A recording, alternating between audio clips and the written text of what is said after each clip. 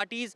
The agenda behind that is, of course, to keep all the political parties on board when they are completely united. Today, the statements have come in from the Congress president to leader opposition Rahul Gandhi that it is the political parties, the opposition parties who salute our Indian armed forces, and they are together and united in support of the government. So tomorrow at 11 a.m. is what we can witness another round of all-party meeting after Operation Sindoor.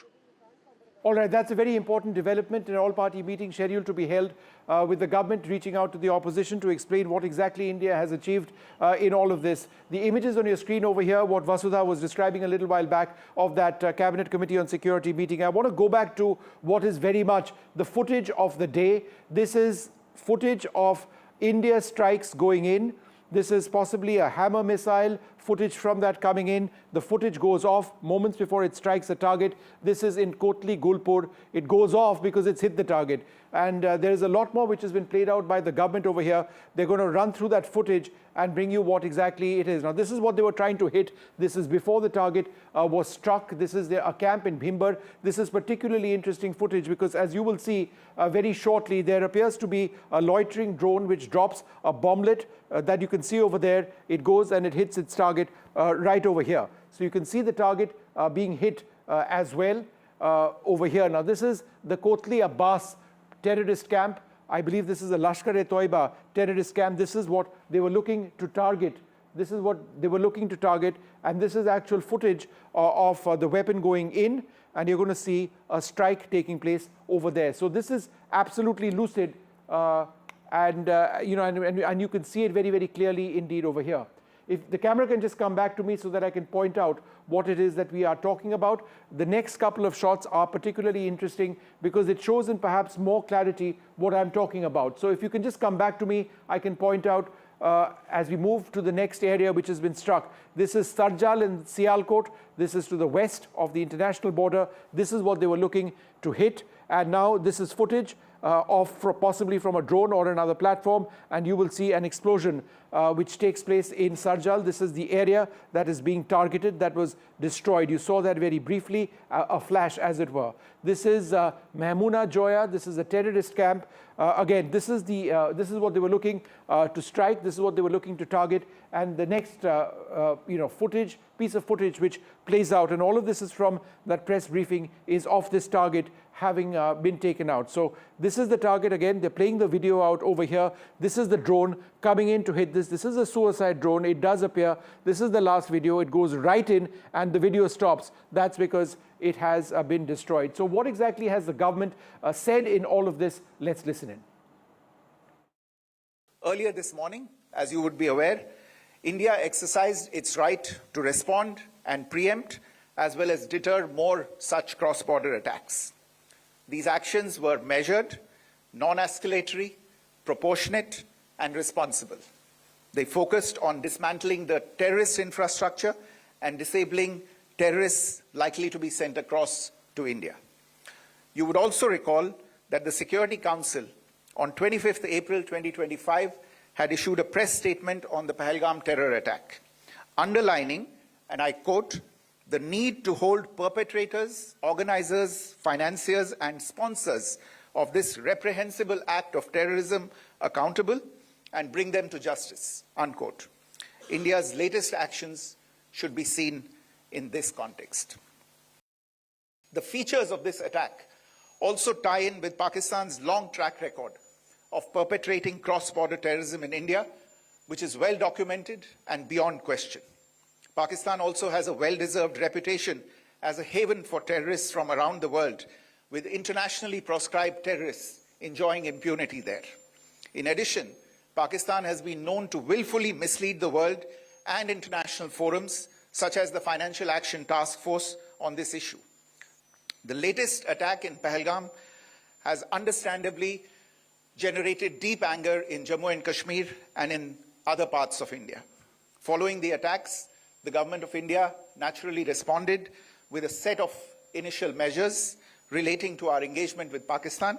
You're all aware of the decisions that were announced on the 23rd of April.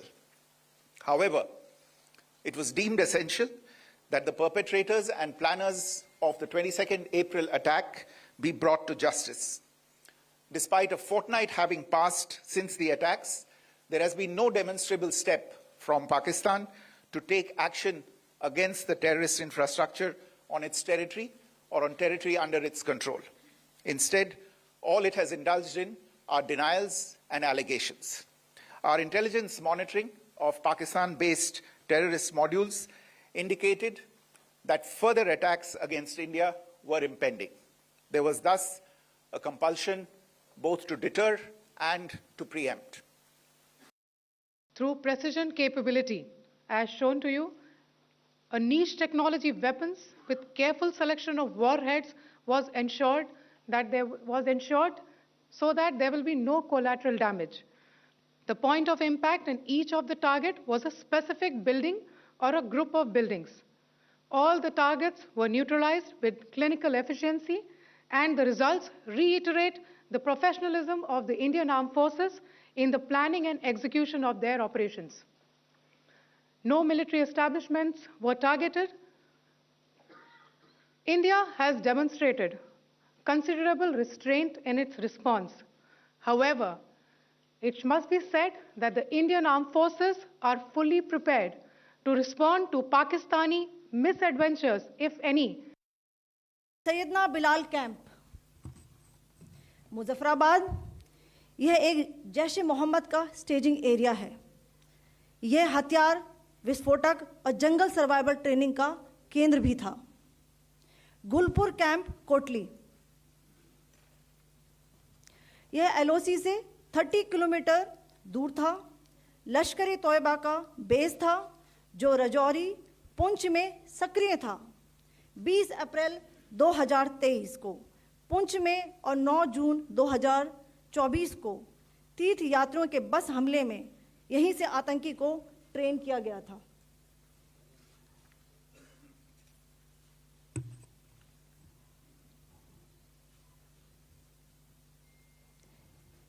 Barnala camp, बिंबर, ये LOC से 9 kilometre दूर है। यहाँ पर हथियार, handling, IED व जंगल survival का प्रशिक्षण केंद्र था। अब्बास कैंप, कोटली, यह एलओसी से 13 किलोमीटर दूर है। लश्कर-ए तोयबा का फिदाइन यहाँ तैयार होता था।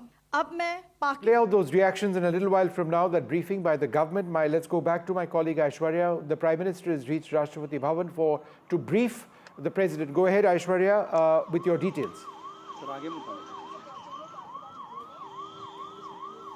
Well, it's a protocol that needs to be followed, and Prime Minister will be briefing President of India, Rashtrapati Murmu, very shortly, as his convoy has just arrived here at the Raisina Hills. Let me show you these live visuals from the Raisina Hills as the convoy arrives of Prime Minister, and he'll be shortly briefing Rashtrapati Draupadi Murmu about the recent operation that the Indian Armed Forces have undertaken as far as Operation Sindoor is concerned.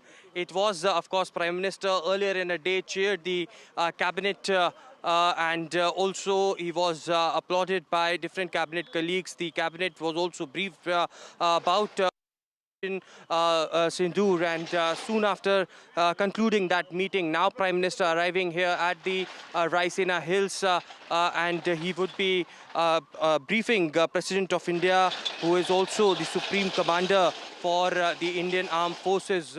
The armed forces who had conducted a successful attack on POK and Pakistan as well, and it is just in a short while we can see that convoy arriving at Raisina Hills.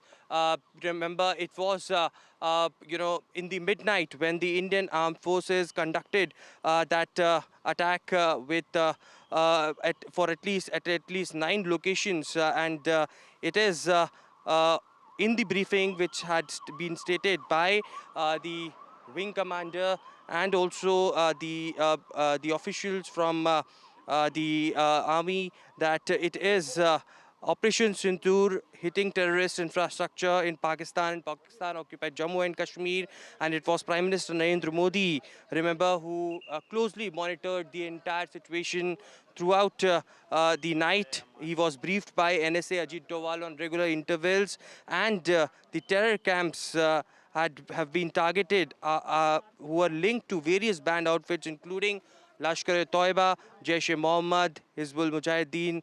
According to the agencies, it was also stated that these were focused strikes and were carried out on 9 terrorist infrastructure sites in Pakistan and Pakistan-occupied Jammu and Kashmir. It is certainly, a big achievement for Indian armed forces, and therefore the reason perhaps Prime Minister Narendra Modi would be briefing the Rashtrapati very shortly as his convoy now arrives at the Raisina Hills. It is also, remember, the Prime Minister who was briefed on a regular from intervals Aishwarya, with as we wait for the officials Prime from Minister to Defence drive up to Ministry. Rashtrapati Bhavan. The image on the right-hand side of your screen is of the cabinet, the full meeting of the cabinet a little while earlier on, where the government has endorsed the moves of the Prime Minister in authorizing the strikes to take place. You see the Prime Minister, Amit Shah, over there as well, and the entire cabinet of the Government of India. So this is important. It is a statement of support which the government has received. I should also mention that there's been several reactions which has come in from countries around the world. Israel, one of our strongest allies, has backed India 100% in the fight against terrorism. We've had strong reactions from the United States. The US President as well has said that he was made aware of the strikes. So when they were going in, India has reached out earlier on today, shortly after the strikes, to some of our closest allies. We'll track all of those developments as well. For now, this short break.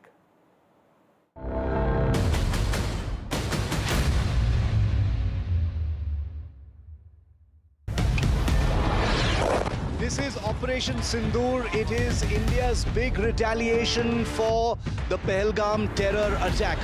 The Army, the Air Force, the Indian Navy have struck together. The headquarters of Jaish-e-Mohammed in Bahawalpur and Lashkar-e-Toiba headquarters in Muridke have been hit. These targets lay between 30 kilometers across the line of control. Prime Minister has monitored the entire sequence of events overnight. He's been closely monitoring it.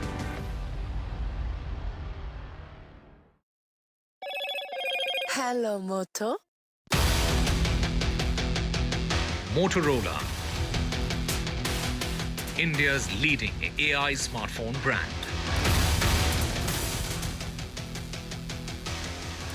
Payback for Pahalgam. India takes out Pakistani terror hubs. 24 strikes, 9 targets. 70 terrorists have been killed. Pakistani terror factories have been dismantled. India raises camps that train 2611 terrorists. The government says that we avoided civilians and military targets. Proof of India's Pahalgam revenge. The government releases videos of Operation Sindoor and says that targets chosen were based on credible intelligence.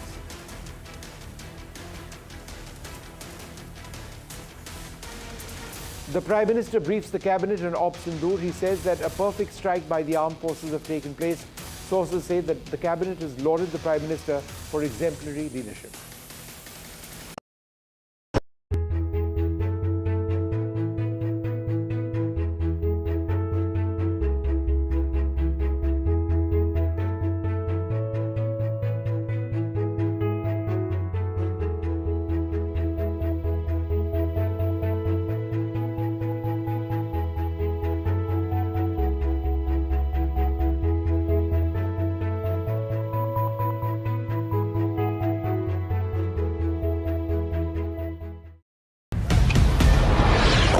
This is Operation Sindoor. It is India's big retaliation for the Pahalgam terror attack. The Army, the Air Force, the Indian Navy have struck together. The headquarters of Jaish-e-Mohammed in Bahawalpur and Lashkar-e-Toiba headquarters in Muridke have been hit. These targets lay between 30 kilometers across the line of control. Prime Minister has monitored the entire sequence of events overnight. He's been closely monitoring it.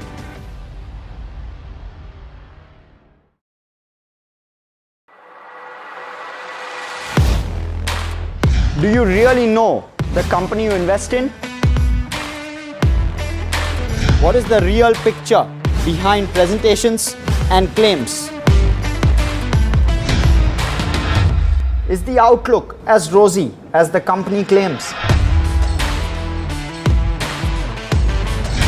Know Your Company, powered by NDTV Profit Research, shines a light on the biggest stock market movers.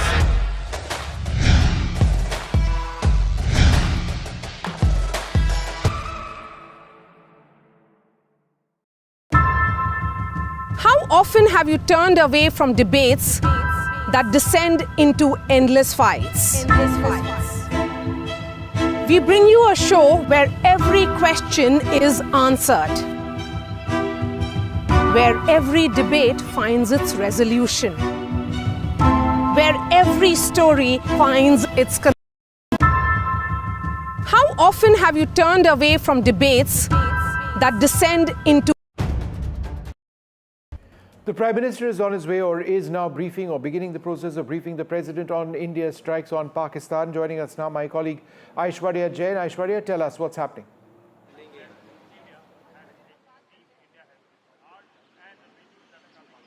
The Prime Minister Narendra Modi had reached Rashtrapati Bhavan over here just a short while back, and now he would be briefing President of India Rashtrapati Murmu about a successful operation that Indian Armed Forces had concluded in the midnight Operation Sindoor. That was also something that was awaited by the entire nation, and that's what Prime Minister also stated in the cabinet meeting, that Desh ko isi ka intezar tha. And finally, as far as the protocol is concerned, after any such major operation by the Indian Armed Forces, it is Prime Minister who usually briefs the President of India. And just now, let me show you these visuals around Rashtrapati Bhavan. Over here, it is Prime Minister who had arrived at the Rashtrapati Bhavan, and he would be briefing President of India Rashtrapati Murmu about the successful operation.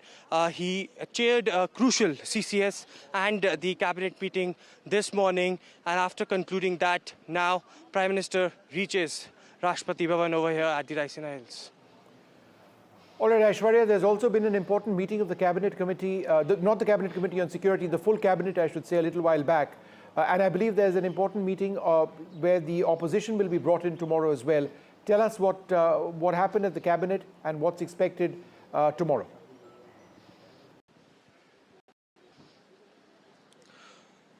Well, at the beginning of the Cabinet, sources have indicated that it was all the Cabinet colleagues who lauded Prime Minister's efforts and government's efforts on making it possible to attack those terror camps in Pakistan. It was also Prime Minister who briefed the Cabinet colleagues about the entire operation. The entire briefing lasted for almost 10 to 15 minutes, just ahead of the Cabinet meeting that had taken several decisions in regards to education and infrastructure. But it is, of course, the Cabinet colleagues who had been briefed. Tomorrow is an important day. The government has called an all-party meeting as well. This is to keep all the political parties on board as far as India's decisions regarding these operations, the kind of developments that are taking place along with the line of control, how India is well prepared in terms of the retaliation from the Pakistani side. So all of that would be briefed to the opposition parties. Remember, in the last all-party meeting, it was the unanimous decision that was taken by the opposition, who had supported the government and stated that it will be at any point of time in response to the terror and to the perpetrators of terrorism who had come to the Indian soil to kill our Indian civilians. The entire opposition united together in response to the terror attacks, and it is tomorrow as well. We can see a unanimous resolution that could be brought in by the government, can be brought by the government. It will be chaired by Defence Minister Rajnath Singh, and Home Minister Amit Shah will also be present in that particular meeting. Today as well at 2 p.m. the sources have indicated that Home Minister would be speaking to the Chief Ministers of different states who are the border states of our country, and there will be specific directions that will be given by Home Minister to the Chief Ministers for those states as well where there might be the red alert that could be also issued as well. So a series of meetings have been lined up. These 3 to 4 days are very tense, very sensitive in nature, and therefore the reason perhaps the top ministers of the country had been given the directions to reach out to every possible unit, to take care of the situation, to deal with the entire situation with the Home enough Minister sensitivity, is going and to be therefore the chairing an reason perhaps emergency meeting shortly. these. We're also told that the Home Minister is going to be chairing an emergency meeting shortly. Do you have any detail about that? Well, that's what I was mentioning. At 2 p.m. Home Minister would be meeting all the chief secretaries, the chief ministers, the DGPs of the border states of the country. This meeting would be on video conferencing. Home Minister Amit Shah is at the North Block at Ministry of Home Affairs. After the cabinet meeting concluded, Home Minister Amit Shah arrived over here, and specific directions will be given to these border states and the officials over there as well. So, regarding the war-like situation, or if any possible retaliation happens from Pakistan, then what if, directions the Ministry of Home Affairs will give is something that remains to be seen. Remember, it was just yesterday the Chief Secretary who concluded the meeting with all the Home Secretary, I beg your pardon, Govind Mohan concluded the meeting with all the Chief Secretaries of states and union territories regarding the mock drill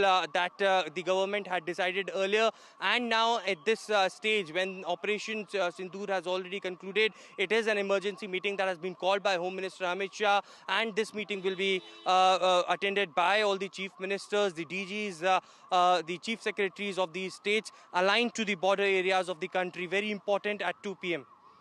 All right, thanks very much. We'll come back to you in a little while from now. We are joined now by Colonel Dinesh Nayan. We're also joined by Captain Meera Siddharth Dave. Thank you both very much for being with us. Captain Dave, let me come to you first. Do you believe India's overall objectives have been met in these strikes? Absolutely, Vishnu. I would like to say to NDTV 24/7 viewers that name matters a lot. When we say Operation Sindoor, that was half the battle won, not only for the Indian citizens, but also we see what is the condition of Pakistani citizens, and more so the Pakistani army and their terrorist leaders. We see what has happened to Masood Azhar and his family very clearly. So when this name was chosen, I feel so proud always that I am a retired Indian Army officer. I will always be. But today, being a woman Army officer, I feel the pain what those women felt on 22nd of April, when that jihadi attack was carried out on those Hindus, those tourists who didn't do anything to them. But jab unka sindoor mita, then we saw how this sindoor has taken the right kind of action onto those terror camps. And yes, why it is so much important? Because till now, Pakistan and Pakistani army always would want to think that POJK terror hideouts would be eliminated. But they didn't know, even in their wildest of dreams, that in their own backyard of Lahore, Sialkot, which is very much in the Pakistan mainland, their main terror camps of Jaish-e-Mohammed and Lashkar-e-Toiba in Murinke and Bahalpur will be eliminated in such a manner that what the kind of pictures we are seeing today, 20 feet big, huge craters which have been found there, is in their main terror camps of Lashkar-e-Toiba, which was the mastermind of 26/11 also. So this answer is not only of Pahalgam, but also of 26/11, maybe of Pathankot, maybe of Uri, everything. So we were well prepared. We knew what to do, when to do. So when in army we say right time, right place, right manner. So this was a very precise attack where just when the Pakistani chief then on 16th of April he had spoken to the Pakistani overseas people that we need to attack the jugular vein, and we very well know Operation Sindoor has stepped on that jugular vein of Pakistan, those terror camps. All right, Captain. All right, Captain, lots of key points over there. We're going to go back to Colonel Nayan in a little while from now. I don't think he can hear me. We'll fix that line. He can me now. He can hear me now, I'm told. Colonel Nayan, is there, in your opinion, and briefly, sir, a possibility that Pakistan can still strike India? Colonel Nayan. Well, if we see the development taking place right now, and say the development on the LOC, especially from Uri till Sundarbani, including Poonch and Rajouri and Oshera area, we have been receiving artillery fire continuously over there. We have also been retaliating. So we cannot say that they will not be taking any step further. Probably the kind of meetings which are taking place in Delhi now, what I personally feel is that government is also apprehensive or trying to be very protective about something which might be coming, and that's why there has been CCS meeting, then followed by a meeting with the cabinet, and now the Prime Minister is going to the President for briefing, or maybe further explaining her what else can be done in future, what he's expecting. And tomorrow, when he has called all-party meeting, that itself shows that definitely there is something in mind, but there are some informations which we are having that definitely something is coming. And on same time, the Home Minister has called all the CMs of all states bordering Pakistan as well as Nepal, along with their DGPs. So that shows that there is something which is now being decided by us, and probably it may be it may be that we must be preparing for any kind of action which, or action can be taken from Pakistan side or something, or maybe. For a moment, I need to take a short break at this stage. I'm going to come back with a lot more in a little while from now as we continue to track this story. India hitting Pakistan hard.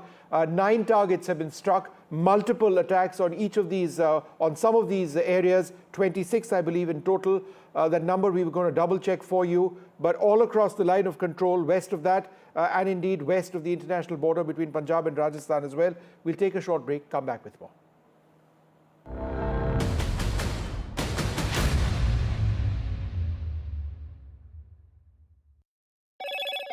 Hello, Moto. Motorola, India's leading AI smartphone brand.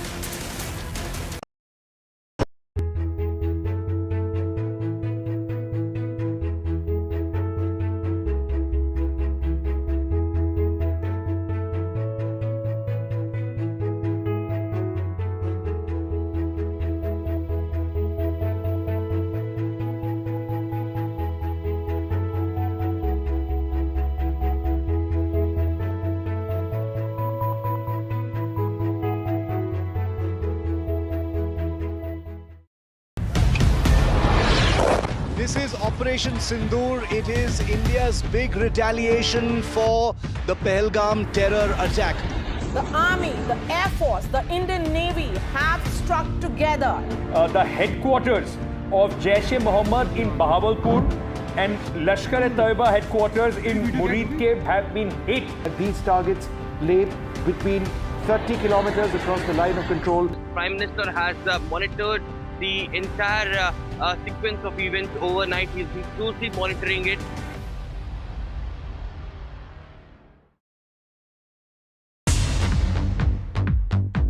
More news that matters. Big exclusive. Tulsi Gabbard gunned down by Pakistan-backed cowards. When you interact with people on ground, you're able to reflect their sentiments much better. More debates that shake the system. More exclusives you won't find anywhere else. Not just another prime time. It's a prime time that's unmissable. I've been reporting on all issues big and small from Andhra Pradesh, Telangana, rest of South India, bringing you all the action, all that you need to know, all that you want to know. The energy of Maximum City is infectious. I'm bringing that energy in our news coverage from financial capital Mumbai. Covering from the southernmost part of India over the last 23 years, I bring in-depth and 360-degree coverage from the Dravidian heartland. The land of Mishti, also known for its bitter politics. I have seen much water flow under the Howrah Bridge, covering Bengal in all its vivid colors. India's IT capital is always bustling, a city full of startups, stories and surprises. And I keep you ahead on all. Hello, Moto. Motorola, India's leading AI smartphone brand.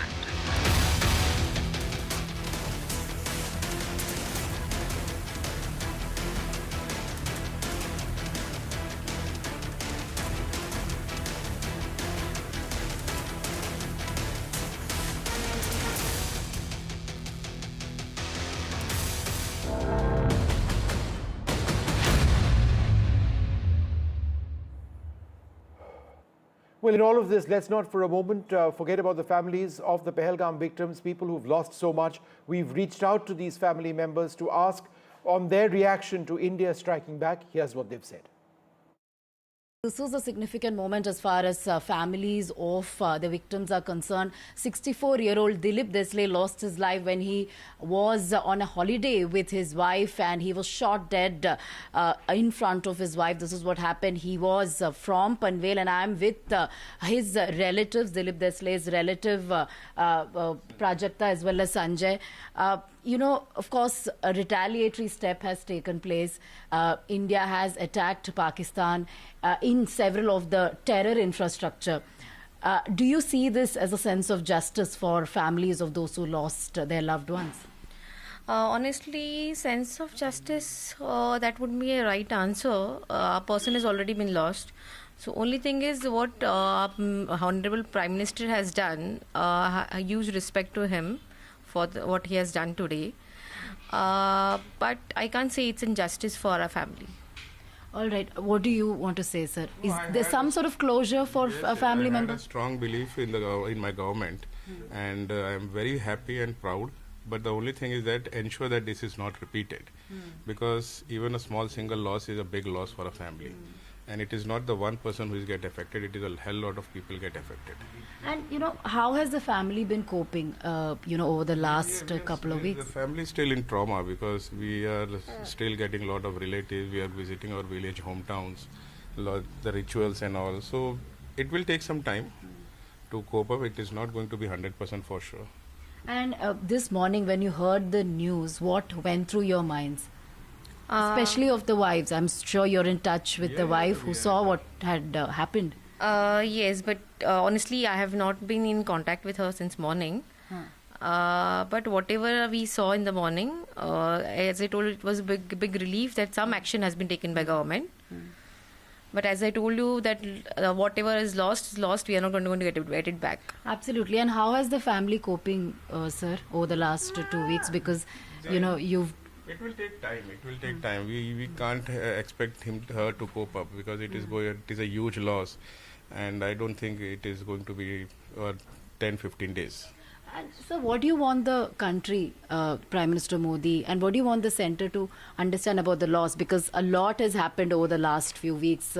Multiple retaliatory action has taken place diplomatically. Now, of course, an attack has taken place. So what would you like the centre to understand coming from the victims' families?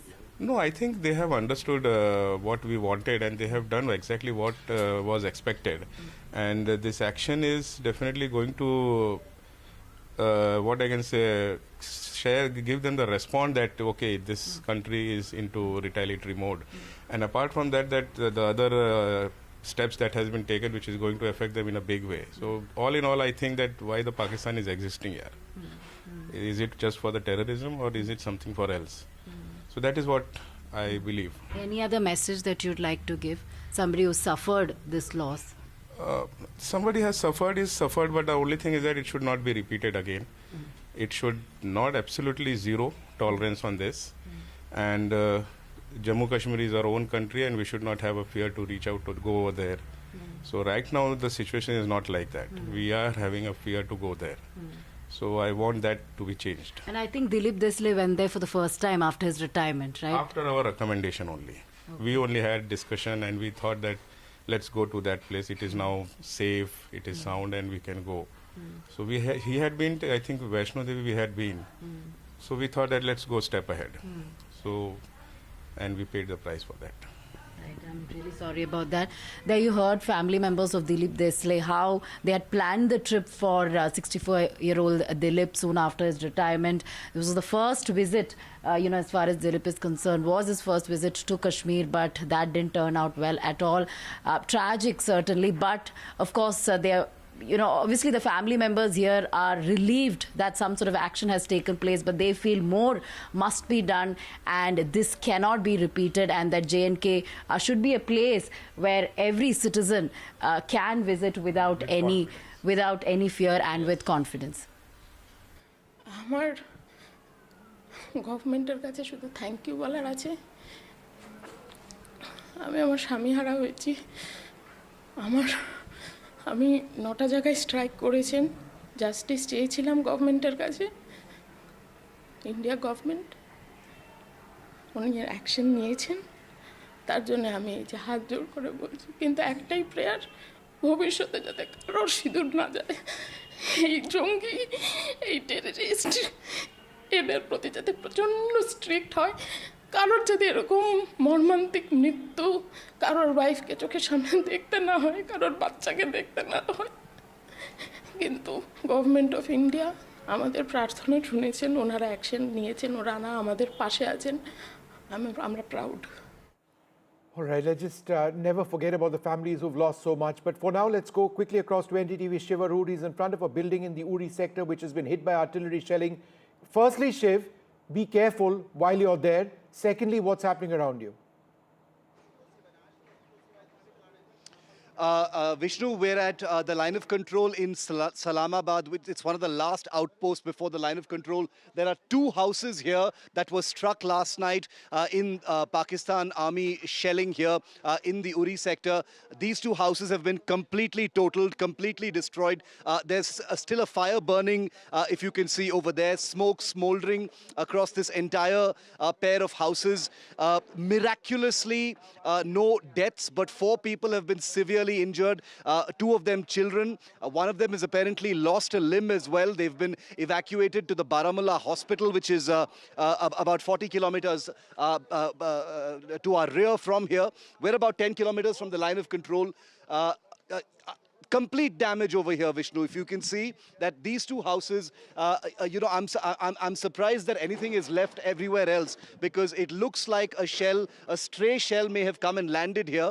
It appears to suggest that the Pakistan Army, which has been aiming and firing directly, targeting civilian areas, has caused damage deeper inside, and one shell or a couple of shells has come and actually landed here.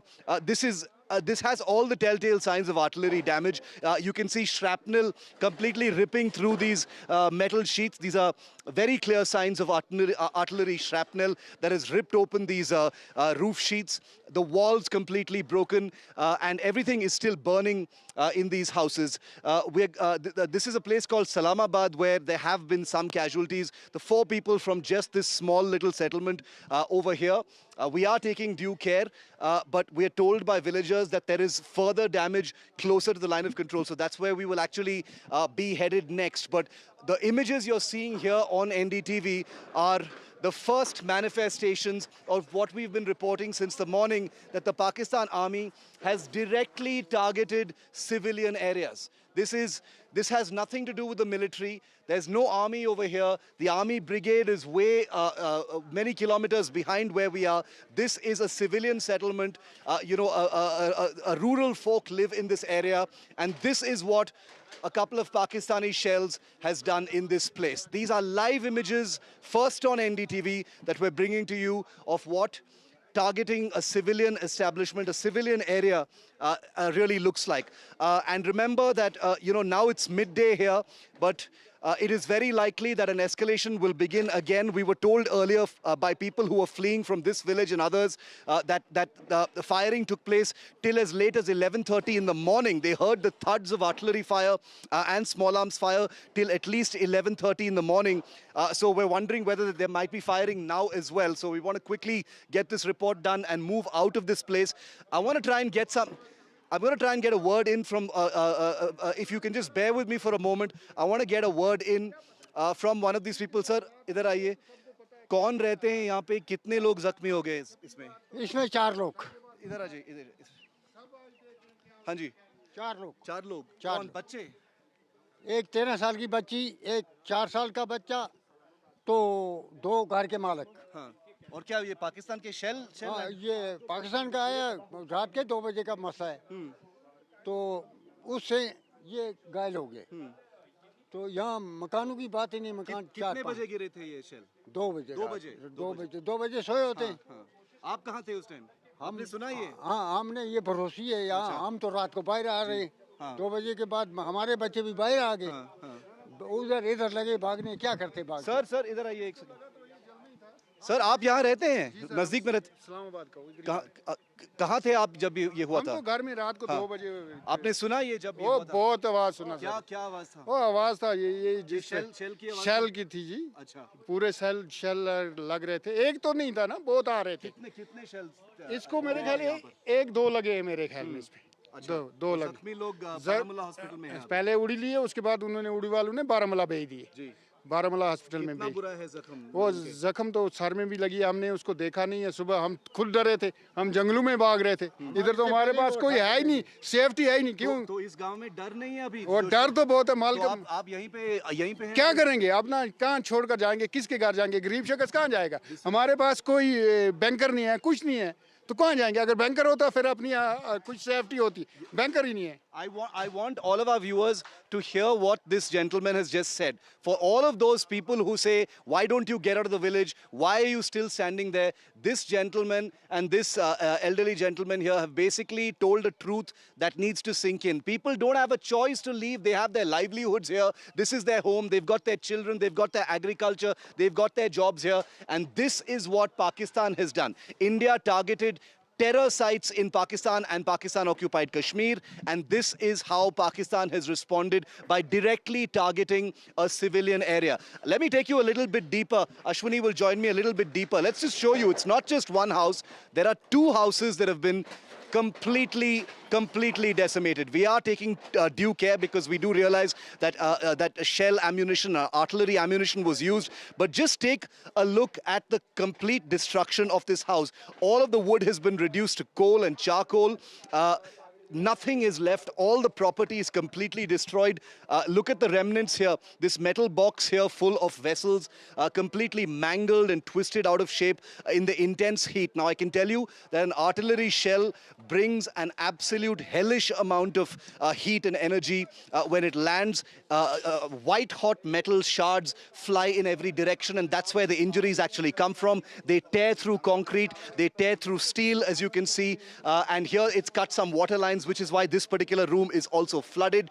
Glass, plastic, everything completely shattered in this particular house. This is a ground report that NDTV is bringing to you from Islamabad, one of the last settlements before the actual line of control. But we are going to travel a little deeper to see the other damage and document with our own eyes the kind of damage that Pakistan has caused to civilian areas. These images are not second-hand, third-hand, first-hand on NDTV's cameras, showing you that Pakistan has deliberately, consciously, and with total amounts of information targeted a civilian area here in Islamabad. This is close to the line of control in Uri. All right, Shiv, there are other areas where you're headed to as well, right? Nearby, where apparently there has been... I think that in just seeing the footage that you put out right now, when Pakistan says that they're just hitting the Indian army, that's rubbish. They're hitting civilian areas. It's abundantly clear, and it's not just where you're standing now, it's other areas as well. I want our viewers to see this. I'm going to call Ashwini a little closer, and I want our viewers to see this. This is a poor family's grain store ablaze right now. It was struck at 2 in the morning. You know, nearly 12 hours ago. 12 hours ago it was struck, and the fire is still burning. It's a huge heap of wheat, which was the food, of a poor family that lived in these 2 houses, and it is smoldering right now. This is an image that I want to go out to the entire world. Not a military target, not an armed forces target, not a vital establishment, not a vulnerable point. This is a poor family living in Islamabad, Kashmir, close to the line of control, that has been deliberately targeted by a Pakistan shell. And there you have it, their livelihood, probably the rest of their year's supply of wheat, simply burning in a pile over there. There's nothing left of this house. There's nothing more to really say. Rebuilding it will be, a distant dream for this family once they pick up the pieces of their injuries, and their injured children as well. I mean, just look at these images. Where do you actually start? Where do you start picking up the pieces, really, once you come to terms that you've completely lost your home, your livelihood? Some of the fields behind here have also been completely destroyed. The elderly gentleman here tells me that this place will not be fixed. And remember, once attention moves on, who's going to come and repair these houses? These are families that do not even have the wherewithal, to rebuild their houses. I'm going to try and venture. All right, into this Shiv, just one hold on to show for you half a once second. again, We're going to come back to you in a moment. We've got look at images that. on our screen right now of the Prime Minister meeting the President. The Prime Minister has briefed the President at Rashtrapati Bhavan in the last 15-20 minutes or so. This is very important on a day in which India struck Pakistan, their terror hubs all across Pakistan, whether it's Pakistan-occupied Kashmir or Bahawalpur, and a series of attacks in 9 areas. The Jaish-e-Mohammed's headquarters has been destroyed. Several terror training camps of the Lashkar-e-Toiba have been destroyed. The President, the Supreme Commander of the Armed Forces, would be briefed on all of this, and she would be told about what the overall situation is. Let's go back to Shiv Arush. Shiv, you were showing us some flames. Can you just point that out again and tell us, show me what you were trying to tell us? Yeah, I'm just going to show you. I'm going to show you that. Okay, I'm going to try and maybe step inside here. It's a little dangerous, but yeah. That house is still on fire. You can still see the flames there on our screen right now. Just a testament to what ammunition can really do. Artillery ammunition of the 155mm or 130mm kind has landed in this house. There's a gas cylinder there, very dangerously, lying there on the floor, which could be a hazard. No forensic teams have been able to reach here just yet. The police apparently came for a quick sweep to get the people out, but nothing else has been done. But it's still aflame. The house is still aflame, and it's very likely that it'll probably burn down because much of the superstructure of the houses in this area are made of wood.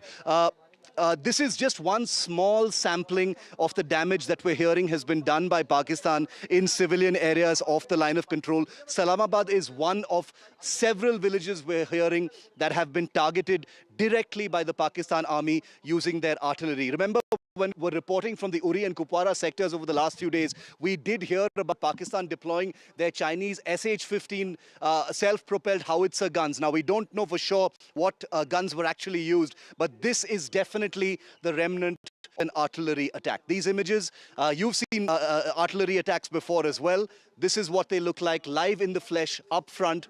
An artillery attack on a civilian village on the line of control. No, in fact, what you were showing us earlier on, Shiv, that shrapnel inside that metal, shelter, metal cover, I mean, that's exactly what it is. Right here. If anything, Shiv, that points to an airburst. This points to an airburst where, the shrapnel cuts through everything. And this is just thin metal over here, but it's actually, it can cut through steel as well, it can cut through cement as well, and it's that shrapnel. So it's a clear idea, an indicator of what's happening. Shiv, thanks very much for joining us with that report, and do take care. All right, we're going to stay with Shiv for a little bit longer until such time as he feels he needs to get out of that area. One of the first things that you do when you're in an area which has come under artillery fire is to minimize your risk in that particular area and keep moving to the next area. That brings with it an element of security. I think what Shiv was mentioning is very clear that this isn't the only area where he's at. He's at Salamabad in the Uri sector. There are other homes, other places close by which have also been hit. Shiv, is there anything else that you'd like to share with us? Yeah. Vishnu, you were talking about an airburst. Take a look at this piece of roofing. This is exactly what you're talking about. Shrapnel, white-hot artillery shrapnel flying in every direction. Just look at the gaping holes they've cut, like neat oval holes, telltale signs of shrapnel simply ripping through metal. This is really, really thick, hard metal used for roofing. It's resistant to, it's all-weather resistant because, it snows and rains a lot over here. Just look at what artillery shrapnel can do to a strong piece of metal. It has completely mangled it. It has perforated it. It is peppered with gaping holes. And this is basically the story of every piece of roofing that we can see here across three structures of one big house, two houses actually. You know, how much more damage we're going to find as we move on ahead, I cannot say, but this is definitely, you know, a morbid appetizer, I would say, to what we're probably going to find as we get a little closer to the line of control now. There have been casualties on the Indian side. Earlier this morning, we were reporting 3, which is a confirmed number. But the sense is that many more people may have lost their lives. You know, along the line of control, we may not even know how many people have lost their lives until later.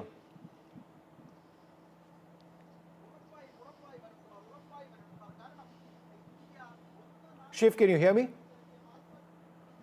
All right, I think we've lost that line. Yeah, Vishnu, I can hear you. Go ahead. I'm sorry, I didn't know. Yeah, I'm just trying to get to another point to, you know, to show our viewers the damage from another angle, if possible. We're trying to get to the other side of the house. Oh, there you go. This is the real view now of the damage. Here it is.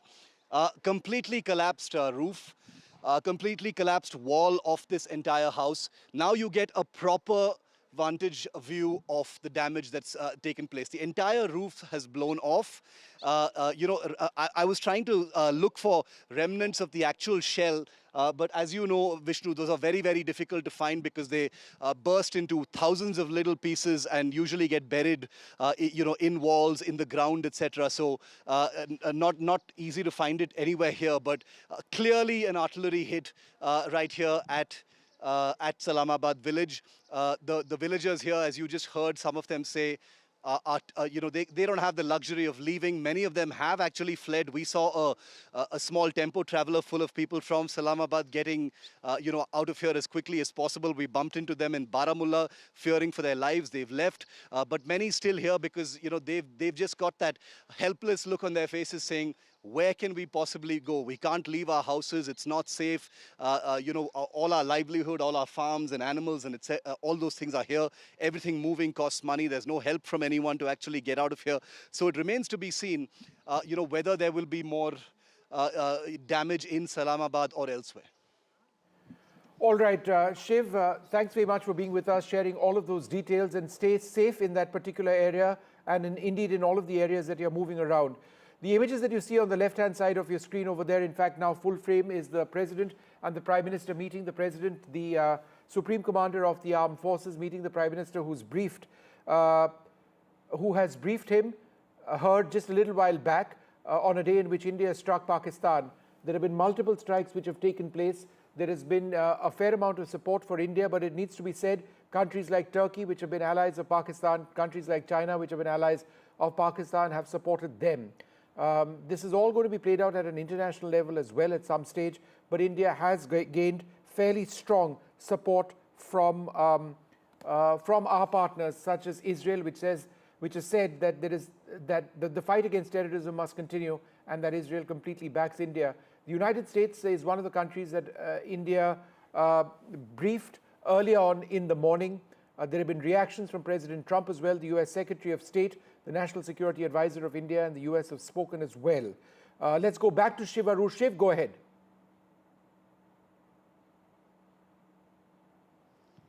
Vishnu, I want to show you some more damage that we're seeing here in some of the surrounding houses as well. I'm going to ask Ashwini to follow me. You know, another house that's had its, you know, all of its glasswork completely blown in. The window panes have blown in. You know, the wooden support pillars and support structure completely damaged here. So it's not just one or two houses, at least 4 houses either destroyed or damaged very, very badly.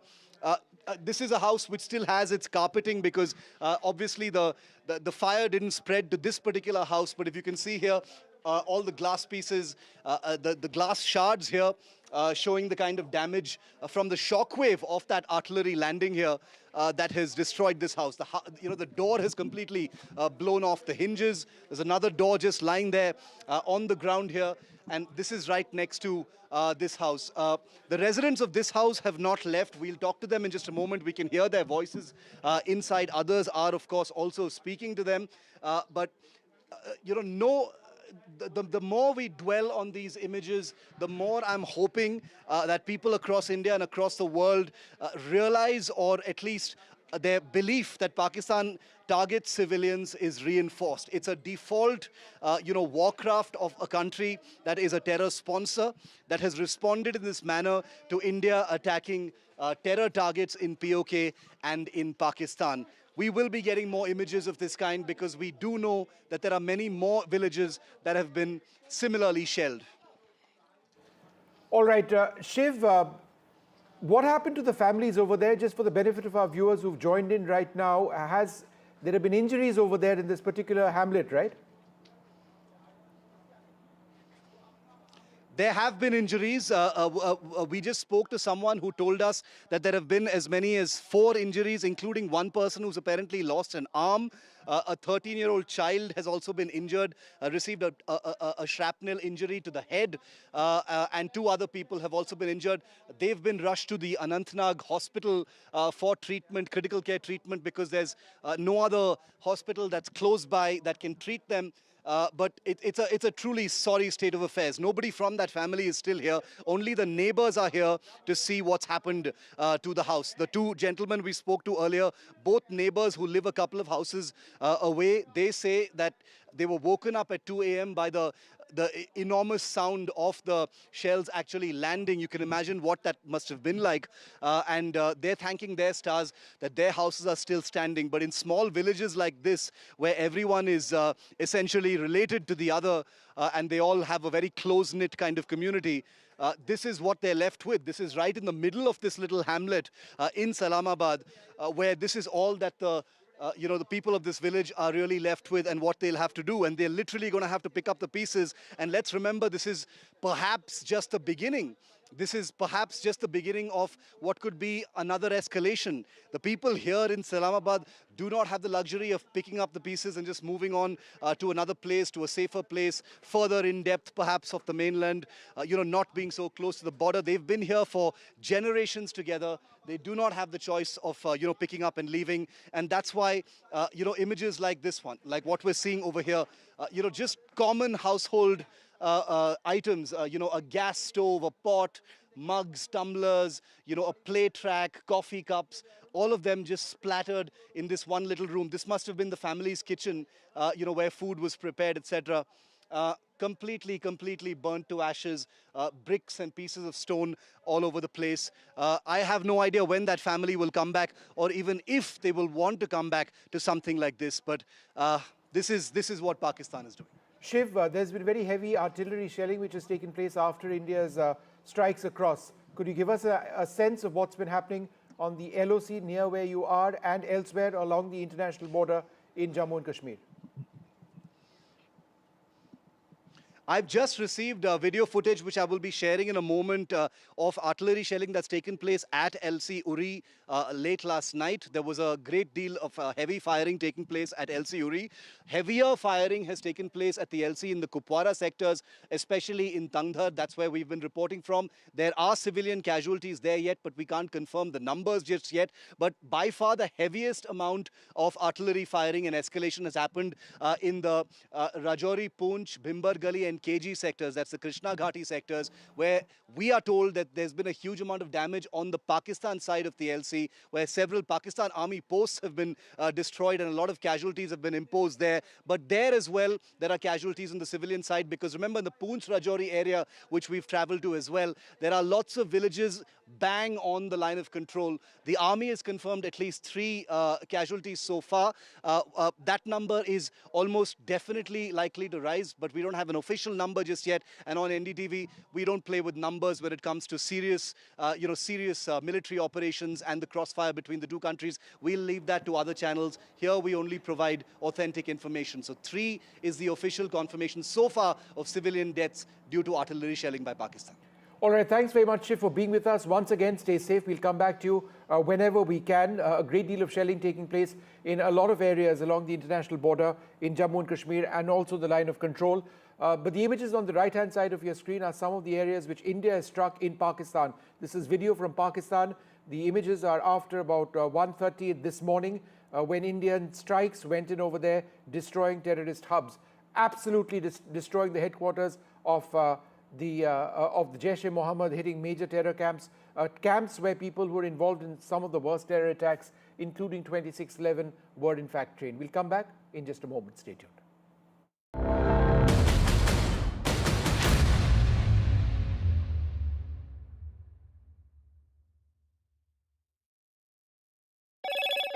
Hello, Moto. Motorola, India's leading AI smartphone brand.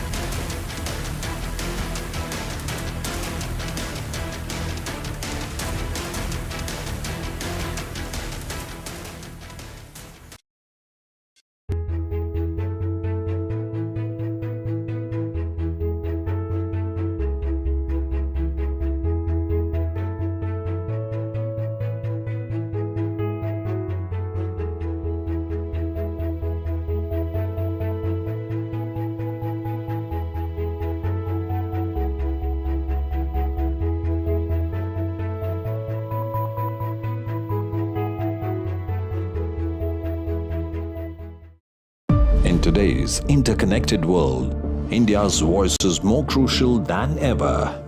When India speaks, the world listens. At NDTV World, we are that voice, bringing you intelligent and insightful news from India and beyond. From geopolitics and diplomacy to economic shifts, migrations, tech disruptions, and the stories of our diaspora. We cover the news that shapes our global future. NDTV World, your new home for global news, is here. This is Operation Sindoor. It is India's big retaliation for the Pahalgam terror attack. The Army, the Air Force, the Indian Navy have struck.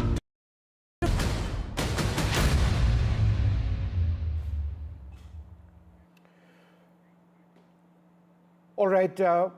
As we see, some of the video which was released by the government earlier on, showing the Indian strikes going in, footage from drones, footage from missiles as well. Let's go across to NDTV's Aishwarya Jain and Nazir Masoodi in Srinagar. Nazir, let me come across to you first. What exactly is happening now with the strikes having taken place? Have shops been opened in Srinagar? I know air travel has been impacted. Give us a sense briefly about what's happening there. Open, but very less traffic is moving, and it is across Kashmir. Fingers crossed, people are actually fearing something more can happen. The way border areas suffered great, huge damage during the night, and people suffered. People don't know what will happen next when again there would be clash between India and Pakistan if it doesn't stop here where it is. Because India has taken action against terrorists, and I can tell you it is not just Indian claim. We are confirming it from independent sources which are in Pakistan. Also, they are even confirming that it was on Jaish headquarters in Bahawalpur, and Maulana Masood Azhar, Jaish chief himself, confirming that it was his family, other terrorists who have been targeted. For the first time, India is hit where it hurts the most, and India is hit at its intended target. And also Murdiki, which was the Jaish Lashkar's headquarters. Earlier it used to be called Jamiat Dawat Rashad. So, and whether it was Kotli, whether it was in Muzaffarabad, everywhere where they have been, militant over operating or their headquarters or their ideological base, all that has been hit by India. There has been some damage here also. We're waiting for the official numbers, what exactly is the total number of casualties here on this side, particularly in Poonch area and other areas which have suffered damage. There's also been some damage to, air assistance, but the fact is we are waiting for the official confirmation. The fact is that how India has hit and hit very hard within 2 weeks after Pahalgam terror attack. But on the ground here in the valley, people are really apprehensive what is going to happen next, while the people were actually saying here after terror attack in Pahalgam that there should be retribution and this terror factory should end once for all, and it should not be done in the name of Kashmiris, not in our name, what was always said. And India has actually paid back and very, very hard in the areas which Pakistan would have never All right, thought Nazir, hold on they for a can be second. Let's go targeted. across to Aishwarya Jain as well. Aishwarya, very important meetings taking place in Delhi today, but also tomorrow, the government taking the set to take the opposition into confidence, right?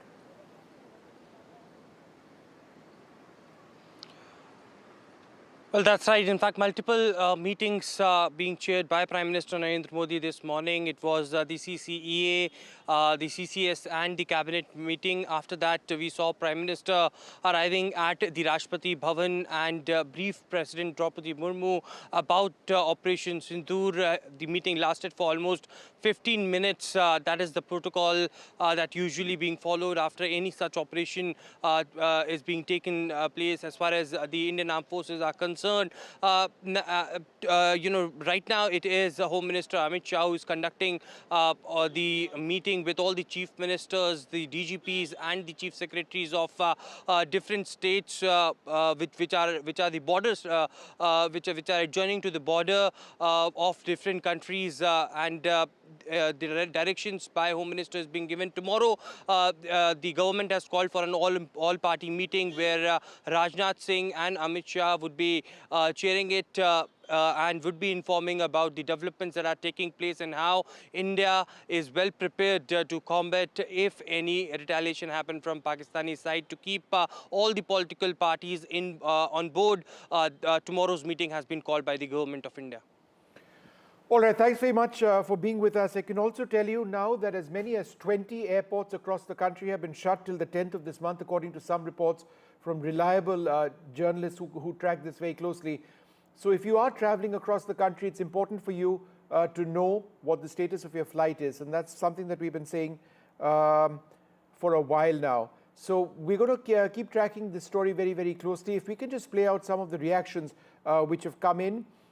In fact, from that briefing itself, which was held in the National Media Centre by the government, where these strikes were announced by the Foreign Secretary of India, Vikram Misri, but also two officers, one of the Army and one of the Air Force. Let's play those out, which really explains what India has done.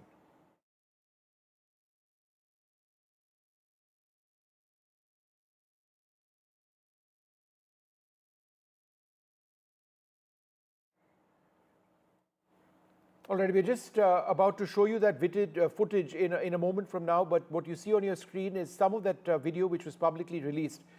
I cannot stress enough the importance of the release of this video. It indicates quite clearly that Pakistan needs to be sent a message, India wanting to send Pakistan a message.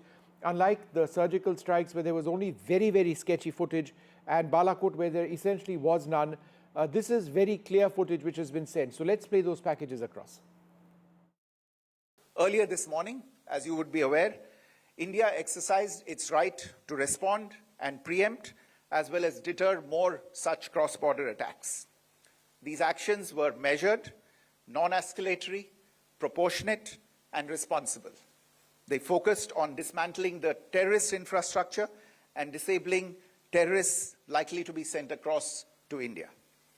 You would also recall that the Security Council on 25th April 2025 had issued a press statement on the Pahalgam terror attack, underlining, and I quote, the need to hold perpetrators, organizers, financiers, and sponsors of this reprehensible act of terrorism accountable and bring them to justice, unquote. India's latest actions should be seen in this context. The features of this attack also tie in with Pakistan's long track record of perpetrating cross-border terrorism in India, which is well documented and beyond question.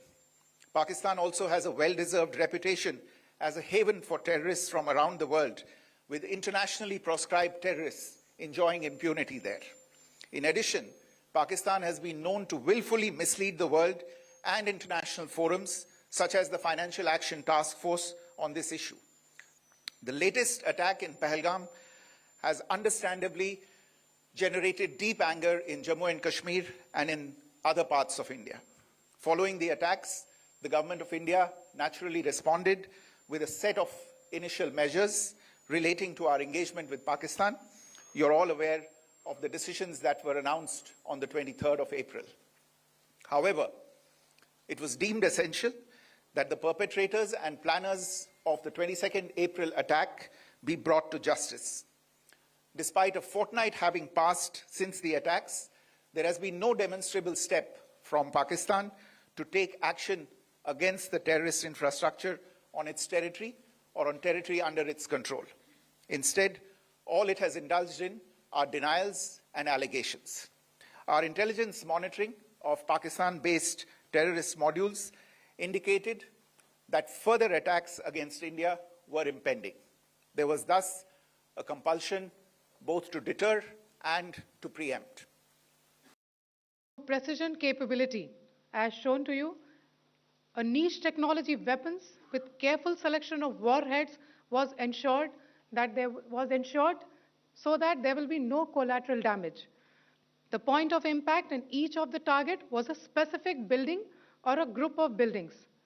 All the targets were neutralized with clinical efficiency, and the results reiterate the professionalism of the Indian Armed Forces in the planning and execution of their operations. No military establishments were targeted. India has demonstrated considerable restraint in its response. However, it must be said that the Indian Armed Forces are fully prepared to respond to Pakistani misadventures, if any. Syedna Bilal camp Muzaffarabad, यह एक जैश ए मोहम्मद का staging area है। यह हथियार, विस्फोटक और जंगल survival training का केंद्र भी था। गुलपुर कैंप कोटली, यह एलओसी से 30 किलोमीटर दूर था। लश्कर-ए तोयबा का बेस था जो रजौरी, पुंछ में सक्रिय था। 20 अप्रैल 2023 को पुंछ में और 9 जून 2024 को तीर्थ यात्रियों के बस हमले में यहीं से आतंकी को ट्रेन किया गया था।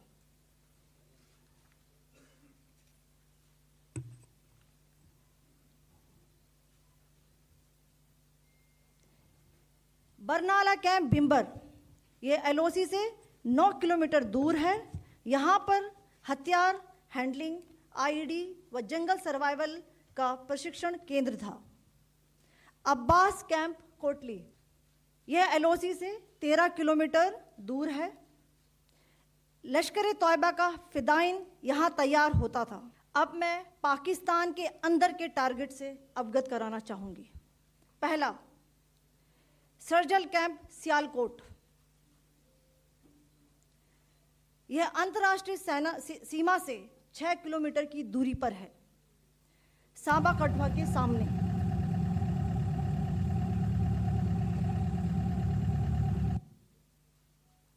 मार्च 2025 में जम्मू एंड कश्मीर पुलिस के 4 जवानों की जो हत्या की गई थी, उन आतंकवादियों को इसी जगह पर ट्रेन किया गया था। दूसरा, महमूना जाया कैंप सियालकोट, यह 18 से 12 किलोमीटर आईबी से दूर था। हिजबुल मुजाहिदीन का बहुत बड़ा कैंप था। यह कठुआ जम्मू क्षेत्र में आतंक फैलाने का नियंत्रण केंद्र था। पठानकोट एयरफोर्स बेस पर किया गया हमला भी इसी कैंप से प्लान और डायरेक्ट किया गया था। मरकज ताइबा मुरीद के, यह आईबी से 18 से 25 किलोमीटर दूरी पर है। 2008 के मुंबई हमले के आतंकी भी यहीं से प्रशिक्षित हुए थे। अजमल कसब व डेविड हेडली भी यहाँ ट्रेन हुए थे। मरकज सुभान अल्लाह भावलपुर ये इंटरनेशनल बाउंड्री से 100 किलोमीटर दूर है। जैश ए मोहम्मद का मुख्यालय था। यहाँ पर रिक्रूटमेंट, ट्रेनिंग व इंडोक्ट्रिनेशन का केंद्र भी था।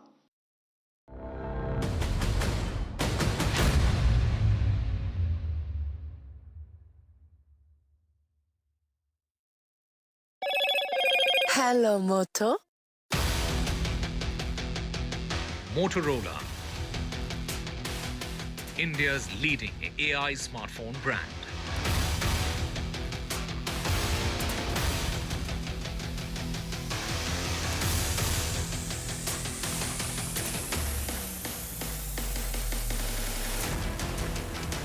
Payback for Pahalgam. India takes out Pakistani terror hubs, 24 strikes and 9 targets.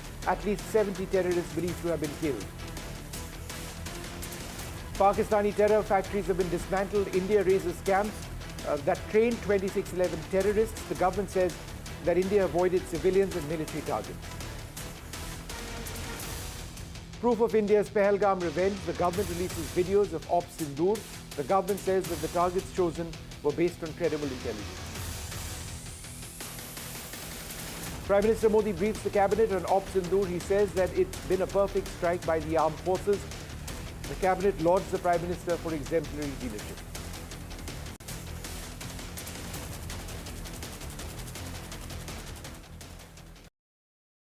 Caste enumeration should be included in the forthcoming census.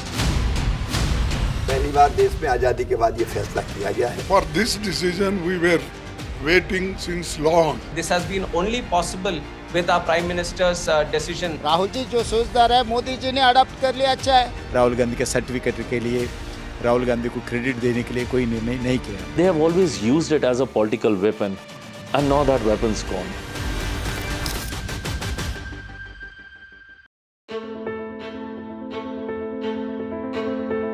News is not just headlines, it is what impacts you. And news should never be mistaken for noise. What matters is the reality. Accurate, in-depth, and with the right perspective. For over 20 years, I have been a journalist, and never has clarity mattered more than now. At Newsnight, we go beyond the surface. We dissect the details, challenge the narratives, and bring you the unparalleled clarity you deserve in a world clouded by misinformation.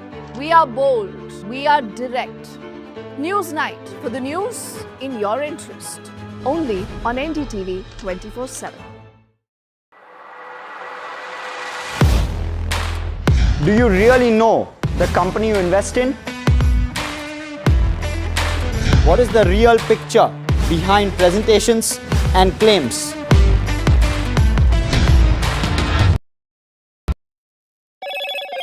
Hello, Moto. Motorola, India's leading AI smartphone brand.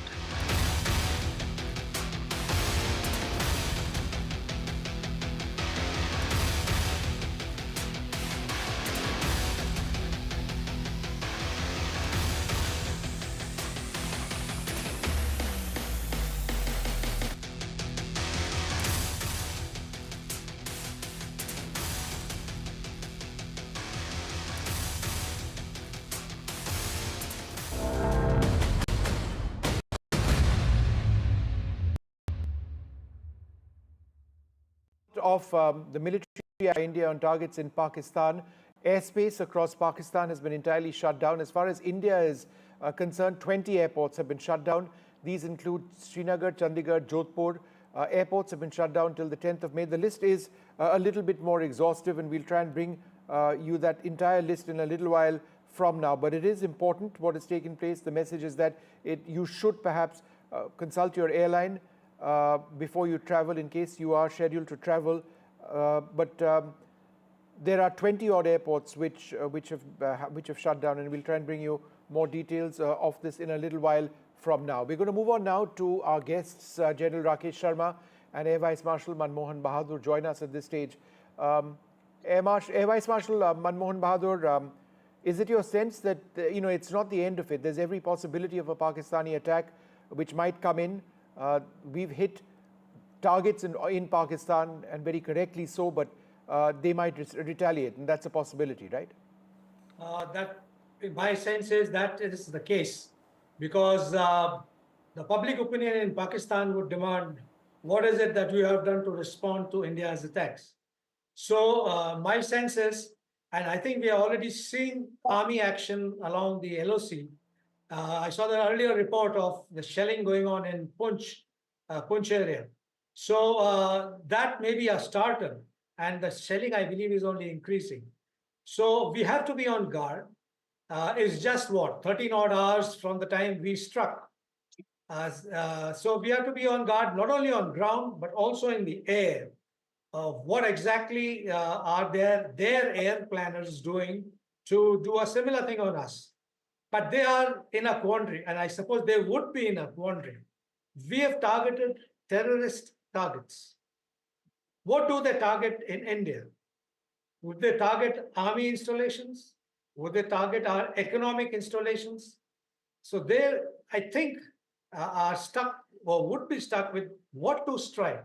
Because striking a military target or an economic target would mean that we would have to respond again.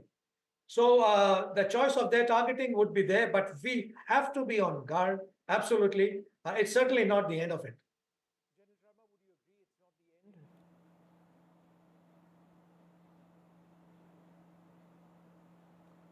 General Sharma, would you agree it's not the end? It's possible that there may be Pakistani attacks incoming?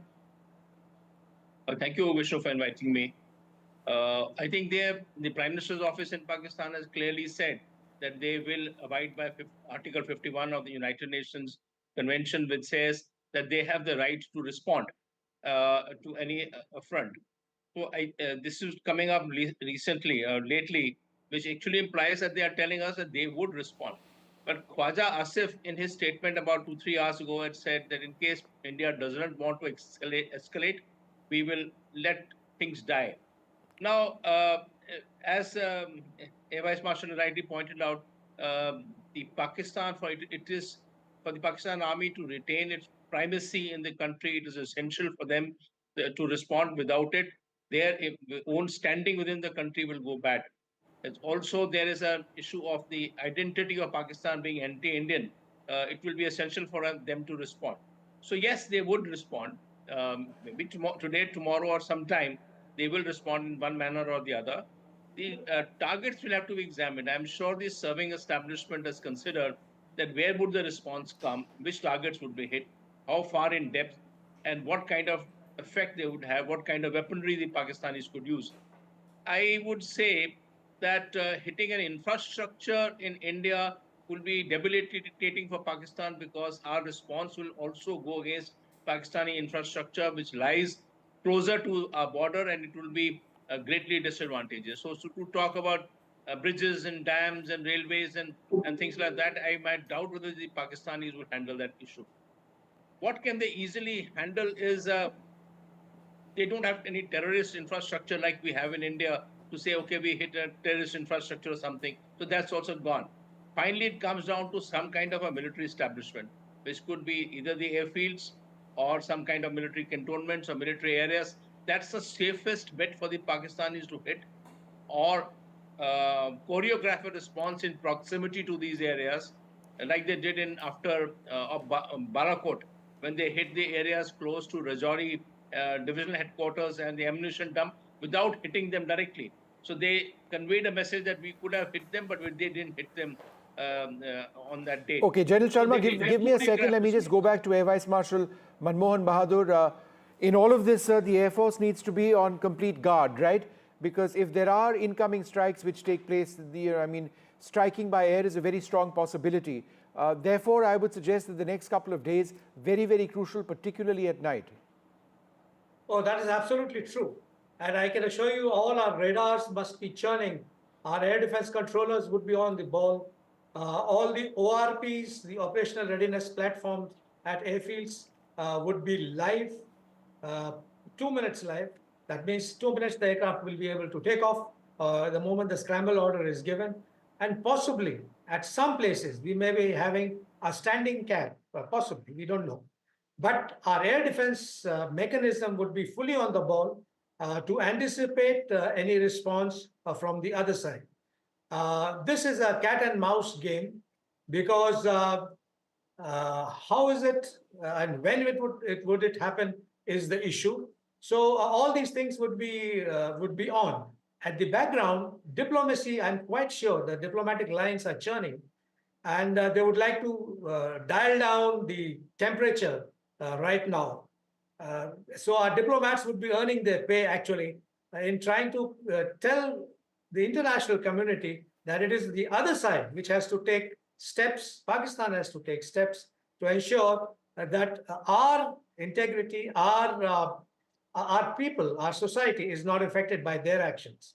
So yes, we can expect something from the air, and we would be standing guard on this. All right, we'll be standing guard. Thank you, gentlemen, both very much for being with us. I'm going to go across to my colleague Tanushka, who joins us at this stage. We're trying to get an idea of the number of airports in India which have been impacted, shut down. Tanushka, go ahead with what you're hearing.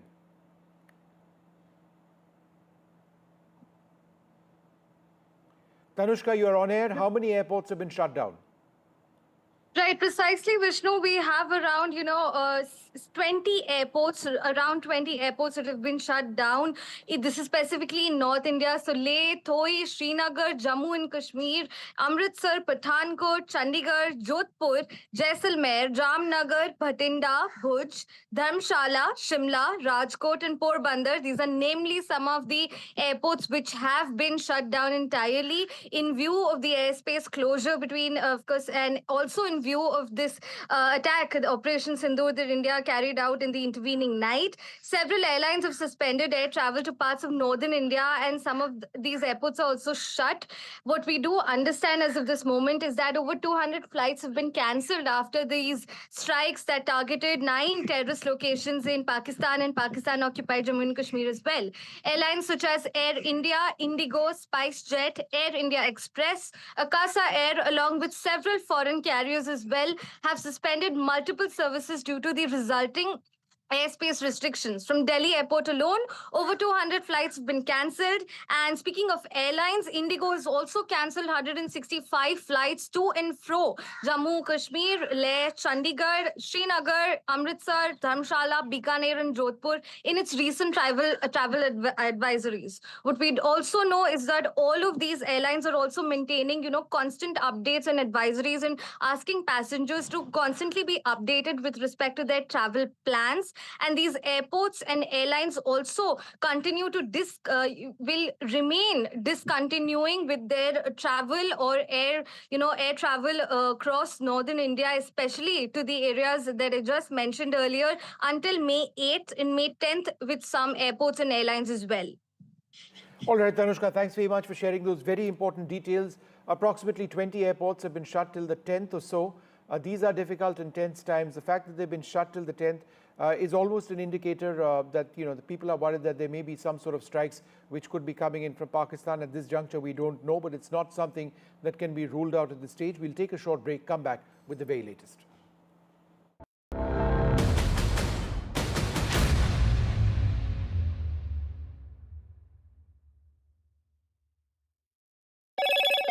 Hello, Moto. Motorola,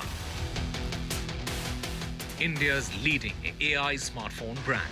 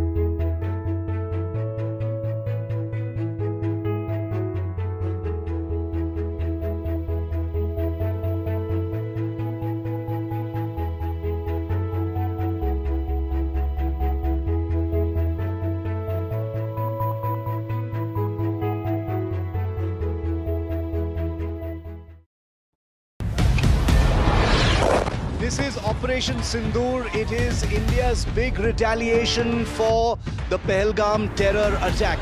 The Army, the Air Force, the Indian Navy have struck together. The headquarters of Jaish-e-Mohammed in Bahawalpur and Lashkar.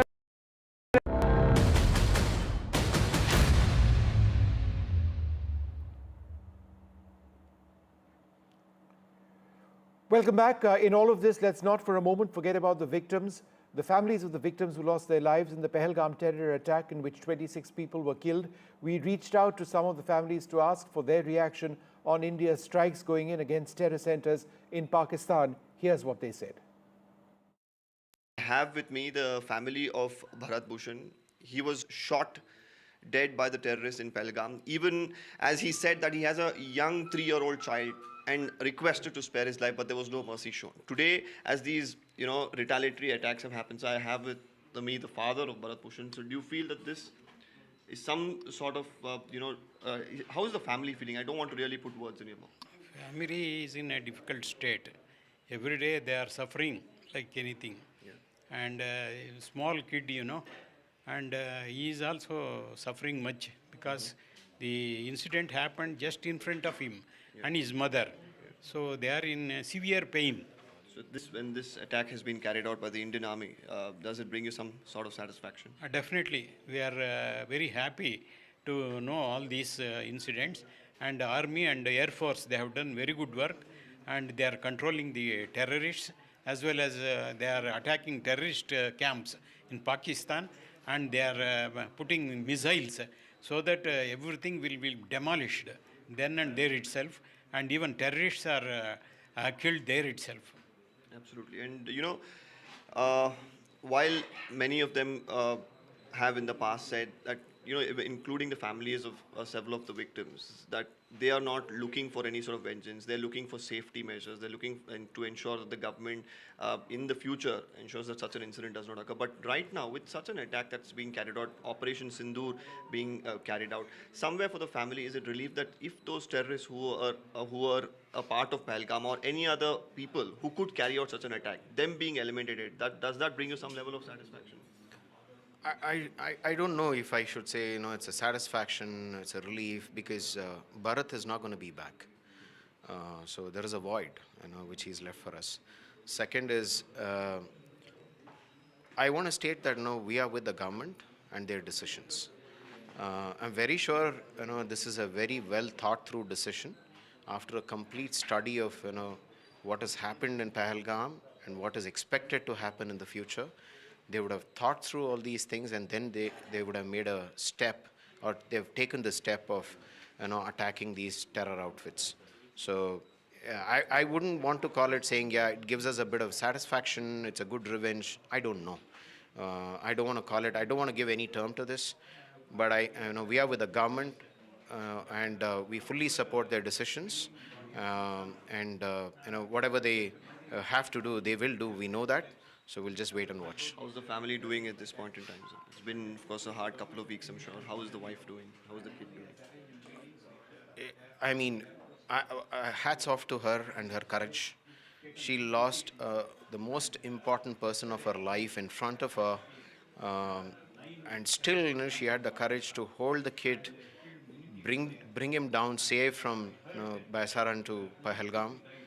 I don't think many could do that.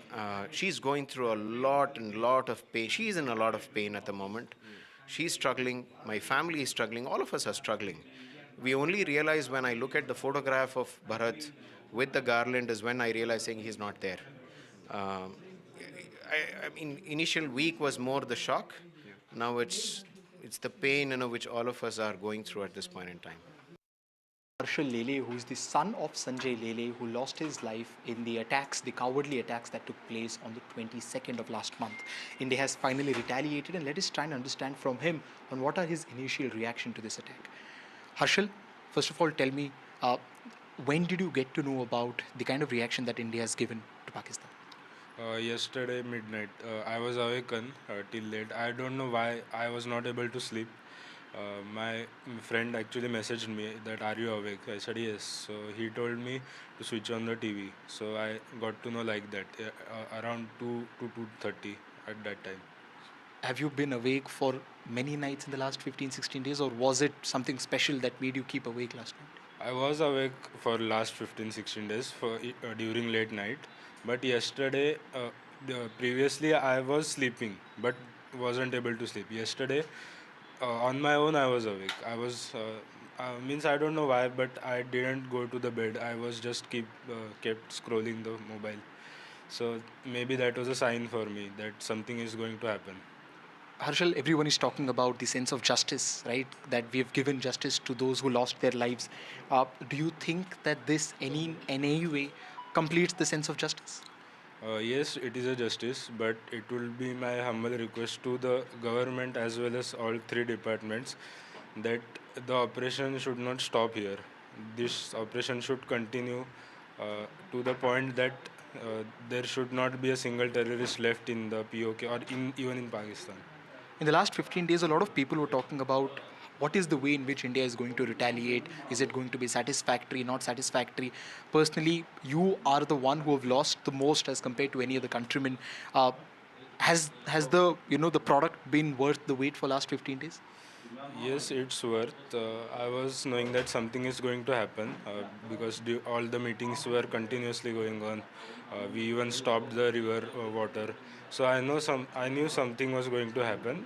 But I would say that this should not be the end. This should be the beginning of the operation. Okay, thank you so much.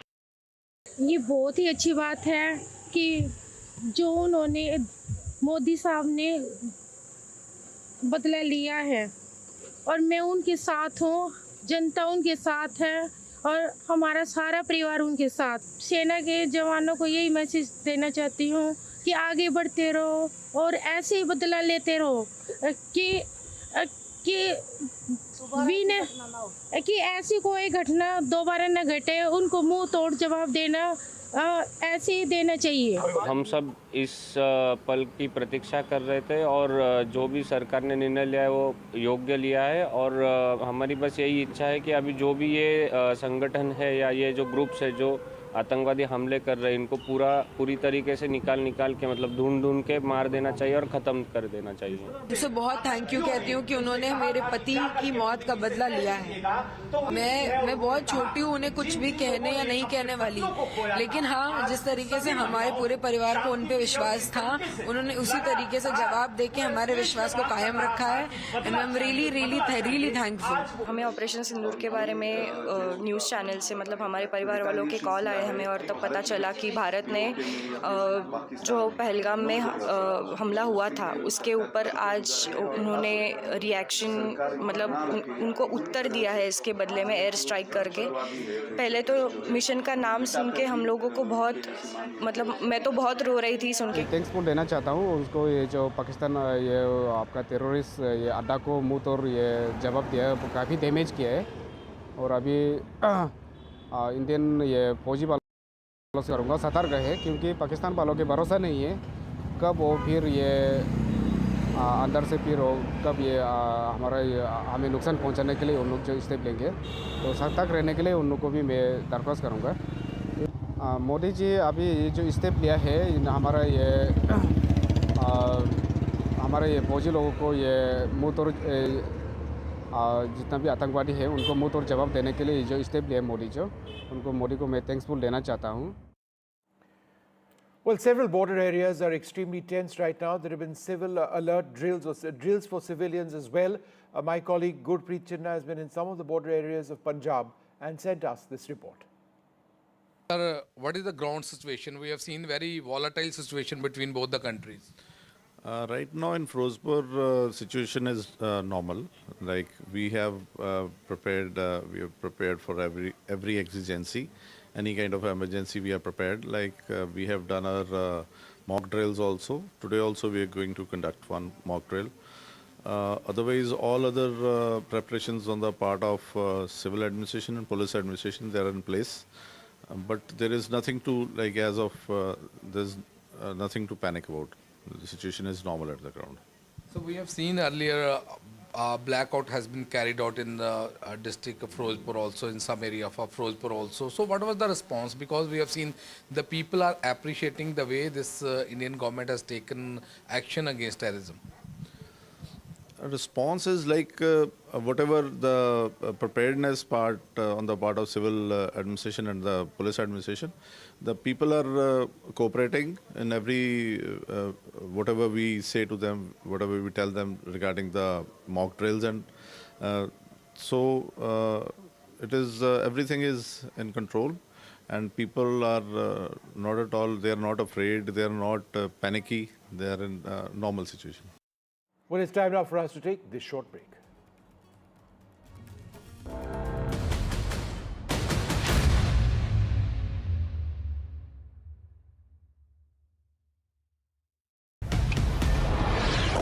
This is Operation Sindoor. It is India's big retaliation for the Pahalgam terror attack.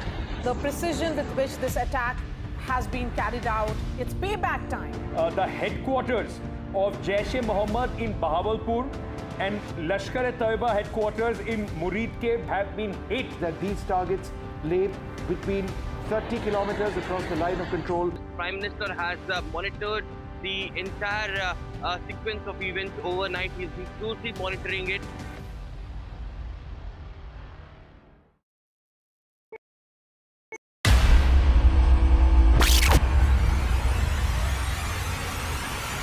The last 1 month, if you see, the share prices of Genzol Engineering has fallen more than 58%. Why are the rating firms calling the debt payments as default? We have two credible credit rating agencies on March 4th coming and downgrading the stock to D. Statements are consistently being proven wrong, and transactions are being taken place which are different from what they were originally pictured to be. The company claimed it would roll out 6,400 electric vehicles. But what it has rolled out is a shocking scam. Funds meant for the project were funneled allegedly back to the promoters, the Junkie brothers. What did the money buy? Not EVs, of course, but a lavish flat in Gurgaon's luxurious DLF Carmelias.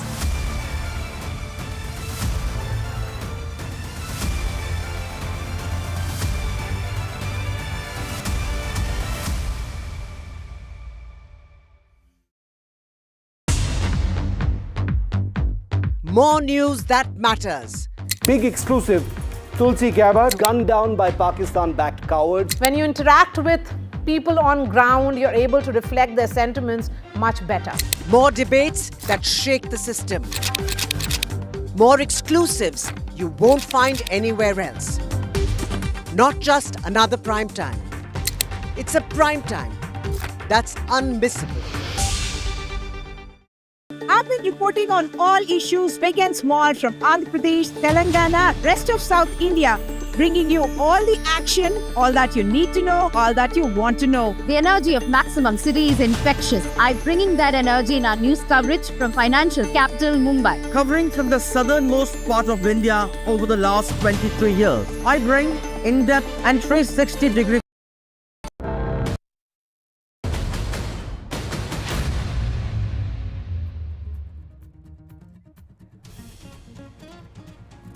India avenges the Pahalgam terror attack, launches Operation Sindoor. 25 minutes of precision strikes. Prime Minister Modi briefs President Murmu on India's strike on Pakistan's terror camps.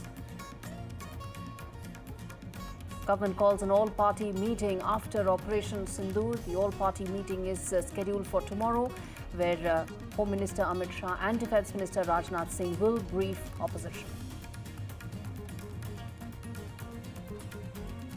Security review post-Operation Sindoor as Home Minister Amit Shah chairs an emergency meeting, a high-level meeting with the Chief Ministers of border states underway. World reaction coming in to Operation Sindoor as Israel strongly supports India and says there is no place for terrorists to hide. US Secretary of State Marco Rubio speaks to External Affairs Minister Dr. Jaishankar.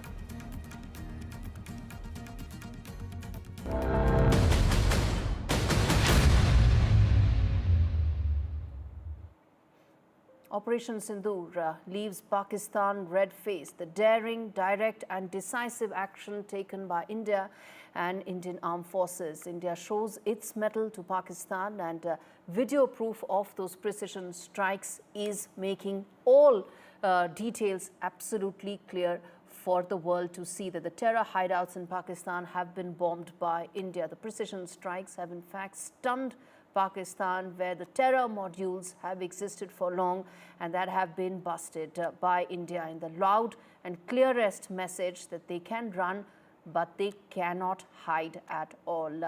In fact, let's get in my colleagues joining me live on this, Gurpreet as well as Aishwarya, to talk to us about some of the next steps that are happening and taking place underway, important meetings that are taking place. Aishwarya, to you first. There have been important high-level meetings that have taken place. President Murmu was also briefed a short while back by Prime Minister Modi. There is another high-level meeting taking place right now. Talk to us about what's happening on ground after Operation Sindoor.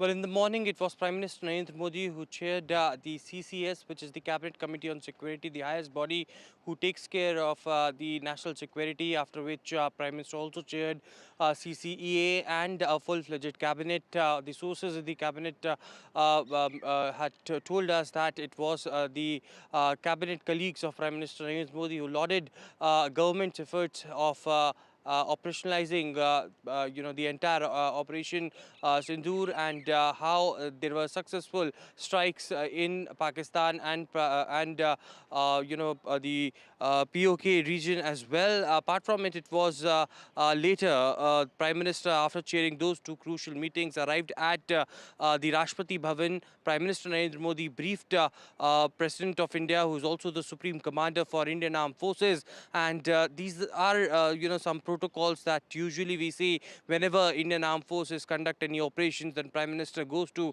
President of India. That meeting lasted for almost 15 minutes, and it is another high-level meeting which is underway at the Ministry of Home Affairs. Amit Shah is holding a very high-level meeting with the Chief Ministers, the DGPs, with the Chief Secretaries of the states which are adjoining to the border areas of Pakistan, Nepal and others as well, and important directions are being given in a situation of a war like what the state governments needs to do, and what directions the Ministry of Home Affairs will be conducting for tomorrow. Then we've been told that government has called an all-party meeting in which it will be Rajnath Singh, Defence Minister, and Home Minister Amit Shah will be chairing, and of course the political parties would be briefed about the development that India is taking and how India is well prepared to counter any such operations or in a situation of retaliation by Pakistani side. The government aims to have all the political parties on board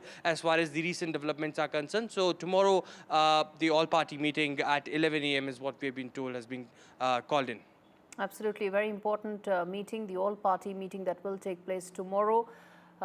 And that is when the opposition parties will be briefed by the Prime Minister on Operation Sindoor. Stay with us, Aishwarya, because I want to now get in Gurpreet to talk more about, some of the border areas after they are put on high alert after Operation Sindoor. Gurpreet is standing by from and joining us from Firozpur, one of the border towns, to explain to us what's the situation on ground, the preparedness after Operation Sindoor. Tell us, Gurpreet, what are your sources telling you, and what's the situation like on ground, especially in Firozpur, a border town? Well, we have seen that this is the Punjab state is just next to Pakistan, and we have seen since the morning high alert has already been issued all on the whole border, whether it's the district Gurdaspur, district Firozpur or Pathankot, they are already on high alert, and we have seen the multiple precautions had already been taken by the local administration. If we can talk about Gurdaspur, we have seen already they have already shut down all the schools for 3 days, and in Firozpur, from where we are reporting at this point of time, we have seen they have also decided to shut down all the schools for 1 day. If we can talk about the meetings we have have seen the multiple meetings are happening, and a few minutes ago we have seen they have also decided to conduct this mock drill, which has been asked by the central government, so that there should be proper preparedness if the war-like situation is going to be happen, and if war is going to be happen. As of now, we have seen all the top officers, they are sitting inside this municipal office where they are holding multiple meetings, even chalking out a strategy how they are going to deal the situation. We had a word with SSP of Firozpur also. He was saying as of now they are already in touch with the forces, they are already preparing on the ground each and everything, and a mock drill is also being conducted so that the people of this border area should be aware. But as of now, we have seen that he says we haven't issued a single advisory to villagers to leave the village to move other place, but some of the families we have seen they have also started moving from their village to nearby area to stay their relatives so that they can save their lives. But at the same time, we have seen the multiple decisions had already been taken by the administration, because we have seen the retreat ceremony which is also happening in this border area in Firozpur Hossaini Wala border, that had already scaled on. They had decided not to hold retreat ceremony here, and same thing is happening at Atari Wagah border. So as of now, we have seen the multiple precautions are being taken by the local administration, and multiple mock drills are being conducted so that they will be ready if there is any emergency. They can combat and deal with that situation, they can grapple with that situation. There should not be problem. And if we can talk about the sentiments of the people who stay in border in fact, area, Gurpreet, stay with me. Stay with us. I want to quickly address some breaking news. I'm going to come back to you on that, which is breaking news coming in on the Poonch Gurdwara attack that has taken place. And in fact, Akali Dal chief has responded to that. He's condemned the attack. He's condemned Pakistani firing at the LOC as well, and has said that Pakistani forces are behind this attack. Tell us more on this breaking news that's coming in as we speak, the attack that has taken place, in Sukhbir Badar's reaction to that.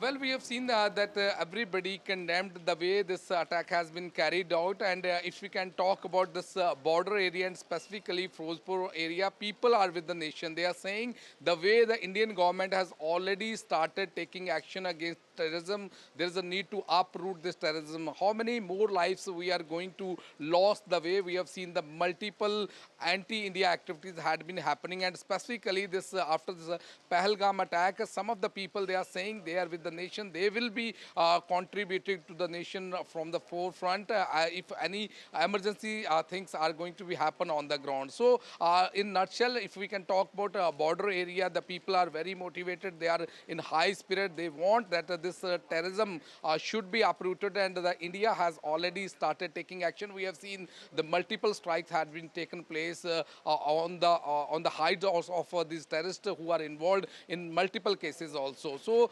administration, they are also preparing. We have seen the people, they are also preparing. They are also supporting the Indian action at this point of time. So we have to wait and watch how this preparation is going on, because we have seen the central government has already given direction to the state government to carry forward these mock drills so that the people should be aware, and that preparation is already on the cards at this point of time. Any time the officer who are holding meeting inside this office, they will come and they will also address their officer so that they will be able to deal with this emergency situation, and there should not be any more problem for the people of this border area. Back to studio. Right, stay with us, Gurpreet, because I want to also get in Nazir Masoodi, who's joining us live from Kupwara to talk to us about what's the situation like on ground. There is, of course, high level of preparedness as drills are also set to take place. Those, of course, are mock drills that will take place later on. But the fact is, after Operation Sindoor, what's the situation like on ground, the level of preparedness of the security forces on high alert? Nazir, talk to us about what's it like on ground, joining us live from Kupwara. Well, we have been talking about it before all these 2 weeks that armed forces are always ready for any eventuality. Even without we saw any mobilization on the border, and when they hit very hard, and there they hit where it hurts the most.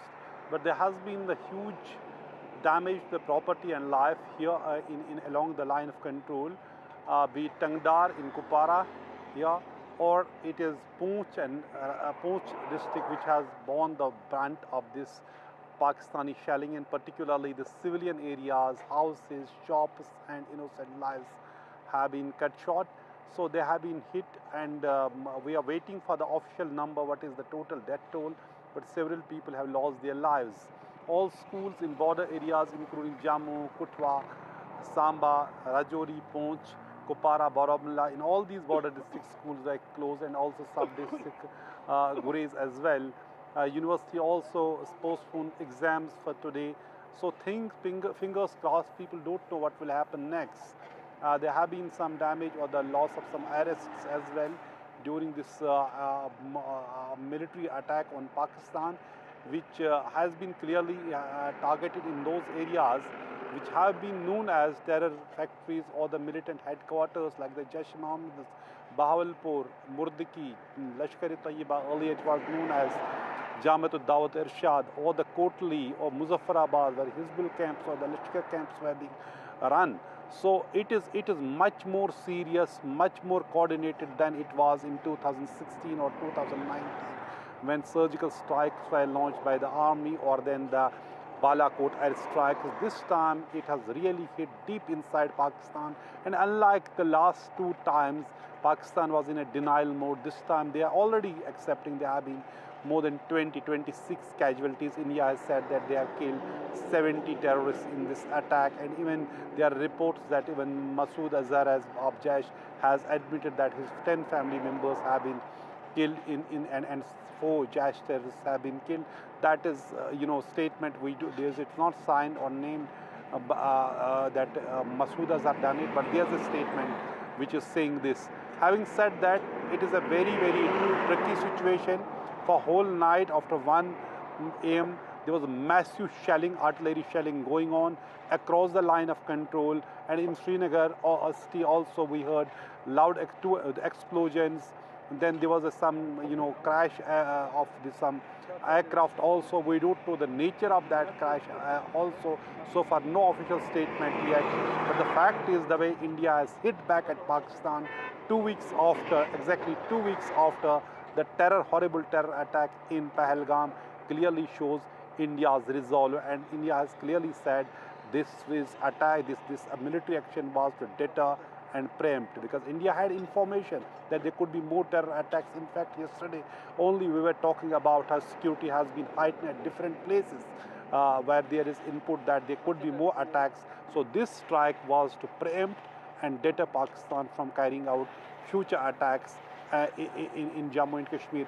So clearly it is a dynamic situation, very complex situation. The way things will unfold, our defense system has been operationalized since last night. India is prepared for any eventuality, as it was after Pahalgam terror attack. Absolutely. Nasir and Gurpreet and Aishwarya, thank you so much for joining us live to talk more about the situation that's unfolding, the several aspects to this big story that we are getting. And now, of course, we're going to get you this exclusive report that's been filed by my colleague Shivarur from Ground Zero, where LOC, of course, continues to remain tense with Pakistan's firing. In fact, there's the shelling, the Pakistani shells, where they have landed is where this ground report has been filed by Shivarur. Take a look. At the line of control in Salamabad, it's one of the last outposts before the line of control. There are 2 houses here that were struck last night in Pakistan Army shelling here in the Uri sector. These 2 houses have been completely totaled, completely destroyed. There's still a fire burning, if you can see over there, smoke smoldering across this entire pair of houses. Miraculously, no deaths, but 4 people have been severely injured. 2 of them children. One of them has apparently lost a limb as well. They've been evacuated to the Baramulla hospital, which is about 40 kilometers to our rear from here. We're about 10 kilometers from the line of control. complete damage over here, Vishnu. If you can see that these two houses, you know, I'm surprised that anything is left everywhere else, because it looks like a shell, a stray shell may have come and landed here. It appears to suggest that the Pakistan army, which has been aiming and firing directly, targeting civilian areas, has caused damage deeper inside, and one shell or a couple of shells has come and actually landed here. This has all the telltale signs of artillery damage. You can see shrapnel completely ripping through metal sheets. These are very clear signs of artillery shrapnel that has ripped open these roof sheets. The walls completely broken, and everything is still burning in these houses. This is a place called Salamabad, where there have been some casualties. The 4 people from just this small little settlement over here. We are taking due care, but we are told by villagers that there is further damage closer to the line of control. So that's where we will actually be headed next. But the images you're seeing here on NDTV are the first manifestations of what we've been reporting since the morning, that the Pakistan army has directly targeted civilian areas. This has nothing to do with the military. There's no army over here. The army brigade is way many kilometers behind where we are. This is a civilian settlement. You know, a rural folk live in this area, and this is what a couple of Pakistani shells has done in this place. These are live images, first on NDTV, that we're bringing to you of what targeting a civilian establishment, a civilian area really looks like. And remember that, you know, now it's midday here, but it is very likely that an escalation will begin again. We were told earlier by people who were fleeing from this village and others that the firing took place till as late as 11:30 in the morning. They heard the thuds of artillery fire and small arms fire till at least 11:30 in the morning. So we're wondering whether there might be firing now as well. So we want to quickly get this report done and move out of this place. I'm going to try and get a word in from, if you can just bear with me for a moment. I want to get a word in from one of these people. Sir, इधर आइए. कौन रहते हैं यहाँ पे? कितने लोग जख्मी हो गए इसमें? इसमें 4 लोग. इधर आ जाइए, इधर. हाँ जी. 4 लोग. 4 लोग. कौन? बच्चे? एक 13 साल की बच्ची, एक 4 साल का बच्चा, तो 2 घर के मालिक. हाँ. और क्या ये पाकिस्तान के शेल? हाँ, ये पाकिस्तान का आया, रात के 2 बजे का मसला है. तो उससे ये घायल हो गए. तो यहाँ मकानों की बात ही नहीं. मकान कितने बजे गिरे थे ये शेल? 2 बजे. 2 बजे सोए होते हैं. आप कहाँ थे उस टाइम? हमने सुना ये? हाँ, हमने ये भरोसी है यहाँ. हम तो रात को बाहर आ रहे. 2 बजे के बाद हमारे बच्चे भी बाहर आ गए. उधर इधर लगे भागने. क्या करते भाग? सर इधर आइए एक सेकंड. सर, आप यहाँ रहते हैं? नजदीक में रहते? इस्लामाबाद का. कहाँ थे आप जब ये हुआ था? हम तो घर में रात को 2 बजे. आपने सुना ये जब ये हुआ था? बहुत आवाज सुना. क्या आवाज था? वो आवाज था ये शेल की थी जी. अच्छा. पूरे शेल लग रहे थे. एक तो नहीं था ना, बहुत आ रहे थे. कितने शेल? इसको मेरे ख्याल 1-2 लगे हैं मेरे ख्याल में. इसमें 2 लगे. जख्मी लोग बारामूला हॉस्पिटल में हैं. पहले उड़ी लिए, उसके बाद उन्होंने उड़ी वालों ने बारामूला भेज दिए. जी. बारामूला हॉस्पिटल में भी. बुरा है जख्म? वो जख्म तो सर में भी लगी. हमने उसको देखा नहीं है. सुबह हम खुद डरे थे. हम जंगलों में भाग रहे थे. इधर तो हमारे पास कोई है ही नहीं, सेफ्टी है ही नहीं. क्यों? तो इस गांव में डर नहीं है अभी? और डर तो बहुत है. माल का आप यहीं पे क्या करेंगे? अपना कहाँ छोड़कर जाएंगे? किसके घर जाएंगे? गरीब शख्स कहाँ जाएगा? हमारे पास कोई बैंकर नहीं है, कुछ नहीं है, तो कहाँ जाएंगे? अगर बैंकर होता फिर अपनी कुछ सेफ्टी होती. बैंकर ही नहीं है. I want all of our viewers to hear what this gentleman has just said. For all of those people who say, why don't you get out of the village? Why are you still standing there? This gentleman and this elderly gentleman here have basically told a truth that needs to sink in. People don't have a choice to leave. They have their livelihoods here. This is their home. They've got their children. They've got their agriculture. They've got their jobs here. And this is what Pakistan has done. India targeted terror sites in Pakistan and Pakistan-occupied Kashmir, and this is how Pakistan has responded. That's a very important report that we just played out to show what exactly has Pakistan done in retaliation, hit out at civilian infrastructure. But listen out to these sound bites that I'm going to play out, first of Foreign Secretary and then, of course, of Wing Commander Amit Shah as well, to talk about the rationale behind these attacks, the precision with which they only hit the terror modules with absolutely no damage whatsoever to civilian infrastructure or to any military installations. Listen in. Earlier this morning, as you would be aware, India exercised its right to respond and preempt as well as deter more such cross-border attacks. These actions were measured, non-escalatory, proportionate, and responsible. They focused on dismantling the terrorist infrastructure and disabling terrorists likely to be sent across to India.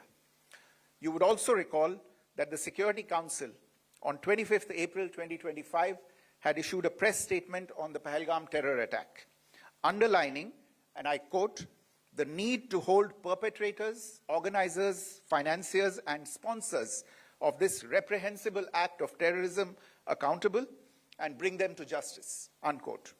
India's latest actions should be seen in this context. The features of this attack also tie in with Pakistan's long track record of perpetrating cross-border terrorism in India, which is well documented and beyond question. Pakistan also has a well-deserved reputation as a haven for terrorists from around the world, with internationally proscribed terrorists enjoying impunity there.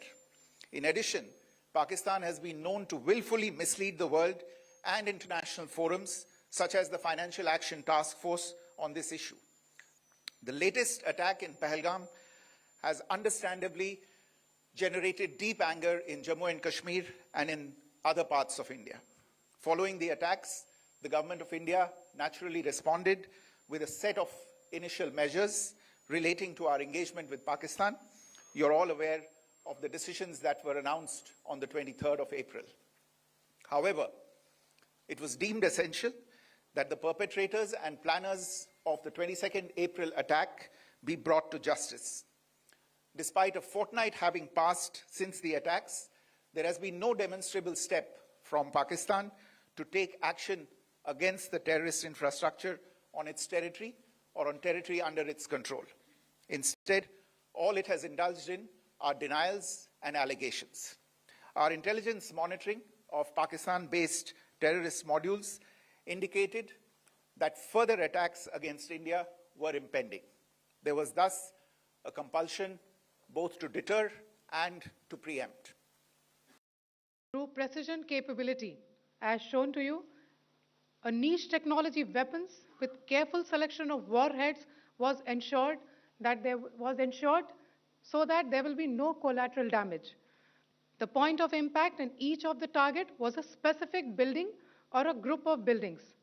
All the targets were neutralized with clinical efficiency, and the results reiterate the professionalism of the Indian Armed Forces in the planning and execution of their operations. No military establishments were targeted. India has demonstrated considerable restraint in its response. However, it must be said that the Indian Armed Forces are fully prepared to respond to Pakistani misadventures, if any. Syedna Bilal camp Muzaffarabad, यह एक जैश मोहम्मद का staging area है। यह हथियार, विस्फोटक और जंगल survival training का केंद्र भी था। गुलपुर कैंप कोटली, यह एलओसी से 30 किलोमीटर दूर था। लश्कर ए तोयबा का बेस था जो रजौरी, पुंछ में सक्रिय था। 20 अप्रैल 2023 को पुंछ में और 9 जून 2024 को तीर्थ यात्रियों के बस हमले में यहीं से आतंकी को ट्रेन किया गया था।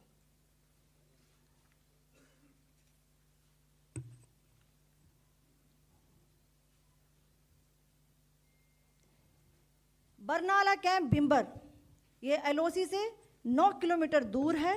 यहाँ पर हथियार हैंडलिंग, आईडी व जंगल सर्वाइवल का प्रशिक्षण केंद्र था।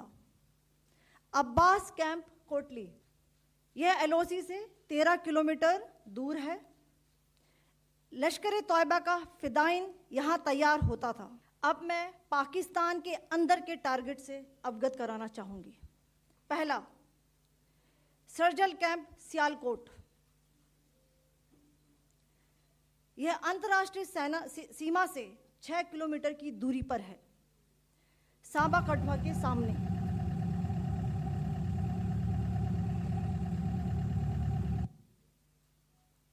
मार्च 2025 में जम्मू एंड कश्मीर पुलिस के 4 जवानों को की जो हत्या की गई थी, उन आतंकवादियों को इसी जगह पर ट्रेन किया गया था। दूसरा, महमूना जाया कैंप सियालकोट। यह 18 से 12 किलोमीटर आईबी से दूर था। हिजबुल मुजाहिदीन का बहुत बड़ा कैंप था। यह कठुआ जम्मू क्षेत्र में आतंक फैलाने का नियंत्रण केंद्र था। पठानकोट एयरफोर्स बेस पर किया गया हमला भी इसी कैंप से प्लान और डायरेक्ट किया गया था। मरकज ताइबा मुरीद के, यह आईबी से 18 से 25 किलोमीटर दूरी पर है। 2008 के मुंबई हमले के आतंकी भी यहीं से प्रशिक्षित हुए थे। अजमल कसब व डेविड हेडली भी यहाँ ट्रेन हुए थे। मरकज सुभान अल्लाह भावलपुर, यह इंटरनेशनल बाउंड्री से 100 किलोमीटर दूर है। जैश ए मोहम्मद का मुख्यालय था। यहाँ पर रिक्रूटमेंट, ट्रेनिंग व इंडोक्ट्रिनेशन का केंद्र भी था। All right, shifting focus now. On your screens are those latest visuals coming in of the Congress Party meeting. Informal meeting of senior leaders of the Congress Party is underway ahead of the all-party meeting that will take place tomorrow. I guess the Congress Party leadership would like to decide its official line ahead of that all-party meeting tomorrow that will take place, when the government will brief all opposition parties about Operation Sindoor. On that note, let's quickly now play out some of those important reactions coming in from political parties across the board on Operation Sindoor. I think Government of India, the Indian Defence Forces have gone out of their way to ensure that no military and civilian targets were hit in Pakistan. They have only hit terror bases and launch pads. Unfortunately, the response has been anything but proportionate. We are in this situation because of them. If they had not targeted our innocent civilians in Pahalgam, we wouldn't be here. This ceasefire had held along the line of control for a number of years now. We did not provoke this. We have responded to a provocation. Now it is for Pakistan to realize that our response was limited to what happened to us in Pahalgam. They must be careful not to escalate things beyond control.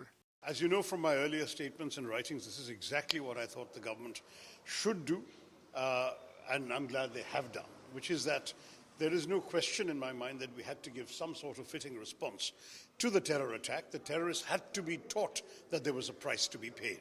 And sadly, this kind of impunity that they believe they enjoy would have only emboldened them to continue with further attacks. So it was important and essential to give them some sort of response that was a kinetic response. In addition to the diplomatic measures we all know about, the government announced various things, action on visas, all sorts of things. But today, what they have done is a fitting response. We support the Sarkar on behalf of the government of Karnataka. I welcome this attack. And we will be in a position to attack if the Pakistan counter-attack us.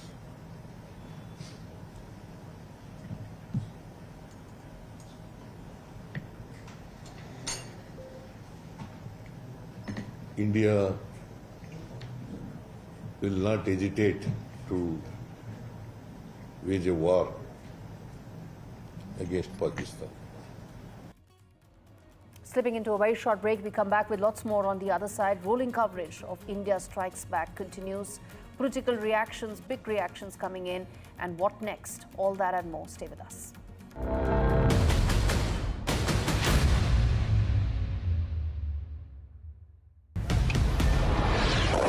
This is Operation Sindoor. It is India's big retaliation for the Pahalgam terror attack. The precision with which this attack has been carried out, it's payback time.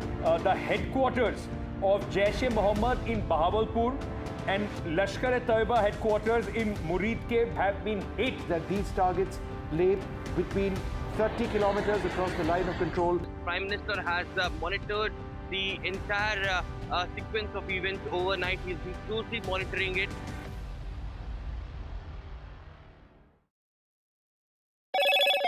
Hello, Moto. Motorola, India's leading AI smartphone brand. India avenges Pahalgam terror attack. Operation Sindoor, 25 minutes of precision strike by India. Prime Minister Modi briefs President Murmu on India's strike on Pakistan. Government calls an all-party meeting after Operation Sindoor. The all-party meeting will take place tomorrow, where Home Minister Amit Shah and Defence Minister Rajnath Singh are set to brief opposition parties. Security review post-Operation Sindoor as Home Minister Amit Shah chairs an emergency meeting. Home Minister's high-level meeting with border CMs underway. World reacts to Operation Sindoor by New Delhi. Israel strongly stands and supports India and says there's no place for terrorists to hide. US Secretary of State Marco Rubio speaks to External Affairs Minister Dr. Jaishankar.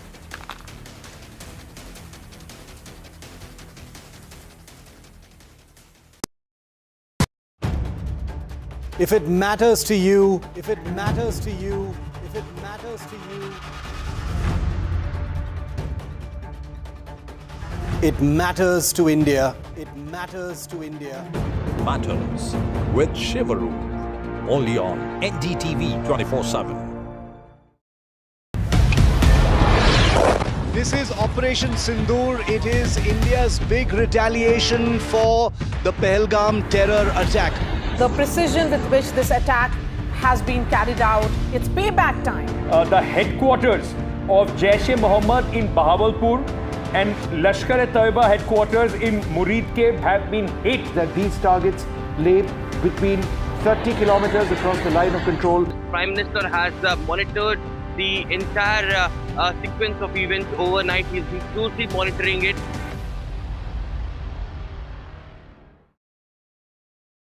In today's interconnected world, India's voice is more crucial than ever. When India speaks, the world listens. At NDTV World, we are that voice, bringing you intelligent and insightful news from India and beyond. From geopolitics and diplomacy to economic shifts, migrations, tech disruptions, and the stories of our diaspora. We cover the news that shapes our global future. NDTV World, your new home for global news is here. Caste enumeration should be included in the forthcoming census. पहली बार देश में आजादी के बाद ये फैसला किया गया है. For this decision we were waiting since long. This has been only possible with our Prime Minister's decision. Rahul ji जो सोचदार है मोदी जी ने अडॉप्ट कर लिया, अच्छा है. राहुल गांधी के सर्टिफिकेट के लिए राहुल गांधी को क्रेडिट देने के लिए कोई निर्णय नहीं किया. They have always used it as a political weapon, and now that weapon's gone.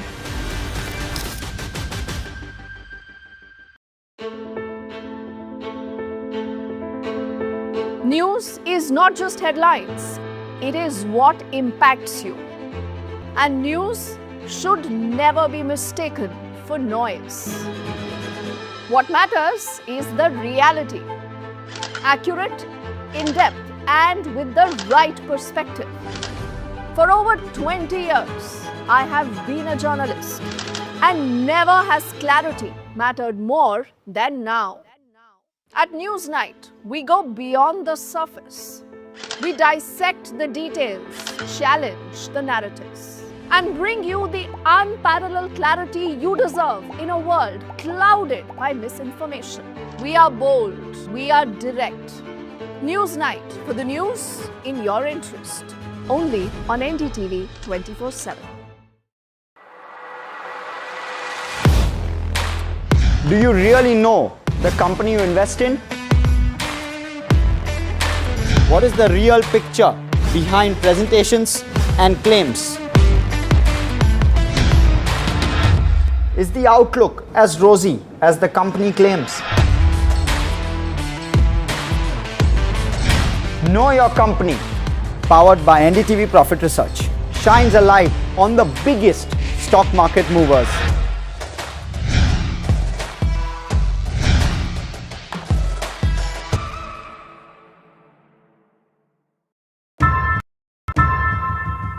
How often have you turned away from debates that descend into endless fights? We bring you a show where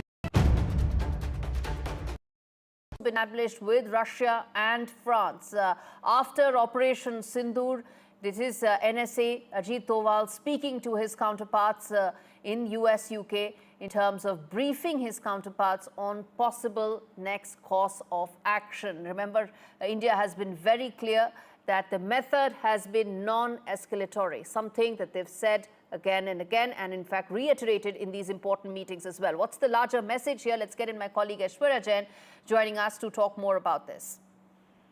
Well, soon after the focus strikes on terrorist infrastructure at 9 sites in Pakistan and POK as part of Operation Sindoor, NSA Ajit Doval spoke with the counterparts of several countries, including US NSA and Secretary of State Marco Rubio, UK NSA, Saudi Arabia NSA, UAE, and also Secretary General of NSC of UAE and NSA of Japan as well. It has been stated that the NSA Ajit Doval had briefed his counterparts on the actions taken and the methods of execution, which were measured, non-escalatory and restrained. He emphasized to his counterparts that India had no intent to escalate, but was well prepared to retaliate resolutely should Pakistan decide to escalate. It was contact that was also established with Russian NSA and also the Minister of Foreign Affairs of China and diplomatic advisor to French President as well by the National Security Advisor after India successfully struck down the Pak terror hubs within Pakistan mainland and in POK as well. All right. Thanks much for that very important update. No intent to escalate, but prepared to retaliate resolutely. That's the strong message by India given by National Security Advisor Ajit Doval to his counterparts in US, UK, Saudi Arabia and other important countries. Let's quickly now welcome Dr. Brahma Jilani on that to talk more about the next course, including these diplomatic measures that India is now undertaking, and Captain D.K. Sharma on the broadcast. And in fact, Dr. Jilani, let me start with you. These measures, these diplomatic moves that India is making and has been making all along, your first reaction to that, how do you read, given the scenario, the situation that is unfolding? It's important for India to build diplomatic and international pressure on Pakistan.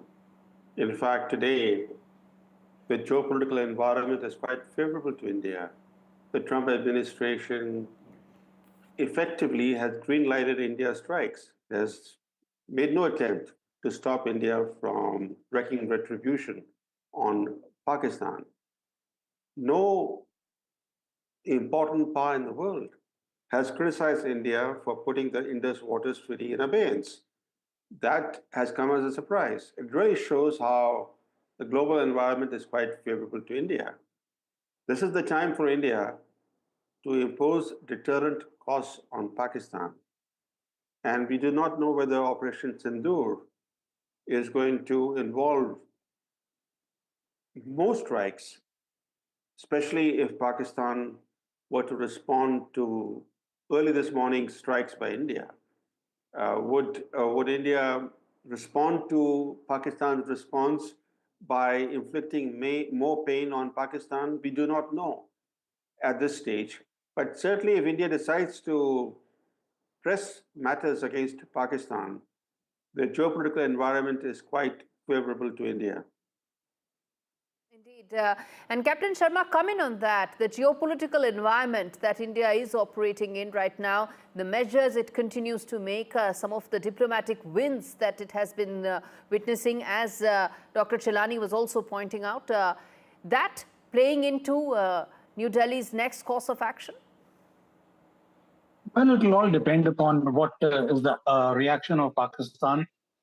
Since morning, we are monitoring that. And everything will be governed and dictated by what kind of reaction Pakistan, takes now, or what kind of action they take after our strikes in the morning. So it is all dependent on that. But the message is very clear that we have avenged the attacks of Pahalgam, and they were very restrained. They were measured. They were not on civil population. They were not on military targets, but they were on the hotbed of terrorism. So it's so clear, it's very, very clear that this was a pinpoint attacks, very, very saturated, very, very focused, precise, and, and they have given a message very clearly. And they've also given a message that our reach is there, hide wherever you want to, we will take you out.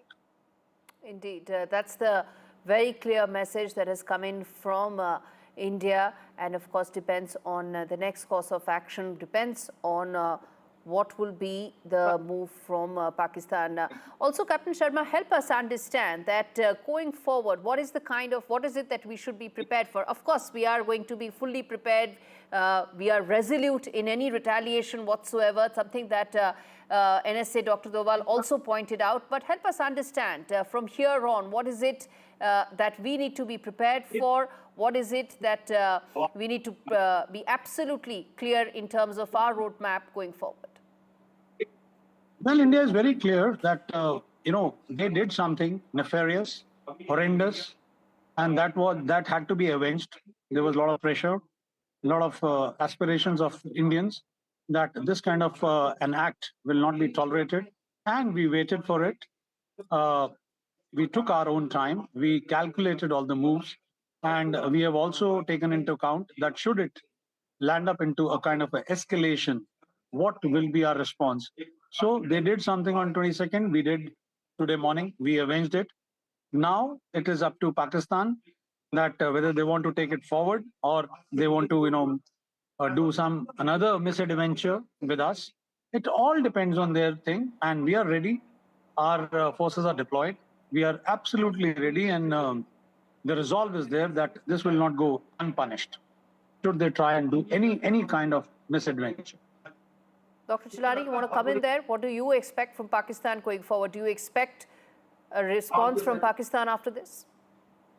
Pakistan has vowed to respond, and its response is going to be the way it responded after Balakot airstrike.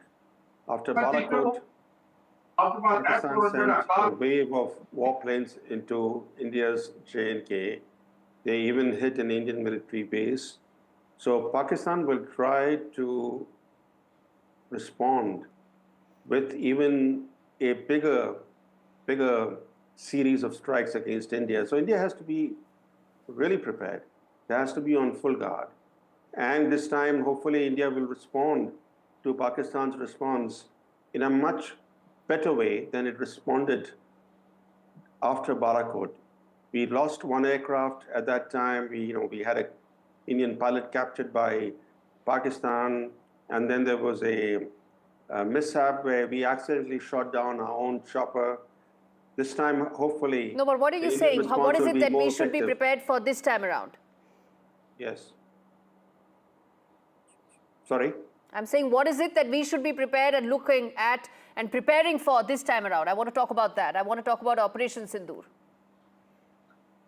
Pakistan will seek to take India by surprise at a time of its choosing.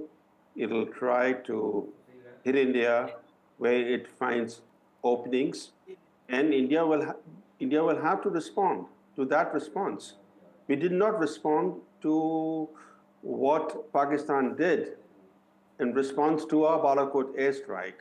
This time, India, if it's going to deter Pakistan from continuing to wage cross-border terrorism, India will have to impose tangible costs on Pakistan in response to Pakistan's response to the Indian strikes.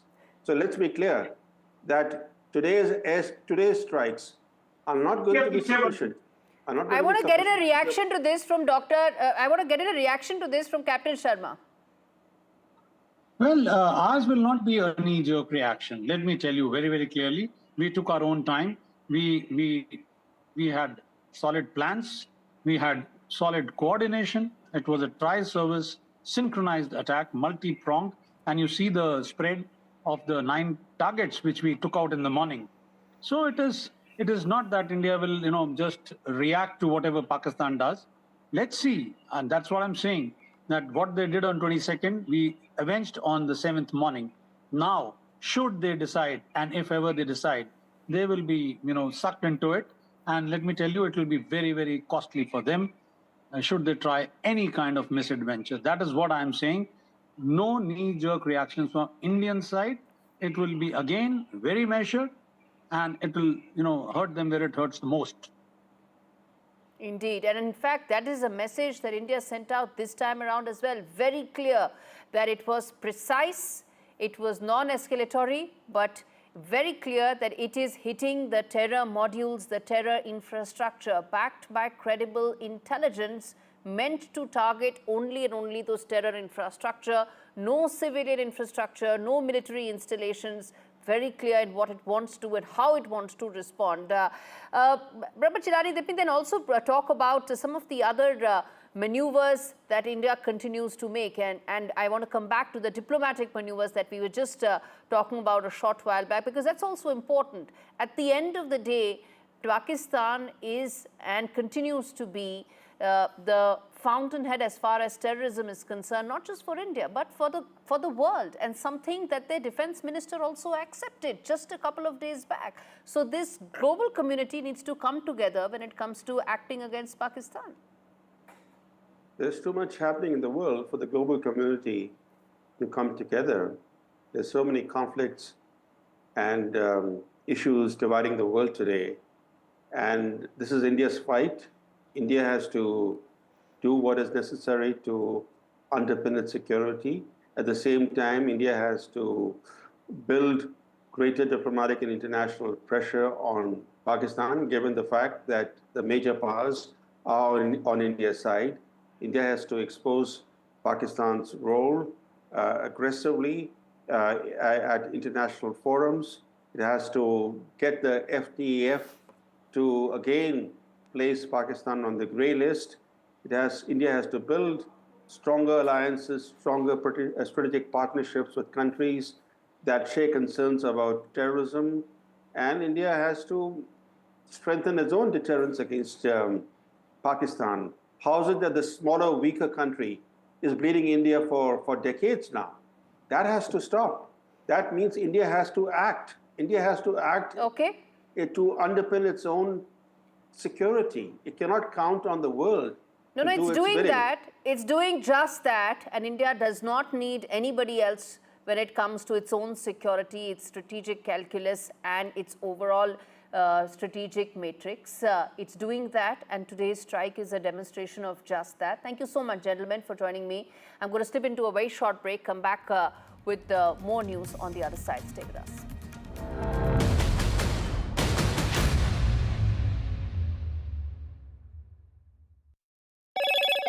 Hello, Moto. Motorola, India's leading AI smartphone brand.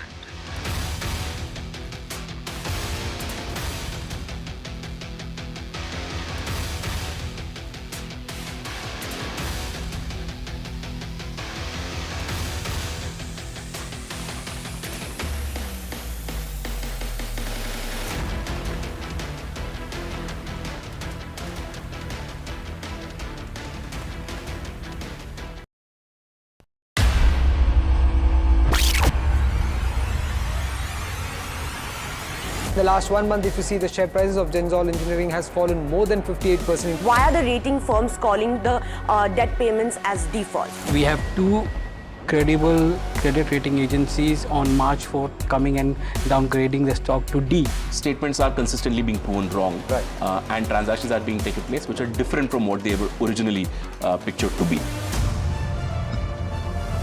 The company claimed it would roll out 6,400 electric vehicles. But what it has rolled out is a shocking scam. Funds meant for the project were funneled allegedly back to the promoters, the Jaggi brothers. What did the money buy?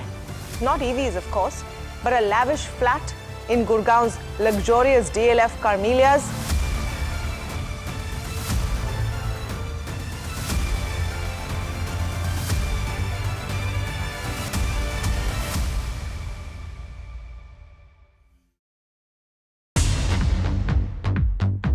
More news that matters. Big exclusive.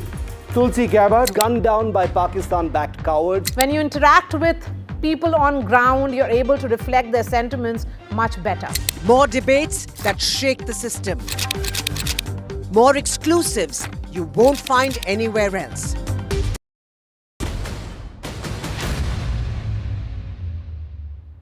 Rolling coverage of Operation Sindoor continues. I'm going to cut across to that press briefing by Congress party leadership.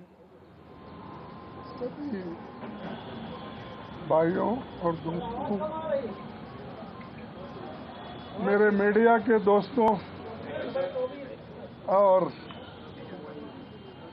सारे print media के भी मेरे भाइयों, आज हमने working committee meeting बुलाई थी इसीलिए कि ये जो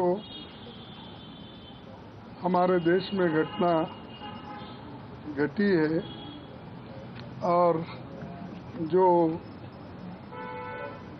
सरकार कदम उठा रही है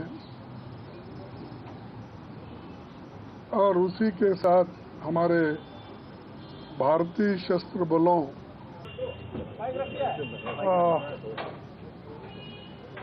हमारे मीडिया के सभी भाइयों और दोस्तों, मेरे मीडिया के दोस्तों और सारे प्रिंट मीडिया के भी मेरे भाइयों, आज हमने वर्किंग कमेटी मीटिंग बुलाई थी इसीलिए कि ये जो हमारे देश में घटना घटी है और जो सरकार कदम उठा रही है और उसी के साथ हमारे भारतीय सशस्त्र बलों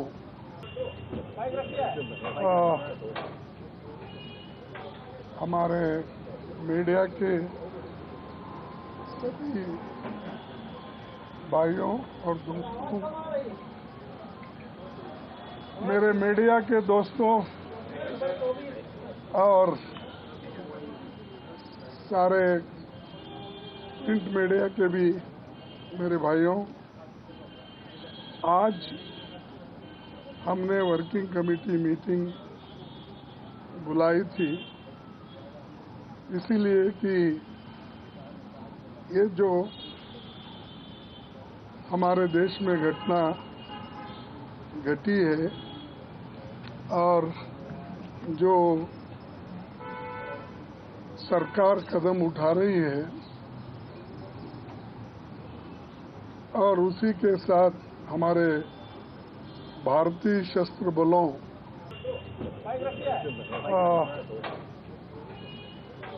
हमारे मीडिया के सभी भाइयों और दोस्तों, मेरे मीडिया के दोस्तों, वो बात रही वर्किंग कमेटी में हमारा डिस्कशन हुआ, पूरा समर्थन, full support to our forces, best wishes to them, much love to them, complete support from the Congress party and the Congress working committee. Thank you.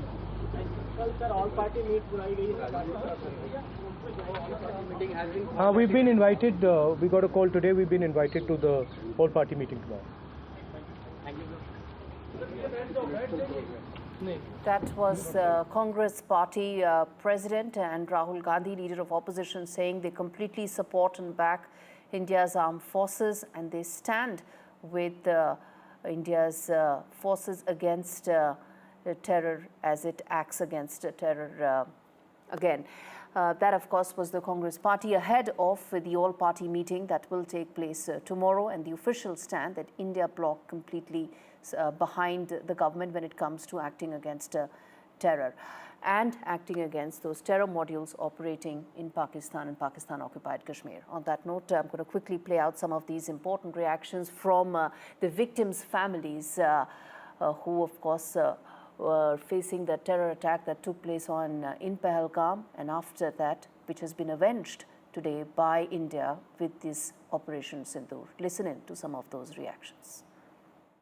मेरे हस्बैंड ने he was in the defence forces and you know when he had joined the defence forces वो यही चाहता था that he wanted to protect the peace in this country he wanted to make sure that innocent lives are not gone in this country he wanted to make sure that there is no hatred and terror in this country and this operation signifies his spirit that there will terrorism hatred will not be tolerated by the Indian government. ये नाम बहुत सही है क्योंकि इस incident की वजह से बहुत औरतों ने, बहुत बहनों ने, बहुत माँओं ने अपनी जान खोई है, अपना एक हिस्सा खो दिया है.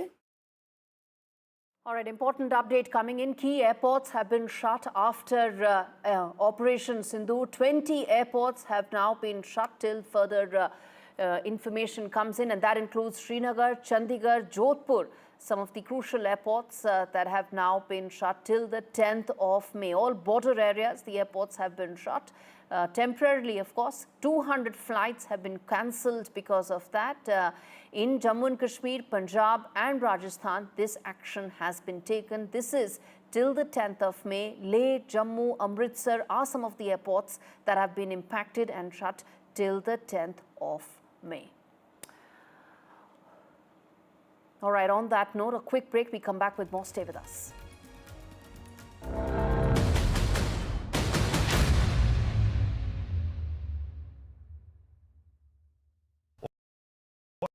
I've been reporting on all issues big and small from Andhra Pradesh, Telangana, rest of South India, bringing you all the action, all that you need to know, all that you want to know. The energy of Maximum City is infectious. I'm bringing that energy in our news coverage from financial capital Mumbai. Covering from the southernmost part of India over the last 23 years. I bring in-depth and 360-degree coverage from the Dravidian heartland. The land of Mishti, also known for its bitter politics. I have seen much water flow under the Howrah Bridge, covering Bengal in all its vivid colors. India's IT capital is always bustling, a city full of startups, stories and surprises. And I keep you ahead on all the Bengaluru buzz.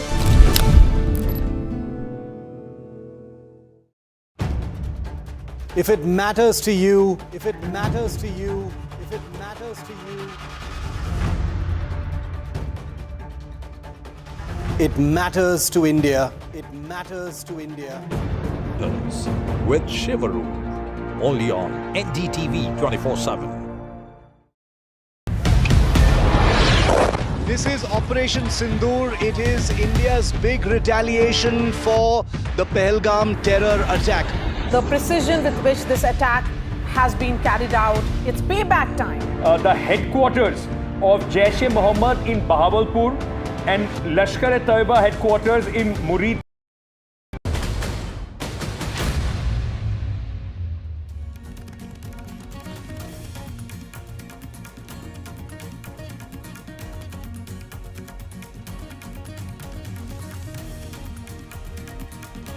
NSA speaks to his counterparts.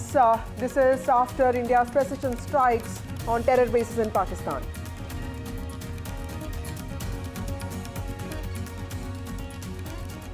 Dr. S. Jaishankar also speaks to his counterparts. He speaks to Qatar PM as well, briefs him about what happened in precision strikes against Pakistan.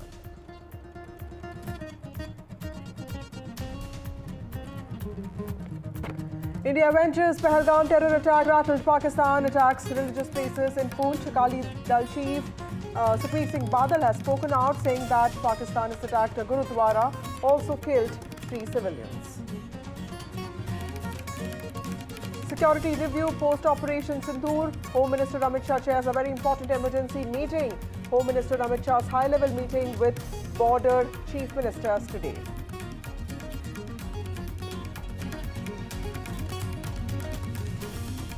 India prepares nationwide mock drills across 244 districts held today. India venges Pahalgam, prepares its citizens.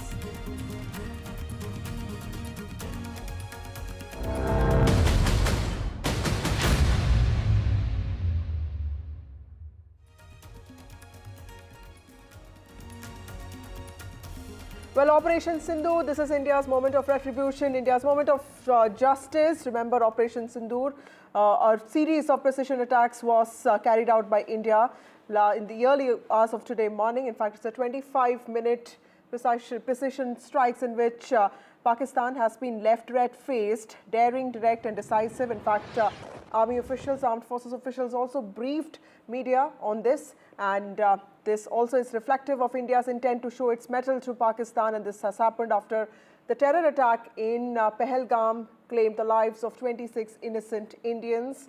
Video proof of precision strikes was also released during this media briefing. Terror hideouts in Pakistan have been bombed. In fact, India has taken a calibrated, measured approach to this, only attacking terror bases in Pakistan, specifically of Jaish-e-Mohammed and Lashkar-e-Taiba. And also, India's loud and clear message. In fact, the Prime Minister today, while speaking in cabinet meeting, has told his colleagues that this is time to be extremely proud of Indian armed forces. My colleagues Nazir joins us now. Nazir, to you first, and of course, Gurpreet joins us. Nazir, to you first. Tell us what has been the aftermath of Pakistan's violations of ceasefire in the last 12 days, and also today's reckless firing that has taken place. What is it that you're hearing from ground in J&K? Well, last 12 days was really very normal. It was small arms, but it was a hell for the night. People in the night when they used artillery, and innocent civilians are targeted. Their homes, their businesses, their lives, they have been targeted. There are casualties. Their number of the casualties is exactly not known because officially no conclusive figure has not been given so far. There are casualties in different areas of line of control which have suffered heavy artillery shelling from Pakistan, and particularly the Poonch sector where most of the casualties have taken place, civilian casualties. We are waiting for the official number. India has hit hard and hit where it hurts the most, and Jaish headquarters or their ideological base in Bahawalpur has been hit. There are casualties which are reports attributed to Maulana Masood Azhar, founder and the chief of Jaish-e-Mohammed, their organization. They are saying 14 people, including his family, have been killed in that attack. So clearly, India had this targeted this military precision, and also there was attack in Murdiki. Murdiki was Lashkar headquarters. Earlier, it was known as Dawat-e-Irshad, Jamaat Dawat-e-Irshad, and there are attacks in Kotli, Muzaffarabad, other places, all those places which were well known that these are militants and their leadership is operating from there. These are launch pads, they are training centers, these are indoctrination centers. But then there has been some loss to the Air Force also in this massive attack on Pakistan, which was most coordinated, and for the first time, unlike in the past 2016 or 2019, surgical strikes or the Balakot airstrike, when Pakistan was in denial mode, this time they have accepted there have been 26 casualties they have suffered during Indian military strikes at 9 different locations. But here on the ground, people are really fearful what would happen next, what would happen during the night. Night was held in the border areas, and even Srinagar, we heard some explosions as well. So fingers crossed what may happen next. In fact, the schools remain closed. All the education institutions remain closed. Chief Minister Umar Abdullah held emergency meeting with the district deputy commissioners of all the border districts to ensure that relief reached to the victims of this violence across border challenge. Okay. Harsha also joins us from Jaipur. But first of all, let me go to Gurpreet. Gurpreet, Akali Dal and especially Sukhbir Singh Badal have reacted very strongly to what Pakistan has done, and this has also claimed the lives of civilians. A Gurudwara has been attacked. Tell us how is Punjab getting sort of ready for mock drills, and also take us through the kind of action that Pakistan has taken in the last few hours. Well, yes, of course. We have seen Shiromani Akali Dal, and specifically President of Shiromani Akali Dal, he has already condemned this attack on Gurdwara Sahib. He says that it is highly condemnable act of Pakistan. But we have seen being a border state in Punjab, multiple decisions had been taken. And if we can talk about this border districts and specifically Gurdaspur district, we have seen they have already shut down all the schools for 3 days. In Pathankot also, the schools have already been shut down, and in Firozpur also 1 day they have already decided to shut down for 1 day school in all over the district. Right now we are standing here and showing how the preparedness is going on. We have seen the mock drill is being taken place here, and we can see that whatever the guidelines had been issued by the central government, they are trying to implement on the ground. As of now, we have seen SSP Firozpur, he had already conversation with us. He was saying that everything is under control, and if we can specifically talk about the people of this district, the emotions are very high, and they say the way the Indian government had already taken a stand at this point of time. The Indian government, which has already taken stand against this terror attack which has been executed in India. So we will also talk the people who are present here. तो लगातार preparation चल रही है, क्योंकि अभी देख रहे हैं जैसे इंडिया और पाकिस्तान के जो अभी वॉलेटाइल सिचुएशन चल रही है, तो लगातार यहाँ प्रेपरेशन चल रही है। ਜੋ ਇੰਡੀਆ ਪਾਕਿਸਤਾਨ ਦੀ ਸਿਚੁਏਸ਼ਨ ਚੱਲ ਰਹੀ ਹੈ ਉਹਨੂੰ ਦੇਖਦੇ ਹੋਏ ਸਰਕਾਰ ਦੀਆਂ ਹਦਾਇਤਾਂ ਅਨੁਸਾਰ ਅੱਜ ਇੱਥੇ 4 ਵਜੇ ਮੌਕ ਡਰਿਲ ਚਲਾਈ ਜਾ ਰਹੀ ਹੈ। ਅਸੀਂ ਕੱਲ ਵੀ ਰਿਹਰਸਲ ਕੀਤੀ ਹੈ, ਸਾਇਰਨ ਵਜਾ ਕੇ ਦੇਖਿਆ ਸੀ ਜੀ। ਉਸ ਦੇ ਨਾਲ ਜੋ ਅੱਜ ਸਾਨੂੰ ਹੁਕਮ ਮਿਲੇ ਨੇ ਉਸ ਦੇ ਨਾਲ ਅਸੀਂ 4 ਵਜੇ ਰਿਹਰਸਲ ਕਰਨ ਲੱਗੇ ਹਾਂ। ਪਬਲਿਕ ਨੂੰ ਵੀ ਦੱਸਣ ਲੱਗੇ ਹਾਂ ਵੀ ਕਿਹੜੀ ਸਿਚੁਏਸ਼ਨ ਵਿੱਚ ਤੁਸੀਂ ਕਿਵੇਂ ਅਵੇਅਰ ਰਹਿਣਾ, ਕਿਵੇਂ ਆਪਦੇ ਆਪ ਨੂੰ ਸੇਫ ਕਰਨਾ। ਉਸ ਤੋਂ ਬਾਅਦ 9 ਤੋਂ 9:30 ਵਜੇ ਜੋ ਸਰਕਾਰ ਦੇ ਜੋ ਮਾਨਯੋਗ ਡੀ ਸਾਹਿਬ ਨੇ ਜਾਂ ਮਾਨਯੋਗ SSP ਸਾਹਿਬ ਨੇ ਹੁਕਮ ਦਿੱਤੇ, 9 ਤੋਂ 9:30 ਵਜੇ ਸਾਰੇ ਸ਼ਹਿਰ ਦੇ ਵਿੱਚ ਬਲੈਕ ਆਊਟ ਕੀਤਾ ਜਾਏਗਾ। ਤੇ ਮੈਂ ਸਾਰੇ ਸ਼ਹਿਰ ਨਿਵਾਸੀਆਂ ਨੂੰ, ਫਿਰੋਜ਼ਪੁਰ ਨਿਵਾਸੀਆਂ ਨੂੰ ਅਪੀਲ ਕਰਨਾ ਵੀ ਕਿਸੇ ਤਰ੍ਹਾਂ ਦੀ ਵੀ ਪੈਨਿਕ ਕਰਨ ਦੀ ਜ਼ਰੂਰਤ ਨਹੀਂ। ਅਸੀਂ ਹਰ ਵੇਲੇ ਉਹਨਾਂ ਦੇ ਨਾਲ ਖੜੇ ਆ। ਸਾਡੇ ਸਾਰੇ MC ਸਾਹਿਬਾਨ 9 ਤੋਂ ਲੈ ਕੇ 9:30 ਵਜੇ ਤੱਕ ਇੱਥੇ ਮੌਜੂਦ ਰਹਿਣਗੇ। ਸਾਡੇ ਨੰਬਰ ਇਹਨਾਂ ਸਾਰਿਆਂ ਕੋਲ ਹੈਗੇ ਨੇ। ਕਿਸੇ ਵੇਲੇ ਵੀ ਕੋਈ ਦਿੱਕਤ ਹੋਵੇ ਸਾਨੂੰ ਉਸੇ ਵੇਲੇ ਫੋਨ ਕਰਨ, ਅਸੀਂ ਉਸ ਵੇਲੇ ਉੱਥੇ ਪਹੁੰਚਾਂਗੇ। ਧੰਨਵਾਦ। Well, we can see these people, these are the local representatives. They are holding these mock drills on the ground so that they should be prepared. And what we have learned, the government has already given clear-cut direction to all the state government to hold this mock drill so that the people should be aware about the procedures during war if the situation is going to be arise in the coming days. So as of now, if we can talk about specifically this district Firozpur, we have seen the people are in very high spirit. They say the action which has been taken by Indian government against this terror attack, that is highly appreciable, and they say if it is required they will also support the nation, because they want that this terrorism should be uprooted. So we have to wait and watch how the situation is going to be turned in the coming days. Absolutely. Back to studio. To your right are those visuals, live visuals of the mock drills, the civil defense exercises that have been conducted across the country today in 244 districts of this country. Let me go across to Harsha. Harsha, you are going to Jaisalmer, and there's been a lot of emphasis on bordering districts. In fact, Home Minister Amit Shah also held a meeting, an important meeting with DGPs of states which are bordering districts. Tell us, how are the bordering districts preparing for any threat or attack of any kind? Because clearly India as a whole nationally is also in some ways prepared for a retaliation, but at the same time wants its civilians to be ready as well. Well, yes, absolutely. I'm on the way to Jaisalmer, and I'm now in close to Jodhpur, actually on the outskirts. So the Pakistan border is just about 350 to 400 kilometers away, and I'm at a village called Jhalamand. और आपके पास कुछ बताया गया है, क्योंकि यहाँ से पाकिस्तान दूर नहीं है, तो किस तरह से तैयारी रखनी चाहिए? हमारे यहाँ प्रशासन ने बताया है कि रात को 7 बजे सायरन बजेगा वो लाइट बंद करके रखना है, और जहाँ भी खड़े हो आपके पास गाड़ी है तो गाड़ी की लाइट बंद करके रखनी है, इस तरह से प्रशासन ने बताया है। आप लोगों को कुछ तैयारी के बारे में बताया है, क्योंकि पाकिस्तान बहुत दूर नहीं है यहाँ से? हमारे को कुछ नहीं बताया। आपको नहीं मालूम है? कुछ बताया है, क्योंकि यहाँ से ज्यादा दूर नहीं है, आपका बॉर्डर इधर है, ये बताइए। मैडम हम तो सुबह घर पे ही थे, पर क्या हमें जो भाई बंधु ने बताया, गोवर्धन जी ने हमें, तो हम उसी प्रकार की तैयारी करके रखेंगे हम भी, जैसे कि कोई वारदात ना हो किसी के साथ। हम 71 की लड़ाई में तो यहाँ तक शेलिंग हुई। हाँ, यहाँ तक हुई थी, पर हम तो सब सारे बंदों को यही बोल रहे हैं कि आप अपना ध्यान रखें खुद और अपना परिवार का। जो कच्चे मकान है उसमें रहे, बने बनाए ना रहे। जी बिल्कुल। So, these are people who faced, a lot of, in the 71 war, they were very close to the border, so they are kind of prepared. They've heard these things, but, Rajasthan is on high alert, especially the border districts are on high alert. The airports have been shut down in Jodhpur and Bikaner. In fact, Jodhpur, which is, the airport has been shut down till the 10th of May.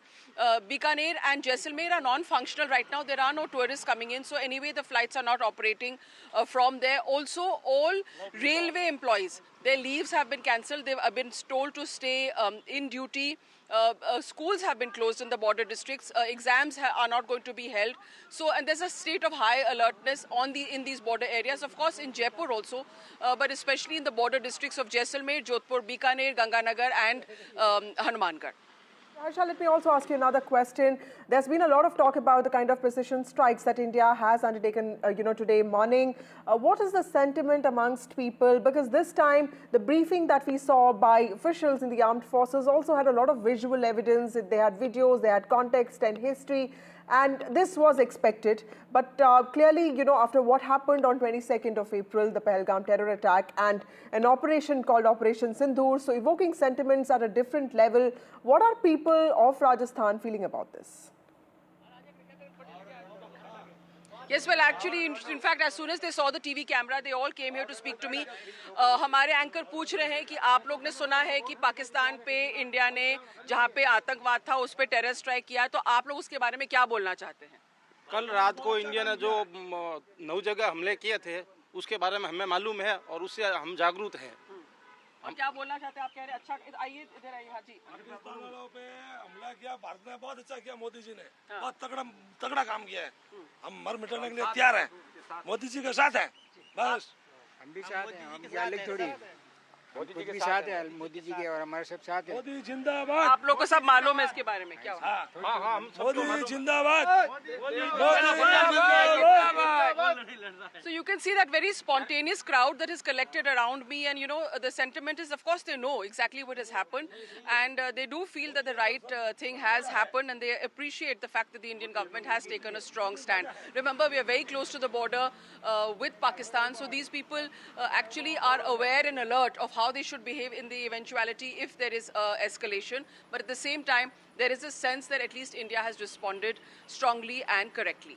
Right. Thank you, Harsha, for joining us with those details. My colleague Harsha on her way to Jaisalmer, and she's traveling to border districts, and border districts have become very important now because, remember, nationwide mock drills are on. India has already retaliated to Pakistan's role in Pahalgam terror attack. In fact, as part of its precision strikes held today morning, 9 terror bases in Pakistan have been attacked, have been bombed by India, and there's a massive mock drill that's happening across the country today, across 244 districts. Remember, India has not hurt civilians or military infrastructure or installations in its process of teaching Pakistan 2 lessons on accountability on terrorism. These are just terror bases of Jaish-e-Mohammed and Lashkar-e-Taiba which have been attacked, but mock drills are happening across the country today to prepare citizens, to prepare Indian civilians in case of threats and also anything that can happen because of the hostilities that Pakistan has been showing towards India. Mock drills in the midst of heightened tensions are happening across the country, and these are the first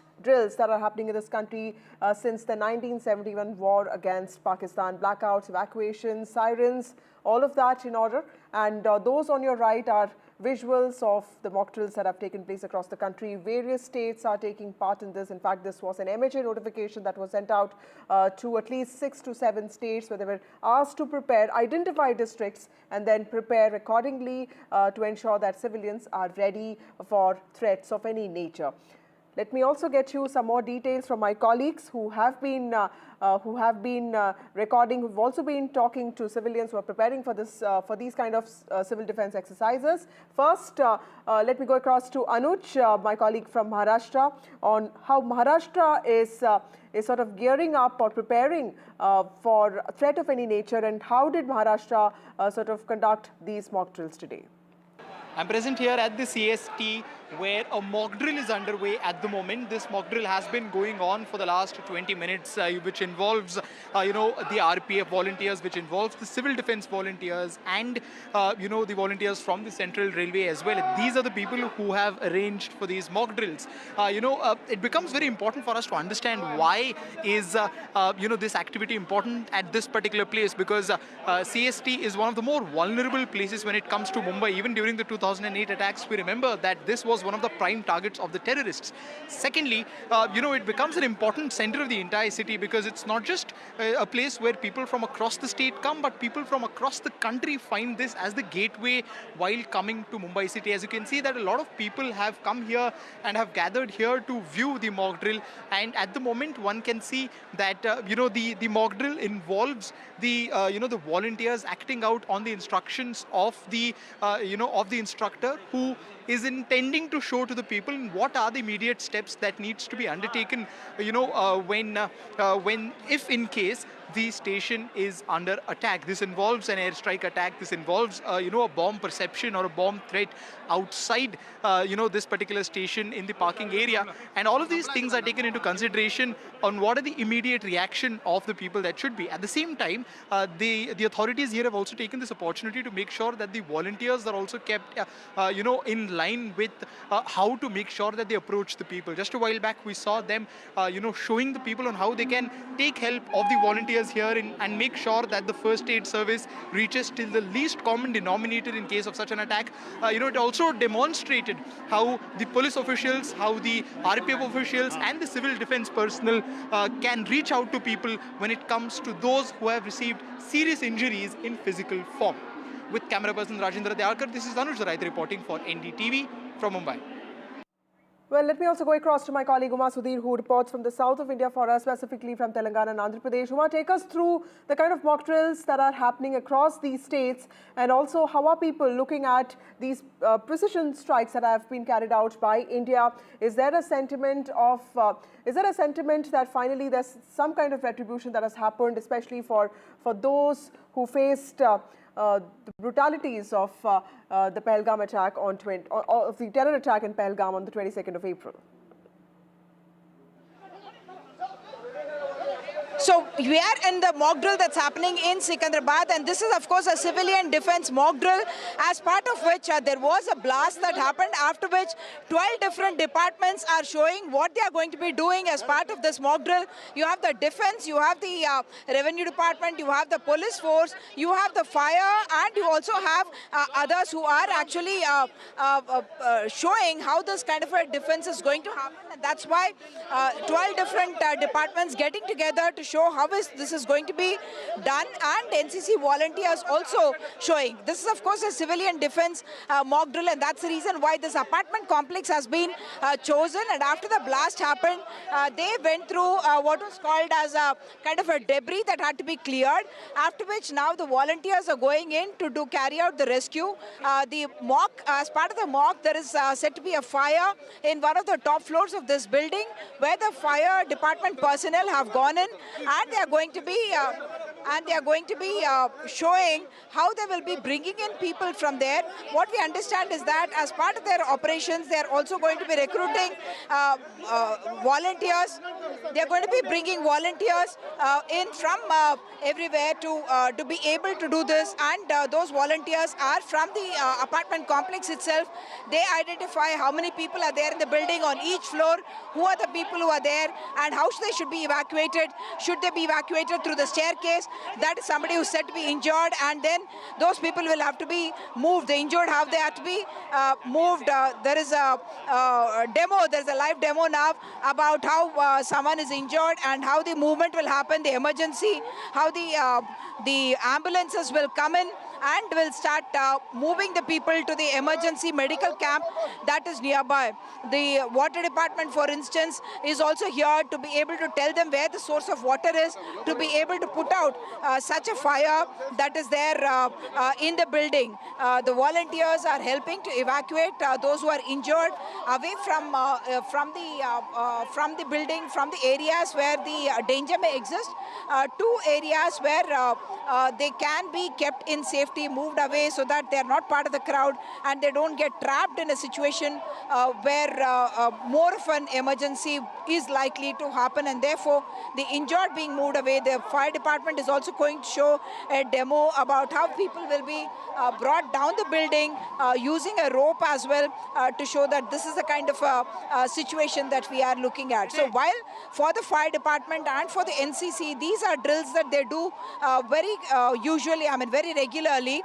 For the civilian population, this is an exposure to say that how you must behave, what you must be doing during the time of an emergency, and how the different departments are going to come together to carry out this kind of a rescue. Of course, this comes at a time when the armed forces is engaged with the tensions with the borders, at the borders, and here if an emergency were to arise in the civilian areas, what these people will be doing, that is what is now being demonstrated through these through this action that is happening here, where you can see 12 different departments who are all doing their different functions and showing how they are going to be carrying out or reacting in a situation of emergency.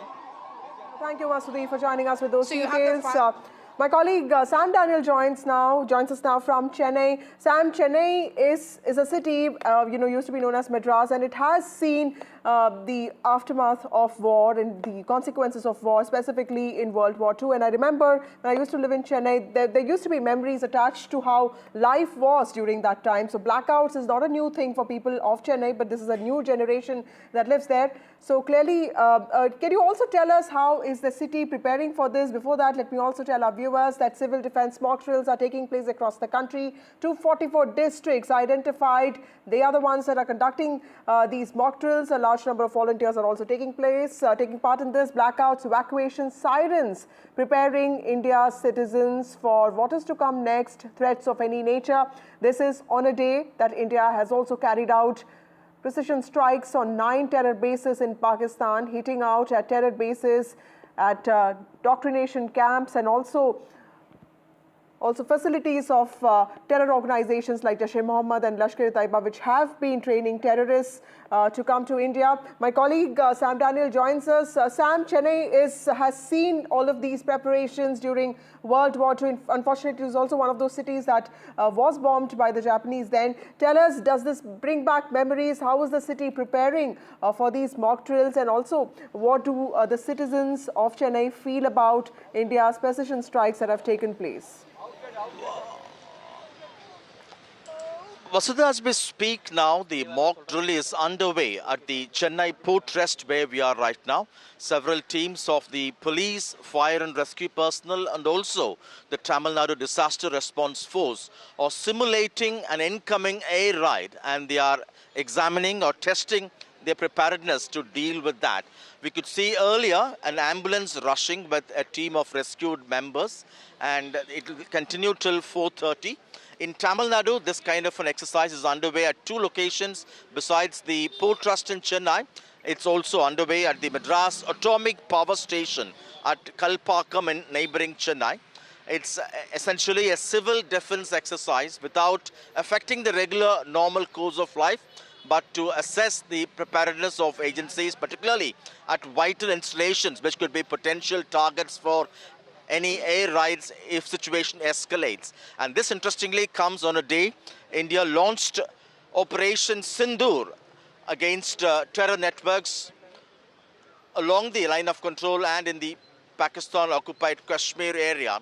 And people generally welcome this response by India, saying that India cannot keep quiet when close to 30 people were killed in that terror attack in Pahalgam. But some also express concerns that the state or the country should not let it escalate into a full-fledged war. Now that the point has been made to Pakistan, now that the terror networks have been hit in a precise manner, we should make sure that we exercise caution, restraint, so that this does not escalate into a full-fledged war. Some also say it's time we also introspect and find out the gaps in terms of be it intelligence failure or any other loopholes through which these terror elements were able to infiltrate into the country. And the larger picture, they say, exercises like this reaffirms or reinforces their confidence, how prepared the country is in the event of any kind of an air raid situation. Thank you, Sam Daniel, for joining us with those details. India has made it very clear that these precision strikes that it carried out are only on terror bases in Pakistan and also in Pakistan-occupied Jammu and Kashmir. It's the country has not really attacked military infrastructure or civilian installations of any kind, and this is only to demand accountability from Pakistan for the kind of terrorism that it has been sponsoring for the last 30 years. In fact, of the 5 Jaish-e-Mohammed, LET and Hizbul Mujahideen camps that have been attacked, many of them are also camps that have been training terrorists. These are outside Ministry of External Affairs, and several diplomats have come. In fact, remember that there's been an outpouring of support and solidarity from across the world. After the Pahalgam terror attack that took place, countries had given their complete support to India. And even today, after India made it very clear, those precision strikes that took place in the morning are completely to dismantle terror bases in Pakistan, not to hurt civilians or even military infrastructure. There has been a show of solidarity from allies across the country. In fact, External Affairs Minister Dr. S. Jaishankar has also been talking to his counterparts. The NSA, the National Security Advisor, Ajit Doval, has in fact briefed his counterparts from various countries, making it clear that India does not want to escalate these tensions. In fact, Vikram Misri, who is the Foreign Secretary, opened this briefing with these lines that the precision strikes that India carried out were completely non-escalatory in nature. They were proportionate and they were responsible and they were measured. India does not want to escalate these attacks, but is prepared for any retaliation or misadventure, is what Yomika Singh also used, of any kind if it comes from Pakistan. Those visuals outside External Affairs Ministry today in South Block, and on to your right are those visuals of mock drills that are happening across the country in 244 districts, preparing civilians, preparing citizens of this country for threats of any nature. To your left, visuals from right outside the Ministry of External Affairs.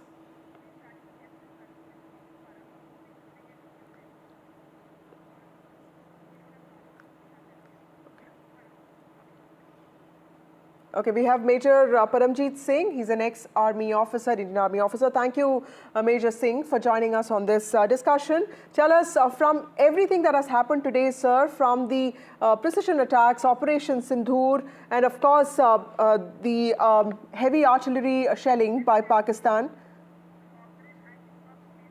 Thank you very much. Okay. I would like to... Okay, Major Singh, sorry to interrupt you. Let me go across to my colleague Deepak Bopanna, who joins us from Karnataka, Bengaluru. In fact, a mock drill is just about to start. Deepak, over to you. Well, here at the fire office, the headquarters, you can look at an explosion that's being simulated here, and you can see fire as well right on top. About 3 to 4 explosions were just simulated by the fire teams. Right now, it's just been about 30 seconds since it was a simulation has happened, and now you look at emergency vehicles that will be coming in to carry out rescue, and here you can look at an ambulance as well immediately coming in. Team, initially the first team to respond is going to be the fire team on a motorbike. You could also expect another fire engine to come in because there is fire. So this is, of course, to try and demonstrate the ability of the fire teams, the rescue teams as well, in case there is any sort of attack or an explosion that takes place in a city like Bengaluru. How prepared are the fire department? How prepared are the police department? How prepared are the civil defense teams and even the medical teams? That is what they're trying to emulate here through this particular mock drill. Just a while ago, they were showing a rescue operation inside water. Here with gas masks and oxygen cylinders. You're looking at a team that has just arrived. Ladders being brought in at this point in time. And another huge fire engine with a massive ladder which is capable of reaching even high rises. That has now just been brought in. So now they're also demonstrating all sorts of equipment that they have. Now, of course, during an emergency situation, you probably will not have teams coming in this quickly. But here, since it's a mock drill, they are trying to showcase all the equipment that they have. Now you can see a team has already erected a ladder which will head now straight up to the second floor. That's where the fire right now is being simulated. Another team has already gone in on foot, which will of course be using the staircase to get to the terrace.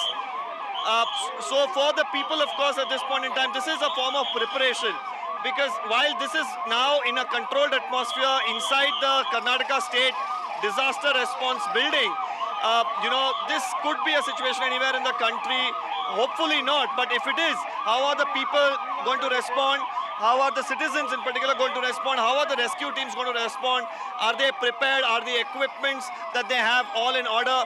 That is what they're trying to establish, trying to ascertain through this mock drill exercise that's right now underway. As we look at these dramatic pictures that we're looking at from Bengaluru, there you see two firemen who have reached the terrace where the explosion took place. The fire still being witnessed, that we can still witness.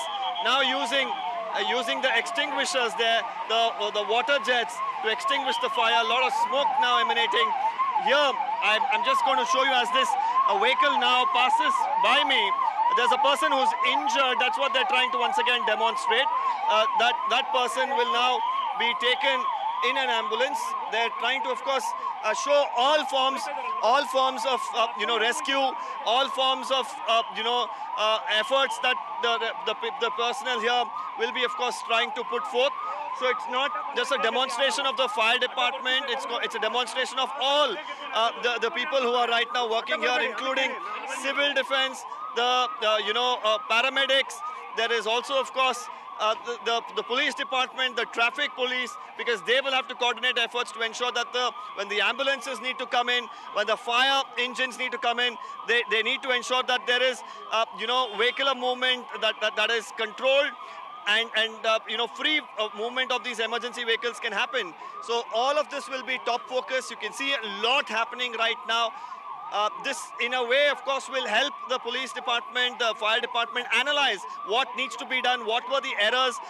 Such mock drills is not going to be limited to only this area. It's going to happen over the course of the next 1 week in multiple locations, in Bengaluru, in Karwar, and even in Raichur. In Karwar, there's a Kaiga nuclear power plant. There's also a thermal plant in Raichur.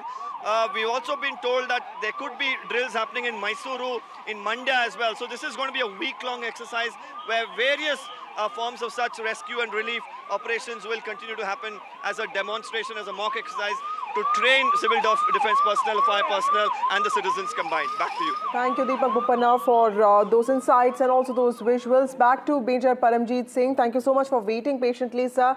How do you see India's precision strikes on Jaish-e-Mohammed and Lashkar-e-Taiba terror camps, and also, getting civilians to be prepared for threats of any kind? So clearly there's work happening at two levels there. Yeah, first of all, I would like to thank you for inviting me to your channel.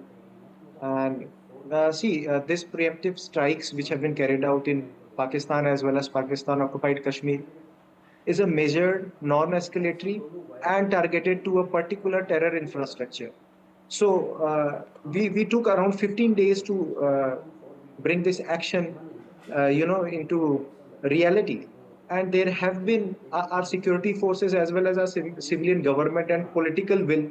They all have created a nexus, and they have, measured to the minute details what could be the escalations, and they have carried out these precision attacks. So these preparing civilians as well as, civil administration for further action is part of the plan.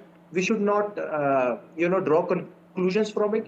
Every time if we are prepared, we could respond better in situation of unforeseen. So we should take it positively. We should participate and we should obey to the guidelines of the government. Right. We also have Dr. Tara Karta, who's a former director, National Security Council Secretariat. Thank you, Dr. Karta, for joining us. Always a pleasure to speak to you, ma'am.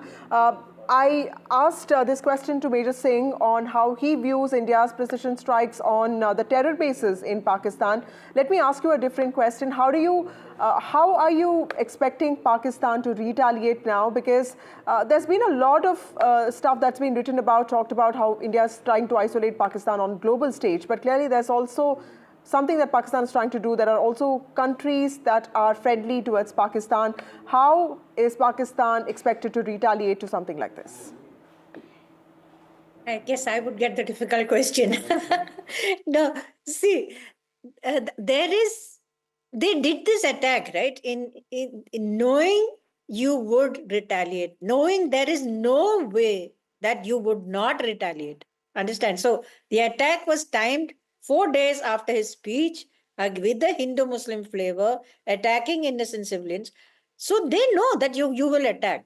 So for some reason, they want you to attack so that they will then launch a huge strike for whatever reason, whatever way that they can, and get General Asim Munir into the headlines. That is the objective of this whole exercise. It gets the heat off him on various fronts, on terms of Imran Khan shouting, in terms of Baloch attacks, in terms of the infighting, political infighting. So there's a lot riding, and the danger here, what I'm trying to stress is, situations get dangerous when it becomes personal. When this man has put his ego on the line and stood up on a tank and said, I will hit you if you hit me, then you're pretty much open to anything. Right.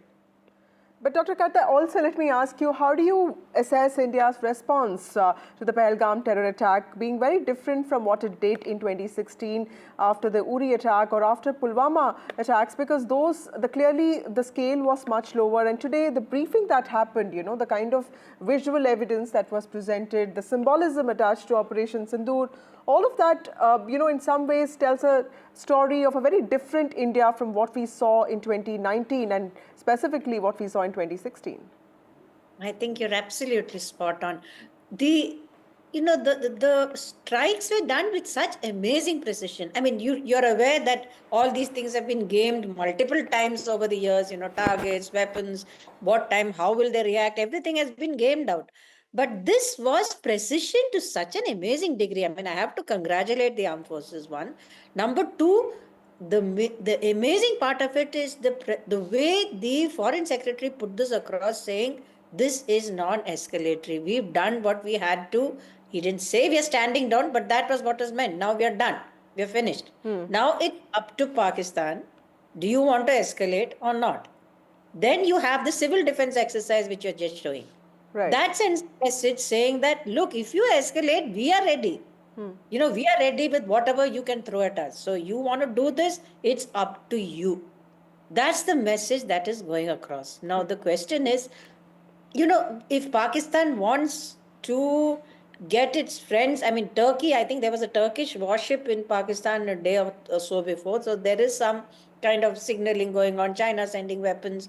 But I would assume all these people would tell Pakistan to back off. Right. Because what will you hit? I mean, there are no terrorist camps here for them to hit. They hit civilians, we hit terrorists. Right. Major Singh, also explain to us, the essence of what the Foreign Secretary said today, Vikram Misri, when he says that, this was measured, this was non-escalatory, and this clearly is also very calibrated. This, in some ways, the Foreign Secretary was trying to send out a message that this is India's moment of retribution, and it's important to understand that India does not want this to escalate, but if Pakistan does that, then India also is prepared for it. You see, I would like to start. Our foreign policy has been fantastic from past few years. As ma'am brought out, the entire root cause of problem is legitimacy of Pakistan army. I would like you to go back in time and remember when Imran Khan was being arrested. There were anti-Pakistani army, strikes, protests, whatever you call it, they were riots. And the entire mood, the most suppressed person, in this subcontinent is Pakistani's awam, which is, suppressed by Pakistan's army. So it is all calibrated. This ma'am was correct. This attack was to, draw India into confrontation so that Pakistan can use its jingoism and, its patriotism, so-called patriotism, to draw India into a conflict. So we did what we could do. Now the ball is in court of Pakistan, and I don't see any major, escalation coming up because of their financial situations, because of India's preparedness. And yes, our foreign policy, our foreign secretary, they have responded very, maturely. Right. They have brought out the point that we are done. And if you do it, the ball is in your court. You will face, you will face attacks, multiple times. The volume will be very high, and we will further escalate the cost of your, misadventures. Right. My last question to you, Tara Karta. Dr. Karta, how do you also see the importance of the diplomatic offensive that India launched? In fact, for several days, that was where the focus on isolating Pakistan on the global stage, working on UNSC partners, and of course on the FATF. How do you see the importance of something like that? And of course, the military strikes which have happened, clearly both of these have to go hand in hand. But for the diplomatic offensive, clearly there's a lot more to do for India. And how do you think India is going to perform on that front? This is one area which is very different from the Balakot time. When you had a president who was willing to come in, and there was a certain sort of, what shall I say, an awareness in the international community that this cannot go out of hand. Balakot was there, earlier it was there. This time, everybody is in their own difficulties. I mean, President Trump has fired off any number of national security officials. Nobody knows who's where. The Russians are struggling with their own Ukraine. The Israelis, while they have given us total support in terms of diplomacy, they are bogged down in Gaza. So this time, I think the danger is that there is no specific outside power who can come in and say, listen, Pakistanis, guys, you better stop this. There's just too much going on, which is a problem for us. Right. Thank you, both of you, for joining me on this broadcast. Sorry to interrupt you. We also have Vishal with us now, and this is for India calling permanent and non-permanent members of the United Nations Security Council, and this is for a briefing on Operation Sindoor. Vishal, this is immediately after the precision strikes that India has carried out, just 2 days after Pakistan called a similar meeting and within closed doors. Although Pakistan was expecting traction for its own narrative and for its defense, the members only asked very tough questions on Pakistan, making it clear that the country does find itself quite isolated on the global front. Now, tell us a little bit about this particular meeting that India has called, and what does it expect? So the meeting has already happened, and Indian officials, particularly of the Ministry of External Affairs, they have briefed these permanent and non-permanent members of the United Nations Security Council. So before I get into the details, the permanent members of the United Nations Security Council are 5. They are namely China, France, Russia, United Kingdom and the US. And there are some non-permanent members which are chosen every year. So this year they are Algeria, Denmark, Greece, Guyana, Pakistan, Panama, Republic of Korea, Sierra Leone, Slovenia, and some other nations are also there. So these nations officials were briefed by Indian officials just about half an hour ago on the Operation Sindoor and the details of the operation. India has already shared the details with almost everyone. So the United Nations Security Council was also one of the major bodies that needed to be shared information with. So that has indeed happened, and United Nations, as you mentioned earlier, has been repeatedly shunning Pakistan in the wake of the dastardly attacks in Kashmir that killed 26 innocent people.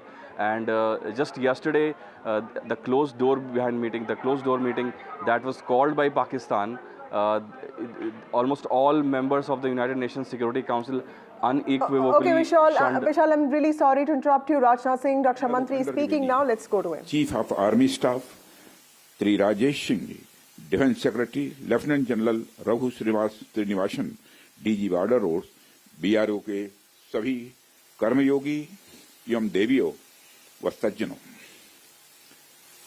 आप सभी जानते हैं कि आज हमारे प्रधानमंत्री जी के मार्गदर्शन में हमारे भारत की सेना ने हम सभी भारतवासियों का मस्तक ऊंचा किया है।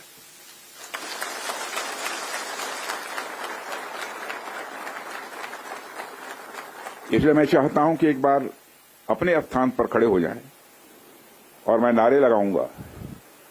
हमारे देश के सेना के जवानों के सम्मान में हम सभी बोलेंगे, भारत माता की, भारत माता की, भारत माता की। बहुत बहुत धन्यवाद। साथियों, जैसी कि आप सबको जानकारी है कि कल रात हमारी भारतीय सेनाओं ने अपने अद्भुत शौर्य और पराक्रम का परिचय देते हुए एक नया इतिहास रच दिया है। साथियों, भारत की सेना ने सटीकता, सतर्कता और संवेदनशीलता के साथ कार्रवाई की है। हमने जो लक्ष्य तय किए थे उन्हें ठीक समय, तय योजना के अनुसार सटीकता से उन्होंने ध्वस्त किया है और किसी भी नागरिक ठिकाने, सिविलियन पॉपुलेशन को जरा भी प्रभावित न होने देने की संवेदनशीलता भी हमारी सेना ने दिखाई है।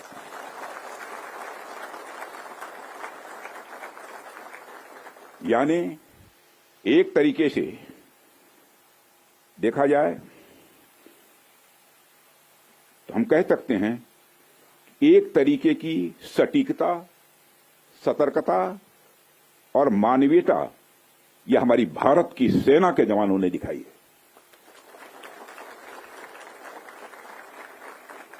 जिसके लिए मैं हमारे सेना के जवानों और अधिकारियों को पूरे देश की ओर से मैं साधुवाद देता हूं और सेना को संपूर्ण संबल प्रदान करने के लिए अपने प्रधानमंत्री माननीय नरेंद्र मोदी जी को भी मैं साधुवाद देता हूं।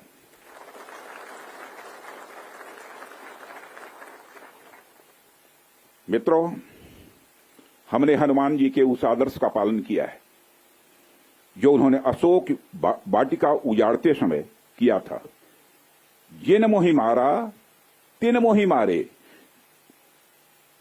हमने केवल उन्हीं को मारा जिन्होंने हमारे मासूमों को मारा। साथियों, प्रधानमंत्री श्री नरेंद्र मोदी के नेतृत्व में हमारी सेनाओं ने ऑपरेशन सिंदूर लॉन्च करके पहले की तरह ही इस बार भी आतंकियों को ट्रेनिंग देने वाले कैंप्स को तबाह करके करारा जवाब दिया है। भारत ने अपनी सरजमी पर हुए हमले का जवाब देने के लिए अपने राइट टू रेस्पॉन्ड का इस्तेमाल किया है और हमारी यह कार्रवाई बेहद सोच समझकर सधे हुए तरीके से की गई है। आतंकियों के हौसले पस्त करने के उद्देश्य से यह कार्रवाई महज उनके कैंप्स और इंफ्रास्ट्रक्चर तक ही सीमित रखी गई है। मैं पुनः हमारे आर्म्ड फोर्सेस के शौर्य को मैं नमन करता हूं। साथियों, आज बॉर्डर रोड ऑर्गेनाइजेशन के 66वें फाउंडेशन डे पर आपके बीच उपस्थित होना मेरे लिए गौरव का विषय है और यह खुशी की बात है कि आज इस इम्पोर्टेंट डे पर बीआरओ द्वारा निर्मित 50 इंफ्रास्ट्रक्चर प्रोजेक्ट्स का उद्घाटन करने का अवसर भी हमें प्राप्त हो रहा है। मैं आप सभी का आभार व्यक्त करता हूं कि आपने मुझे यहां आमंत्रित किया है। साथियों, किसी भी संस्थान के लिए उसका फाउंडेशन डे यह बहुत ही महत्वपूर्ण हुआ करता है। वैसे भी 65 वर्षों की आपकी जो यात्रा रही है वो बेहद गौरवशाली रही है। इसलिए आज का दिन उस गौरवमयी यात्रा को याद करने का दिन है। इसके साथ साथ यह दिन ठहर कर सोचने का भी दिन होता है कि अपनी अब तक की यात्रा में हमने क्या क्या हासिल किया है और यह हमारी अब तक की कार्य प्रणाली का विश्लेषण करने का भी यह दिन है। साथ ही यह एनालिसिस करने का भी दिन है कि भविष्य में हमारी राह क्या होनी चाहिए। साथियों, मैं देख पा रहा हूं कि वीडियो कॉन्फ्रेंसिंग के माध्यम से देश के अलग अलग क्षेत्रों से हमारे कई साथी जुड़े हुए हैं। अक्सर हम उद्घाटन के अवसर पर बड़ी बड़ी संस्थाओं का और बड़ी बड़ी एजेंसीज का नाम तो लेते हैं, परंतु ऐसे कई कर्मयोगी हैं जो पर्दे के पीछे रहकर काम करते हैं। किसी प्रोजेक्ट को पूरा करने में उनका योगदान भी बेहद महत्वपूर्ण होता है। इसलिए मुझे लगता है कि आज का दिन उनके योगदान को एक्नॉलेज करने और एप्रिशिएट करने का भी दिन है। साथियों, आज जम्मू कश्मीर, लद्दाख, सिक्किम, मिजोरम, अरुणाचल प्रदेश, पश्चिम बंगाल और राजस्थान में कई प्रोजेक्ट्स का उद्घाटन हुआ है। कहने को तो यहाँ सारे फिजिकल इंफ्रास्ट्रक्चर हैं, लेकिन मैं इन्हें सिर्फ फिजिकल इंफ्रास्ट्रक्चर ही नहीं समझता। हमें जो सड़कें दिखती हैं, जो पुल दिखते हैं, वह सिर्फ दो स्थानों को जोड़ने वाले नहीं होते हैं, बल्कि वह लोगों के दिलों को जोड़ने वाले होते हैं। इन प्रोजेक्ट से राष्ट्रीय सुरक्षा को तो मजबूती मिलती ही है, साथ ही साथ यह प्रोजेक्ट इन सभी रीजन्स को इकोनॉमिक प्रॉस्पेरिटी को भी बढ़ावा देते हैं। ये तमाम प्रोजेक्ट इन क्षेत्रों में ट्रांसपोर्टेशन, टूरिज्म और इकोनॉमिक एक्टिविटी को बढ़ावा देंगे, जिससे निश्चित रूप से यहाँ के निवासियों की आय में वृद्धि होगी, उनकी क्वालिटी ऑफ लाइफ में भी इम्प्रूवमेंट होगा और इन क्षेत्रों में समृद्धि आएगी, यानी प्रॉस्पेरिटी आएगी। साथियों, मुझे बताया गया कि आज जिन इंफ्रा प्रोजेक्ट्स की शुरुआत की गई है, इनकी टोटल कॉस्ट लगभग 1900 करोड़ रुपए के आसपास की है। मुझे लगता है कि यह केवल उनकी नॉमिनल वैल्यू पर है। इसकी असली वैल्यू है वह तो हम आंक भी नहीं सकते। इन सड़कों के माध्यम से जब कोई बच्ची स्कूल जाएगी और अपना भविष्य बनाएगी, तो उसके इम्पैक्ट का आकलन भी हम नहीं कर सकते। इन ब्रिजेज के माध्यम से जब यहां एम्बुलेंसेज दौड़ेंगी और समय पर लोगों को इलाज होगा, उसकी वैल्यू को भी नहीं आंका जा सकता है। जब इन सड़कों के माध्यम से विभिन्न संस्कृति के लोग आपस में जुड़ेंगे या फिर एक दूसरे से जो कुछ सीखेंगे, उसकी वैल्यू कोई भी आंक नहीं सकता है। जब इन टनल्स के माध्यम से यहाँ के किसानों द्वारा उगाए गए फूल, फल, सब्जियां इत्यादि दूसरे क्षेत्रों में आसानी से पहुंचेंगे, उसका जो आर्थिक और सामाजिक प्रभाव यहाँ के किसानों पर पड़ेगा, उसकी वैल्यू, उसकी कीमत कोई भी नहीं आंक सकता है। साथियों, मैं इन प्रोजेक्ट्स की डिटेल देख रहा था। मैंने देखा कि इनमें छोटे से लेकर बड़े रोड्स, टनल्स और ब्रिजेज हैं। कुछ मीटर से लेकर सैकड़ों किलोमीटर तक इनकी लंबाई है। हालांकि उनकी लंबाई से कोई खास फर्क नहीं पड़ता है। कोई पुल अगर छोटा है, कोई सड़क यदि छोटी है, तो इससे कोई खास फर्क नहीं पड़ता, क्योंकि दुनिया की लंबी से लंबी जो यात्राएं होती हैं, वह सिर्फ एक छोटे से रास्ते से ही शुरू होती हैं। इसलिए इन प्रोजेक्ट्स की कीमत, इनकी वैल्यू सिर्फ इस बात से नहीं आंकी जा सकती क्या फाइनेंशियली या फिजिकली कितना बड़ा प्रोजेक्ट है और यह कितना छोटा प्रोजेक्ट है। असल में इनकी असली कीमत इस बात से है कि यह कितने परिवारों को जोड़ रही हैं, कितने लोगों की संस्कृति को, उनके रहन सहन को आपस में करीब ला रही हैं, कितने लोगों की आर्थिक और सामाजिक समृद्धि, इकोनॉमिक और सोशल प्रॉस्पेरिटी में अपना ये योगदान दे रही हैं। यह प्रोजेक्ट्स लोहे, कंक्रीट या कोलतार से बनी हुई एक संरचना भर नहीं है, बल्कि यह एक कमिटमेंट है, यह एक प्रतिबद्धता है सीमावर्ती क्षेत्र के विकास का। यह एक रिजॉल्व है, यह एक संकल्प है बॉर्डर एरियाज में क्वालिटी इंफ्रास्ट्रक्चर बिल्ड करने का। यह एक दृढ़ निश्चयता का डिटर्मिनेशन है लोगों के दिलों को जोड़ने का। इसलिए मैंने कहा कि ये प्रोजेक्ट्स इनवैल्यूएबल हैं, इनकी कीमत का आकलन नहीं किया जा सकता। साथियों, प्राचीन काल से ही मार्ग मानव सभ्यता के विकास में बड़ी महत्वपूर्ण भूमिका निभाते आए हैं। मार्गों की महत्ता हमारे इतिहास में हमेशा से रही है। जब आप मानवता का इतिहास पलट कर देखेंगे तो आप ये पाएंगे कि ट्रांसपोर्टेशन रूट्स ने कितना इंपॉर्टेंट रोल प्ले किया है। इतिहास बताते हैं कि सिविलाइजेशन थ्राइव हुई तो उसके पीछे रूट्स और राजमार्गों का बहुत बड़ा योगदान रहा है। कला, साहित्य, संस्कृति और विज्ञान का प्रचार प्रसार एक क्षेत्र से दूसरे क्षेत्र तक इन्हीं के माध्यम से फैलता है। यदि मैं भारत के संदर्भ में बात करूं तो मुझे यहाँ के दो इम्पॉर्टेंट रूट्स के नाम स्वाभाविक रूप से याद आ रहे हैं। आप शायद उत्तरापथ और दक्षिणापथ के बारे में जानते होंगे या सुना होगा। उत्तरापथ और दक्षिणापथ हमारे इंडियन सब कॉन्टिनेंट के डिफरेंट रीजन्स को एक दूसरे से जोड़ने वाले धागे की तरह हैं। आप सोचिए, हजारों साल पहले जब संचार के इतने तेज साधन नहीं थे, तब आइडियाज और कल्चर, विचार और संस्कृति एक जगह से दूसरी जगह कैसे पहुंचते थे। पांड्य साम्राज्य का मोती और मदुरई का कपास आखिर मगध के पाटलिपुत्र में कैसे बहुत प्रसिद्ध हो गया। राजकुमार सिद्धार्थ से भगवान बने महात्मा बुद्ध की शिक्षाएं कावेरी पट्टनम तक कैसे पहुंच गईं। संगम युग की मणिमैखली की चर्चा कश्मीर तक कैसे फैल गई। जब भारत में मॉडर्न पॉलिटिकल यूनिटी का कंसेप्ट भी नहीं आया था, तब से इन रूट्स ने सभ्यता और संस्कृति के विकास और आदान प्रदान में बहुत ही महत्वपूर्ण भूमिका निभाई है। यदि हम महात्मा बुद्ध के बाद के इतिहास पर भी नजर डालें, तब भी हमें यह देखने को मिलता है कैसे दूसरे क्षेत्रों से आकर लोगों ने भारत की संस्कृति को समृद्ध किया और भारत की संस्कृति से भी उन्होंने बहुत कुछ सीखा भी है। इन मार्गों का महत्व तब भी इतना ज्यादा था कि व्यापार के लिए समर्पित सड़कें बनाई जाती थी। आप जब सिल्क रूट के बारे में जानते हैं, आप सभी को मालूम है सिल्क रूट के बारे में, जिसने एक तरह से पूरे एशिया और मध्य यूरोप तक को कवर कर लिया था। भारत से भी उस सिल्क रूट का एक बड़ा हिस्सा होकर गुजरता था, जिससे न सिर्फ सामान बल्कि संस्कृति और विचार का भी एक्सचेंज, आदान प्रदान यह होता था। एशिया और यूरोप के बीच कल्चरल एक्सचेंज, सांस्कृतिक आदान प्रदान में भी सिल्क रूट का बहुत बड़ा योगदान रहा है।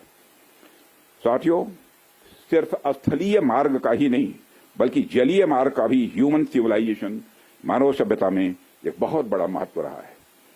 मेसोपोटामिया की सभ्यता के साथ हमारा व्यापार जलीय मार्ग से ही होता था। अरब के जो व्यापारी आते थे वह भारत में जलीय मार्ग से ही आते थे। इन रूट्स का असर हमारे संस्कृति पर, हमारे परंपराओं पर और हमारी अर्थव्यवस्था पर तो पड़ा ही, साथ ही साथ इन रूट्स ने दुनिया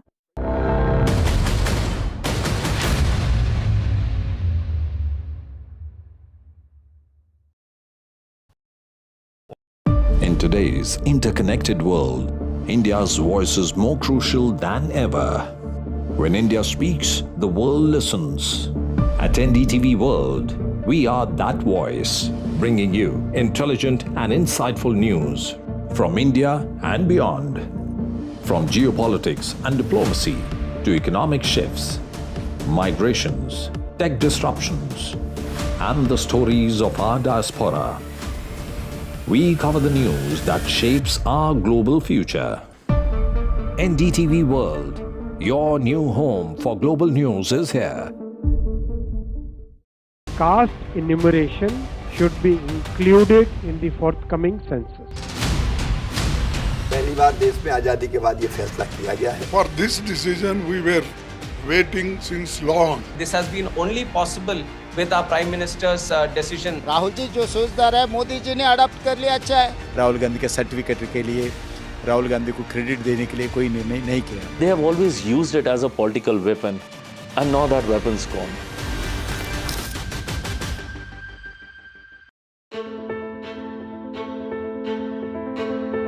News is not just headlines, it is what impacts you. And news should never be mistaken for noise. What matters is the reality. Accurate, in-depth, and with the right perspective. For over 20 years, I have been a journalist, and never has clarity mattered more than now. At Newsnight, we go beyond the surface. We dissect the details, challenge the narratives, and bring you the unparalleled clarity you deserve in a world clouded.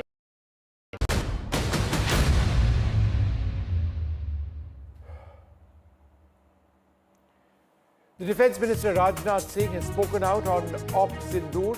He's lauded the operation where India hit Pakistani terror camps. He says history has been scripted by our armed forces. India has briefed members of the UN Security Council on the strikes on Pakistan. Our National Security Advisor Ajit Doval has spoken to his counterparts around the world. India has assured the world that we do not have any intent to escalate. India has avenged the Pahalgam terror attack. It's rattled Pakistan. Pakistan has attacked civilian sites in Poonch and other parts of the line of control.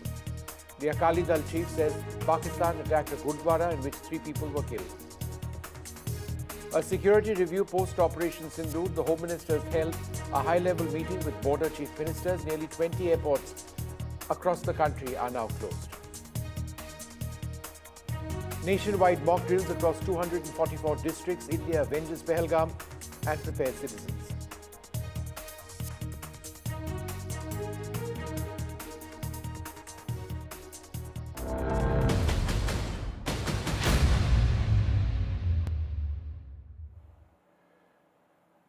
Good evening and welcome. The big story that we continue to track, the aftermath of India's devastating strikes on terror targets in Pakistan. There have been several targets which have been hit. These are terror targets. The people trained over here have been involved in terror strikes, not just in Pahalgam, but elsewhere as well over a period of time. The strikes involved a variety of weaponry, including cruise missiles, loitering drones. It was carried out by the Army and the Indian Air Force. There has been substantial firing on the line of control. Post this, there have been several civilians, unfortunately, who have lost their lives as a result of that artillery shelling. The Indian Army has responded fiercely to that artillery shelling, and there is heavy casualties, it is believed, on the Pakistani side as well.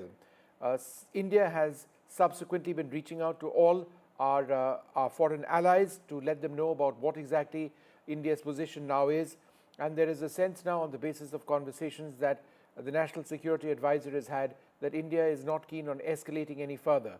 That said, that there is a new NOTAM, or Notice to Airmen, which has been announced, that covers a large part of our airspace, which is now a no-fly zone, at least for the next couple of days.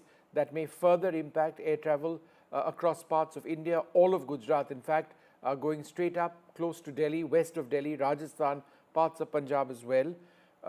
And that indicates that the Indian Air Force is on the alert and is potentially on alert for a potential Pakistani airstrike or a missile strike which may take place. That cannot be ruled out. Let's go across to NDTV's Ishika, who's been tracking government moves. Now, Ishika, as I understand it, several foreign envoys are being briefed on India's objectives and what we did. Is that right? Well, yes, Vishnu, we are currently present at, just outside the Ministry of External Affairs. And here, certainly, the foreign envoys are now being briefed, by the government of India, because government of India has yet again reaffirmed that they have only, struck on the terror targets, and they have, in fact, no intent of escalating it anymore. In fact, we also just heard, the statement that has come from the Defence Minister, Rajnath Singh. And he has clearly stated this, that India has only attacked those who, in fact, caused the terror in India, especially in Kashmir. So that is again and again making it very clear to the world, especially, that India, number one, has in fact no intent of escalating it any further. And whatever, action has been taken, retaliation that has been, been done by India was only on the terror camps in Pakistan and POK. So that is what is happening inside. In fact, we continue to show you the visuals from the South Block, and here, the foreign envoys who are still, currently present inside, they are being briefed by the government of India, because government of India wants to make it stand very clear to the nation, to the world regarding Pakistan, because we heard a statement also that came from Pakistan saying that if India does not escalate it anymore, they won't be doing they won't be taking any any action. And we have seen, countries like Japan, UK saying that, they are wanting peace between the two nations, and they are wanting, in fact, the conflict to be resolved. So over all of that issues, currently, the envoys are being briefed by the government of India. Over to you. All right, Ishika, thanks very much for sharing those details. Just a little while earlier on, Defence Minister Rajnath Singh has lauded the operation. Here's what he said. जैसे कि आप सबको जानकारी है कि कल रात हमारी भारतीय सेनाओं ने अपने अद्भुत शौर्य और पराक्रम का परिचय देते हुए एक नया इतिहास रच दिया है। तो हम कह सकते हैं एक तरीके की सटीकता, सतर्कता और मानवीयता यह हमारी भारत की सेना के जवानों ने दिखाई है, जिसके लिए मैं हमारे सेना के जवानों और अधिकारियों को पूरे देश की ओर से मैं साधुवाद देता हूं। हमने केवल उन्हीं को मारा जिन्होंने हमारे मासूमों को मारा। हमारे प्रधानमंत्री जी के मार्गदर्शन में हमारे भारत की सेना ने हम सभी भारतवासियों का मस्तक ऊंचा किया है। Defence Minister Rajnath Singh there congratulating the armed forces on this operation. In case you're just tuning in, we've got the exact areas where the Indian Air Force and the Indian Army struck. These were primarily Indian Air Force strikes which took place. First up, the line of control is what is marked red over there. South of the line of control is the black line, which is the international boundary, the international border. The red parts are the line of control between India and Pakistan. This is India's boundary, right? That's what we claim. However, the line of control is inside. Therefore, we have struck west of the line of control. These are north of the Pir Panjal, and all of these are the names of terror camps which have been struck. I'm not going to go through all of them, but these are between 20 to 30 kilometers in terms of depth. There have been drones which have been used to hit these. There have been precision missiles which have been used to strike these targets. Some of them are small, some of them are larger. We'll show you video as well. The international border starts from here, and this is where it gets interesting in a sense that not only did we hit Muridke, which is near Lahore, we also hit Bahawalpur, way down south. So if the camera can pan down, then you can see Bahawalpur. Bahawalpur is located 100 kilometers from the international boundary. It is between Punjab and Rajasthan. So it's the entire front from Bahawalpur in the south, 100 kilometers west of the international border. That is the deepest India has ever struck since the 1971 war, going all the way up north. And what is now taking place is that there is a great deal of shelling which is taking place all along the line of control over here, going all the way into the international border part of Jammu and Kashmir, right? All of these areas over here is where there is a great deal of firing which is taking place north, obviously, of Punjab in the Jammu area. Let's move on now from here and take a look at the strikes actually going in. This is absolutely critical. This is, let's move to the visuals, please, the next image.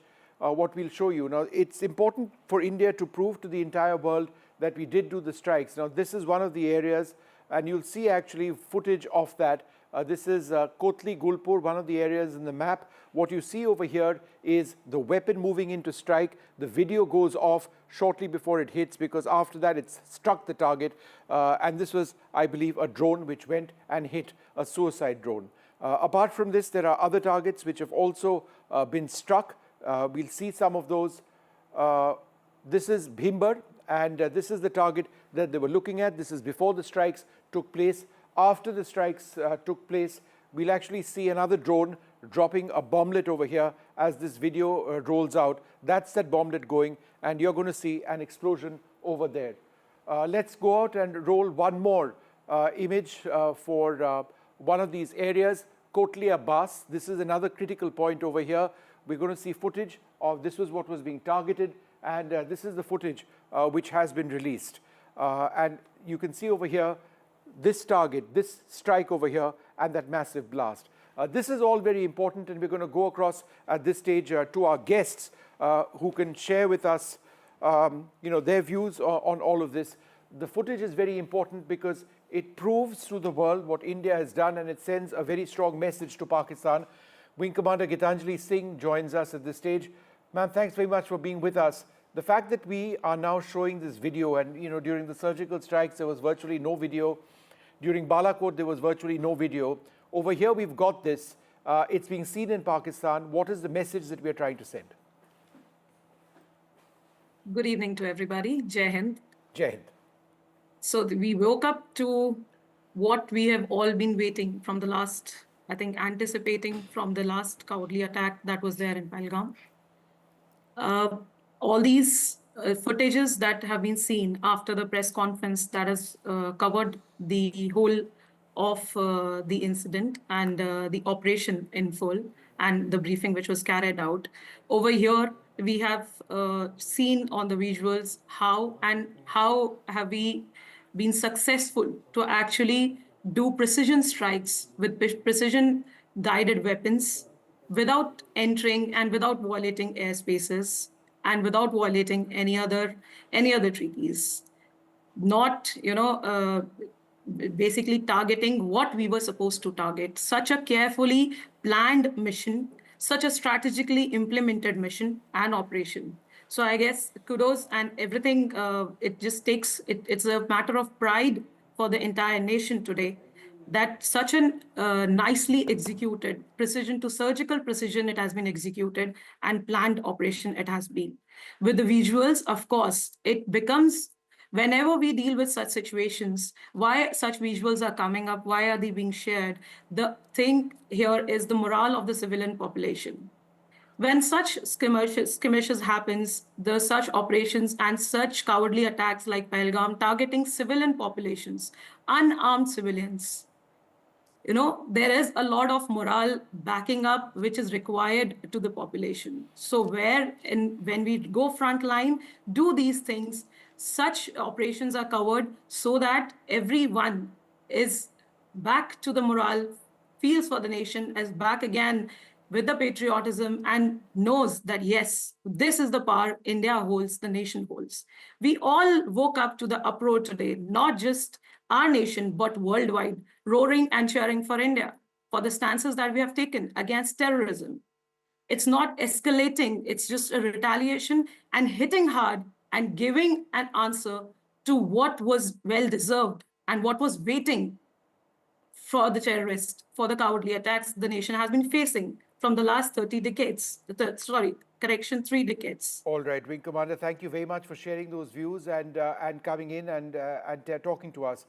Well, there's a lot more which we are going to be reporting. India in the last little while has been calling up permanent and non-permanent members of the United Nations Security Council to brief them about the operation at this stage. There is a notice to airmen which has also been out in the last little while. It's a fresh one where almost all of Gujarat has been shut down in terms of its airspace. Flights coming from the west are going to have to extend further south. Let's go straight across now to NDTV's Vishal, my colleague Vishal, who joins us, Vishal Vivek, for more on how India is reaching out also to foreign diplomats and briefing them about what's happened today. Vishal, go ahead. So just about an hour ago, ME officials had briefed the permanent and non-permanent members of the United Nations Security Council. In the last 48 hours, the top body of UN has been quite critical of Pakistan's actions, and just about 24 hours ago, it had condemned Pakistan's actions, and they have gone on to say that there needs to be tough measures, and that needs to be executed to keep things in place, keep things in check. And the latest is that the permanent members and non-permanent members, as I mentioned, have been briefed by Indian officials, and also National Security Advisor Ajit Doval has spoken with his counterparts from various nations and assured that India is not looking for escalation, and these are all strikes that have been conducted as a retaliatory measure. So there's no need to be worried about actions from Indian side. So this is what has happened in the last 1 hour or so, So just for the benefit of our viewers, there are 5 permanent members of the United Nations Security Council. This is China, United Nations, United Kingdom, US, France, and Russia. And the non-permanent members are chosen each year. So there are about 7 to 8.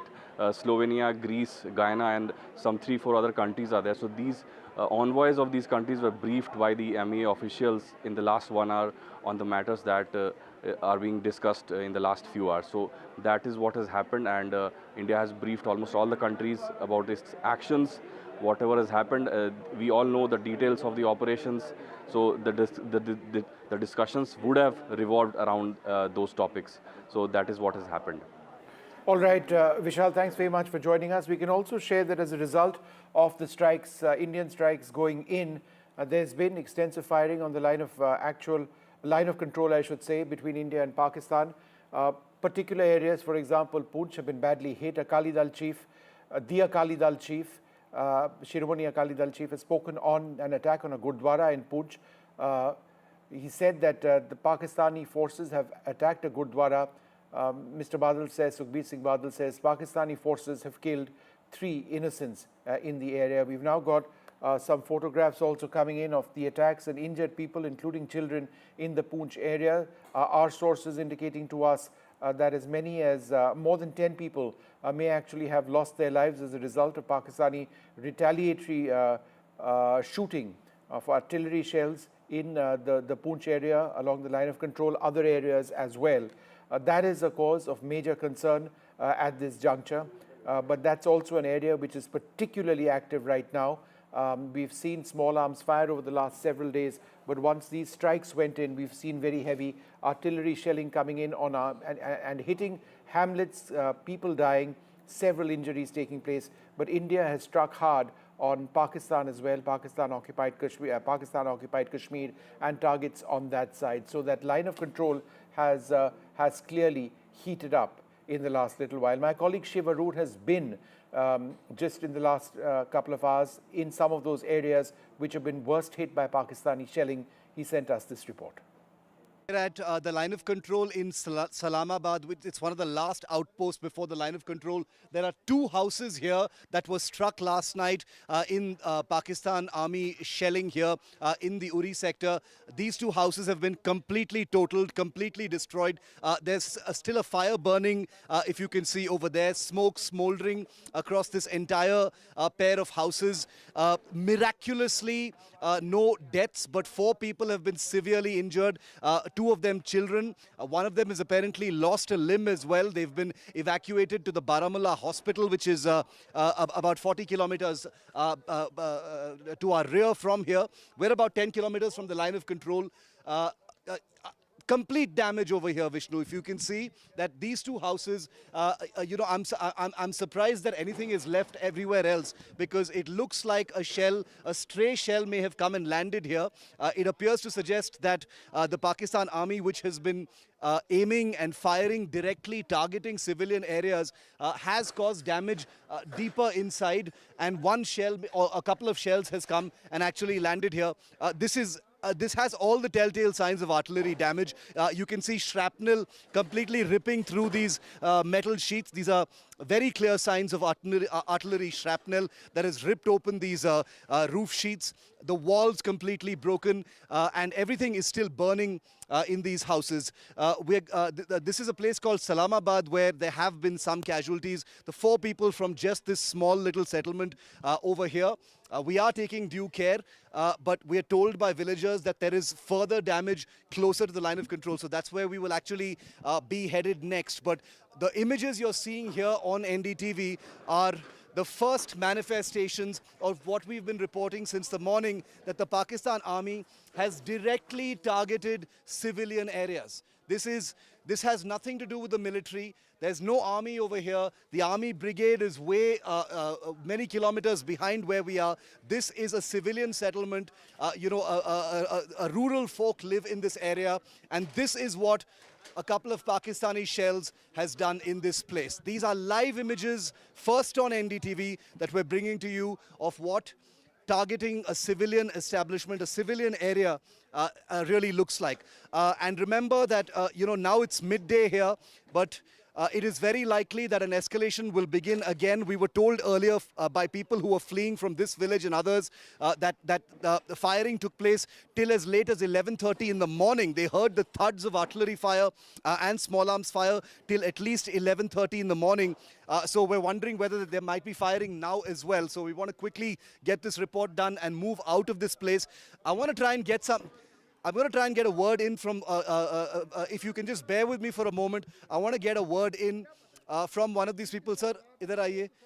कौन रहते हैं यहाँ पे? कितने लोग जख्मी हो गए इसमें? इसमें 4 लोग. इधर आ जाइए, इधर. हाँ जी.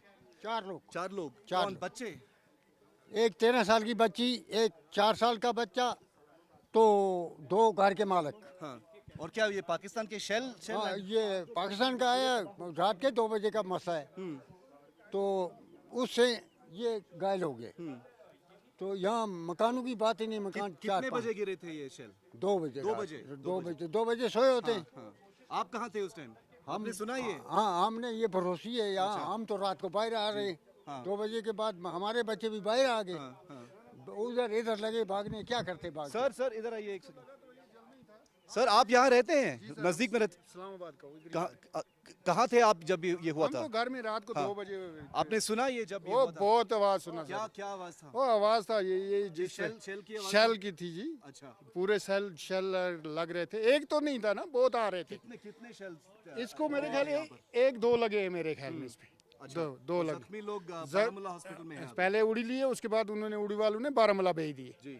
बारामूला हॉस्पिटल में कितना बुरा है जख्म? वो जख्म तो सर में भी लगी. हमने उसको देखा नहीं है. सुबह हम खुद डरे थे. हम जंगलों में भाग रहे थे. इधर तो हमारे पास कोई है ही नहीं. सेफ्टी है ही नहीं. क्यों? तो इस गांव में डर नहीं है अभी? वो डर तो बहुत है. माल तो आप यहीं पे क्या करेंगे? अपना कहाँ छोड़कर जाएंगे? किसके घर जाएंगे? गरीब शख्स कहाँ जाएगा? हमारे पास कोई बैंकर नहीं है, कुछ नहीं है, तो कहाँ जाएंगे? अगर बैंकर होता फिर अपनी कुछ सेफ्टी होती.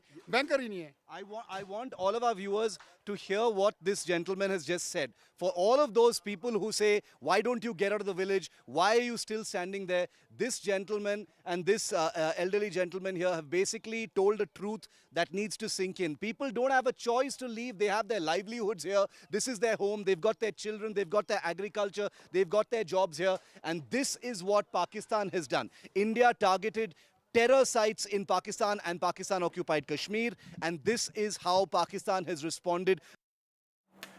All right, there have been...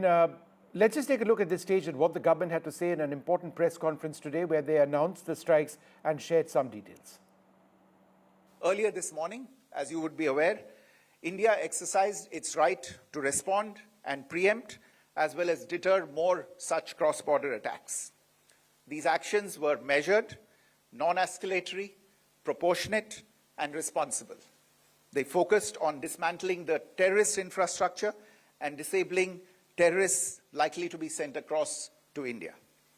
You would also recall that the Security Council on 25th April 2025 had issued a press statement on the Pahalgam terror attack, underlining, and I quote, the need to hold perpetrators, organizers, financiers, and sponsors of this reprehensible act of terrorism accountable and bring them to justice, unquote. India's latest actions should be seen in this context. The features of this attack also tie in with Pakistan's long track record of perpetrating cross-border terrorism in India, which is well documented and beyond question.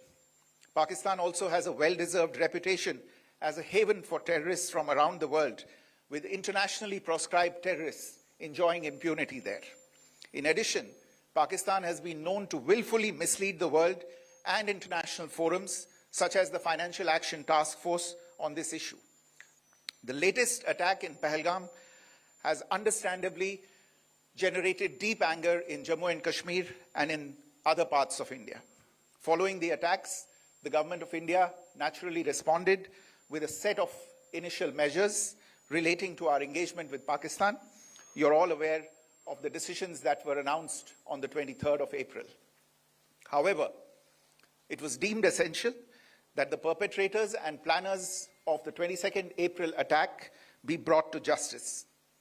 Despite a fortnight having passed since the attacks, there has been no demonstrable step from Pakistan to take action against the terrorist infrastructure on its territory or on territory under its control. Instead, all it has indulged in are denials and allegations. Our intelligence monitoring of Pakistan-based terrorist modules indicated that further attacks against India were impending. There was thus a compulsion both to deter and to preempt. Through precision capability, as shown to you, a niche technology weapons with careful selection of warheads was ensured so that there will be no collateral damage. The point of impact in each of the target was a specific building or a group of buildings. All the targets were neutralized with clinical efficiency, and the results reiterate the professionalism of the Indian Armed Forces in the planning and execution of their operations. No military establishments were targeted. India has demonstrated considerable restraint in its response. However, it must be said that the Indian Armed Forces are fully prepared to respond to Pakistani misadventures, if any. Syedna Bilal camp Muzaffarabad यह एक जैश मोहम्मद का staging area है। यह हथियार विस्फोटक और जंगल survival training का केंद्र भी था। गुलपुर कैंप कोटली यह एलओसी से 30 किलोमीटर दूर था। लश्कर तोयबा का बेस था जो रजौरी पुंछ में सक्रिय था। 20 अप्रैल 2023 को पुंछ में और 9 जून 2024 को तीर्थ यात्रियों के बस हमले में यहीं से आतंकी को ट्रेन किया गया था।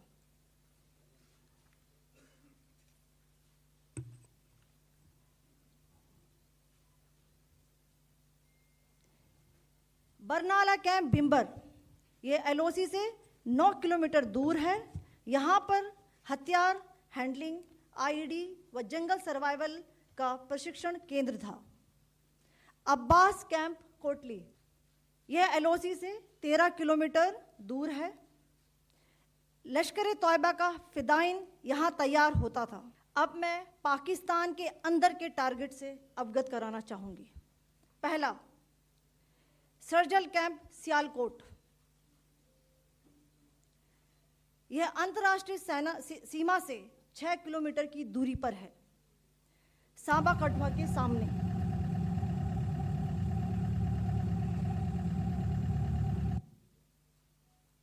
मार्च 2025 में जम्मू एंड कश्मीर पुलिस के 4 जवानों को की जो हत्या की गई थी, उन आतंकवादियों को इसी जगह पर ट्रेन किया गया था। दूसरा, महमूना जाया कैंप सियालकोट यह 18 से 12 किलोमीटर आईबी से दूर था। हिजबुल मुजाहिदीन का बहुत बड़ा कैंप था। ये कठुआ जम्मू क्षेत्र में आतंक फैलाने का नियंत्रण केंद्र था। पठानकोट एयरफोर्स बेस पर किया गया हमला भी इसी कैंप से प्लान और डायरेक्ट किया गया था। मरकज ताइबा मुरीद के यह आईबी से 18 से 25 किलोमीटर दूरी पर है। 2008 के मुंबई हमले के आतंकी भी यहीं से प्रशिक्षित हुए थे। अजमल कसब व डेविड हेडली भी यहाँ ट्रेन हुए थे। मरकज सुभान अल्लाह भावलपुर यह इंटरनेशनल बाउंड्री से 100 किलोमीटर दूर है। जैश ए मोहम्मद का मुख्यालय था। यहाँ पर रिक्रूटमेंट, ट्रेनिंग व इंडोक्ट्रिनेशन का केंद्र भी था। All right, there have been several political reactions which have been coming in. I just want to give you an immediate reaction which has come in from Japan. Our Foreign Minister, Dr. S. Jaishankar, has said that he's had a teleconference with his Japanese counterpart, Takeshi Iwaya, and he said, Dr. Jaishankar says that he appreciates the strong condemnation of the April 22nd terror attack, and he's discussed India's action against the cross-border terrorist infrastructure this morning. But those are some foreign reactions coming in. There have been several reactions internally as well. Let's take a look. I think Government of India, the Indian Defence Forces have gone out of their way to ensure that no military and civilian targets were hit in Pakistan. They have only hit terror bases and launch pads. Unfortunately, the response has been anything but proportionate. We are in this situation because of them. If they had not targeted our innocent civilians in Pahalgam, we wouldn't be here. This ceasefire had held along the line of control for a number of years now. We did not provoke this. We have responded to a provocation. Now it is for Pakistan to realize that our response was limited to what happened to us in Pahalgam. They must be careful not to escalate things beyond control. As you know from my earlier statements and writings, this is exactly what I thought the government should do, and I'm glad they have done, which is that there is no question in my mind that we had to give some sort of fitting response to the terror attack. The terrorists had to be taught that there was a price to be paid. And sadly, this kind of impunity that they believe they enjoy would have only emboldened them to continue with further attacks. So it was important and essential to give them some sort of response that was a kinetic response. In addition to the diplomatic measures we all know about, the government announced various things, action on visas, all sorts of things. But today, what they have done is a fitting response. We support this attack on behalf of the government of Karnataka. I welcome this attack. And we will be in a position to attack if the Pakistan counter-attack us.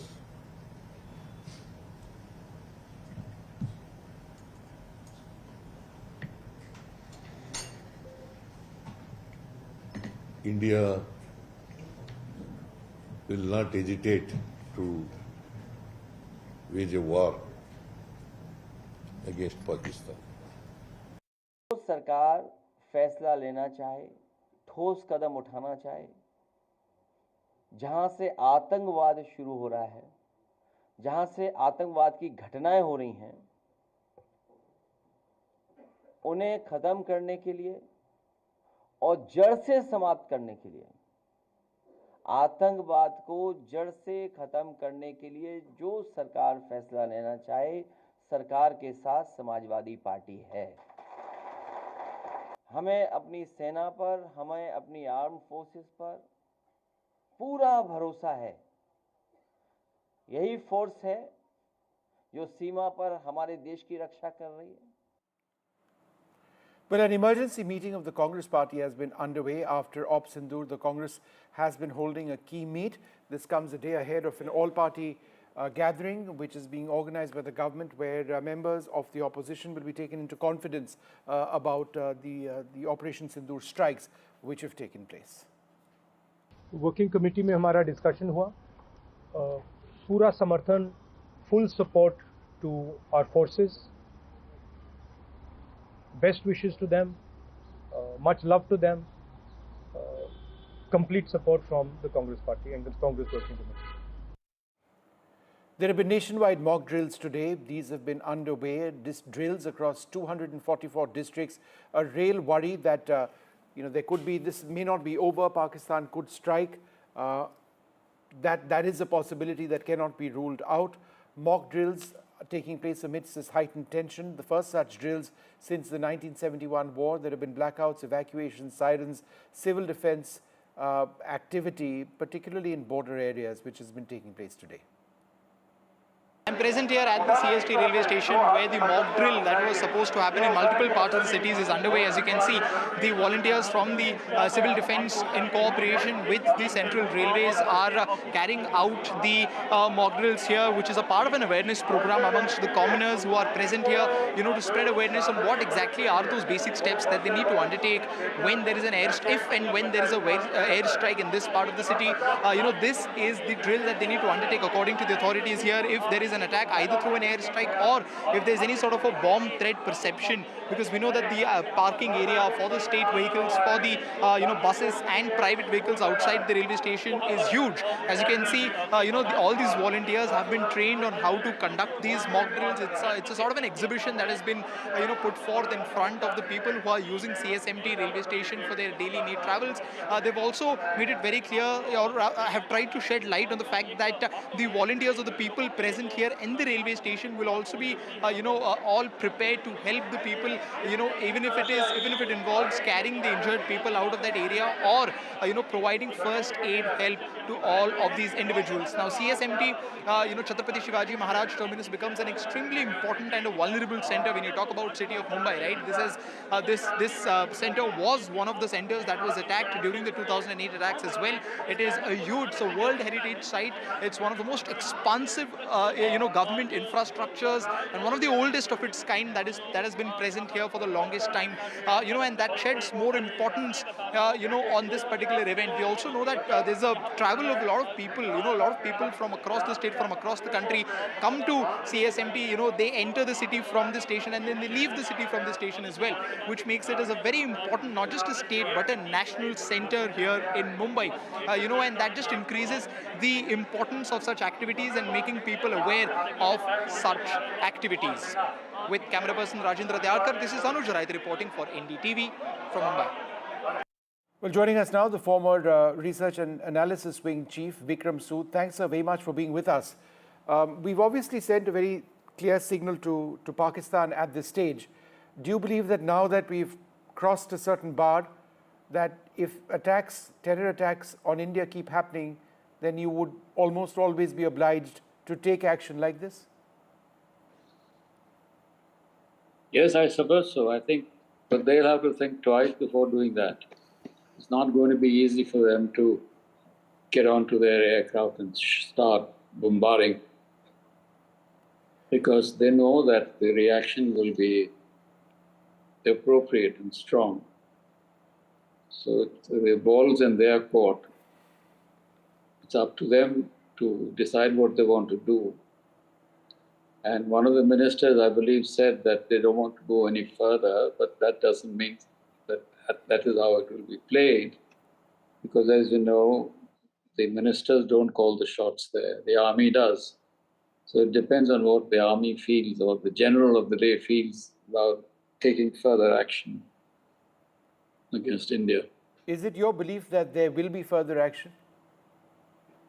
No, it's not my belief. It's my hope that it doesn't happen, because there will be escalation done if they do that.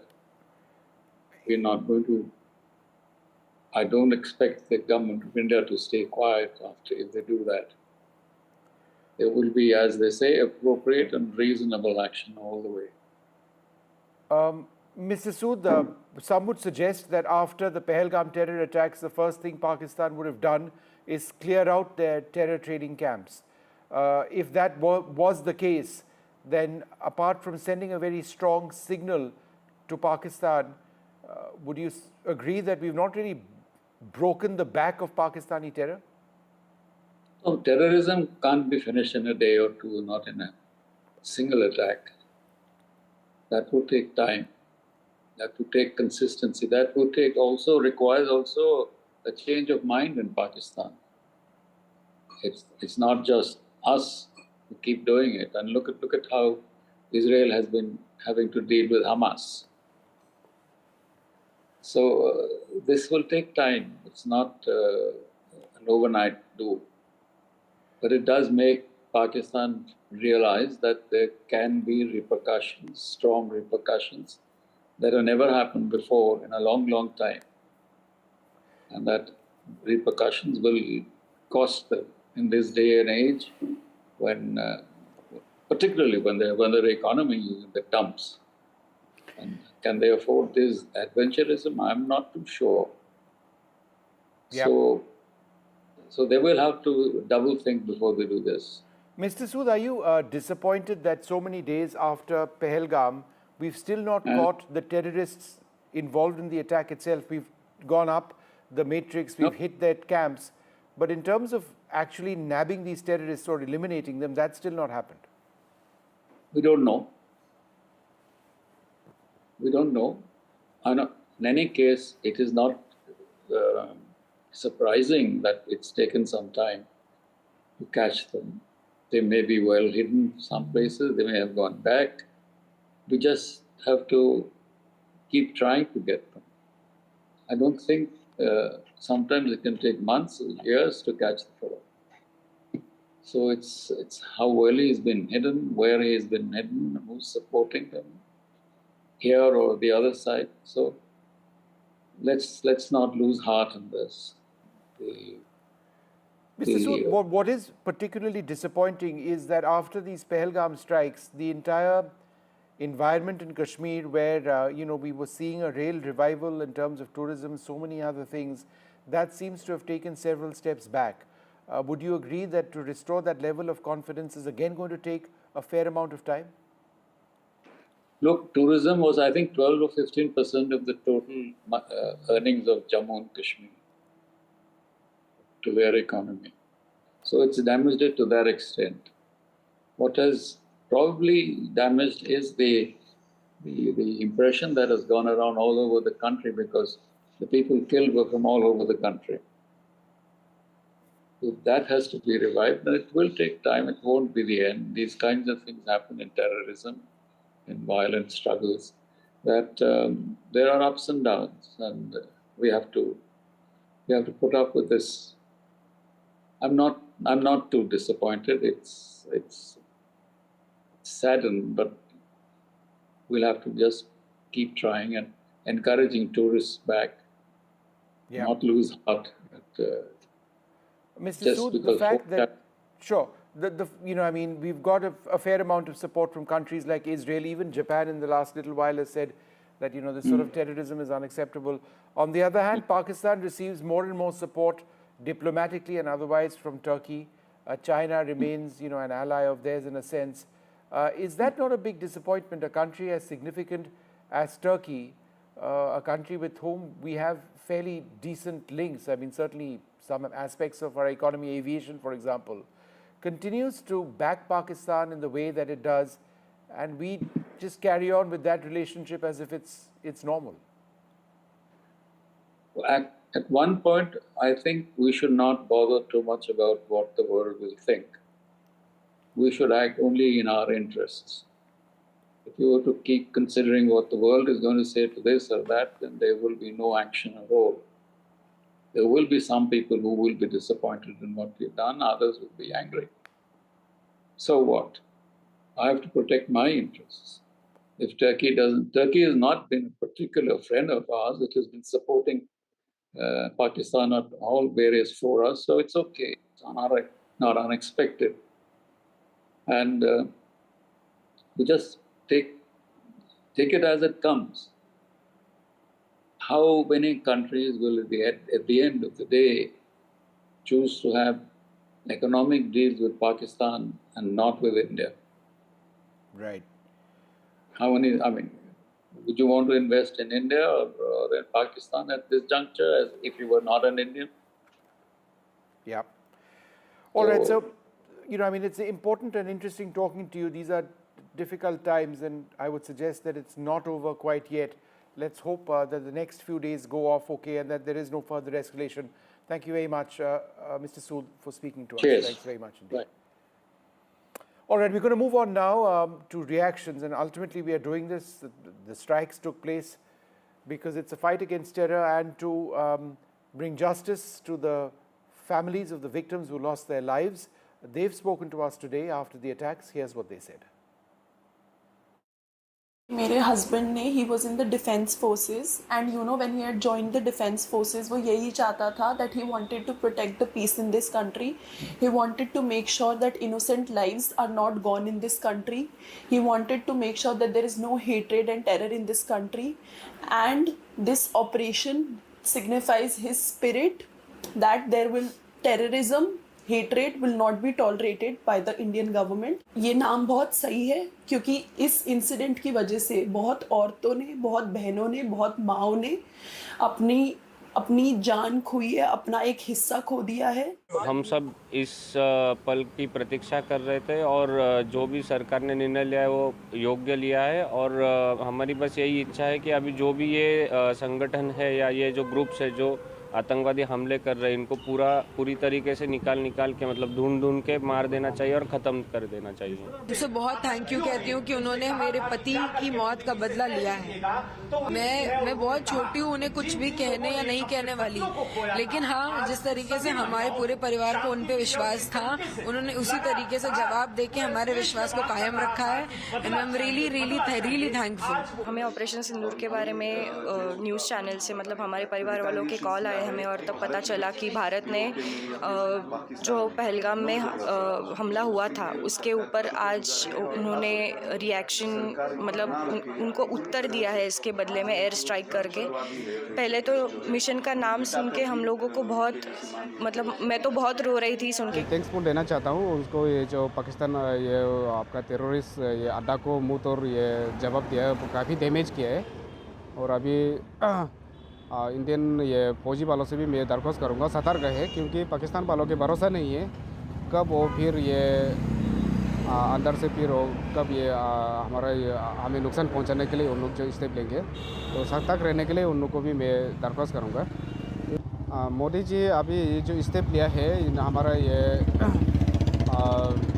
हमारे ये फौजी लोगों को ये मुँह तोड़ जितना भी आतंकवादी है उनको मुँह तोड़ जवाब देने के लिए जो स्टेप लिया मोदी को मैं थैंक्सफुल देना चाहता हूँ। All right, well, we're going to take a short break at this stage. Come back with the very latest. Stay tuned.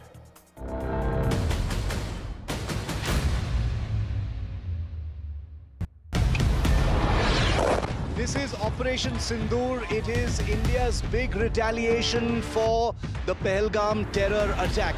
The precision with which this attack has been carried out, it's payback time.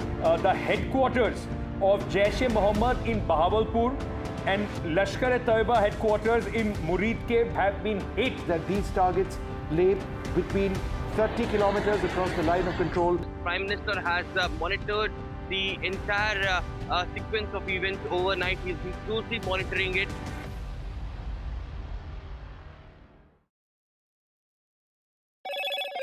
Hello, Moto. Motorola, India's leading AI smartphone brand. Defence Minister Rajnath Singh speaks out on Op Sindoor. He lauds the operation. He says history has been scripted by our armed forces. India briefs members of the UN Security Council on Op Sindoor. The National Security Advisor speaks to counterparts across the world. India says that we don't have any intent to escalate.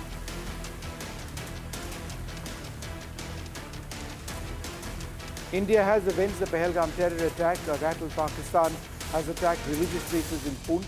The Akali Dal chief says that Pakistan attacked a Gurdwara in Poonch, killing 3 people.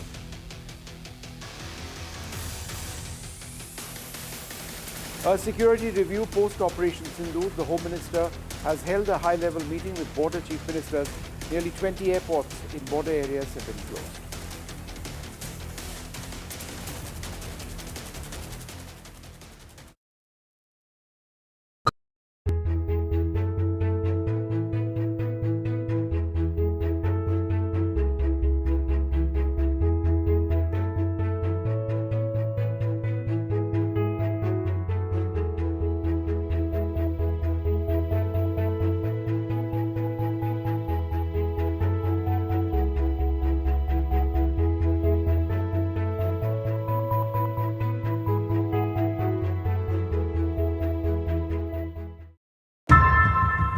How often have you turned away from debates that descend into endless fights? We bring you a show where every question is answered, where every debate finds its resolution, where every story finds its conclusion, where opinions collide but facts prevail, where stories unfold with insights and trust. When the noise ends, the last word begins.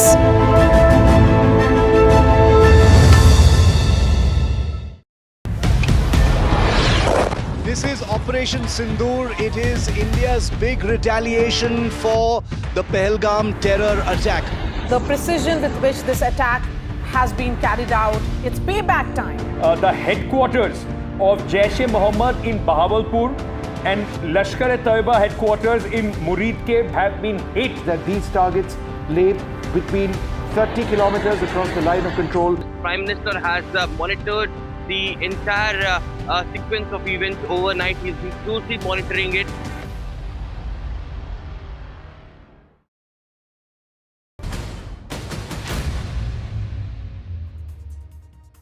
Welcome back. Among other developments today, there have been nationwide mock drills in several parts of the country. This is to ensure that citizens are reasonably protected in the event that there are strikes which take place, military strikes.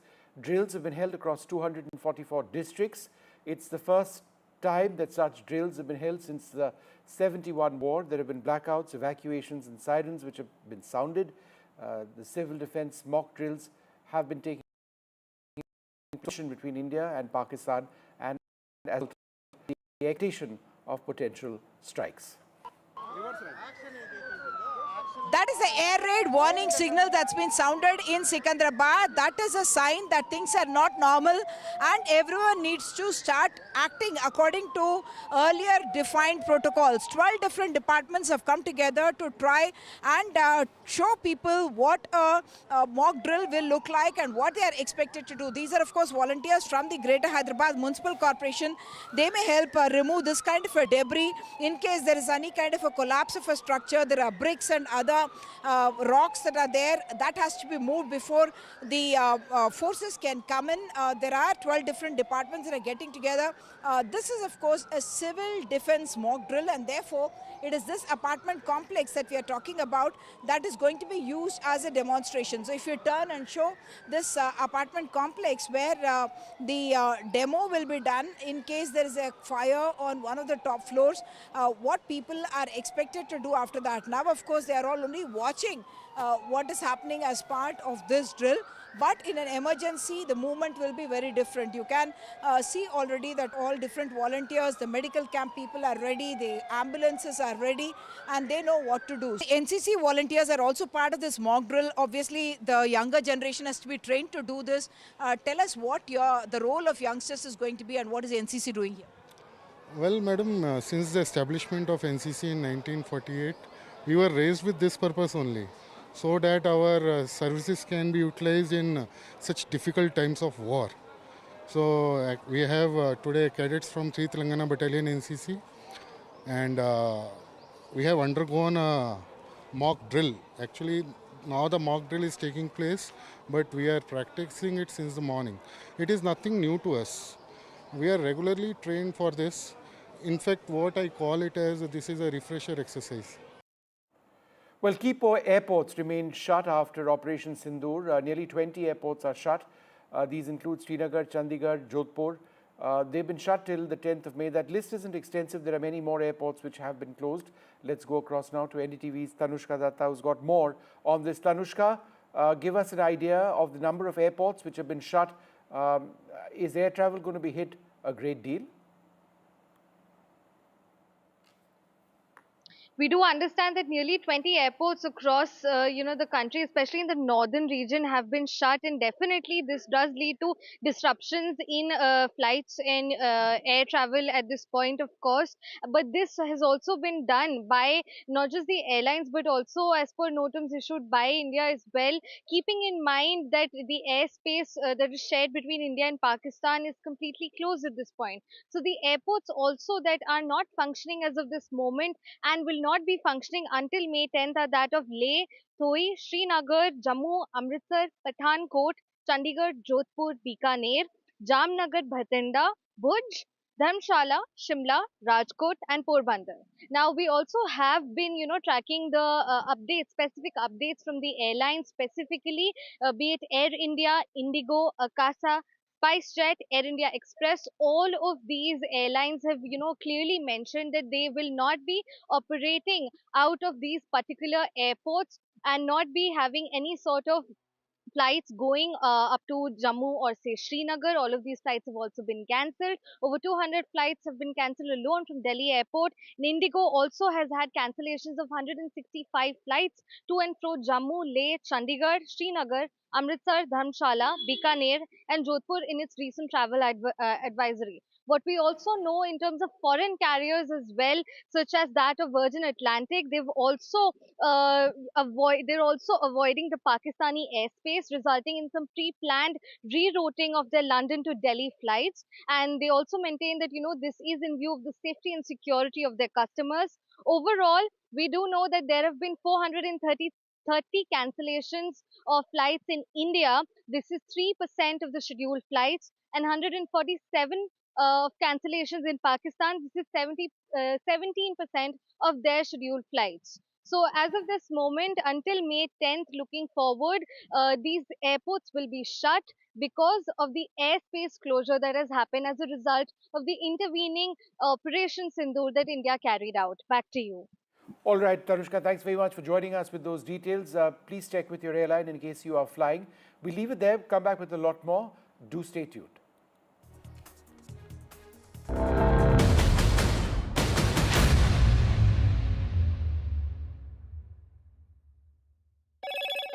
Hello, Moto.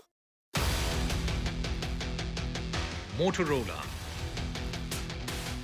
India's leading AI smartphone brand.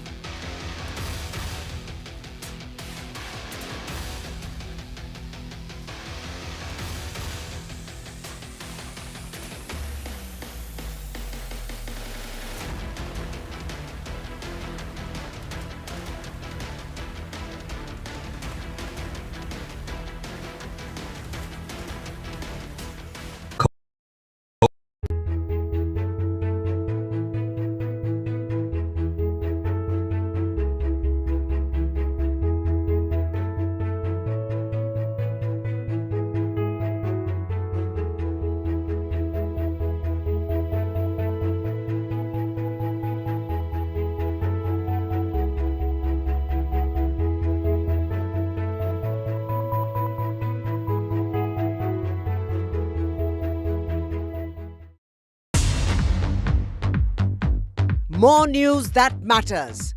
Big exclusive. Tulsi Gabbard gunned down by Pakistan-backed cowards. When you interact with people on ground, you're able to reflect their sentiments much better. More debates that shake the system. More exclusives you won't find anywhere else. Not just another prime time. It's a prime time that's unmissable. I've been reporting on all issues big and small from Andhra Pradesh, Telangana, rest of South India, bringing you all the action, all that you need to know, all that you want to know. The energy of Maximum City is infectious. I'm bringing that energy in our news coverage from financial capital Mumbai. Covering from the southernmost part of India over the last 23 years, I bring in-depth and 360-degree coverage from the Dravidian heartland. The land of Mishti, also known for its bitter politics. I have seen much water flow under the Howrah Bridge, covering Bengal in all its vivid colors. India's IT capital is always bustling, a city full of startups, stories and surprises. And I keep you ahead on all the Bengaluru buzz.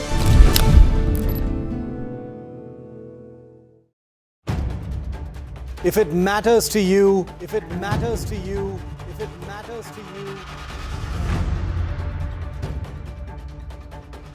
it matters to India. It matters to India. And it matters to me. And it matters to me.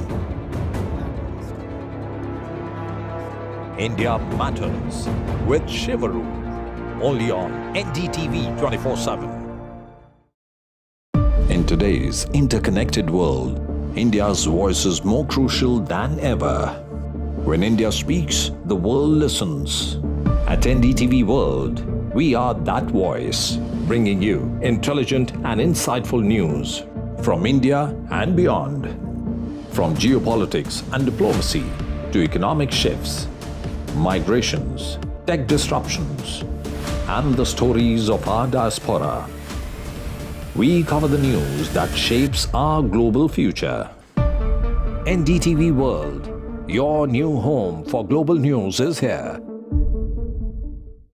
Caste enumeration should be included in the forthcoming census. पहली बार देश में आजादी के बाद ये फैसला किया गया है. For this decision we were waiting since long. This has been only possible with our Prime Minister's decision. Rahul ji जो सोचदार है मोदी जी ने अडॉप्ट कर लिया, अच्छा है. राहुल गांधी के सर्टिफिकेट के लिए राहुल गांधी को क्रेडिट देने के लिए कोई निर्णय नहीं किया. They have always used it as a political weapon and now that weapon's gone.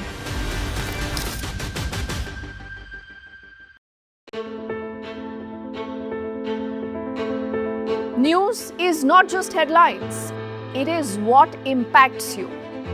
And news should never be mistaken for noise. What matters is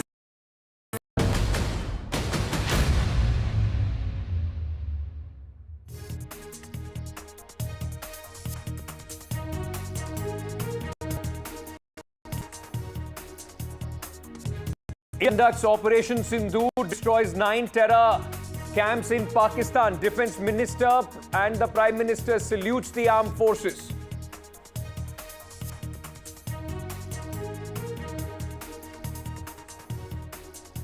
Mock drills carried out in 259 districts across multiple states. Operation Abhyas sees sirens, evacuations and blackouts as India prepares for the worst. Important meeting of the Prime Minister with his cabinet and the CCS on Operation Sindoor. After successful operation, Prime Minister Modi chaired the meeting of the Union Cabinet and the Committee of Security to hail the operation and bring his colleagues up to speed. Centre calls an all-party meeting at 11 a.m. tomorrow. The government will be taking the entire opposition along. Give details on Operation Sindoor. World leaders react to India's Operation Precision Strikes in Pakistan. Israel, United States extends support. Ministry of External Affairs briefed the United Nations Security Council members on Operation Sindoor. Concerns now over IPL matches in Dharmshala. Matches are scheduled for 8th and 11th May. BCCI awaits government's nod.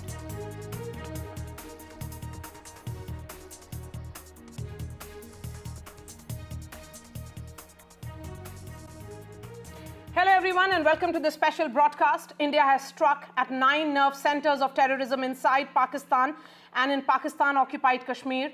Multiple videos have been released by India showing our armed forces striking terror camps.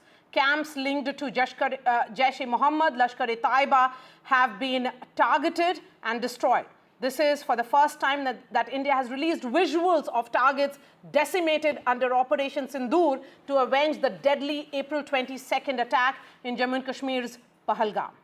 I'm sure this has been a long night, ladies and gentlemen, for Pakistan and for everybody here in India. You by now, in fact, have everything on your fingertips. This is a big day. The strikes began at the dead of the night and was carried out for 25 minutes from 1:05 a.m. till 1:30 a.m. precisely. No Pakistani military installation, civilian infrastructure or economic infrastructure were destroyed. And I'm underscoring this once again because India has made this very, very clear, the distinction between the anti-terror operation or a full-scale military operation. India has only targeted the Pakistani terror infrastructure. Prime Minister Modi monitored this entire operation through the night and has also then subsequently briefed the President. His political will lauded by his cabinet colleagues when they met at the cabinet meeting at Prime Minister's residence. Yes, and let's first listen in now to what Defence Minister Rajnath Singh had to say,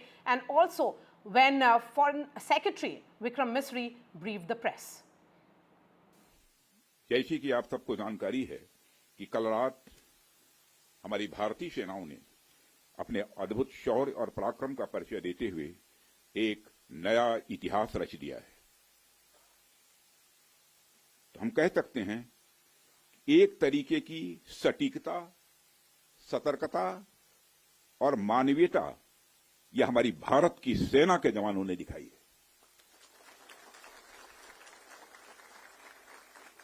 जिसके लिए मैं हमारे सेना के जवानों और अधिकारियों को पूरे देश की ओर से मैं साधुवाद देता हूं। हमने केवल उन्हीं को मारा जिन्होंने हमारे मासूमों को मारा। हमारे प्रधानमंत्री जी के मार्गदर्शन में हमारे भारत की सेना ने हम सभी भारतवासियों का मस्तक ऊंचा किया है। Earlier this morning, as you would be aware, India exercised its right to respond and preempt as well as deter more such cross-border attacks. These actions were measured, non-escalatory, proportionate, and responsible. They focused on dismantling the terrorist infrastructure and disabling terrorists likely to be sent across to India. You would also recall that the Security Council on 25th April 2025 had issued a press statement on the Pahalgam terror attack, underlining, and I quote, the need to hold perpetrators, organizers, financiers, and sponsors of this reprehensible act of terrorism accountable and bring them to justice, unquote. India's latest actions should be seen in this context. Through precision capability, as shown to you, a niche technology weapons with careful selection of warheads was ensured so that there will be no collateral damage. The point of impact in each of the target was a specific building or a group of buildings. All the targets were neutralized with clinical efficiency, and the results reiterate the professionalism of the Indian Armed Forces in the planning and execution of their operations. No military establishments were targeted. India has demonstrated considerable restraint in its response. However, it must be said that the Indian Armed Forces are fully prepared to respond to Pakistani misadventures, if any. That's his picture as a young commando, and this is Mohammad Nasir Khan now. हवलदार साहब, पहले आपकी सेवा के लिए हमारी तरफ से बहुत धन्यवाद। आपने बहुत साल बिताए फौज में। कल रात क्या हुआ था ये बताएं। आपकी परिवार ने आपने उनको यहाँ से आपने ट्रांसफ़र कर दिया है, तो क्या हुआ था? रात को तकरीबन 1 बजे से मतलब थोड़ा फायरिंग स्टार्ट हुआ, तो उसमें थोड़ा कम आवाज़ आ रहा था। तकरीबन 2-3 बजे के बाद में बहुत फास्ट हो गया। जब फास्ट हो गया तो हम एक ही बच्चे सोए हुए थे, उनको उठा के हमने साइड में लिया और साइड में लेने के बाद में उनको सेव किया। तो मेरे बच्चों को बोला कि भाई आप ज़मीन पर लेट जाओ, ये जो फायरिंग हो रही है तो इससे बचाव एक ही है कि आप ज़मीन पर लेट जाओ। बच्चों को एक साइड में लेटा दिया और मैं भी साथ में लेट गया। उसके बाद स्टार्ट होगी कार्रवाई। यहाँ पे पूरा जो फायरिंग उन्होंने करनी थी वो कर दी। उसके बाद में इसमें आगे लगा एक गोला, एक इस पीछे कैंप में, उसका फ्लेक्शन पीछे आया। ये पूरा मतलब इसको पुश किया उसने, पूरा मकान हिल गया। ये नीचे से एकदम हिला, तो हमने सोचा ये सब इसी के ऊपर पड़ गया, लेकिन बाहर निकल के देखा तो बाहर लगा था और अंदर ये इसका ये पूरा टूट फूट जितनी भी थी अंदर आ गई थी। A very strong, unprecedented message being sent across to Pakistan after two important terror centers in the heart of Pakistan's Punjab province have been targeted by India and Maria. From the name of this operation, Operation Sindoor, yes, to those two women officers from the Air Force and Army, a very strong message and symbolism attached to that as well. In the studio with us, Mr. Vikas Swaroop, former Foreign Secretary, who in fact, possibly one of the best person to decode what is happening at this moment. So thank you for speaking to NDTV. Let me start by asking you, what do you make of the military and the diplomatic offensive that India has launched on Pakistan? A very strong message across the border has been sent. Yes, thank you, Ankit. I think Operation Sindoor was designed to send a very clear message to Pakistan. terrorism has consequences. Yes. These were precision strikes on the terrorist infrastructure in Pakistan. These were not strikes against the state of Pakistan or against the people of Pakistan. Of course, the kinetic action was preceded by scores of diplomatic actions that India had taken. The most serious among them, of course, was the suspension, the keeping in abeyance of the Indus Waters Treaty, which had survived 3 wars, 1965, 1971, 1999. And the fact that this time Prime Minister Modi felt that Pakistan had crossed a certain threshold and they needed to be taught a very, very strong lesson meant that for the first time ever in history, we suspended the Indus Waters Treaty. Then, of course, the downgrading of the diplomatic strength of the 2 high commissions from 55 to 30, the expulsion of the military component of the high commissions, all those were there. But more importantly, I think India took into confidence our key allies and partners before the strikes, and after the strikes also, we have kept all the important world capitals briefed about what our intent was, what our objective was, what we have achieved, and most importantly, that we do not see this as escalatory in nature. Yes.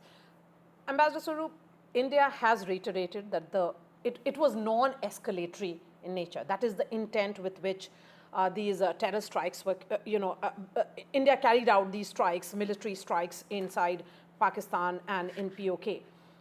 That entire composition of the press briefing, you had the Foreign Secretary brief the press along with 2 officers, women officers. Then the Foreign Secretary also briefing soon after the 22nd terror attack which happened in Pahalgam. The presence of Foreign Secretary is a message going to the world. Oh, absolutely, that he's a chief diplomatic officer and he's directly in front of the media explaining the rationale, the objectives of our strike, of the operation. And the fact, as you rightly mentioned, these 2 women officers, yes, one from the army, one from the Air Force, and the symbolism attached to their names. Because, a key component of what the Foreign Secretary said was that the Pahalgam attacks were meant also to spread communal discord in India. That's right. And I think the message that we gave that all of India is united, that we do not look at people of Kashmir with suspicion, that they are also an inalienable part of India, they are as Indian as you and I are. I think that is a very important message that was underscored by the press briefing and by the symbolism around that press briefing. You have External Affairs Minister, Ankit, just one question. Speak to the France Foreign Minister. You have External Affairs Minister Dr. S. Jaishankar brief his counterpart also in Germany, also in Japan. So this constant briefing with his counterparts is continuing even as India would be looking at more support from multiple nations. What now in terms of the diplomatic planning? You see, Pakistan always uses these incidents as a means to internationalize the Kashmir dispute. Yes. Whenever this has happened, whether it was post-Uri or post-Pulwama, post-Pathankot, whatever it is, Pakistan always tries to exploit these to promote the narrative that, oh, these are 2 nuclear-armed neighbors who are now at a nuclear flashpoint on Kashmir, and unless you intervene, the whole region will go up in flames. So I think that is the reason why we have been very careful in terms of briefing all the permanent and non-permanent members of the Security Council and all the key allies and partners that we have. And as you have seen, there has been universal support for India in the sense there is no country which now has any tolerance for terrorism. Absolutely. Especially if you look at the response of the Gulf states, from Saudi Arabia, from UAE, from Qatar. I think it's very, very significant. And then the Security Council, let's not forget, Pakistan is presently a non-permanent member of the Security Council. Yes. And look at the statement that the Security Council put out on the 25th of April, that there can be no justification for any kind of terrorism. India deserves to bring the perpetrators of the Pahalgam massacre to justice. Our colleagues are also joining us. I just have one quick question to you, sir, before, in fact, we bring our colleagues in, because right from the dead of the night, as soon as it happened, my colleague Shiv Arur, who is on the ground in Srinagar, has been reporting. He has now gone to the forward areas where, a lot of, we are seeing the retaliation from Pakistan, which of course is appropriately being handled and responded to by India. Gurpreet also joining us from a, border district. But Mr. Swaroop, before I let you go, sir, my last question to you, are you picking up some signs that, possibly there would be international pressure on Pakistan not to escalate? Because number one, the most important thing is if Pakistan does take the escalation ladder on the kinetic front, Pakistan then justifies the operation of these terror and the terrorists on its soil, because India has only hit out at terrorists, not on the Pakistani installations. Absolutely, Ankit. I would say this, India does not want escalation. Pakistan cannot afford escalation. If you look at the Pakistani economy, it's in shambles. It's on life support thanks to an IMF stabilization packet of $7 billion. Their agriculture is in distress right now. And I think even the civil-military relations have crumbled, quite a bit in Pakistan. And that is why, in fact, some people have suggested that General Asim Munir was compelled to launch this kind of an operation just to shore up the sagging popularity of the Pakistan military in Pakistan. My sense is that, these things, Pakistan cannot afford long drawn-out military escalation with India. So to the extent that Pakistan now de-escalates, they are already claiming that, they have downed some planes, etc. Well, let them claim that Pyrrhic victory and let them now de-escalate, because my sense is that neither country wants a full-blown war at this point in time. Absolutely. All right, Vikas Swaroop, really appreciate your time here in the NDTV studios. Let's bring in Shivaroor and Gurpreet, who are joining us from Ground Zero. Shivaroor, and I can see Ishika also joining us from outside South Block. That's where a series of meetings have been held earlier in the afternoon. Shiv, coming to you, where exactly are you? And, is the shelling continuing along the LOC? We're here in the Kalgi Ramgi village off line of control Uri, right outside a house in the middle of this village that has extensively been shelled. As you can see in these pictures, we're the first to actually report from here because it's very difficult to actually get here. It's quite a marooned village. You need to trek for about half an hour to get to this point. But this is a house that I'm standing in front of and reporting that had 35 people inside it, including 14 children, many of them small, who had a miraculous escape because this house actually had the presence of mind and the wherewithal really to build a bunker in their basement. So 35 people actually stuffed themselves into a tiny little bunker after 2 a.m. this morning and therefore were saved. They've all fled from this village. There's hardly anyone left over here.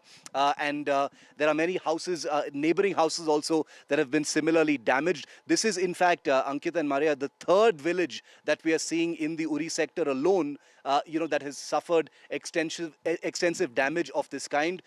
We're also told that shelling could start again tonight because it continued till about noon today, and that's why there's a huge amount of fear right now, a lot of anger as well, because many of the people who can't leave from this village say, where will we go? Where can we actually go? This particular house had some resources, and the 35 people have gotten into 2 tempo travelers and fled towards Baramulla. But the other people in this village, they're just wondering when the next shell lands, what are they going to do? Look at this house. It's completely damaged. Nobody can live in it. It's impossible to get back here. And the family, we're told, doesn't even know what they're going to do, where to pick up the pieces, and where to actually begin. So this is what's happening here at the line of control in Uri.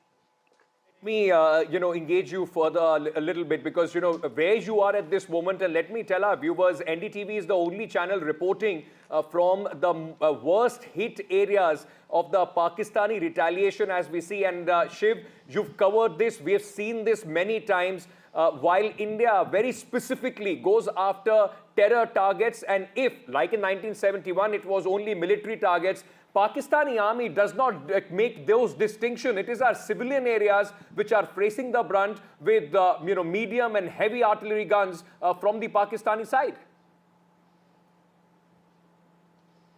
This is, you couldn't think of a more family home than this one, Ankit and Maria. Let me just show you some images that will, prove that. Children's shoes still here on this shoe rack, full of debris, everything smashed. It's a very typically Kashmiri house. Follow me in here, I'll show you something more. Look at this very, very poignant little thing lying on the ground. A little boy's, public school ID card just lying on the floor. Where this child is with his family, they fled from here, too scared to be here at this time. A very typical Kashmiri sitting room, like a common room for guests. this is what the condition is. Completely smashed. Imagine a house that held 35 people, full of laughter, full of fun, all of them going to school, the parents working, 4 different families living jointly like a joint family. And they've had to flee from here because of what happened. The damage you see in this house happened in a flash. It was a couple of shells that landed on the house. We've been asked not to go upstairs because the entire roof is creaking and therefore it could, completely collapse. But this is what Pakistan has done. What you're saying is absolutely right. India, as part of Operation Sindoor, had targeted terrorists and terrorist infrastructure. Pakistan in return, and this is the 3rd village, let me remind you, that I'm reporting from in just the last couple of hours, where Pakistan has directly targeted civilian settlements and civilian villages. And let me tell you, this can be no mistake, because these are sophisticated weapons. Artillery and mortar are sophisticated weapons that can be guided, and they've chosen to hit these villages right here on the line of control. Shiv, yes, certainly. I mean, civilians being targeted and the manner in which they have been targeted, and Shiv getting us all the details from that, in fact, dilapidated, destroyed home now, a home which had 30 people once upon a time, a happy family, which had little kids roaming around with their school badges being now thrown on the ground. That is what the civilian story is. And our heart goes out to these people. Absolutely. I mean, this is We the do not cost know of where the they war. are. This is the cost of the war that everybody has to pay, and it's Pakistan's treachery once again. I mean, you conduct terror strikes inside our country, kill innocent people, and then, of course, again target civilians when retribution comes Pakistan's way. Maria. Yes, we have Gurpreet now joining us from Firozpur, one of the border districts in Punjab. Gurpreet, we have seen some mock drills being carried out in all 259 districts. That's what the scale of these mock drills were. What's happening in Firozpur? What are the people saying on ground? Is there a sense of calm, or are there some unease as well? Well, we have seen Punjab is a border state, and specifically they have this international porous border here in the district of Firozpur, Gurdaspur and Pathankot. What we have seen since the strike had been taken place by the Indian government, we have seen this is on high alert. They have taken a multiple action on the ground. We have seen in district Gurdaspur, they have already shut down the schools for 3 days. Similarly in Pathankot, and we have seen in district Firozpur, they have already shut down a school for 1 day. Multiple mock drills are already underway, where we have seen these civil administration officials. They are also guiding the people how they are going to deal with this situation if a war-like situation is going to be come up in the coming days. At the same time, if we can talk about the spirits of these people from Firozpur, they are having high spirit. They say they are with the nation, and they have also appreciated the action which has been taken by the Indian government against terrorists. They say it's the right time to hit them very hard, because we have seen multiple times anti-India activities had been seen from across the border, and this is the time to teach them lesson. But as of now, if we can talk about this district Firozpur, we have seen the multiple precautions have been taken by the civil administration. They are also conducting these mock drills, and what we have learned at about 9 to 9:30 there will be blackout, so that the people should be aware of this process which they have to follow in the coming day if there is any emergency situation which is going to be arise in this specifically border area. So as of now, if we can talk about the people who are present here, they seems to be very calm. They seems to be with nation. They say this action was the need of the hour, and we appreciated the way the Indian government has already carried out this strike on the hideouts of these terrorists that was required. So we have to wait and watch what will be the next and how the things will be unfolded in the coming days. But as of now, we have seen, we had a word with the SSP Firozpur also. He was saying we have been appealing to people that there is everything is under control, and if there is any emergency, we are ready to combat and grapple with the emergency. Back to studio. Ishika as well, who was reporting from outside South Block. That's where a series of meetings were held. Remember, Prime Minister Modi briefed President of India, Rashtrapati Murmu.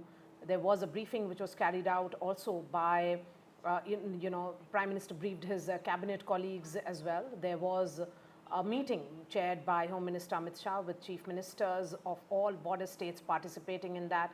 So there is a sense of preparedness as far as India is concerned. What is happening right now in South Block? Ishika will give us the details. Ishika. Well, Maria, just a while ago, in fact, the UNSC members, Security Council members, permanent and non-permanent members, they were in fact called and they were briefed up, regarding the Operation Sindoor that was conducted by the government, government of India today. And in fact, they briefed the nations as to how that this, the entire retaliation that was done by India was done on credible intel, and how, 26 missile strikes were done by India on 9 terror camps, and also emphasizing this fact that these camps were in fact the hub rather of the terrorist organization, if you talk about Lashkar-e-Toiba or if you talk about Jaish-e-Mohammed, and no civilians in fact were harmed in this entire strike. Now also going on to say to the members here that India is not looking for any escalation. This was rather a retaliation that was done by India because of the zero tolerance, towards terrorism. And we have just seen the statement also that has come from Rajnath Singh, the Defence Minister of India, making it very, very clear that the stand of India is that they have only targeted those who have in fact killed civilians in Kashmir in India. Also, if we talk about the Foreign Minister, S. Jaishankar, he has spoken, to countries like France, Spain, Russia as well, Germany as well, thanked them for the support that they have been giving to India, and also again and again emphasizing that India has a zero tolerance policy towards terrorism. So if you look at it, certainly the nations have been briefed regarding all of, the footages as to how India only, struck on the terrorist All right, camps. Ishika and also, Gurpreet, thank you so attempt much to for joining get, us. Ambassador Vikas Sarup summing it up quite well here when he says that India doesn't want escalation and Pakistan cannot afford escalation at this point. And joining Ankit and me at this point is Lieutenant General Arun Sani, former GOC in Indian Army. We also have Major General Jan Cardozo joining us.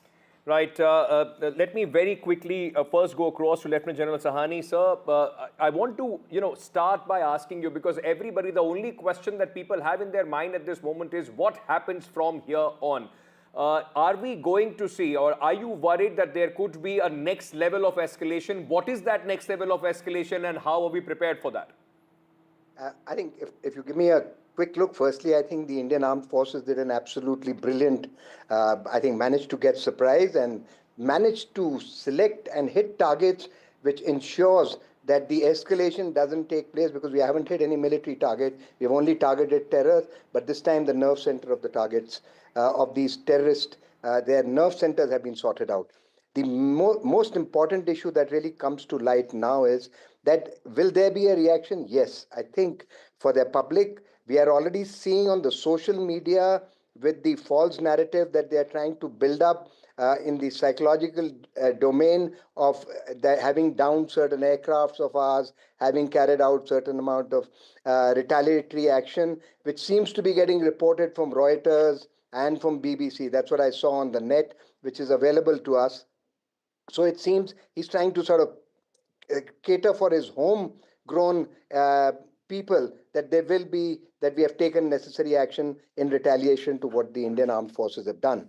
But I think more importantly, I think in due course, we should be very clear that we would be, the likely threat would remain of standoff weapons as far as they're concerned. They've already upped the ante on the borders. When you look at it today, from small arms, they've gone into artillery fire. So that itself is an escalation, because the ranges that they're connecting, the kind of TNT that they're being able to throw across, and I saw some footage which you showed about the damaged houses of the civilian villages that have happened there.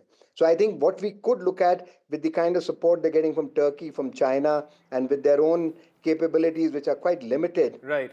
You would see, I would say, drones, loiter munitions, which might come up in the tactical space, which they would try and hit us. So I think our counter UAV measures and a capacity to cater to ensure that our vulnerabilities and sensitivities are well protected along the border areas within a belt of about 30 to 40 kilometers is carried out. And of course, subsequently, I don't, in my opinion, as I think the former Foreign Secretary is very beautifully summed up, I don't think they have the capacity or the appetite to make a war, but they have to do a face saving. So we might see certain amount of reaction to that case. They need a face-saving exit. Let me very quickly bring in Shiv. He has to infarct, and it also is getting dark there. The area where he is at this moment is quite active.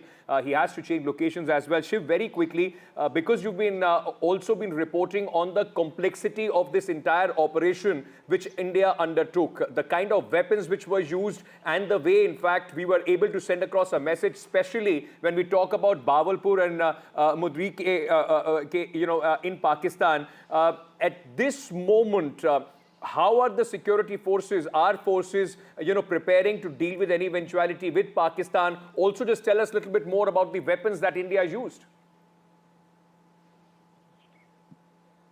Ankit, as far as face saving goes, and I completely agree with our guest that, Pakistan needs to be seen to, at least for its domestic audience, having done something as far as India is concerned. It has no appetite for war. The country is flat broke, but it obviously still has money for firing mortars like this one. This is the remnants of an actual Pakistani mortar that I'm holding in my hand here at the Kalgi Ramgi village that has smashed into this house and torn a huge hole, right into this house. Just look at the thickness of this wall, Ankit, and I will answer your question about the weapons. These are, twin-layered, bouldered wall has been smashed open, and the people inside are gone from here. Complete decimation of this particular house by a Pakistani mortar. And I just want to say that this was in response to India targeting terror sites in Pakistan. Pakistan has responded by firing these at civilian villages like this one. The Indian Army, the Indian Air Force used sophisticated weapons for the first time in anger, including the Scalp cruise missiles, the Hammer advanced standoff precision-guided bombs, as well as some loitering munitions. Like we've been reporting, and we were the first to put this out earlier today, you and me, Ankit, was that this was a tri-service operation. Now, as it gets dark over here at the line of control in Uri, one of the most active zones in the line of control that has seen extensive damage to civilian homes and villages, the villagers here are all living in fear. They believe that shelling will start as soon as the sun has set. It's going to be a hot night tonight. Pakistan, which has escalated on the line of control, which is, just a few kilometers behind me, are likely to do something else tonight. So India's guard is fully up. We've already seen the damage along the line of control in different areas, from Kupwara to here in the Uri sector, but especially in Rajouri, Poonch, where there have been several casualties. So we will continue to report that from these front lines. We are hoping that Shiv, stay safe. Exactly, that the Stay villagers safe. there and Shiv, all of you stay safe. It's going to be a difficult night on the LOC, and we are hoping that no further damage, in fact, is done to the civilians and our armed forces. We also have Major General Jan Cardozo joining us. Major General, really appreciate your patience here. This is for the first time that India has put out footage of the visual evidence of how it has struck, the reason and the significance of each and every target, the 9 targets which have been chosen by India. When we look at that video evidence, it is critical because, post Uri and post Pulwama, that video evidence was not there, and that had led the world, and also domestic, questions arise whether it was carried out at all. Yes, so what do you want me to say, man? What's the question? Yes. So, the significance of the video evidence, sir. See, the issue is this. Whereas India had targeted terrorist locations, Pakistan has got no terrorist locations to attack. And therefore, it is attacking innocent villages, which is sad and sorry. So the question is this. Is there going to be any escalation? Because the Pakistani civilian officers have said that we would not like to escalate this any further. So as far as that is concerned, India should now consider their offer to not escalate. So whether we escalate or don't escalate is an issue, because we have to understand that war is not something which is good for either India or Pakistan. 28 civilians were killed at Pahalgam. We have taken reprisals. We have done what has to be done, what had to be done, and Pakistan has got the message. The message is, what Pakistan starts, India will finish. And that message has gone home. Now the question is, do we want to take this further? As far as escalation on the war front is concerned, I think we need to have a second thought about this. But as far as the other issues are concerned, that is the Indus Water Treaty, the line of control, etc., we should keep on carrying on with what we have said and not step back in those areas. All right, we have Vikas Sarup also here in the studio, continues to be with us. Vikas Sarup, India doesn't want escalation. Pakistan cannot afford escalation. You have perhaps given us a headline of sorts. But going ahead, in the next 24 to 48 hours, what should India be prepared for? I think India has to be prepared for every and any eventuality. And I think the fact that we are having these civil defense drills across 244 districts of India means that we are ramping up our preparedness. We are ready for any eventuality. The Indian armed forces are ready to give a befitting response to any Pakistan misadventure. So I think Pakistan better beware. If they go on the escalation ladder, then India will also be forced to go on that same ladder. I think neither country would want that. My sense is the civilian leadership in Pakistan definitely would not want it. Can the army even afford this? My sense is it will not, because even in Balakot, if you remember, they were forced to return our downed pilot eventually because they wanted to de-escalate at that point in time. So I hope saner voices, saner heads will prevail in Pakistan, and they will treat this as a closed chapter, and both countries can go on with the normal business. Absolutely, because make no mistake about one thing, ladies and gentlemen. The cost of war. The cost of war. Exactly. And India has... We have done what needed to be done at that point Yes. of time. There had to be a retribution. There had to be some cost that has to be extracted from Pakistan, a message being sent. But now the ball is in Pakistan's court. How they want to play on from here, it all depends on the Pakistani army and the civilian establishment. Not only they will again expose themselves as backing the terrorists who have been targeted by the Indian precision strike, they would also will have to pay a very heavy price if the escalation on the kinetic ladder goes up from here. We'll take a very quick break, ladies and gentlemen. Our discussions will continue. This is the big story that we have been tracking. India's precision strike in Pakistan, Operation Sindoor. A message has been sent.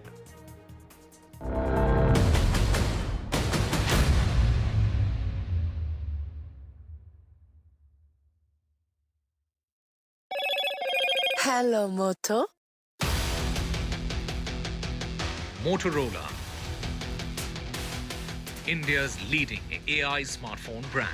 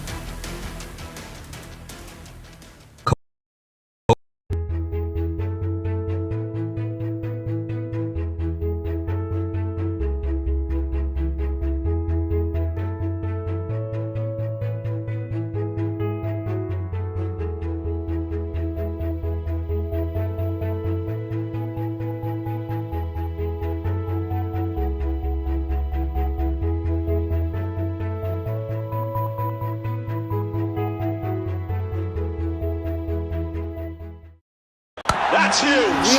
That is a biggie. It's out of it. Gold plus clear glass, पार हो या near, सब कुछ दिखे clear. More news that matters. Big exclusive.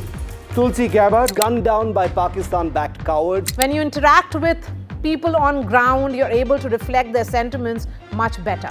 More debates that shake the system. More exclusives you won't find anywhere else. Not just another prime time. It's a prime time that's unmissable. I've been reporting on all issues big and small from Andhra Pradesh, Telangana, rest of South India, bringing you all the action, all that you need to know, all that you want to know. The energy of maximum city is infectious. I'm bringing that energy in our news coverage from financial capital Mumbai. Covering from the southernmost part of India over the last 23 years, I bring in-depth and 360-degree coverage from the Dravidian heartland. The land of Mishti, also known for its bitter politics. I have seen much water flow under the Howrah Bridge, covering Bengal in all its vivid colors. India's IT capital is always bustling, a city full of startups, stories and surprises. And I keep you ahead on all the Bengaluru buzz.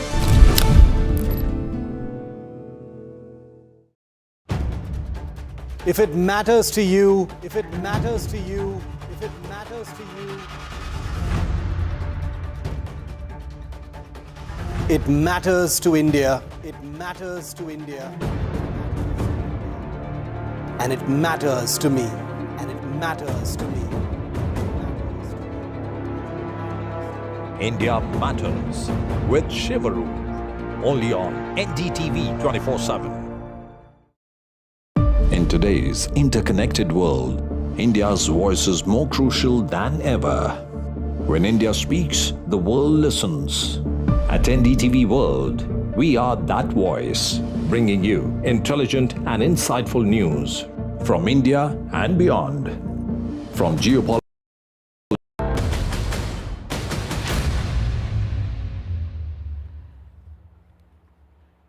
Terror training camps and logistical networks inside Pakistan and in POK have been destroyed by India in the Operation Sindoor, which was carried out. Sindoor, the significance of that word cannot be missed. It stands for vermilion, something that is associated with, closely identified with Indian culture and Indian brides. Remember, what happened and what played out on 22nd was also young brides separated from their spouses, young mothers separated from their husbands, and then children witnessing their fathers being killed point blank by terrorists. In fact, soon after the military strikes by India, we have been speaking to the families of victims. What does it mean for them? Let's listen in, because the significance of the day and the symbolism of Operation Sindoor cannot be missed. मेरे husband ने he was in the defence forces and you know when he had joined the defence forces वो यही चाहता था that he wanted to protect the peace in this country he wanted to make sure that innocent lives are not gone in this country he wanted to make sure that there is no hatred and terror in this country and this operation signifies his spirit that there will terrorism hatred will not be tolerated by the Indian government. ये नाम बहुत सही है क्योंकि इस incident की वजह से बहुत औरतों ने, बहुत बहनों ने, बहुत माँओं ने अपनी जान खोई है, अपना एक हिस्सा खो दिया है. हम सब इस पल की प्रतीक्षा कर रहे थे और जो भी सरकार ने निर्णय लिया है वो योग्य लिया है और हमारी बस यही इच्छा है कि अभी जो भी ये संगठन है या ये जो ग्रुप्स है जो आतंकवादी हमले कर रहे हैं इनको पूरी तरीके से निकाल के मतलब ढूंढ के मार देना चाहिए और ख़त्म कर देना चाहिए. उसे बहुत थैंक यू कहती हूँ कि उन्होंने मेरे पति की मौत का बदला लिया है. मैं बहुत छोटी हूँ, उन्हें कुछ भी कहने या नहीं कहने वाली, लेकिन हाँ जिस तरीके से हमारे परिवार को उन पे विश्वास था उन्होंने उसी तरीके से जवाब हमारे विश्वास को कायम रखा है and I am really thankful. हमें ऑपरेशन सिंदूर के बारे में न्यूज़ चैनल से मतलब हमारे परिवार वालों के कॉल आए हमें और तब पता चला कि भारत ने जो पहलगाम में हमला हुआ था उसके ऊपर आज उन्होंने रिएक्शन मतलब उनको उत्तर दिया है इसके बदले में एयर स्ट्राइक करके. पहले तो मिशन का नाम सुन के हम लोगों को बहुत मतलब मैं तो बहुत रो रही थी सुन के. थैंक्स देना चाहता हूँ उसको, ये जो पाकिस्तान ये आपका टेररिस्ट ये अड्डा को मुंह तोड़ ये जवाब दिया है, काफ़ी डैमेज किया है. और अभी इंडियन ये फौजी वालों से भी मैं दरख्वास्त करूँगा सतर्क है क्योंकि पाकिस्तान वालों के भरोसा नहीं है कब वो फिर ये अंदर से फिर कब ये हमें नुकसान पहुंचाने के लिए उन लोग जो स्टेप लेंगे तो सतर्क रहने के लिए उन लोग को भी मैं दरख्वास्त करूँगा. मोदी जी अभी ये जो स्टेप लिया है हमारा ये फौजी लोगों को ये मुंह तोड़ जितना भी आतंकवादी है उनको मुंह तोड़ जवाब देने के लिए जो स्टेप लिया मोदी को मैं थैंक्सफुल देना चाहता हूँ. From women leading the briefing when it happened at 11 a.m. earlier today, it was the anti-terror Operation Sindoor which stands for that honoring of women, those women who were widowed after terrorists killed their men in Pahalgam on 22nd. That is what this entire operation stands for. And Ankit, we have Lieutenant General Arun Sahani, but very quickly before, like you were speaking about the women, the terrorists backed by Pakistan chose Indian women whose husbands were isolated and killed in front of them to send across a message. Remember those words that terrorists use, go tell Modi that, we have done this. And today, the country saw 2 women delivering the message back to Pakistan. If you could do this, our armed forces have the strength, the resolve and the capacity to give you and your terror infrastructure a deadly blow. Lieutenant General Arun Sahani, if I may bring you in, sir, at this moment, it is going to be a difficult night, isn't it, sir? Yes. Because the expectation already is that at least for their domestic audience, Pakistan would want to show something that they have retaliated against India. Also, do you feel that this, after hitting Murid Ke, Bahawalpur, this is deterrence enough? We have done something which we have not done since 1971. I think, I think what you talked about, deterrence, I think that's the most important thing.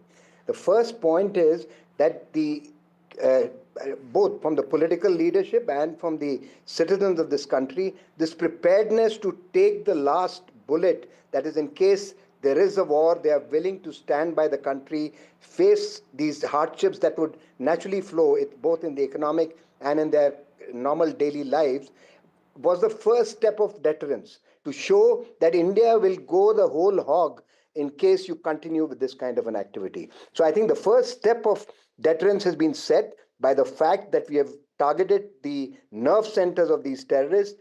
The country has shown a resolve that we will be ready to face the hardships. We would be willing to go to war, even if it is detrimental for the country and for the people. We'll have more casualties. But henceforth, I'm sorry, we are not going to accept any such nonsense from you. But how do you now maintain this deterrence? And that's where the challenge will remain with India. Hereafter, my feeling is that these one-off attacks does create and give the necessary messaging for continued signaling. Every time there is a terrorist attack in India, we have to be prepared to actually take, literally, as they say, blood for blood. If they fire on us, kill a terrorist attack which is traced back to Pakistan, which actually doesn't require too much of a ingenuity to really work out, then I think there needs to be a reciprocal punishment. So the sustained pressure and action by India in the tactical operational plane, while you're doing the other 2 actions on the economic front of taking them to FATF, looking at the World Bank to sort of reassess its support which it is providing on the financial side to them, the Indus Water Treaty, getting our dams as of now dredged, ensuring that the canals are done, the standing and the projects which have been held in abeyance thanks to Pakistan's, false propaganda and claims in the World Bank. I think we now need to ensure that all happens now. So I think this continued pressure will ensure there is deterrence, keep the kinetic options open to hit at a suitable target every time there is some such action done by them, and that would actually enhance your deterrence. And I think this whole operation is the first stage of proving that there is deterrence, and India is willing to take the last step if it is required. All right, Lieutenant General Arun Sahni, really appreciate your time. As tension continues to simmer along the line of control, the message certainly is what will be the long-term impact of Operation Sindoor? Will it be actually a deterrent, or will it spark future confrontation between the 2 nations? A quick break, and then we get you details of all the mock drills which has been carried out across 259 districts in India.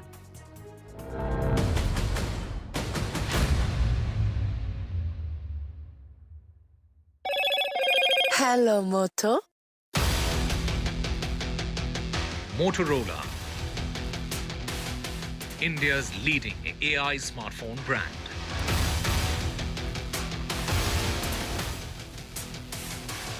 Let me tell you about the ex-post of the day, which has come from Home Minister Amit Shah, who has, after the Balakot strike, said, "Proud of our armed forces. Operation Sindoor is Bharat's response to brutal killing of our innocent brothers in Pahalgam."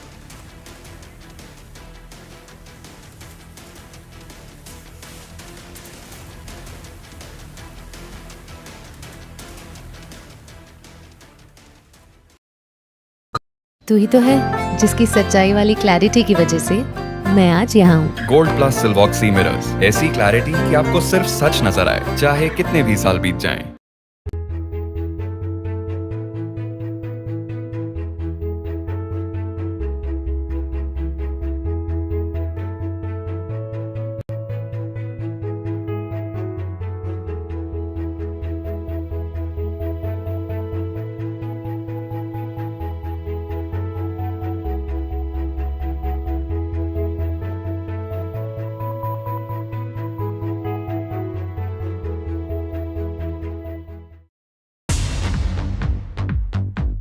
More news that matters. Big exclusive. Tulsi Gabbard gunned down by Pakistan-backed cowards. When you interact with people on ground, you're able to reflect their sentiments much better. More debates that shake the system. More exclusives you won't find anywhere else. Not just another prime time. It's a prime time that's unmissable. I've been reporting on all issues big and small from Andhra Pradesh, Telangana, rest of South India, bringing you all the action, all that you need to know, all that you want to know. The energy of maximum city is infectious. I'm bringing that energy in our news coverage from financial capital Mumbai. Covering from the southernmost part of India over the last 23 years, I bring in-depth and 360-degree coverage from the Dravidian heartland. The land of Mishti, also known for its bitter politics. I have seen much water flow under the Howrah Bridge, covering Bengal in all its vivid colors. India's IT capital is always bustling.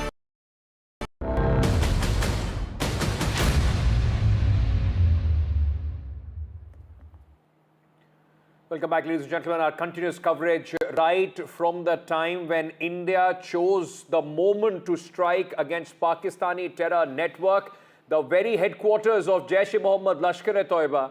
Remember, it also happened in the backdrop of the country already preparing for any eventuality. And today was the day when it was chosen that these mock drills are only going to send a message of preparation so that in any eventuality, the country doesn't see any panic. Take a look at these reports which have been filed by our colleagues from across the country. After the Ministry of Home Affairs briefed the state governments to conduct mock drills to check the preparedness of citizens and the civil defense here in Bengaluru, right outside the Fire and Emergency Services headquarters, you're looking at the teams conducting a mock drill of a rescue operation, going in an inflated boat to a small island, rescuing an injured person, and by the banks you're looking at multiple civil defense personnel using a stretcher to get this injured person from the boat towards an ambulance as soon as possible. This is once again, mind you viewers, a mock drill, especially in the light of the recent attacks that India have carried out on terror bases in Pakistan and Pakistan-occupied Kashmir. Such drills, of course, become very important. Over the course of the next 7 days or more, there will be multiple mock drills that will try and prepare the police, the civil defense, the fire personnel and any security personnel to really be prepared for any sort of eventuality.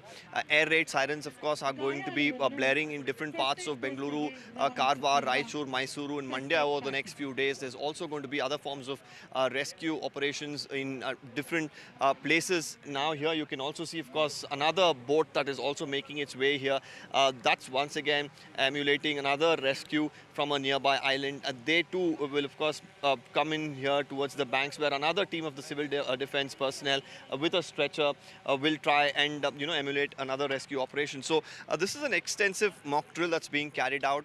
More importantly, we should note that, like I said, it's not just this particular form of rescue, but other rescue as well, which which we related over the next few days to ensure preparedness of the police, preparedness of the civil defense, and more importantly of the citizens alike to respond to any sort of emergency situation that could come by, especially considering the fact that now it is a very active and volatile situation with Pakistan after India, of course, carried out those precision strikes in different parts of, Pakistan-occupied Kashmir and Pakistan in itself.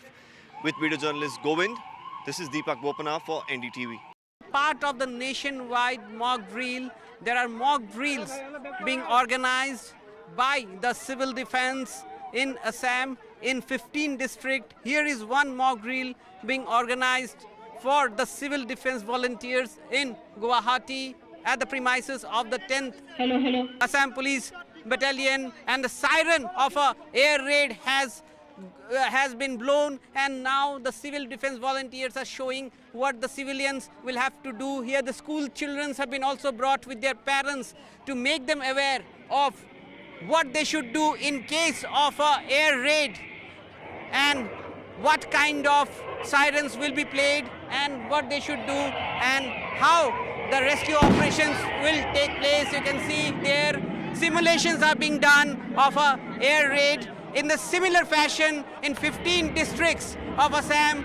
This mock drill operation known as Operation Abhyas has been launched, and the primary objective of this operation is to make the common people aware of the SOPs that has to be followed, the SOPs that people will follow in case there is a air raid, in case of an air raid operation, and also to ready the first responders like the civil defense volunteers, the police forces, the NDRF, the medical teams who would, after the raid is over, conduct a simulation for search and rescue operation, as well as operation in terms of fire in a building, and also they will construct a temporary hospital. So this kind of drills would continue for coming 5 to 6 days across different districts of Assam with other parts of the country. In Guwahati, with cameraman Sanjay Chakravarti, Ratnadeep Chaudhary for NDTV.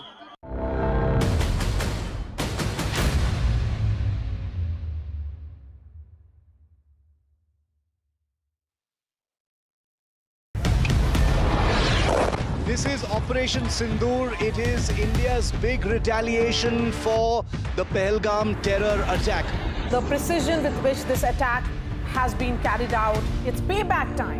The headquarters of Jaish-e-Mohammed in Bahawalpur and Lashkar-e-Taiba headquarters in Muridke have been hit. That these targets lay between 30 kilometers across the line of control. Prime Minister has monitored the entire sequence of events overnight. He's been closely monitoring it.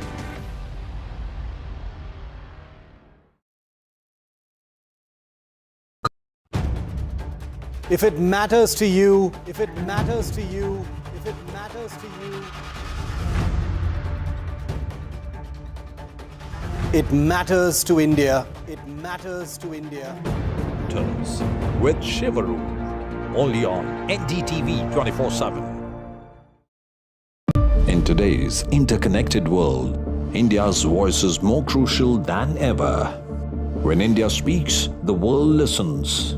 At NDTV World, we are that voice, bringing you intelligent and insightful news from India and beyond.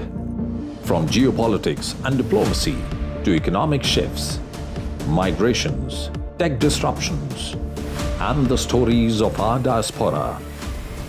We cover the news that shapes our global future. NDTV World, your new home for global news, is here.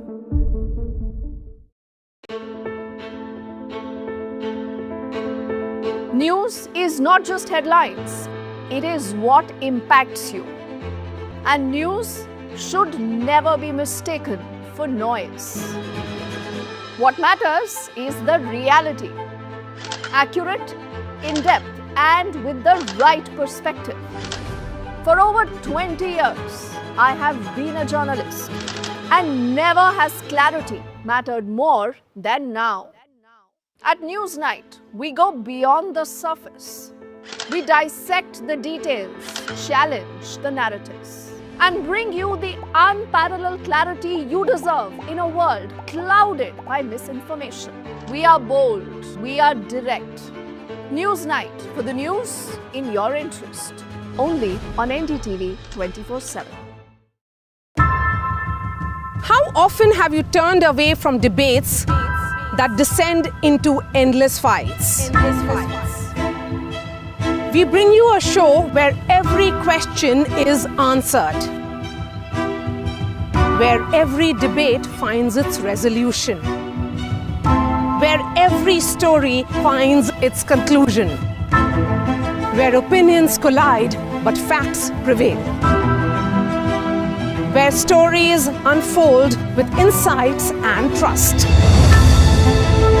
When the noise ends, the last word begins.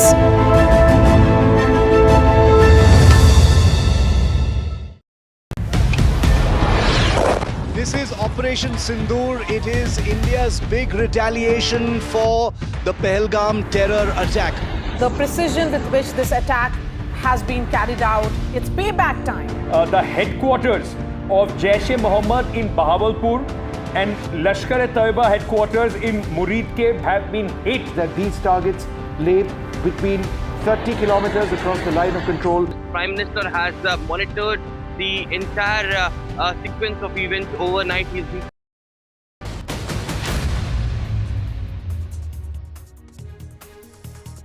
India destroys 9 terror camps located in multiple locations, 4 in Pakistan and 5 in POK. Rajnath Singh says struck those who killed innocents. He salutes forces. Big night for India as it carries out precision strikes in Pakistan. Operation Abhyas also now underway in the country. Evacuations, blackout, mock drills continue. Prime Minister Modi chairs the Cabinet and also the Cabinet Committee on Security Affairs. He has been monitoring all the details of Operation Sindoor through the night. His Cabinet colleagues lauded his political will. To send across a message of unity, Centre calls for an all-party meeting at 11 a.m. on Thursday. Government to brief the opposition on Operation Sindoor. Ministry of External Affairs briefs UNSC members on Operation Sindoor. Multiple nations come out in support of India, say India had the right to ensure that Pahalgam is avenged and victims given justice.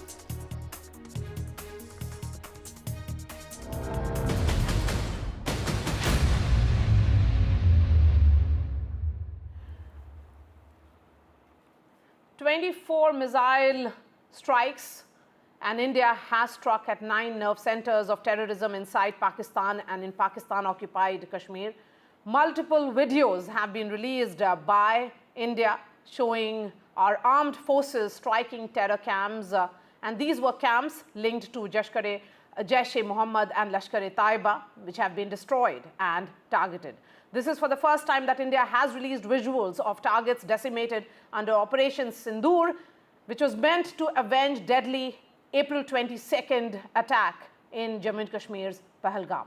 In India's history of anti-terror operations on Pakistan, at least Pakistan-occupied Kashmir and Pakistan, this is possibly the deepest India has struck Pakistani terror operations, or at least the terror infrastructure in Pakistan. The strikes began at the dead of the night and were carried out for about 25 minutes from 1:05 a.m. to 1:30 a.m. No Pakistani military installation, and this is very, very important, no Pakistani military installation or civilian infrastructure or even economic installations and infrastructure was destroyed or targeted by India. India has underscored its efforts to distinguish between anti-terror operations and full-scale military aggression. Meanwhile, Prime Minister Narendra Modi monitored this entire operation, ladies and gentlemen, through the night. Later, he also briefed the President of India. His political will was lauded by his cabinet colleagues. Now, all eyes on Pakistan, on how this plays out from here on. And Rajnath Singh has spoken out. He has praised the Indian Armed Forces. Let's listen in, and also to Foreign Secretary who briefed the media. जैसे कि आप सबको जानकारी है कि कल रात हमारी भारतीय सेनाओं ने अपने अद्भुत शौर्य और पराक्रम का परिचय देते हुए एक नया इतिहास रच दिया है। तो हम कह सकते हैं एक तरीके की सटीकता, सतर्कता और मानवीयता यह हमारी भारत की सेना के जवानों ने दिखाई है,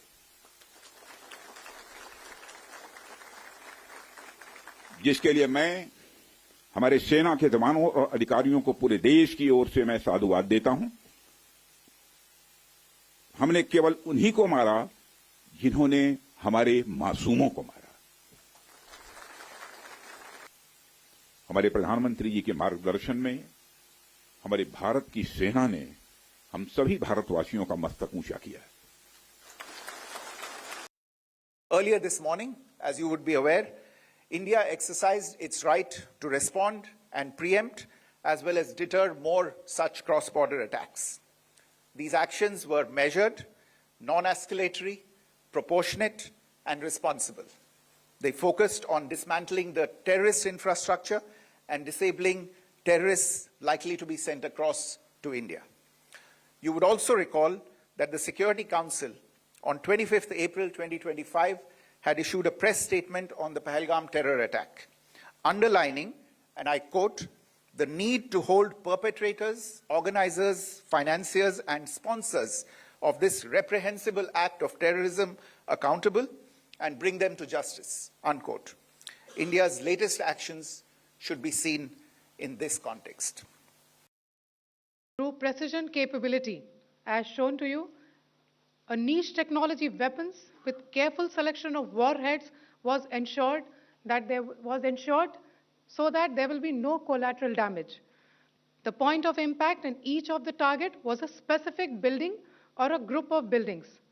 All the targets were neutralized with clinical efficiency, and the results reiterate the professionalism of the Indian Armed Forces in the planning and execution of their operations. No military establishments were targeted.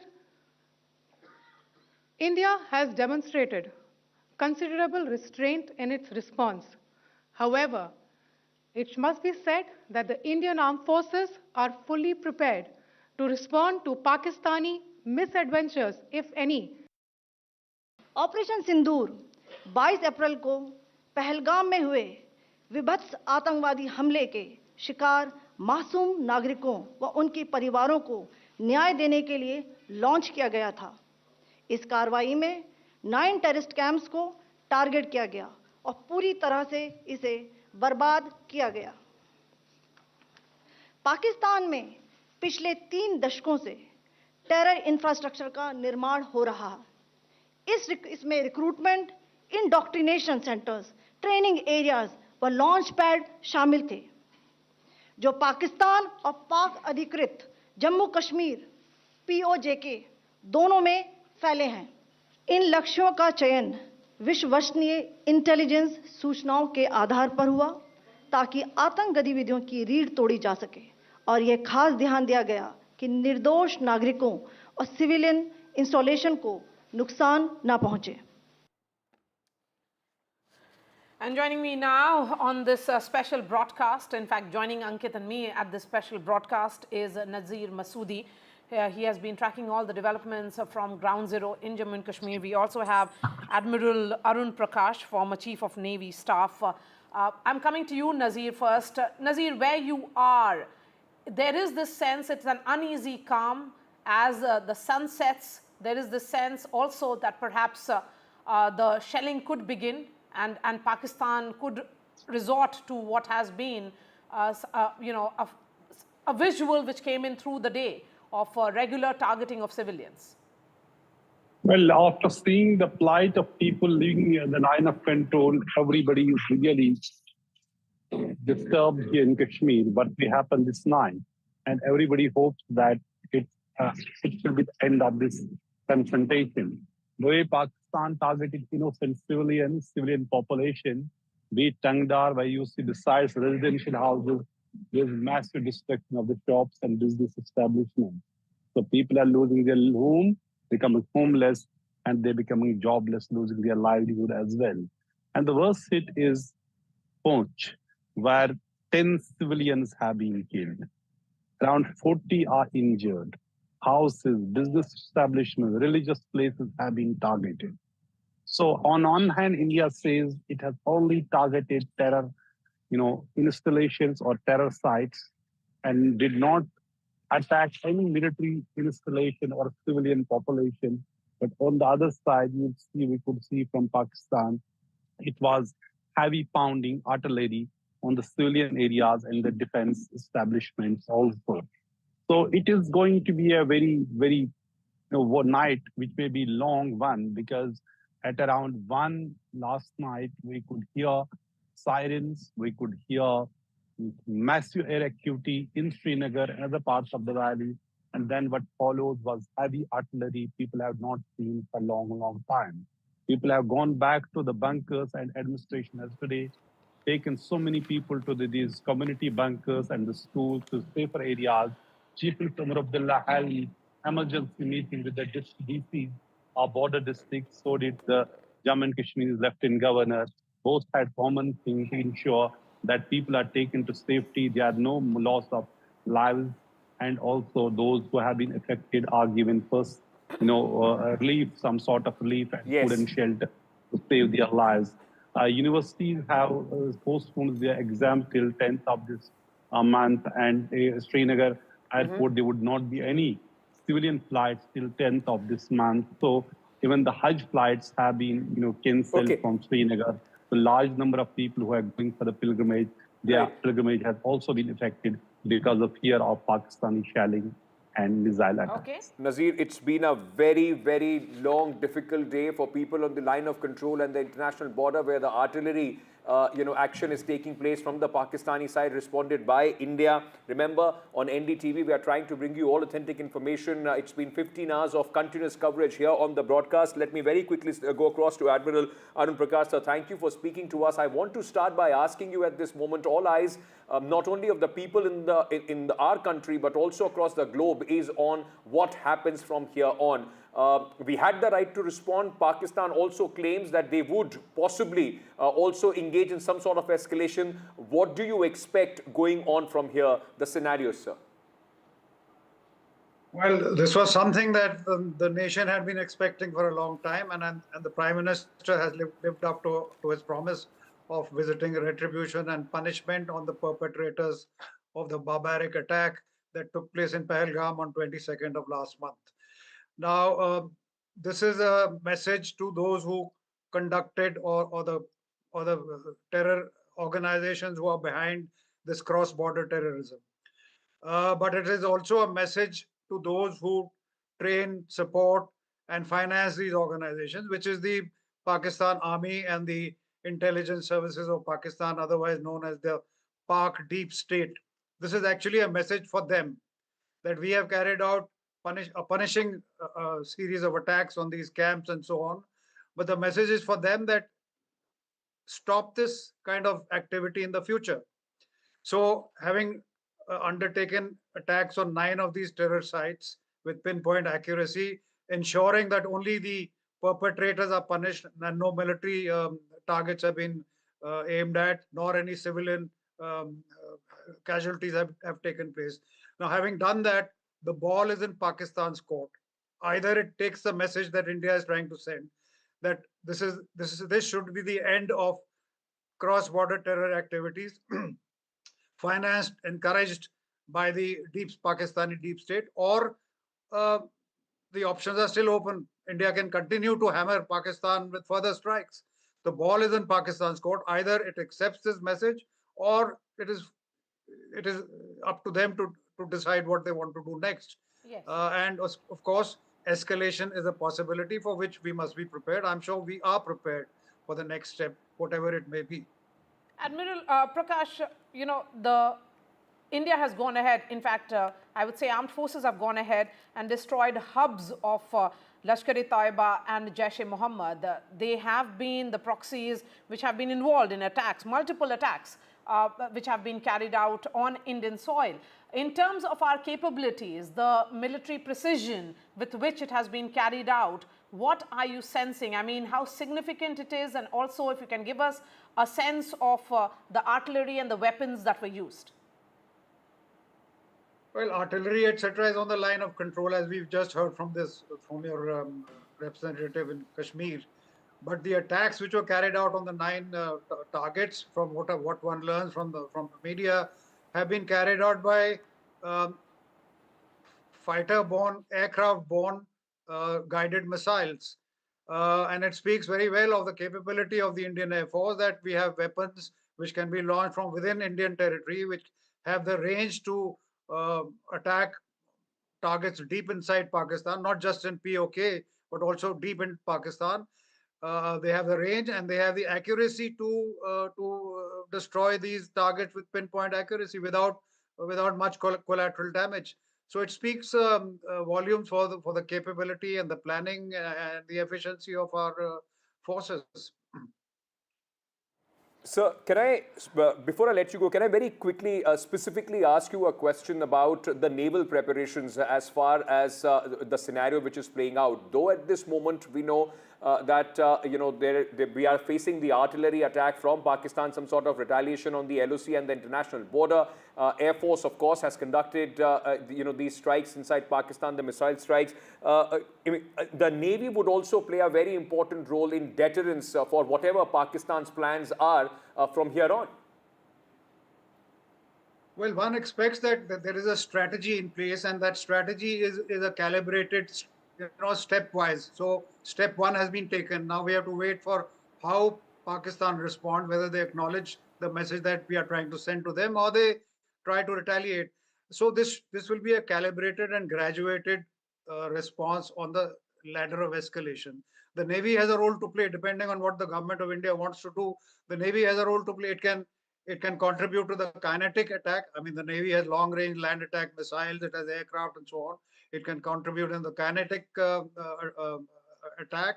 The Navy can also play a part on the economic front by trying to strangulate Pakistan's trade, economy, trade, energy, etc., which is Pakistan has a small coast and a few ports, and it is entirely dependent, almost entirely dependent on seaborne imports. So the Navy can certainly interfere with their traffic, seaborne traffic, and bring tremendous economic pressure on Pakistan to further reinforce the message that the government is trying to send across to Pakistan. All right, Admiral Prakash, really appreciate your time here on NDTV, and joining us now is the Lieutenant General Subrata Saha and also Tilak Devashir, who is the author of Pakistan Quoting the Abyss. He's joining us and a member of National Security Advisory Board. He is. I'm going to come to you, Lieutenant General Subrata Saha here. The armed forces used precision weapons from deep within the Indian territory. So they were very much on our side. They really did not cross the line of control or international border. The arsenal included air-launched Scalp cruise missiles, hammer precision guided bombs, and loitering munition. The choice of weapons, the choice of missiles, how do you look at it? The message is clear that there was a lot of planning which had gone into it, and calibrated surveillance which was ensured that when it comes to the target, they were identified and then destroyed. See, first of all, I think it's important to go back to the press release at 1:44 a.m. Last night. If you read the message, it gives out very categorically that we have, as you've highlighted yourself, made a very focused, measured, non-escalatory strikes at the terrorist infrastructure.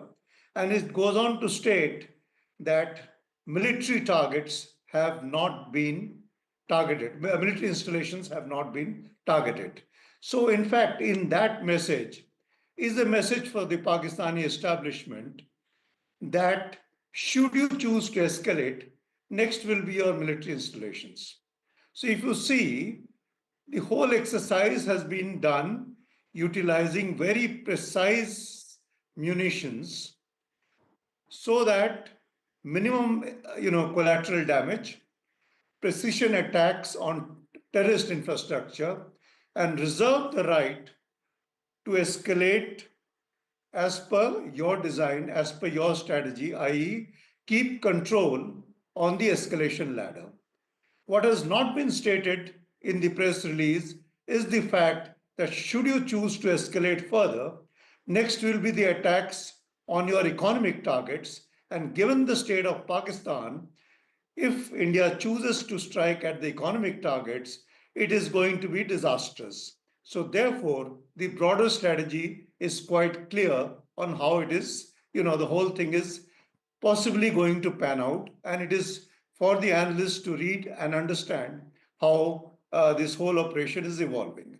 Now look at the way Pakistan is responding. A, you strike at innocent civilians in Pahalgam. And now again, you're striking at innocent civilians along the line of control. Of course, the government has announced mock drills across the country. I think equally important is the fact that Pakistan will now try to activate some sleeper cells that they have, across the length and breadth of our country.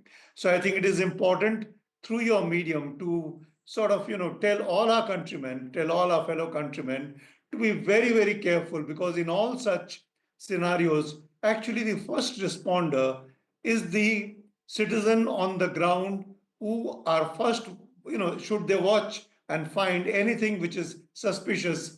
And every agency, whether it is the beat policeman, whether it's the, state police, central agencies, everybody has a role to play. And so there is a requirement of being extremely cautious as we go along, because Pakistan and its agencies, we are quite, we should be cognizant of the fact that they are quite capable of, going to any depths to try and strike back.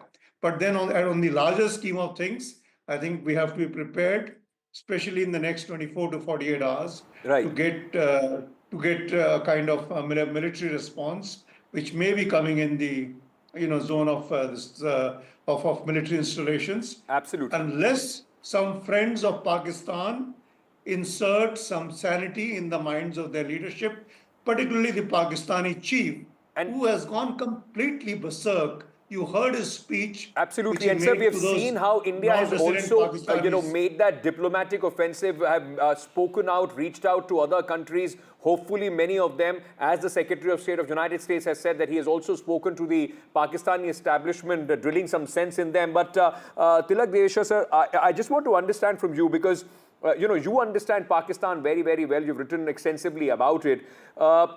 If Pakistan chooses to take the escalation ladder, it's very clearly India has only targeted the terror infrastructure in Pakistan. Pakistan would also risk as being seen backing these terrorists actively across the globe. I mean, it's not that they're civilian or military installations which have been hit, but the terror infrastructure, the headquarters in Pakistan, which at this moment has faced the brunt of Indian attack. Yeah, first of all, thank you for having me on your show. You see, Pakistan has a dilemma. India targeted terror training camps in Pakistan. There are no equivalent terror training camps in India. Right? So what does Pakistan target? Either civilians or they target military installations. Now, Pakistan will have to react, and I think they will react within 24 to 36 hours, because they have to show to their own people that there is equivalence, that if India does something, they can go to hit India back. But that's where the other brings the dilemma.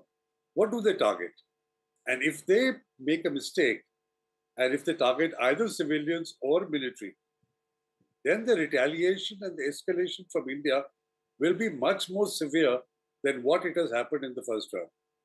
So I think the next 24 to 36 hours are going to be very, very critical, unless, of course, Pakistan does a very foolish thing by targeting one of the dams, not realizing that the water will flow into Pakistan and won't flow back into India. Or what they did in Balakot, that you drop your munitions in a deserted area, claim equivalence, and then the whole crisis draws down. Now, I can't second guess what Pakistan is going to do, but the fact that they will do something is definite. Next 24 to 36 hours, they will react, and let's wait and watch how they react. I think India is prepared. The Indian armed forces are absolutely prepared for whatever Pakistan can throw at us. Okay, since you're saying that they will react, so perhaps Lieutenant General Subrata Saha will be able to decode that, that for us. Today was also the day of mock drills which were carried out throughout the country, Lieutenant General Saha. So there is a sense of preparedness. Home Minister Amit Shah has also chaired a meeting which included chief ministers of all border states in attendance. So the messaging is in terms of preparations, India has to be prepared. Along those districts particularly which are along the LOC, the schools were shut today, educational institutions shut. But India has been saying clearly that no Pakistani military installations were directly targeted. India has made that distinction between anti-terror operations and full-scale military aggression as well. Do you think Pakistan can continue to be an aggressor even now, given the kind of international pressure it is facing? You see, if there is sane leadership, your statement is true.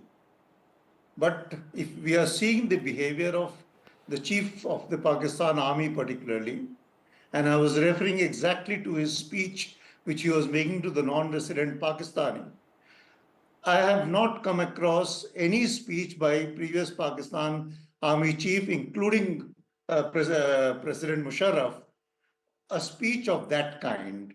So unless, there is some kind of a sanity prevailing in the system through some good sense coming in via friends of Pakistan, or don't be surprised if some sane corps commander supported by other elements within Pakistan take over from this fellow, which is, you cannot rule that out because Pakistan is a very fractured polity as we speak today.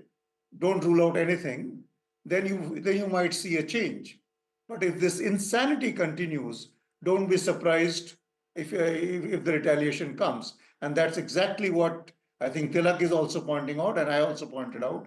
We should be expecting a response because even Shahbaz Sharif, in the wee hours of the morning today, in his first reaction, where he admits to 5 sites having been, attacked, he says we will retaliate. Of course, later in the day, the defense minister seems to be climbing down from the high and hot horse of a couple of days before and talking about climbing down. Yes. The point is, there is that urge to retaliate both in the political leadership and of course the Pakistan Army chief. So it is reasonable to expect some kind of an insane kind of a response. Yes. So that's exactly what we're talking about. And I think what Pakistan Army Chief will decide will go. As far as Pakistan is concerned, he's the most important person when it comes to deciding all these matters, not the civilian leadership. But Mr. Devesh, let me very quickly take one response from you. Like we've been speaking about, yes, of course, Pakistan Army would want to use this once again to whip up some support for itself, which was dwindling. Attacks in Baluchistan on the Pakistani army, demoralizing them as well. But one question that a lot of people are asking, can Pakistan even afford it? Yes. On the line of control, we are seeing intense bombardment from Pakistani side using the artillery guns. But beyond that, how much can Pakistan afford? It's already in doldrums as far as economy is concerned. How much can Pakistan extend this? That's a very good question. I don't have a definite answer, but I think circumstantial evidence would suggest that even this mobilization that Pakistan has done, moving troops from Peshawar and from Quetta, they do not have the wherewithal to sustain. Earlier, they could sustain a war for 14 or 15 days in 65 and in 71. I don't think so. They have that capacity today.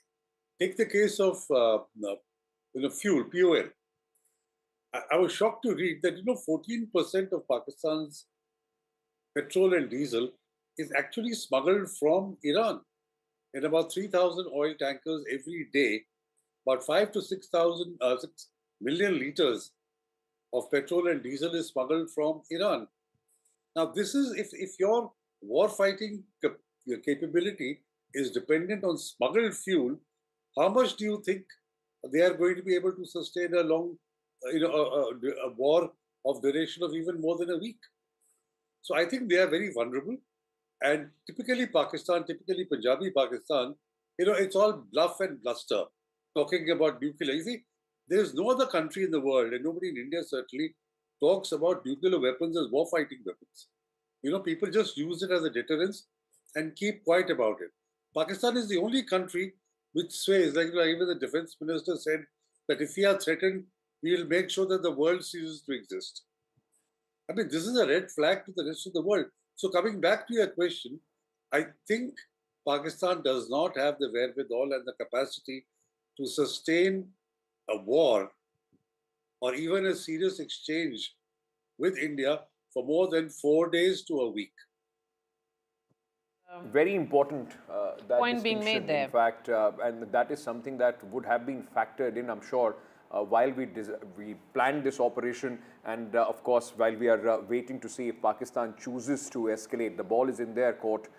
What they do now will define how Pakistan's future is defined from here on, Maria. Yes, that's right. And thank you for joining us on this broadcast, Tilak Devashar and Lieutenant General Subrata Saha. My colleague Shivarur has been reporting from Ground Zero, and he has sent the special report from Uri, from one of the homes which have been destroyed by this constant artillery shelling which is happening along the LOC. At the line of control in Salamabad, it's one of the last outposts before the line of control. There are 2 houses here that were struck last night in Pakistan Army shelling here in the Uri sector. These 2 houses have been completely totaled, completely destroyed. There's still a fire burning, if you can see over there, smoke smoldering across this entire pair of houses. Miraculously, no deaths, but 4 people have been severely injured. 2 of them children. One of them has apparently lost a limb as well. They've been evacuated to the Baramulla hospital, which is about 40 kilometers to our rear from here. We're about 10 kilometers from the line of control. I'm surprised that anything is left everywhere else, because it looks like a stray shell may have come and landed here. It appears to suggest that the Pakistan Army, which has been aiming and firing directly, targeting civilian areas, has caused damage deeper inside, and one shell or a couple of shells has come and actually landed here. This has all the telltale signs of artillery damage. You can see shrapnel completely ripping through these metal sheets. These are very clear signs of artillery shrapnel that has ripped open these roof sheets. The walls completely broken, and everything is still burning in these houses. The images you're seeing here on NDTV are the first manifestations of what we've been reporting since the morning, that the Pakistan Army has directly targeted civilian areas. This has nothing to do with the military. There's no army over here. The army brigade is way many kilometers behind where we are. This is a civilian settlement. A rural folk live in this area, and this is what a couple of Pakistani shells has done in this place. These are live images, first on NDTV, that we're bringing to you of what targeting a civilian establishment, a civilian area really looks like. It is very likely that an escalation will begin again. We were told earlier by people who were fleeing from this village and others that the firing took place till as late as 11:30 in the morning. They heard the thuds of artillery fire and small arms fire till at least 11:30 in the morning. I want to get a word in from one of these people. Sir, इधर आइए. कौन रहते हैं यहाँ पे? कितने लोग जख्मी हो गए इसमें? इसमें 4 लोग. इधर आ जाइए, इधर. हाँ जी. 4 लोग. 4 लोग. 4 कौन? बच्चे? एक 13 साल की बच्ची, एक 4 साल का बच्चा, तो 2 घर के मालिक. हाँ. और क्या ये पाकिस्तान के शेल? हाँ, ये पाकिस्तान का है. रात के 2 बजे का मसला है. तो उससे ये घायल हो गए. तो यहाँ मकानों की बात ही नहीं, मकान कितने बजे गिरे थे ये शेल? 2 बजे। 2 बजे सोए होते हैं। आप कहाँ थे उस टाइम? आपने सुना ये? हाँ, हमने ये भरोसी है यहाँ। अच्छा। हम तो रात को बाहर आ रहे। 2 बजे के बाद हमारे बच्चे भी बाहर आ गए।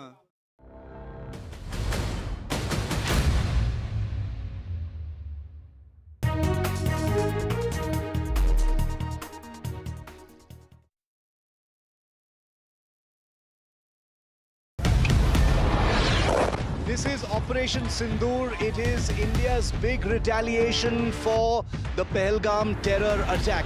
The precision with which this attack has been carried out, it's payback time. The headquarters of Jaish-e-Mohammed in Bahawalpur and Lashkar-e-Taiba headquarters in Muridke have been hit. That these targets lay between 30 kilometers across the line of control. Prime Minister has monitored the entire sequence of events overnight. He's been closely monitoring it.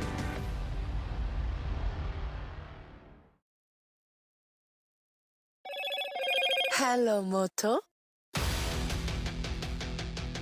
Motorola, India's leading AI smartphone brand.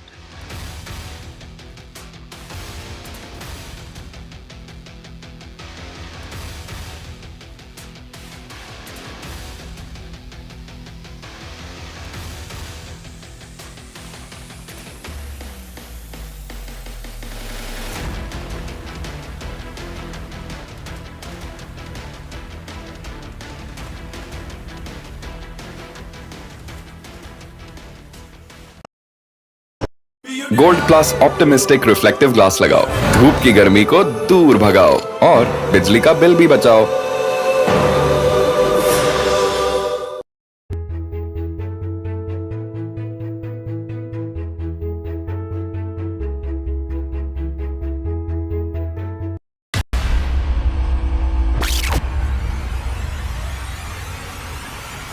The last 1 month, if you see, the share prices of Genzol Engineering has fallen more than 58%. Why are the rating firms calling the debt payments as default? We have 2 credible credit rating agencies on March 4th coming and downgrading the stock to D. Statements are consistently being proven wrong, and transactions are being taken place which are different from what they were originally pictured to be. The company claimed it would roll out 6,400 electric vehicles.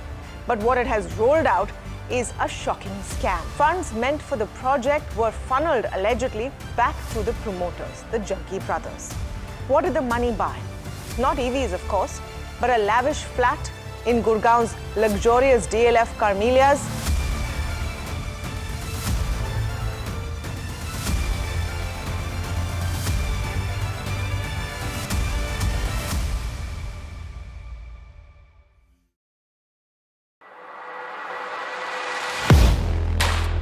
Do you really know the company you invest in? What is the real picture behind presentations and claims? Is the outlook as rosy as the company claims? Know Your Company, powered by NDTV Profit Research, shines a light on the biggest stock market movers.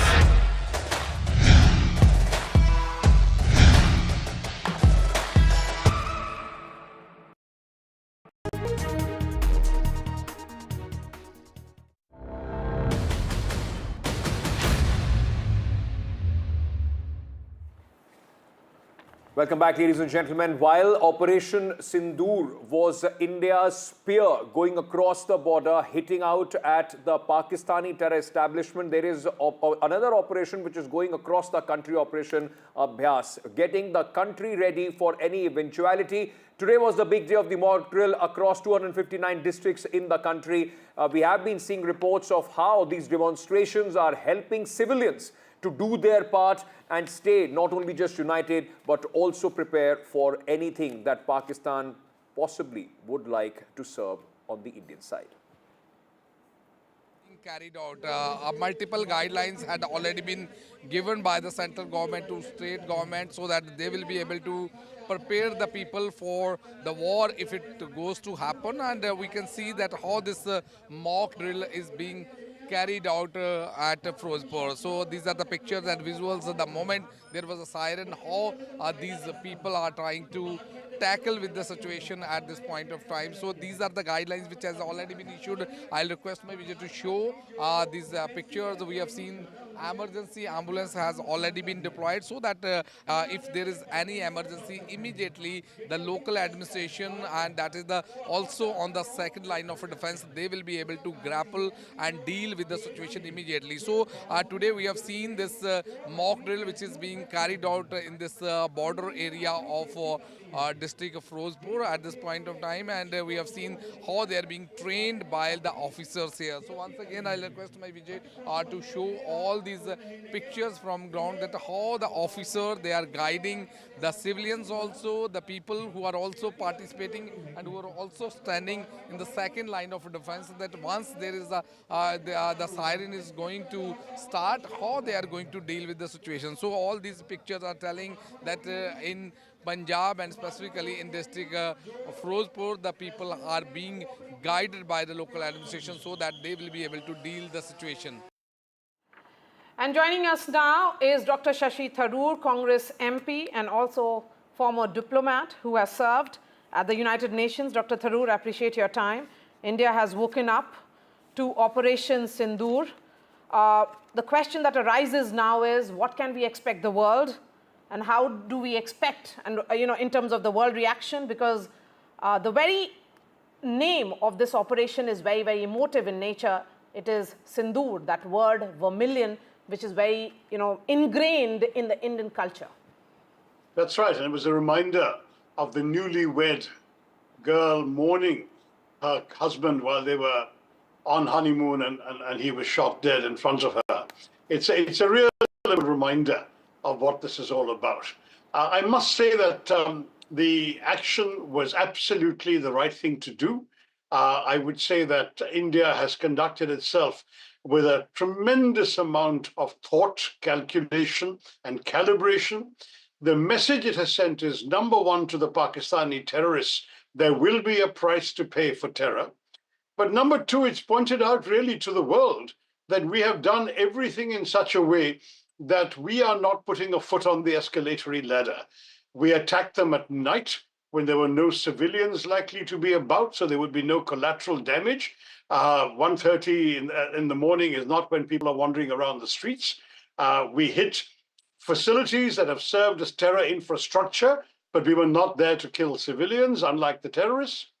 We also made it a point to very carefully ensure that we did not strike Pakistani military facilities or government facilities, not because we believe the military has nothing to do. On the contrary, we believe the military was very, very much behind training, guiding, equipping, financing, and directing these terrorists. But nonetheless, to show that we are not interested in seeing this or portraying this as the opening salvo in a protracted war, we are just trying to do what is necessary to avenge the death of 26 innocent civilians. Now, this was basically the very pragmatic approach, and I believe that if you survey the international reactions, Maria, that have come so far, that there is some understanding. 3 countries, France, Russia, and Israel, have explicitly expressed some understanding for India's right to defend itself against terrorism. Other countries have been muted in their language. Everyone has called for de-escalation, restraint, and so on, which is fine, because we are not interested in escalation. Absolutely. The Chinese, who are Pakistan's quote-unquote all-weather friend, and who might have been expected to back Pakistan more directly, have actually said that both India and Pakistan are our neighbors, and we don't want to see fighting and conflict between them. We want to recommend diplomacy and negotiation and calm and so on, which is, again, constructive language. So if I were to draw a conclusion from all of this, Maria, it would be that I believe the world as a whole does not want to see war and will be counseling restraint to Pakistan. Remember, the ball is in Pakistan's court. If they take an escalatory step, we are ready and we will respond. I have no doubt about that. But at the same time, if these countries counsel Pakistan, that after all, India had a right to respond. India has responded thoughtfully and in a limited manner. Yes. Pakistan has shelled across the LOC and killed 10 of our civilians. They claim to have shot down a couple of jets. We have no confirmation of that. If they have, then they could certainly be allowed to say that honor is more than satisfied, and they should then calm down. That is certainly my view, that's what the international community is likely to be saying to them. But if hotheads in Pakistan behave differently, well, then they've got a response coming. But Mr. Sarur, let me ask you this then. This is the expectation. I mean, any sane country would, of course, be advising Pakistan not to step on that escalatory ladder at this moment. But the fact remains that there is a reason why Pahalgam took place. There was a red line that was crossed. At this moment, it is also being seen as the Pakistani army, and specifically the Pakistani army chief, the kind of warmongering that we have seen from their side, only trying to strengthen their position, and hence all these advices may not at this moment work on Pakistan. Do you actually believe, given the way the country is placed at this moment, that Pakistan will back down? No, look, I had argued already, and I'm sure that there's not much disagreement on this, that one of the motives behind this attack was certainly that the army was in a difficult position. It was increasingly unpopular in Pakistan. They have locked up their most popular leader, Imran Khan. The economy was stagnating. And this would have been a useful diversion from their own domestic woes. Plus, it would give the army an opportunity to once again portray itself as a savior of the nation. I think that was definitely a factor in their thinking. But remember that India has demonstrated a certain level of resolution, a certain amount of courage and resolve, which would have sent a strong message back there. The military cannot act alone. They need international backing, they need equipment, they need weaponry, they need finance. Currently, they need fuel as well, not all of which I believe they have an unlimited quantity.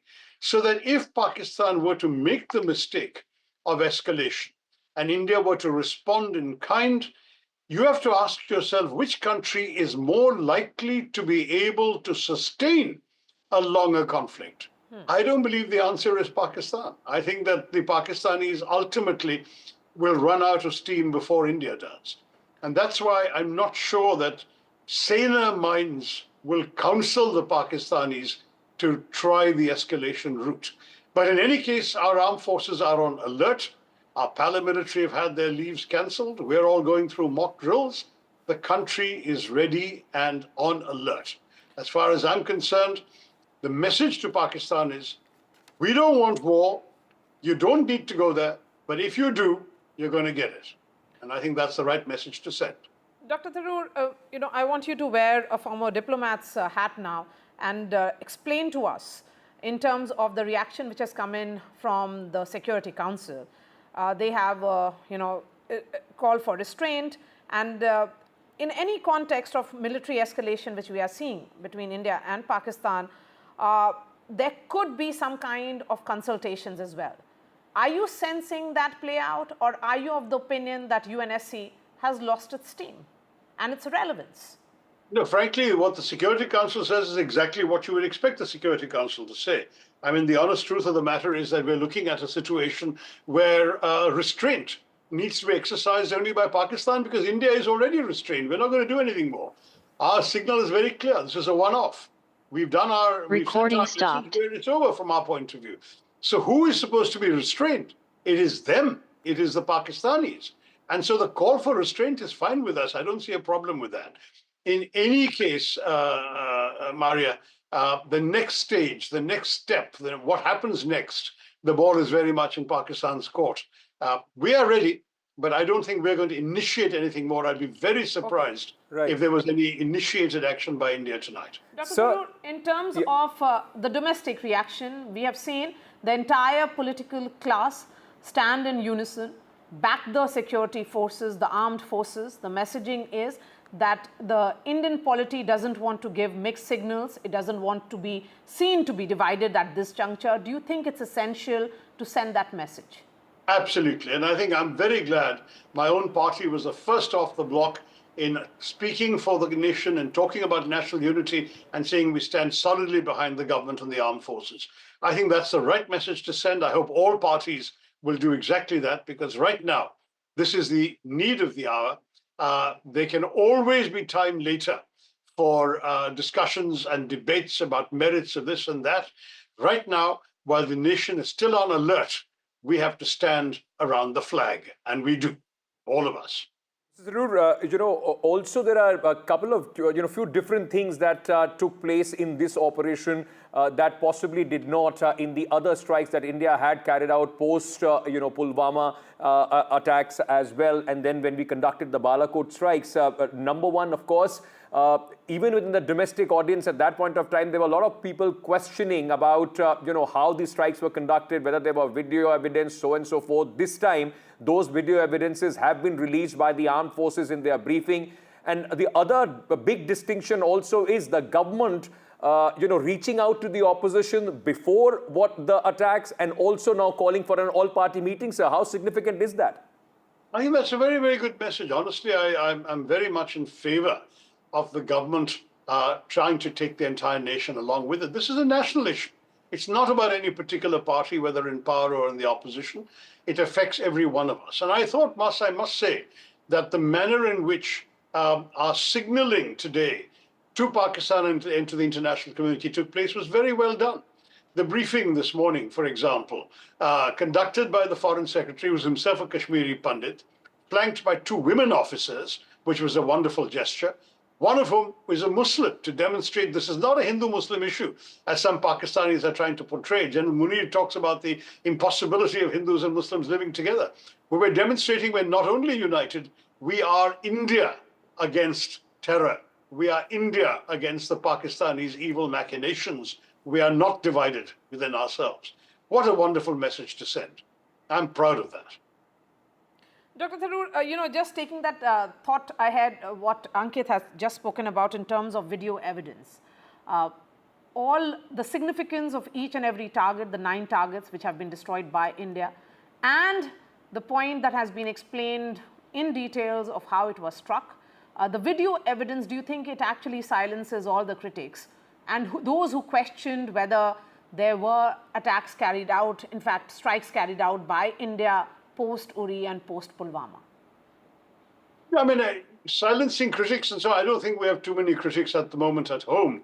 I think that in any case, what was important here was that what we have done has been done well, professionally, in a calibrated and calculated manner, and thanks to the video evidence, it has been seen to be done. But at the same time, as I said earlier, we're not here to kill people. We are there to convey very clearly that we are hitting terrorist infrastructure. That's all we've done. We've done so at night when no one's about. All of these things, I think, are part of the messaging, Maria, and that's what we've done. As far as I'm concerned, the fact that we have presented this to the nation and to the world is fine.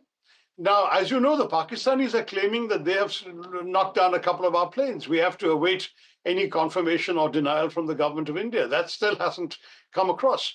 But as far as everything else is concerned, any other criticisms or whatever you're talking about, the time for all of those discussions is not now. Whatever accountability, whatever inquiry the government needs to do in its own interest, it will do, it should do. But right now, we should all stand behind our armed forces. That's very simply the message of every party, every patriotic Indian today. Dr. Shashi Tharoor, I think that is the right note on which this discussion should end. So thank you so much for joining us. Thank you, on NDTV.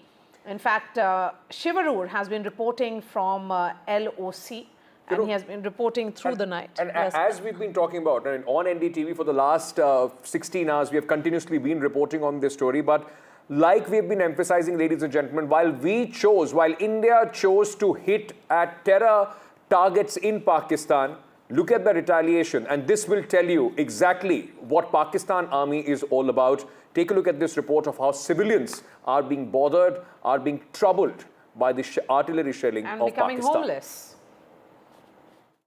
We're here in the Kalgi Ramgi village of line of control Uri, right outside a house in the middle of this village that has extensively been shelled. As you can see in these pictures, we're the first to actually report from here because it's very difficult to actually get here. It's quite a marooned village. You need to trek for about half an hour to get to this point. But this is a house that I'm standing in front of and reporting that had 35 people inside it, including 14 children, many of them small, who had a miraculous escape because this house actually had the presence of mind and the wherewithal really to build a bunker in their basement. So 35 people actually stuffed themselves into a tiny little bunker after 2 a.m. this morning and therefore were saved. They've all fled from this village. There's hardly anyone left over here.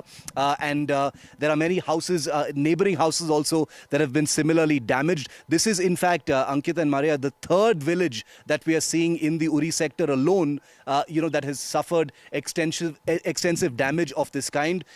We're also told that shelling could start again tonight because it continued till about noon today, and that's why there's a huge amount of fear right now, a lot of anger as well, because many of the people who can't leave from this village say, where will we go? Where can we actually go? This particular house had some resources and the 35 people have gotten into 2 tempo travelers and fled towards Baramulla. But the other people in this village, they're just wondering when the next shell lands, what are they going to do? Look at this house. It's completely damaged. Nobody can live in it. It's impossible to get back here. And the family, we're told, doesn't even know what they're going to do, where to pick up the pieces and where to actually begin. So this is what's happening here at the line of control in Uri. This is, you couldn't think of a more family home than this one, Ankit and Maria.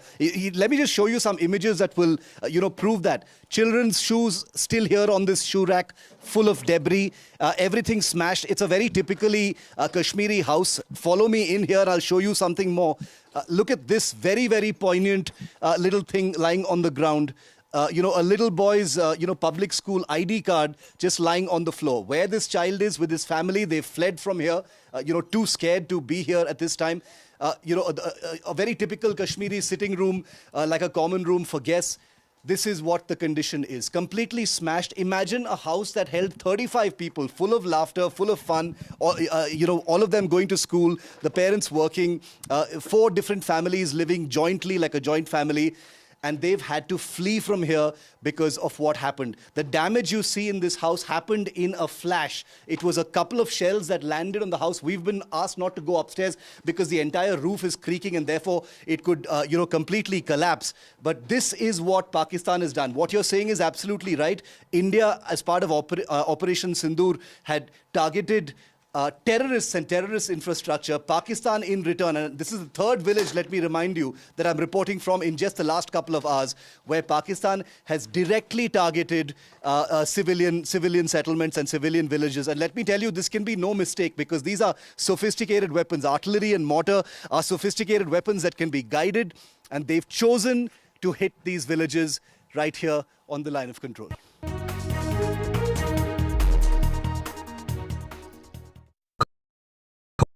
That's huge. That is a biggie. It's out of there. Gold Plus Clear Glass. Par ho ya near, sab kuch dikhe clear. More news that matters. Big exclusive. Tulsi Gabbard gunned down by Pakistan-backed cowards. When you interact with people on ground, you're able to reflect their sentiments much better. More debates that shake the system. More exclusives you won't find anywhere else. Not just another prime time. It's a prime time that's unmissable.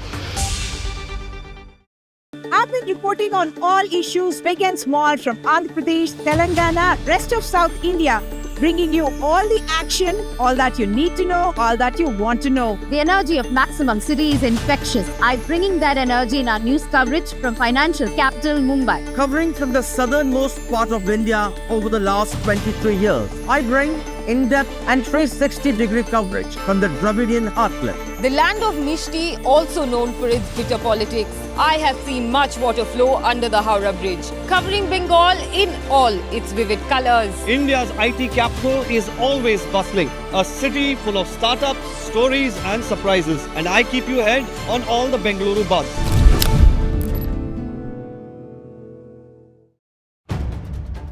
If it matters to you, if it matters to you, if it matters to you, it matters to India. It matters to India. And it matters to me. And it matters to me. India Matters with Shivaru. Only on NDTV 24/7. In today's interconnected world, India's voice is more crucial than ever. When India speaks, the world listens. At NDTV World, we are that voice, bringing you intelligent and insightful news from India and beyond. From geopolitics and diplomacy to economic shifts, migrations, tech disruptions, and the stories of our diaspora. We cover the news that shapes our global future. NDTV World, your new home for global news, is here.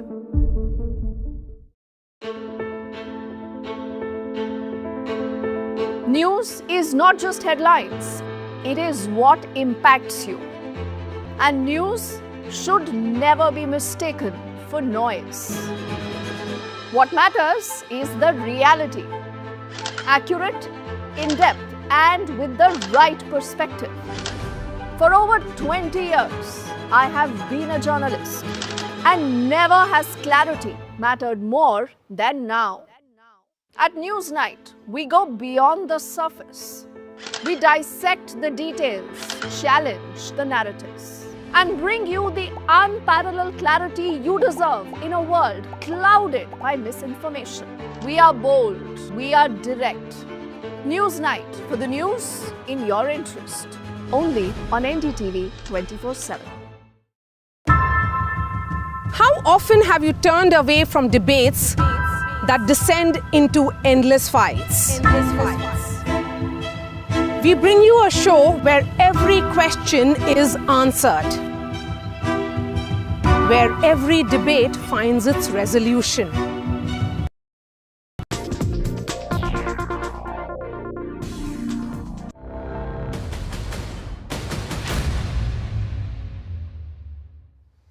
A day of history for India, as 2 weeks after the Pahalgam attacks, India attacked multiple terror sites in POK and in Pakistan, in many ways avenging the victims of Pahalgam terror and imposing on Pakistan a new red line for its state sponsorship of terrorism. It's called Operation Sindoor, and we've been breaking every aspect of it since early this morning. But for the last 6 hours, I've been here at the line of control in the Uri sector of Jammu and Kashmir, where things have escalated in a very, very troubling manner, because Pakistan, not happy with using terrorists to target innocents in Pahalgam, has now responded to Operation Sindoor by targeting civilians in villages close to the line of control. I spent time in villages where shells fell during the early hours after Operation Sindoor to see the fear and loathing among civilians who live there on the front lines, to see shells and mortars falling and destroy their livelihoods every few years. Take a look at this special ground report from Line of Control Uri. As the sun begins to set on Line of Control in Uri sector, we've come to village Kalgi Ramgi. This is the house that belonged to a joint family of about 35 people, 4 families of 35 people. And there were 2 more families of neighbors who were visiting and actually staying with them once the shelling actually started after Operation Sindoor. And I just want to take you inside, first of all, on the outside to show you this entire house, very typically built Kashmiri house, has been completely destroyed. You can see from the outside that the metal bars, the concrete, all in pieces because of the Pakistani mortars or shells. And now let me just venture a little bit inside to show you the damage. Just rubble, complete damage everywhere. This is the very typical sitting room or common room with carpets. Look at what it looks like right now. Completely smashed. Dust, glass pieces, concrete pieces and debris absolutely everywhere. There's a school ID, a public school ID card over here on the floor as well, probably belonging to one of the children. That's also on the floor, a very awful and horrifying image that. And this house is filled with them. Just take a look at this. Just take a look at the utter damage you see in every frame. This is the main living room of the house. The kitchen is also completely destroyed. This would have been the dining room, completely smashed into pieces. All the furniture, everything absolutely rubble right now.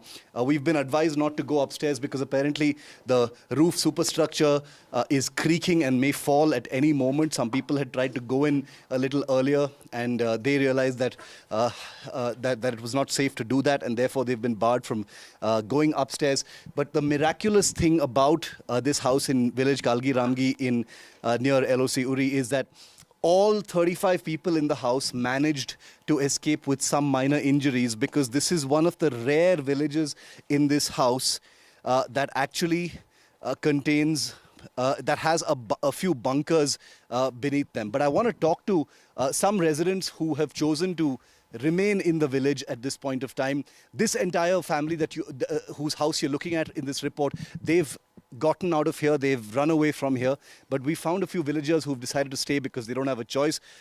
Sir, आप इसी गांव के हैं, क्या हुआ था कल रात को? कल रात को ऐसा हुआ सर कि 2-2:30 बजे के आसपास में शीलिंग स्टार्ट हो गई।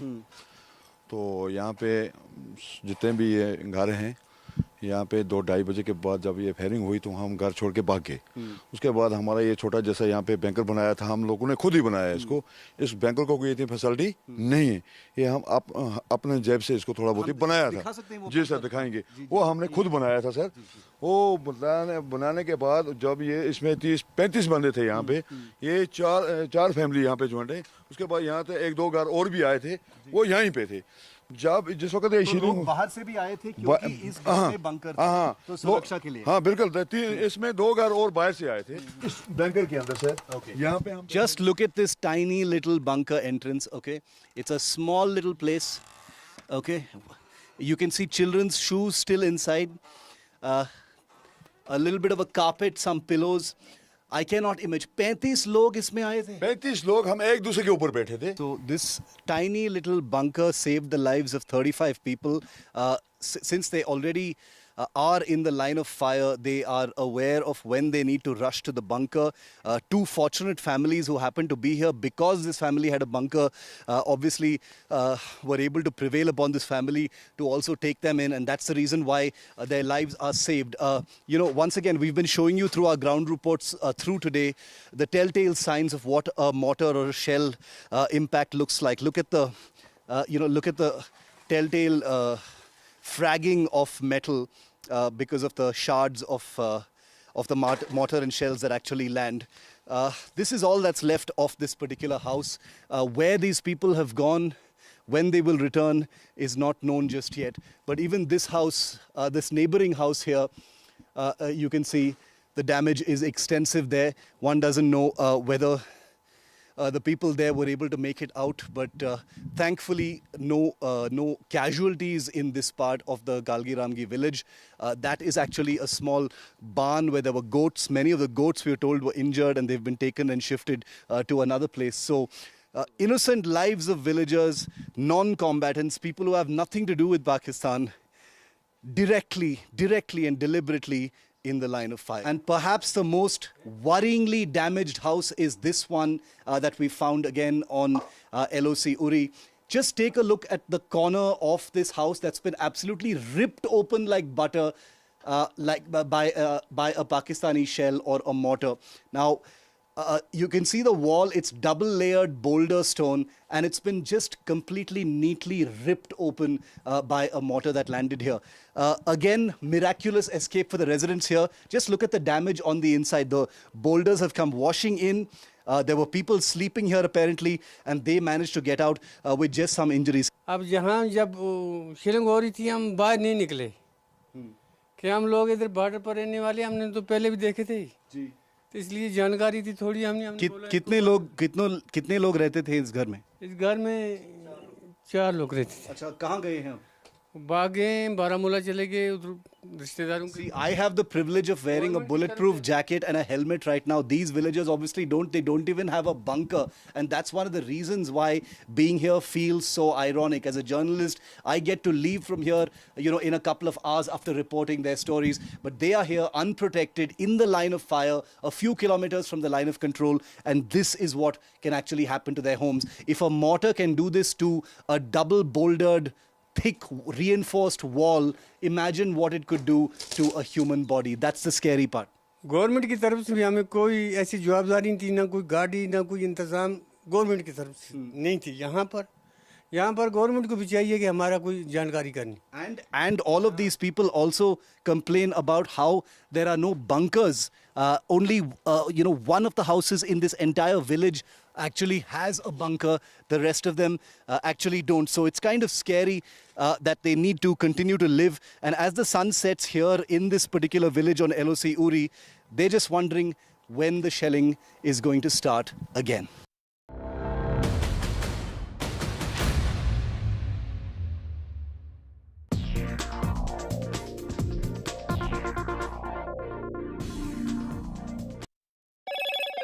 Hello, Moto. Motorola, India's leading AI smartphone brand.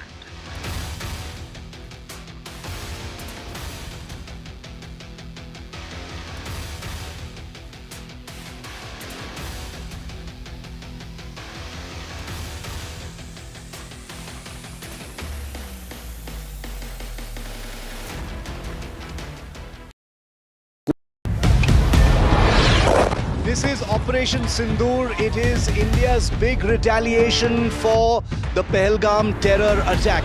The precision with which this attack has been carried out, it's payback time. The headquarters of Jaish-e-Mohammed in Bahawalpur and Lashkar-e-Taiba headquarters in Muridke have been hit. That these targets lay between 30 kilometers across the line of control. Prime Minister has monitored the entire sequence of events overnight. He's been closely monitoring it.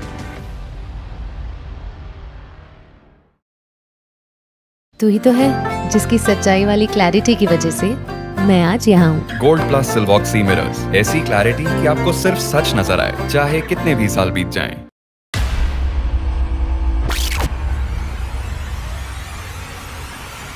The last 1 month, if you see, the share prices of Genzol Engineering has fallen more than 58%. Why are the rating firms calling the debt payments as default? We have two credible credit rating agencies on March 4th coming and downgrading the stock to D.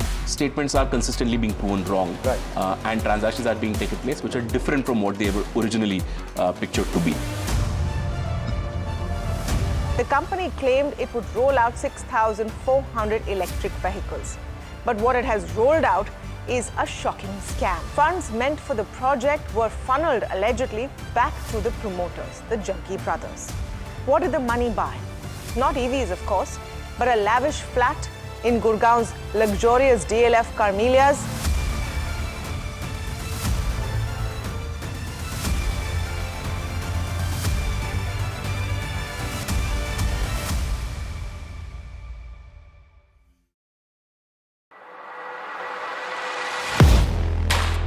Do you really know the company you invest in? What is the real picture behind presentations and claims? Is the outlook as rosy as the company claims? Know Your Company, powered by NDTV Profit Research, shines a light on the biggest stock market movers.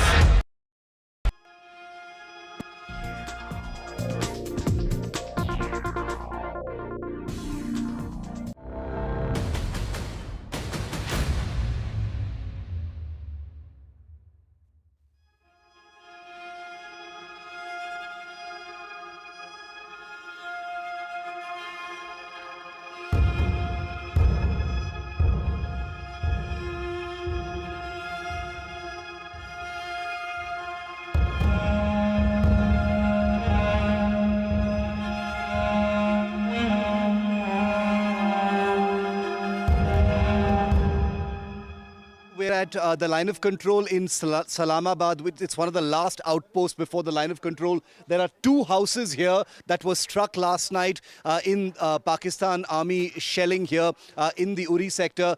These two houses have been completely totaled, completely destroyed.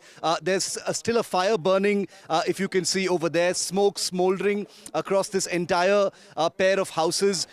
Miraculously, no deaths, but 4 people have been severely injured, 2 of them children. One of them has apparently lost a limb as well. They've been evacuated to the Baramulla hospital, which is about 40 kilometers to our rear from here.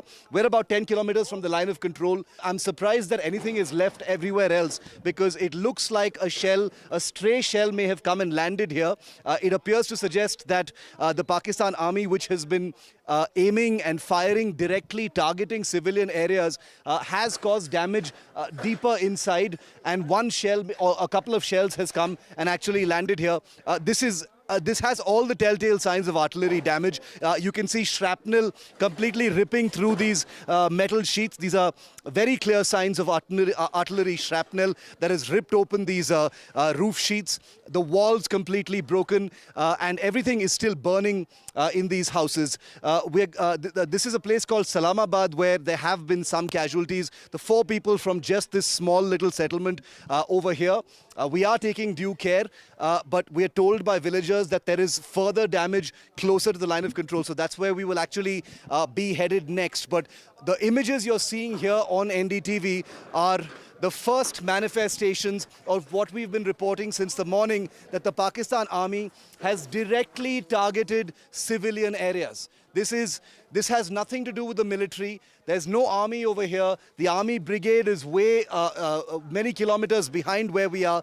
This is a civilian settlement. A rural folk live in this area, and this is what a couple of Pakistani shells has done in this place. These are live images, first on NDTV, that we're bringing to you of what targeting a civilian establishment, a civilian area really looks like. I want to get a word in from one of these people. Sir, idhar aaiye.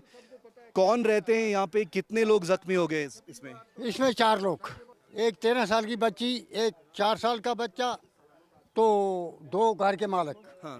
और क्या ये पाकिस्तान के shell? हाँ, ये पाकिस्तान का है, रात के 2 बजे का मसला है, तो उससे ये घायल हो गए।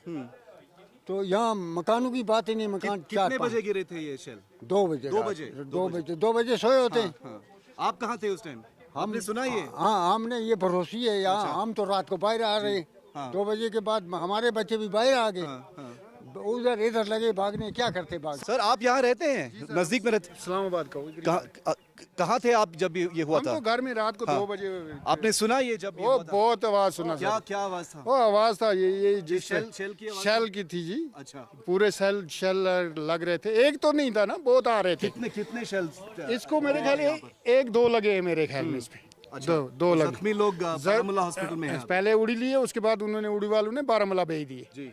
बारामुल्ला हॉस्पिटल में कितना बुरा है जख्म? वो जख्म तो सर में भी लगी, हमने उसको देखा नहीं है। सुबह हम खुद डरे थे, हम जंगलों में भाग रहे थे, इधर तो हमारे पास कोई है ही नहीं, सेफ्टी है ही नहीं। क्यों? तो इस गांव में डर नहीं है अभी? वो डर तो बहुत है माल। तो आप यहीं पे क्या करेंगे? अपना कहाँ छोड़कर जाएंगे, किसके घर जाएंगे? गरीब शख्स कहाँ जाएगा? हमारे पास कोई बैंकर नहीं है, कुछ नहीं है, तो कहाँ जाएंगे? अगर बैंकर होता फिर अपनी कुछ सेफ्टी होती, बैंकर ही नहीं है। I want all of our viewers to hear what this gentleman has just said. For all of those people who say, why don't you get out of the village? Why are you still standing there? This gentleman and this elderly gentleman here have basically told a truth that needs to sink in. People don't have a choice to leave. They have their livelihoods here. This is their home. They've got their children. They've got their agriculture. They've got their jobs here. And this is what Pakistan has done. And I want our viewers to see this. This is a poor family's grain store ablaze right now. It was struck at 2 in the morning. Nearly 12 hours ago. 12 hours ago it was struck, and the fire is still burning. It's a huge heap of wheat, which was the food, of a poor family that lived in these 2 houses, and it is smoldering right now. This is an image that I want to go out to the entire world. Not a military target, not an armed forces target, not a vital establishment, not a vulnerable point. This is a poor family living in Islamabad, Kashmir, close to the line of control, that has been deliberately targeted by a Pakistan shell. And there you have it, their livelihood, probably the rest of their year's supply of wheat, simply burning in a pile over there. There's nothing left of this house. There's nothing more to really say. Rebuilding it will be, a distant dream for this family once they pick up the pieces of their injuries, and their injured children as well. I mean, just look at these images. Where do you actually start? Where do you start picking up the pieces really once you come to terms that you've completely lost your home, your livelihood? Some of the fields behind here have also been completely destroyed. The elderly gentleman here tells me that this place will not be fixed. And remember, once attention moves on, who's going to come and repair these houses? These are families that do not even have the wherewithal to rebuild their houses. You've got flames there as well. Just a testament to what ammunition can really do. Artillery ammunition of the 155mm or 130mm kind has landed in this house. There's a gas cylinder there, very dangerously, lying there on the floor, which could be a hazard. No forensic teams have been able to reach here just yet. The police apparently came for a quick sweep to get the people out, but nothing else has been done. But it's still aflame. The house is still aflame, and it's very likely that it'll probably burn down because much of the superstructure of the houses in this area are made of wood. Take a look at this piece of roofing. Shrapnel, white-hot artillery shrapnel flying in every direction. Just look at the gaping holes they've cut, like neat oval holes, telltale signs of shrapnel simply ripping through metal. This is really, really thick, hard metal used for roofing. It's resistant to, it's all-weather resistant because, it snows and rains a lot over here. Just look at what artillery shrapnel can do to a strong piece of metal. It has completely mangled it. It has perforated it. It is peppered with gaping holes. And this is basically the story of every piece of roofing that we can see here across three structures of one big house, two houses actually. How much more damage we're going to find as we move on ahead, I cannot say, but this is definitely, a morbid appetizer, I would say, to what we're probably going to find as we get a little closer to the line of control now. This is the real view now of the damage. Here it is. Completely collapsed roof, completely collapsed wall of this entire house. Now you get a proper vantage view of the damage that's taken place. The entire roof has blown off. I was trying to look for remnants of the actual shell. Those are very, very difficult to find because they burst into thousands of little pieces and usually get buried, in walls, in the ground, etc. So not easy to find it anywhere here, but clearly an artillery hit right here at Islamabad village. The villagers here, as you just heard some of them say, they don't have the luxury of leaving. Many of them have actually fled. We saw a small tempo traveler full of people from Islamabad getting out of here as quickly as possible. We bumped into them in Baramulla, fearing for their lives. They've left, but many still here because they've just got that helpless look on their faces, saying, where can we possibly go? We can't leave our houses. It's not safe. All our livelihood, all our farms and animals and all those things are here. Everything moving costs money. There's no help from anyone to actually get out of here. So it remains to be seen, whether there will be more damage in Islamabad or elsewhere. Another house that's had its, all of its glasswork completely blown in. The window panes have blown in. The wooden support pillars and support structure completely damaged here. So it's not just one or two houses, at least 4 houses either destroyed or damaged very, very badly. This is a house which still has its carpeting because obviously the fire didn't spread to this particular house. But if you can see here, all the glass pieces, the glass shards here, showing the kind of damage from the shockwave of that artillery landing here that has destroyed this house. The door has completely blown off the hinges. There's another door just lying there on the ground here, and this is right next to this house. Images like this one, like what we're seeing over here, just common household items, a gas stove, a pot, mugs, tumblers, a plate rack, coffee cups, all of them just splattered in this one little room. This must have been the family's kitchen, where food was prepared, etc. completely burnt to ashes, bricks and pieces of stone all over the place. I have no idea when that family will come back, or even if they will want to come back to something like this. But this is what Pakistan is doing.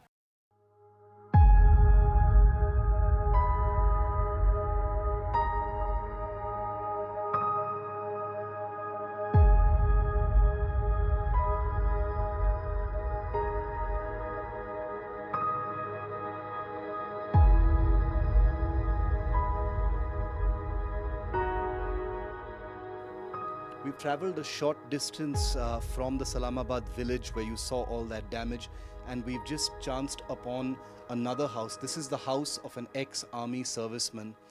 His two daughters were sleeping on this bed when a shell landed outside their house and blasted through the windows. You can see glass pieces all over the bed here. There is damage to the wooden roof, as you can see here. Debris all over the place from the sheer shockwave that has damaged the house. Now, I want to introduce you to the man that we're talking about, the man who owns this house. He has packed off his family out of absolute horror about what happened, because just look at the state of the house. This is a little house in Gingal village here in the Uri sector, not far from the line of control. And the Pakistani shell has left its damage everywhere. Perforations on the stairs, damage to the concrete wall there as well. Here in this little attic space that you see here, very clearly the shrapnel has torn holes in this metal sheet. This is a standard feature that we're seeing in home after home where Pakistani shells have landed since early on the day of Operation Sindoor as a retaliation. Some damage in this room as well. But now I'd like to introduce you to the person of the house itself. I'm going to take you and show you a picture first, and first introduce you to the man. This home belongs to Havildar Mohammad Nasir Khan. As you can see, he's a Maroon Beret. He's an ex-serviceman of the 6th Para Special Forces. One who served with one of the Indian Army's most elite units. Havildar Mohammad Nasir Khan has participated in many operations, and this is him now. That's his picture as a young commando, and this is Mohammad Nasir Khan now. Havildar Sahab, पहले आपकी सेवा के लिए हमारी तरफ से बहुत धन्यवाद. आपने बहुत साल बिताए फौज में. कल रात क्या हुआ था ये बताएं. आपकी परिवार ने आपने उनको यहाँ से आपने ट्रांसफ़र कर गए, तो क्या हुआ था? रात को तकरीबन 1 बजे से मतलब थोड़ा फायरिंग स्टार्ट हुआ, तो उसमें थोड़ा कम आवाज़ आ रहा था. तकरीबन 2-3 बजे के बाद में बहुत फास्ट हो गया. जब फास्ट हो गया तो हम एक ही बच्चे सोए हुए थे, उनको उठा के हमने साइड में लिया, और साइड में लेने के बाद में उनको सेव किया. तो मेरे बच्चों को बोला कि भाई आप ज़मीन पर लेट जाओ, ये जो फायरिंग हो रही है तो इससे बचाव एक ही है कि आप ज़मीन पर लेट जाओ. बच्चों को एक साइड में लेटा दिया और मैं भी साथ में लेट गया. उसके बाद स्टार्ट होगी कार्रवाई. यहाँ पे पूरा जो फायरिंग उन्होंने करनी थी वो कर दी. उसके बाद में इसमें आगे लगा एक गोला, एक इस पीछे कैंप में, उसका फ्लैक्शन पीछे आया. ये पूरा मतलब इसको पुश किया उसने, पूरा मकान हिल गया. ये नीचे से एकदम हिला, तो हमने सोचा ये सब इसी के ऊपर पड़ गया. लेकिन बाहर निकल के देखा तो बाहर लगा था, और अंदर ये इसका ये पूरा टूट फूट जितनी भी थी अंदर आ गई थी. This Maroon Beret and the Special Forces means something very, very special in the Indian Army. And I'm actually in a bit of shock that someone like him, who has served in the most dangerous places, in the most dangerous missions, to face something like this from Pakistan during his retirement, endangering his children. This is his beautiful family, his two daughters, who are not here, of course. They've been moved out because of the absolute damage that happened to the house, and they miraculously survived with only minor injuries. But you saw what happened to that bed. They are not here right now. And I just wanted to show you, look at all these certificates of Havildar Khan Sahab. He has served in Sudan as part of the United Nations. That's a picture of him in the Sudan mission. He has this certificate of appreciation from the United Nations. He has won a United Nations medal. He's a UN medal-winning Special Forces Commando of the Indian Army.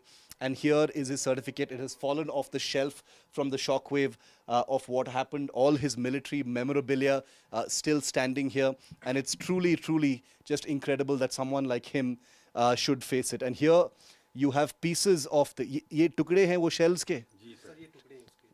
These are pictures of the shell itself. Take a look at this. This is what has landed in the humble home of an Indian Army former Special Forces commando. Shrapnel pieces, pieces of an artillery shell or a mortar perhaps, that have landed here and damaged his home. आप अपने परिवार को कब वापस लाएंगे? आप कब confident होंगे? अब ये जब तक यहाँ का मतलब बिल्कुल सही नहीं हो जाएगा तब तक बच्चों को दूर रखना पड़ेगा। यहाँ पे बच्चों की ज़्यादा प्रॉब्लम है क्योंकि ये जो शेलिंग का कोई पता नहीं कब स्टार्ट हो जाएगी कब बंद हो जाएगी, इसलिए तब तक बच्चों को दूर रखेंगे जब तक ये सही नहीं हो जाएगा। हम होप करते हैं हवलदार साहब कि सब कुछ ठीक होता है, लेकिन जैसे आपको पता है कि उरी सेक्टर में, कुपवारा सेक्टर में, पूंछ सेक्टर में पूरा एस्केलेशन है। आप एक सैनिक थे, आपको पता ही है, आपने अपने आंखों से देखा है कि क्या होता है लाइन ऑफ कंट्रोल पर। तो मुझे कुछ बताना नहीं चाहिए आपको क्योंकि आपका फर्स्ट हैंड एक्सपीरियंस है। लेकिन ये शेल के श्रैपनल, ये मोटर के shrapnel, and looking at these pieces right now has sent a shiver down my spine. Just imagine, a soldier who has given his life to protecting the country, given his life to the Indian Army, been through these forests on anti-terror operations because that's what the Special Forces do, and he's had to move his family away by night to protect them from this that the Pakistan Army has sent his way.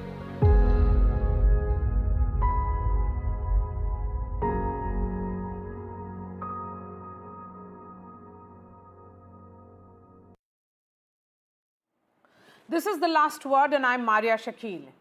India carried out military strikes inside Pakistan and in Pakistan-occupied Kashmir between 1:05 and 1:25 a.m. in the dead of the night. The time is crucial as it was meant to ensure minimal collateral damage and no targeting of civilians. No Pakistani military installations were directly targeted, no civilian infrastructure destroyed. It was an anti-terror operation carried out by India. The name is emotive in nature, Operation Sindoor. It's a tribute to the women who lost their husbands in the terror attack. The choice of women officers to lead the briefing was a powerful move. India's briefing on Operation Sindoor today gave a strong and significant message as two women officers, Wing Commander Vyomika Singh and Colonel Sofia Qureshi, took the lead, sharing details of the military's precision strikes on terror targets in Pakistan in response to the April 22nd Pahalgam terror attack, in which we lost 26 of our civilians. They were tourists, unarmed, came from 14 states of India. The world community stands with India. India has informed all its allies and has put out a video evidence of destruction of 9 terror hotbeds. Let's first listen in to the two women who were leading the press briefing earlier today.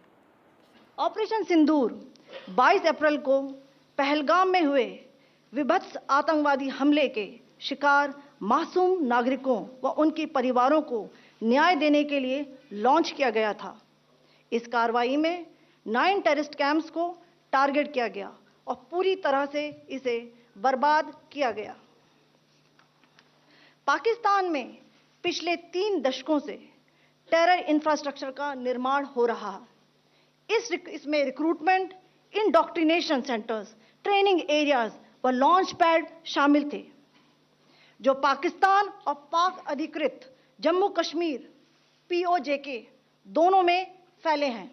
इन लक्ष्यों का चयन विश्वसनीय intelligence सूचनाओं के आधार पर हुआ ताकि आतंक गतिविधियों की रीढ़ तोड़ी जा सके और यह खास ध्यान दिया गया कि निर्दोष नागरिकों और सिविलियन इंस्टॉलेशन को नुकसान न पहुंचे। Precision capability, as shown to you, a niche technology weapons with careful selection of warheads was ensured so that there will be no collateral damage. The point of impact in each of the target was a specific building or a group of buildings. All the targets were neutralized with clinical efficiency, and the results reiterate the professionalism of the Indian Armed Forces in the planning and execution of their operations. No military establishments were targeted. India has demonstrated considerable restraint in its response. However, it must be said that the Indian Armed Forces are fully prepared to respond to Pakistani misadventures, if any. In fact, Himanshi Narwal, wife of naval officer Lieutenant Vinay Narwal, who was killed in April 22nd Pahalgam terror attack, has requested the centre not to end this operation and make sure that it is the start of the end of terrorism. Let's listen in to Himanshi.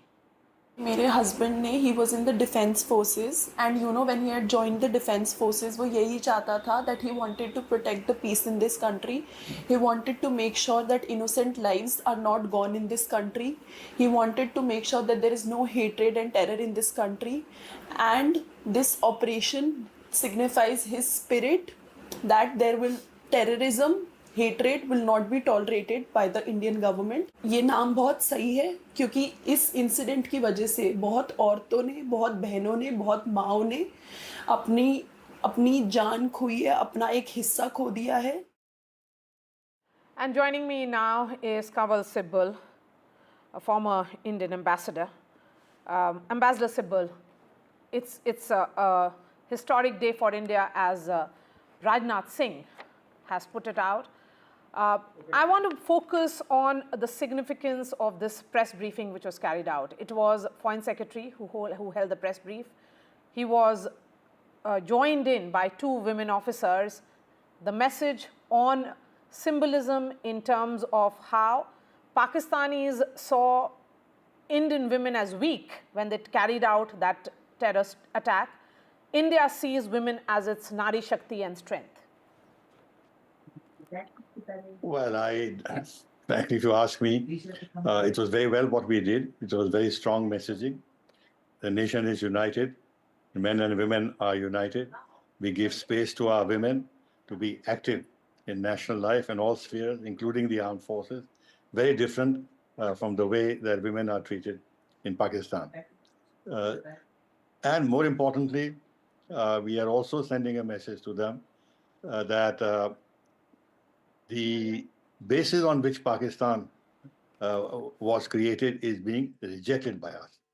When we have Colonel Qureshi and the wing commander from our side who are giving this joint briefing on this operation. So politically, this is a very important message too. But I think beyond the briefing that was given, the issues involved are much more serious, much more, how should I say, pregnant with a lot of possibilities ahead, not entirely welcome in the sense that India has clearly said that they are attacking the terror camps in Pakistan. And this has gone on far too long. Barakot and before that, the surgical strikes actually were not enough. And if you look back, it was a very small warning signal. But this time, the signal has gone out extremely strongly. And from the Pakistani side, you see that they are no longer pretending as they did last time, and that only some trees and some this and that were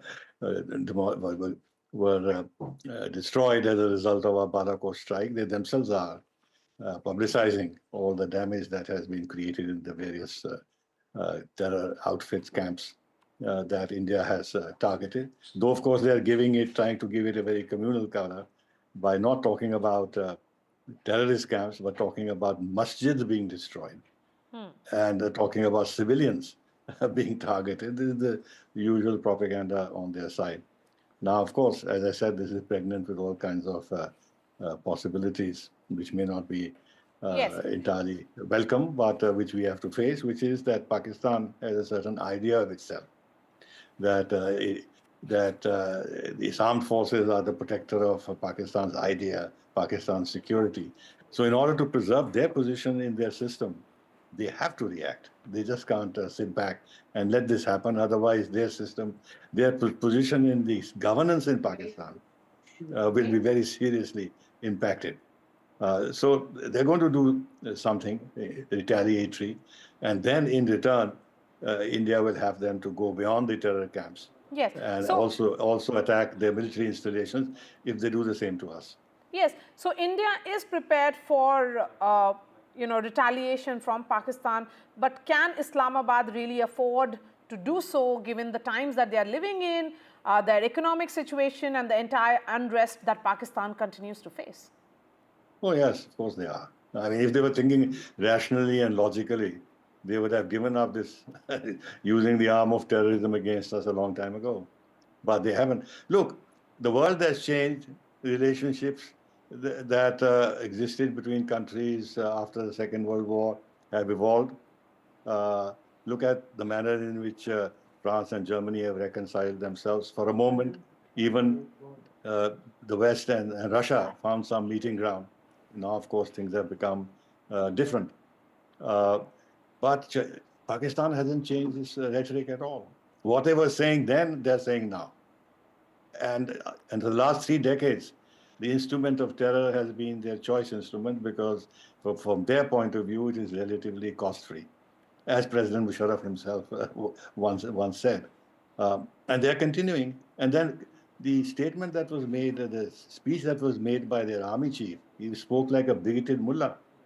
I mean, going back to the creation of Pakistan, how it was justified, how Hindus and Muslims cannot live together, how they're totally separate people, their ambitions are different, their outlook is different, everything about them is different.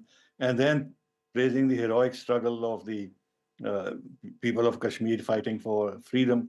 This was obviously a call and an incentive and an inspiration for these terror attacks to happen, which we saw happening in Pahalgam.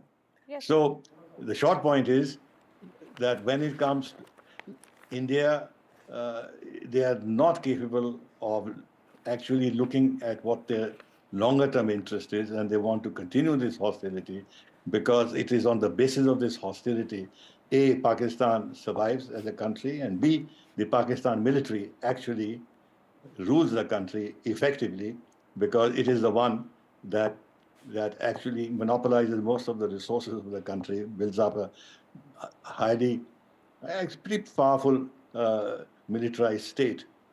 So this is the problem we are facing, and then they are being helped by China now quite openly. Right. Ambassador Sibal, a word now on how the world has reacted. India did take, its allies on board. The National Security Advisor spoke to his counterpart in the US. The External Affairs Minister has briefed the foreign ministers of multiple countries, from France to Germany to UK to Japan as well. In fact, the French embassy in India has just issued out a statement in which they are saying that France supports India in its fight against terrorist groups and is deeply concerned, and it calls for de-escalation and protection of civilians. So the French are standing with India. There are multiple countries in Europe that are standing with India. Do you think the reaction that came in, post Uri and post Pulwama, when India carried out those strikes, to now, India has traveled quite a distance in ensuring that global solidarity in its fight against terrorism? I won't go as far as that.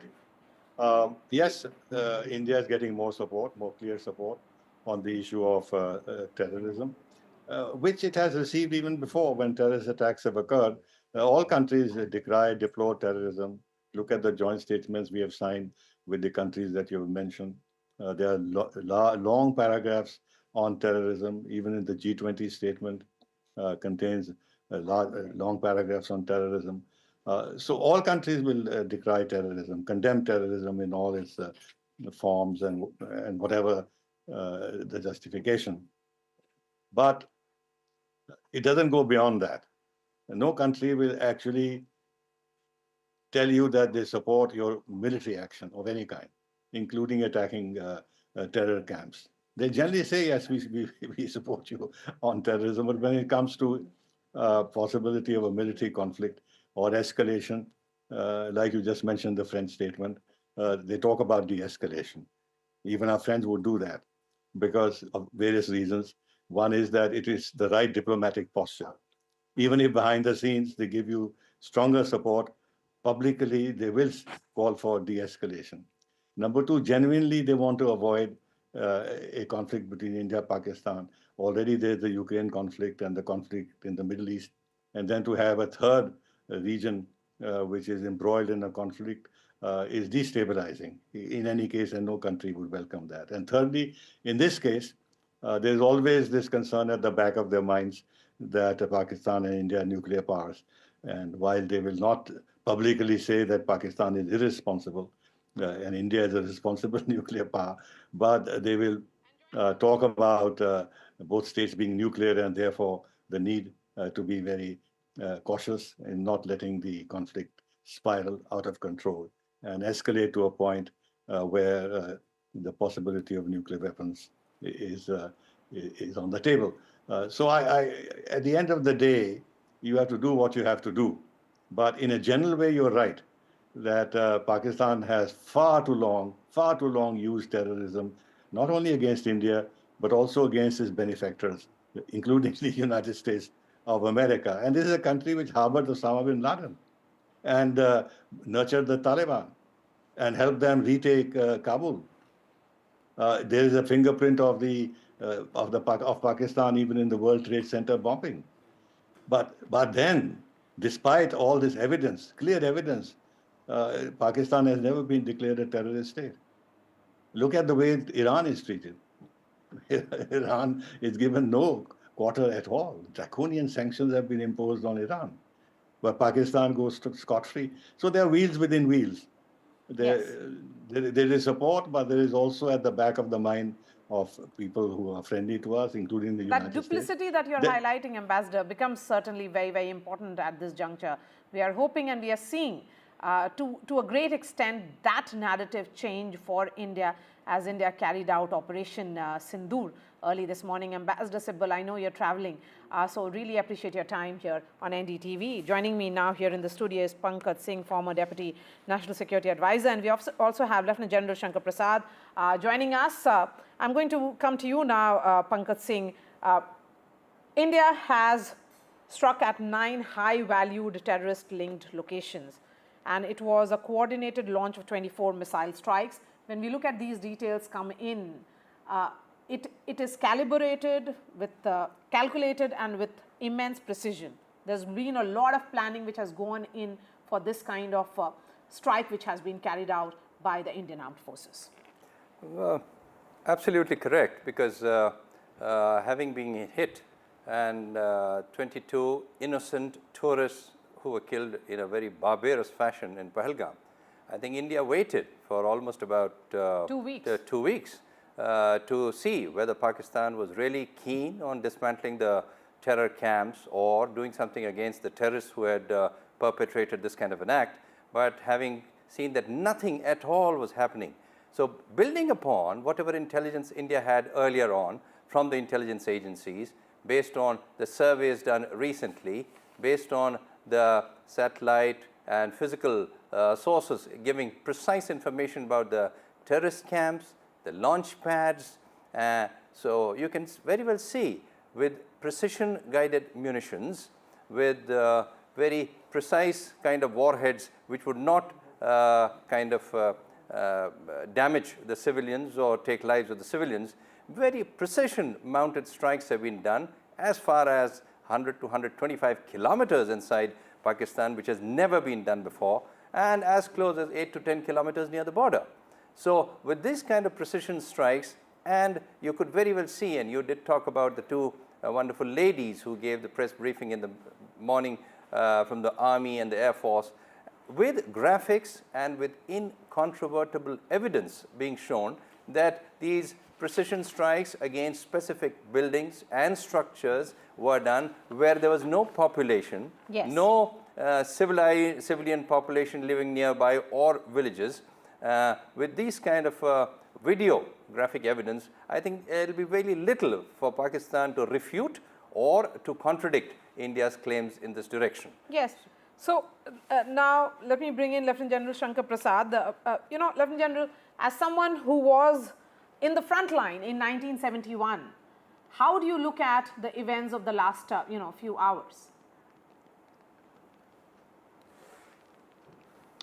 Well, the last time we went to war in 1971 was a conventional war. Started with the eastern sector. The task was to liberate East Pakistan and make Bangladesh. A completely different kind of task. And the Pakistanis wanted to convert it into a war, and on 3rd of December they attacked India with their air force, and the Western Front opened up. And then again the full-scale war started in the Western Front. So that was a regular military operations on both fronts, and the Pakistan army fought on both fronts and lost on both fronts. But today the situation is entirely different. Today the situation is such that we have a very, very specific task to perform. We are not fighting a war, and our Prime Minister needs to be quoted over and over again to say this is not an era of war. So obviously he is not foreseeing a full-scale military operation or a war. At the same time, he has given a very clear-cut task to the military, not only to the military, but to the entire national machinery, which includes all departments in the Government of India. And that task is destroy terrorists and their backers. Now, important thing is the word backers, which means that you first destroy the frontline terrorists who sit on the line of control and cross into India and create terror incidents here, and also then their leaders who sit in Bhavalpur and Mudirke to be also neutralized. And also the backers who essentially he relates to the ISI and the military chief, the present army chief of the Pakistan Army, who is making such statements as he did on the 16th or 15th of last month. So the task is very clear, and therefore response also has to be specific, target oriented.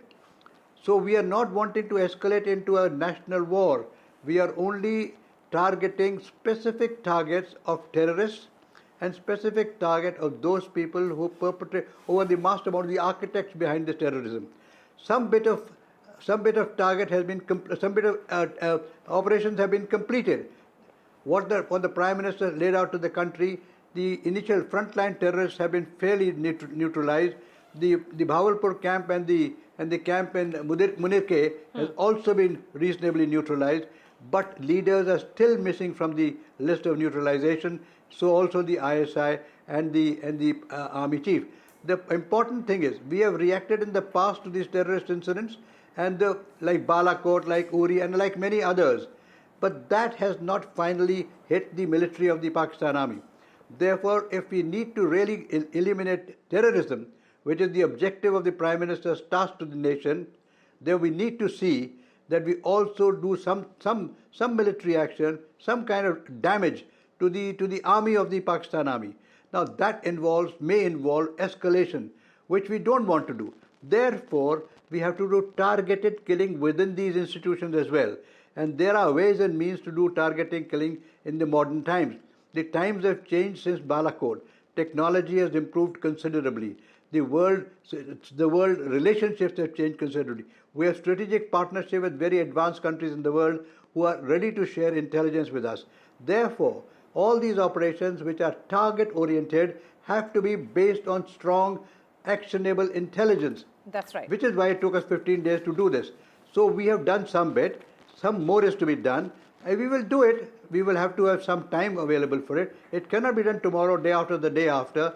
The targets that still need to be neutralized need tremendous amount of information. That's right. Now, as far as the conventional war is concerned, let me put it very clearly that conventional war is something that Pakistan Army never trained for, and when their President Ziaul Haq said that we will never be able to defeat India in a conventional war, he is the one who coined the word, we will bleed them by 1,000 cuts, which is why the terrorism started about 30-35 years ago. And therefore, all the effort of the military of Pakistan is focused towards promoting terrorism and making India bleed by 1,000 cuts which to a great extent has been successful. Therefore, we must understand that first step has been done today. The second step needs to be done. It may take time to do it, but the important thing to watch and see is that is Pakistan army going to retaliate, which is what is the question, biggest question in everybody's mind, including yours and mine. So the question is, what is Pakistan's reaction? Okay. Some information is coming from Pakistan to say, well, I don't think we'll react. Some people say, no, we will react. So we don't know what's exactly in the mind of Pakistan army, but if they do react, then I think the Indian armed forces are fully prepared. Okay, so since you're talking about the preparations, point in this military operations is this. Lieutenant General Prasad, since you've spoken about the preparations. I just give you the military operations in it. Yes, I'm going to come to you in 30 seconds because today was the day of mock drills which were carried out throughout the country. In fact, we covered it extensively as well. Here's a report and then I come back to the guests. The Ministry of Home Affairs briefed the state governments to conduct mock drills to check the preparedness of citizens and the civil defense. Here in Bengaluru, right outside the Fire and Emergency Services headquarters, you're looking at the teams conducting a mock drill of a rescue operation, going in an inflated boat to a small island, rescuing an injured person, and by the banks you're looking at multiple civil defense personnel using a stretcher to get this injured person from the boat towards an ambulance as soon as possible. This is once again, mind you viewers, a mock drill, especially in the light of the recent attacks that India have carried out on terror bases in Pakistan and Pakistan-occupied Kashmir. Such drills, of course, become very important. Over the course of the next 7 days or more, there will be multiple mock drills that will try and prepare the police, the civil defense, the fire personnel and any security personnel to really be prepared for any sort of eventuality. Air raid sirens, of course, are going to be blaring in different parts of Bengaluru, Karwar, Raichur, Mysuru and Mandya over the next few days. There's also going to be other forms of rescue operations in different places. Now here you can also see, of course, another boat that is also making its way here. That's once again emulating another rescue from a nearby island. They too will, of course, come in here towards the banks where another team of the civil defense personnel with a stretcher will try and emulate another rescue operation. So this is an extensive mock drill that's being carried out. More importantly, we should note that, like I said, it's not just this particular form of rescue, but other forms of rescue as well, which will be simulated over the next few days to ensure preparedness of the police, preparedness of the civil defense, and more importantly of the citizens alike to respond to any sort of emergency situation that could come by, especially considering the fact that now it is a very active and volatile situation with Pakistan after India, of course, carried out those precision strikes in different parts of, Pakistan-occupied Kashmir and Pakistan in itself. With video journalist Govind, this is Deepak Bopana for NDTV. It is being seen as a defining moment in India's modern security doctrine. It was swift, it was surgical and unapologetically assertive. Lieutenant General Prasad, I'll give you the last word and the last word tonight. I want to understand from you the long-term impact, or perhaps what will be the immediate short-term impact. Will this be a deterrent, Operation Sindoor a deterrent, or will it actually lead to future confrontations is the big question. In terms of India's preparations, how battle ready are we? Well, I think certainly we are better battle ready than what Pakistan military is. But there's one important thing that I want to bring to your notice. I'm talking about conventional response from Pakistan military towards India, whether it's Army, Navy or the Air Force are going to attack us or respond to whatever we have done in last night. Please understand that today, after 15 days of preparation, Indian armed forces and the Indian government knows exactly where the Pakistan army is mobilized. We have got such a fantastic availability of information through satellite imagery that every single formation of Pakistan, we know exactly where it's located today. So in these 15 days, we have gained that information. Today, we have full information of enemy deployment. Now, should they want to do anything, we are prepared for it. They'll be foolish enough to try and do a conventional operation either on the land or in the air, for which they will suffer more casualties. So the answer to your question, and the people many people are asking, will there be a response? Well, I cannot say yes or no. But if there is a response, they will get a very befitting answer to it. And that may result into an escalation, which we don't want. Our government is very clear. This is not an era of war. We don't want to have a full-scale war with Pakistan. We want to continue with our economic, we continue with our water treaties, we want to continue with the financial actions task force, etc. And also limited, targeted attack against militants. If this is our philosophy, then it will be foolish for Pakistan to try and do a conventional response to us. I don't think they'll be foolish enough to do it, because they know if this happens, the response from India will be very severe. So the best answer is they should try and see that how terrorism can be stopped. The answer is they won't do it, and we have to do it. Maybe today, tomorrow, day after tomorrow, 10 days, 15 days hence. Nobody can say. But the important thing is, please let's not forget, it's a targeted action against militants in Pakistan and not an escalation to a regular war. Yes. So non-escalatory is what the government says. That's what armed forces have said. Pankaj Singh, in terms of preparations, we are seeing, civil defense being made ready. There has been sirens and blackouts to prepare Indians and the civilian population as well. India is carrying out what will be seen as diplomatic messaging, which has been combined to create a multi-dimensional operation with regional and international consequences as well. How do you look at the overall messaging which has come in from Government of India today? The Ministry of Home Affairs on the 5th of May was very clear that we must carry out these civil defense exercises, which have not been carried on for a long time on such a huge scale. 244 districts of the country are to undergo this kind of exercise. For the schools, they are carrying out the exercise in the mornings, which will let the children know who to respond to, what to do, when to do, and where to go in times of a crisis or any kind of exigency happening. The situation currently is very, very volatile, very vulnerable, very explosive. So it's absolutely essential that school children get to know, because they are the ones who are very, very vulnerable and the future of our country also. Most of the cities are to undergo the evening 4 to 7 blackouts, sirens, evacuation drills, search and rescue, and try to see that all the communication, transport facilities keep working while sensitizing the public to this kind of an eventuality in case it happens. All right, sir. Thank you so much for joining us. Pankaj Singh, former Deputy NSA, and Lieutenant General Shankar Prasad joining us on this broadcast. And that's all from me on this edition of The Last Word. We have Vishnu Shom right here in the studio.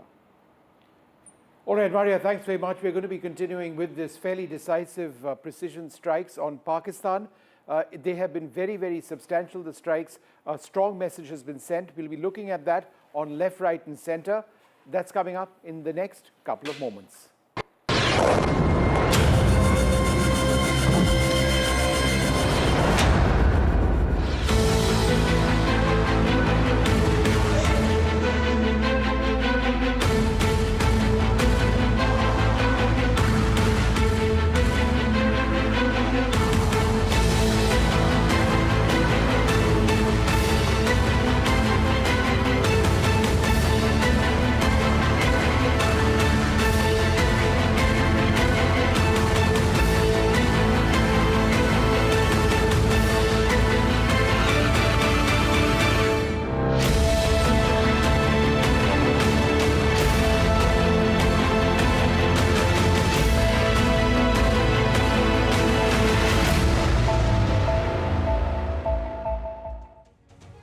Good evening. Welcome to Left, Right and Center. I'm Vishnu Shom. India has launched precision missile strikes dubbed Operation Sindoor, targeting 9 terrorist camps in Pakistan.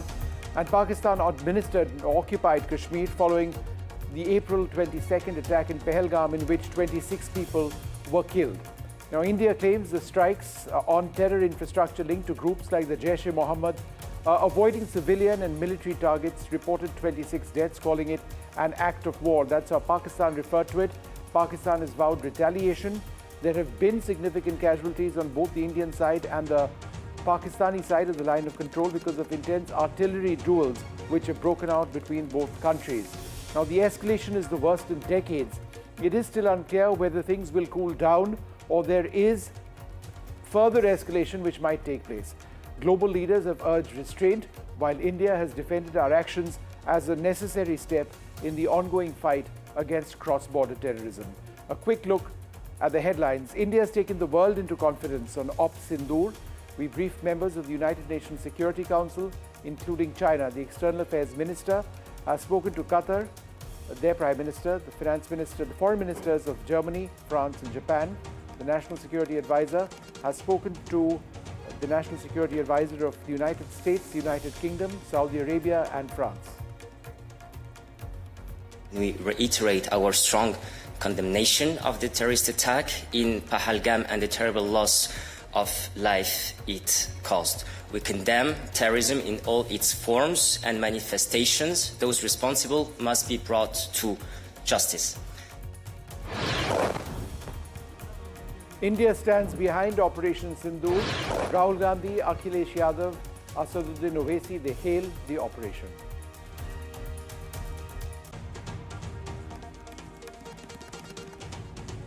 Working committee में हमारा discussion हुआ पूरा समर्थन full support to our forces.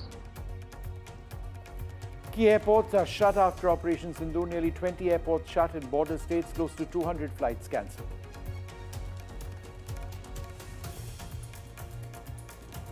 There's also Operation Abhyas. India prepares amidst this heightened tension. Civil defence mock drills are being held across several states.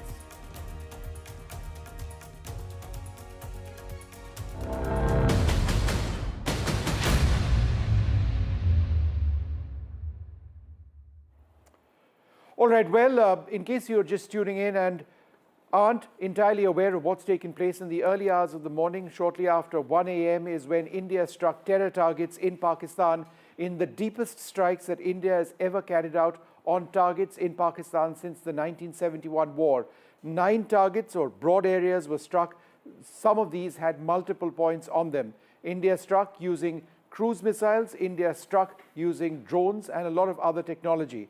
This is where it all took place. Now, the areas on the north, some of them are along the line of control on the Pakistani side of the LOC.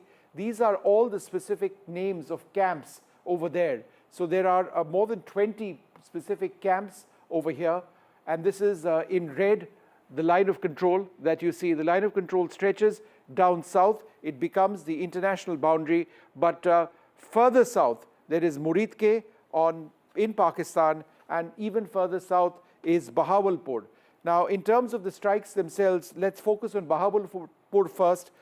Bahawalpur is more than 100 kilometers west of the Punjab border.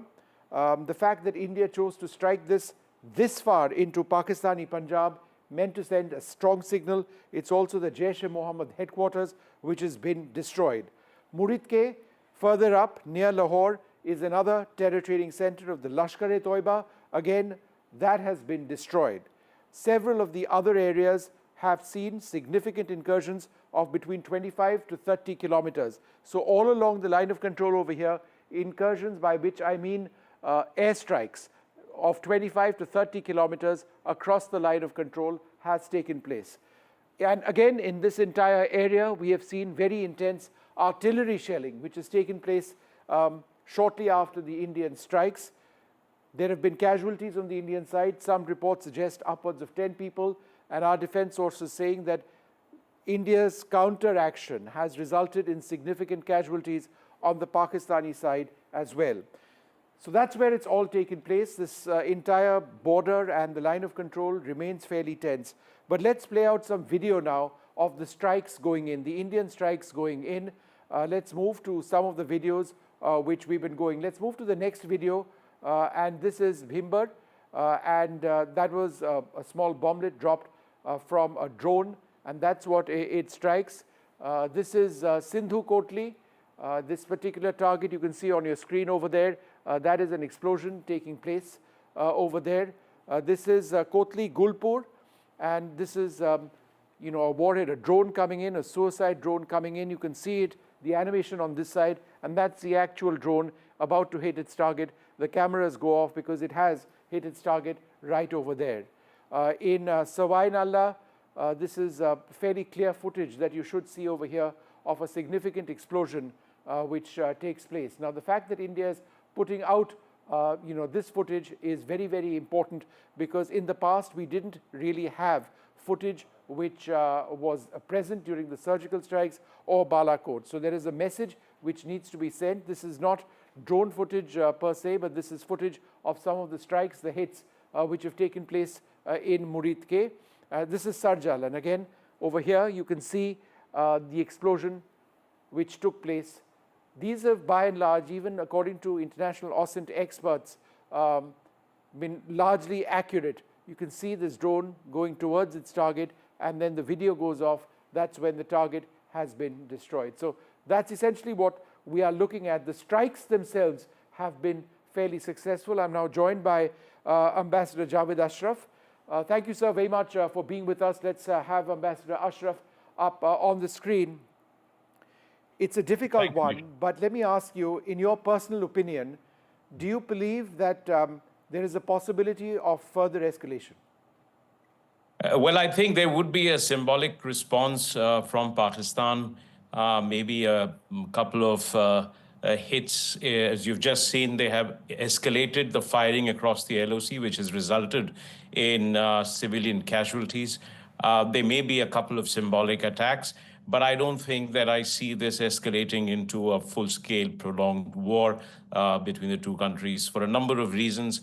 One is that they have to recognize their economic fragility and political instability. There will be a lot of international pressure also on Pakistan to avoid escalation in view of their culpability in the attack. India has already conveyed that there's absolutely no interest in escalating this further after achieving their objectives, and that we have been measured in our response, confining ourselves to hitting terrorist targets and avoiding any collateral civilian damage or destruction to the military installations.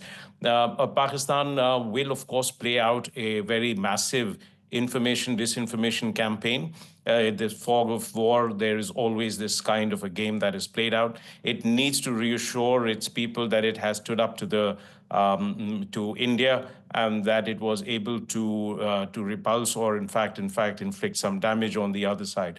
But the prospects of a long-term war escalation is limited. Second point here is that for Pakistan, they may wait their time, and we have to be very mindful of the fact that there may be another round of a major terrorist attack, this time on security forces, just to demonstrate that they haven't been deterred in this. We'll also have to watch out for cyber attacks, which is less visible but can be equally damaging, but not just from Pakistan, but from other countries that might be supporting Pakistan. We've experienced that in the past. So all told, we will be prepared for a full spectrum. And in case there is a retaliation from Pakistan, please remember, we went for terrorist targets. They'll have to go for civilian or military targets, in which case they're basically saying we're declaring a full-scale war, in which case I have no doubt that we will prevail, particularly the superiority in the naval and the air force will be able to hold Pakistan quite strongly, and they're also aware of that. Ambassador Ashraf, the fact that we've released footage this time, which was absent in the past for whatever the reasons were, how significant is that in sending out a message, not just to people within our country, but also to Pakistan, which had disputed what we'd done in Balakot, saying, here, look, it's not one target, but several, and here's video evidence? So it has, two very important messages. One, of course, is that, we've carried out simultaneous strikes on 9 of those terrorist camps. Remember, Bahawalpur and Muridke are the principal nurseries of decades-long terrorism against India, and we've been trying to have them shut down for a very long time. Now, in releasing these images, we are, as you've also mentioned before, taking note of the fact that the last time when we had the strike in Balakot, we almost lost this battle of narrative and perception, and people began to doubt, and people sowed seeds of doubt about whether we had achieved anything at all. So one is a message to your own people and to your own country that what we've said, we have done, and this is your evidence of it. Second, it's the people of Pakistan that don't get taken in by the messaging, the rhetoric, or the obfuscation by the military establishment there. But even more to the international community, that we set out to achieve a certain set of objectives, and here's the evidence of what we've done. And this also reflects, the very calm assertion of power. Ambassador Ashraf, are you disappointed at the reaction of Turkey, which seems to be backing Pakistan at a time when so many countries around the world see it as nothing but being a state sponsor of terror? Vishnu, I would have been very surprised if they've done anything otherwise. I mean, they are absolutely joined at the hips. They're the principal supporter of Pakistan. They, in every diplomatic, military, ideologically, they have also been supporting them. In fact, they're as close an ally as China, and China will perhaps be a little circumspect in getting involved in something of this nature. But for Turkey, this is nothing, and you've seen that in various forums. They speak on behalf of Pakistan. In fact, these attacks that we've seen yesterday, the strikes, is absolutely not surprising. But what would have been surprising is if Turkey had done it otherwise than stand in support for Pakistan. All but right. I think Yeah, go ahead, what sir. I have seen, and I think I should point this out, I've been watching this, as you know, from 1999 onwards when we had Kargil and then, the terror attack in the parliament, Kaluchak, then we had Mumbai, and then we've more recently Pathankot, Uri, and Pulwama. First is our outreach to the international community is much faster. The international understanding for the action that we have taken is much better. They will still be accompanied by concern of escalation into a prolonged conflict. But part of what we have seeing is a change in the terms of our response. We have preempted any possible international effort to prevent some sort of military response. And that also helps in creating a sense of acceptance and understanding for the kind of response that we have actually meted out. And in this, the videos are of great help.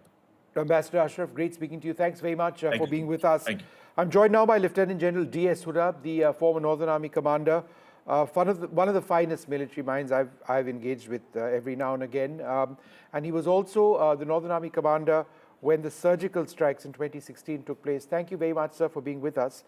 General Huda, you didn't have, when the surgical strikes took place, a lot of the technology which is now present. You had to physically go across. Now, that may have been an option on this occasion as well, but India chose not to take it.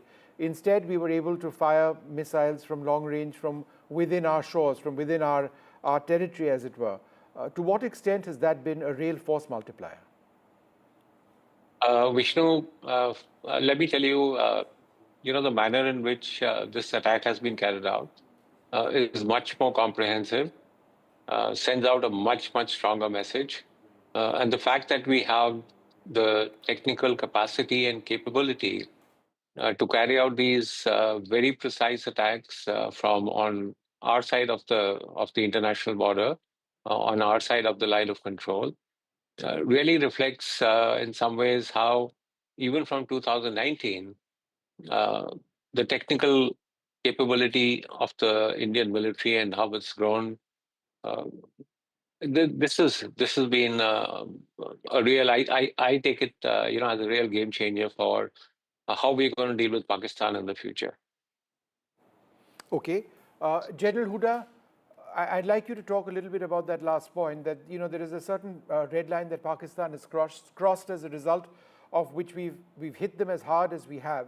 Does this, in effect, mean that this is a precedent that we've set for ourselves, that if there is an attack like this in the future, then India will strike possibly as hard as we have this time?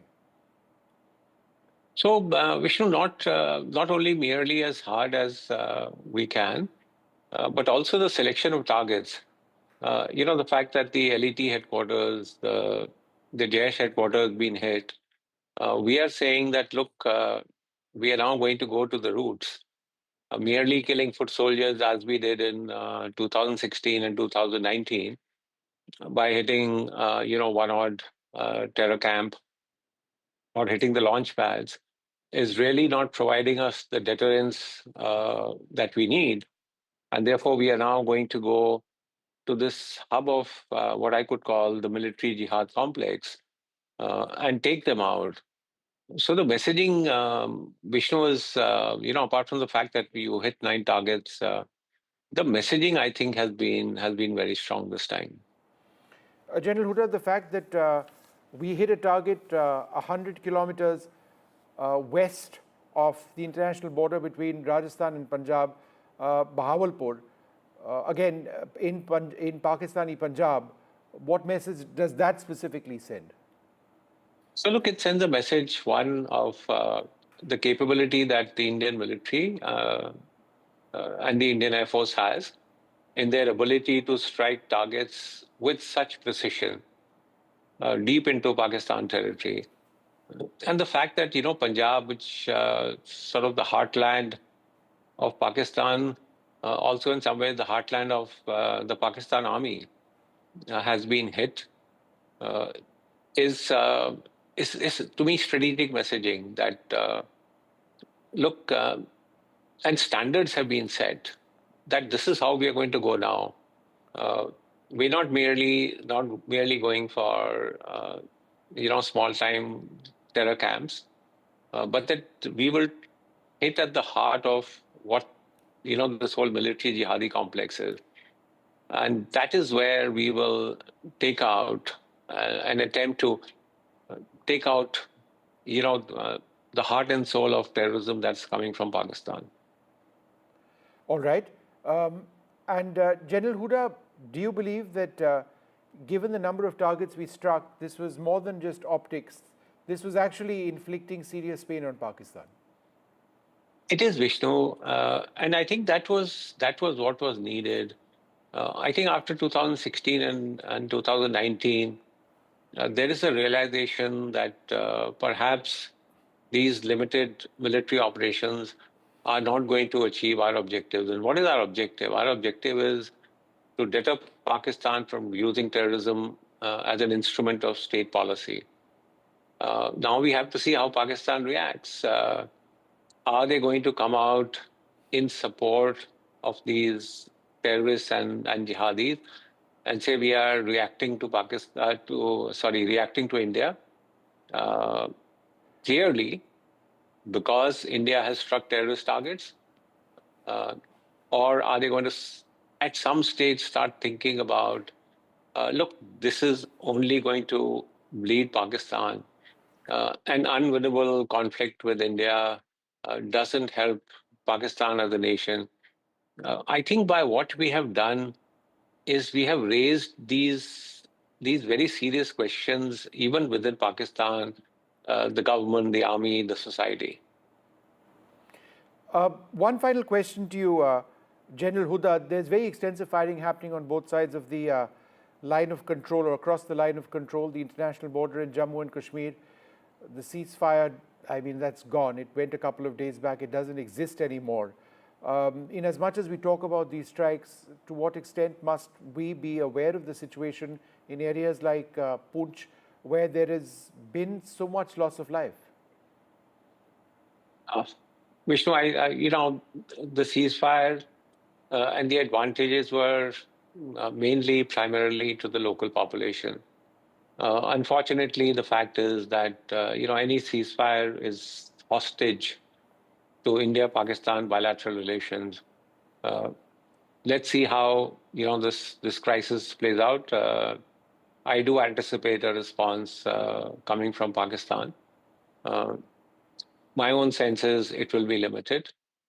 And if this crisis sort of blows over, then hopefully we can come to some kind of understanding again. It's not going to be easy. It's not going to be early.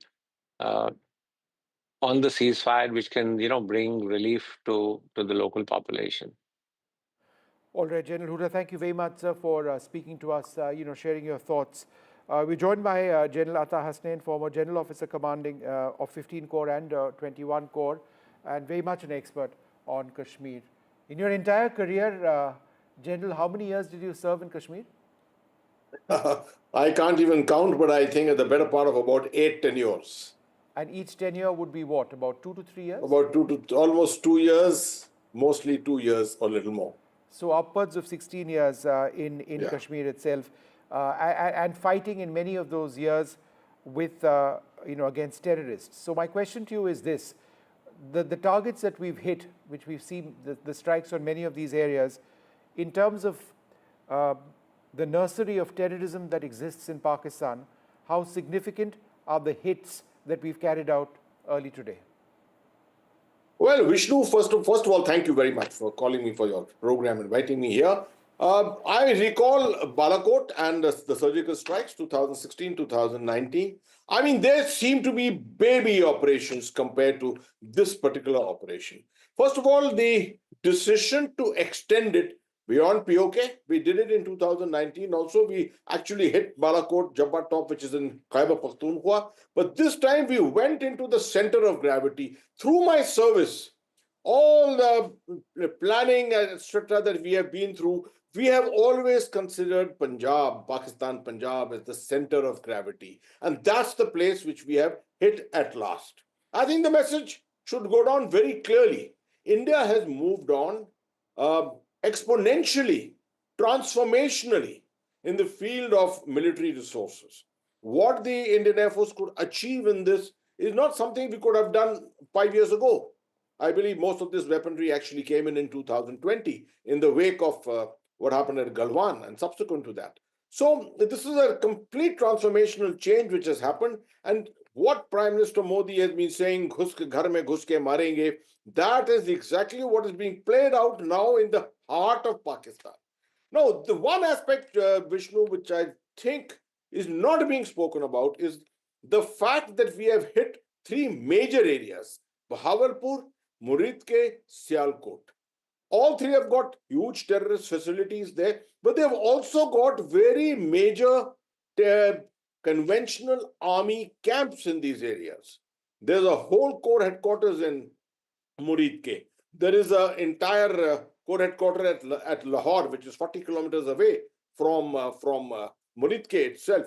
And then Sialkot, we know what it is, the strike forces of the Pakistan Army, which are existing there. I think the message is going clear that if the escalation ladder, if the next rung has to be climbed to or escalation has to take place at all, then all these things are under the scanner.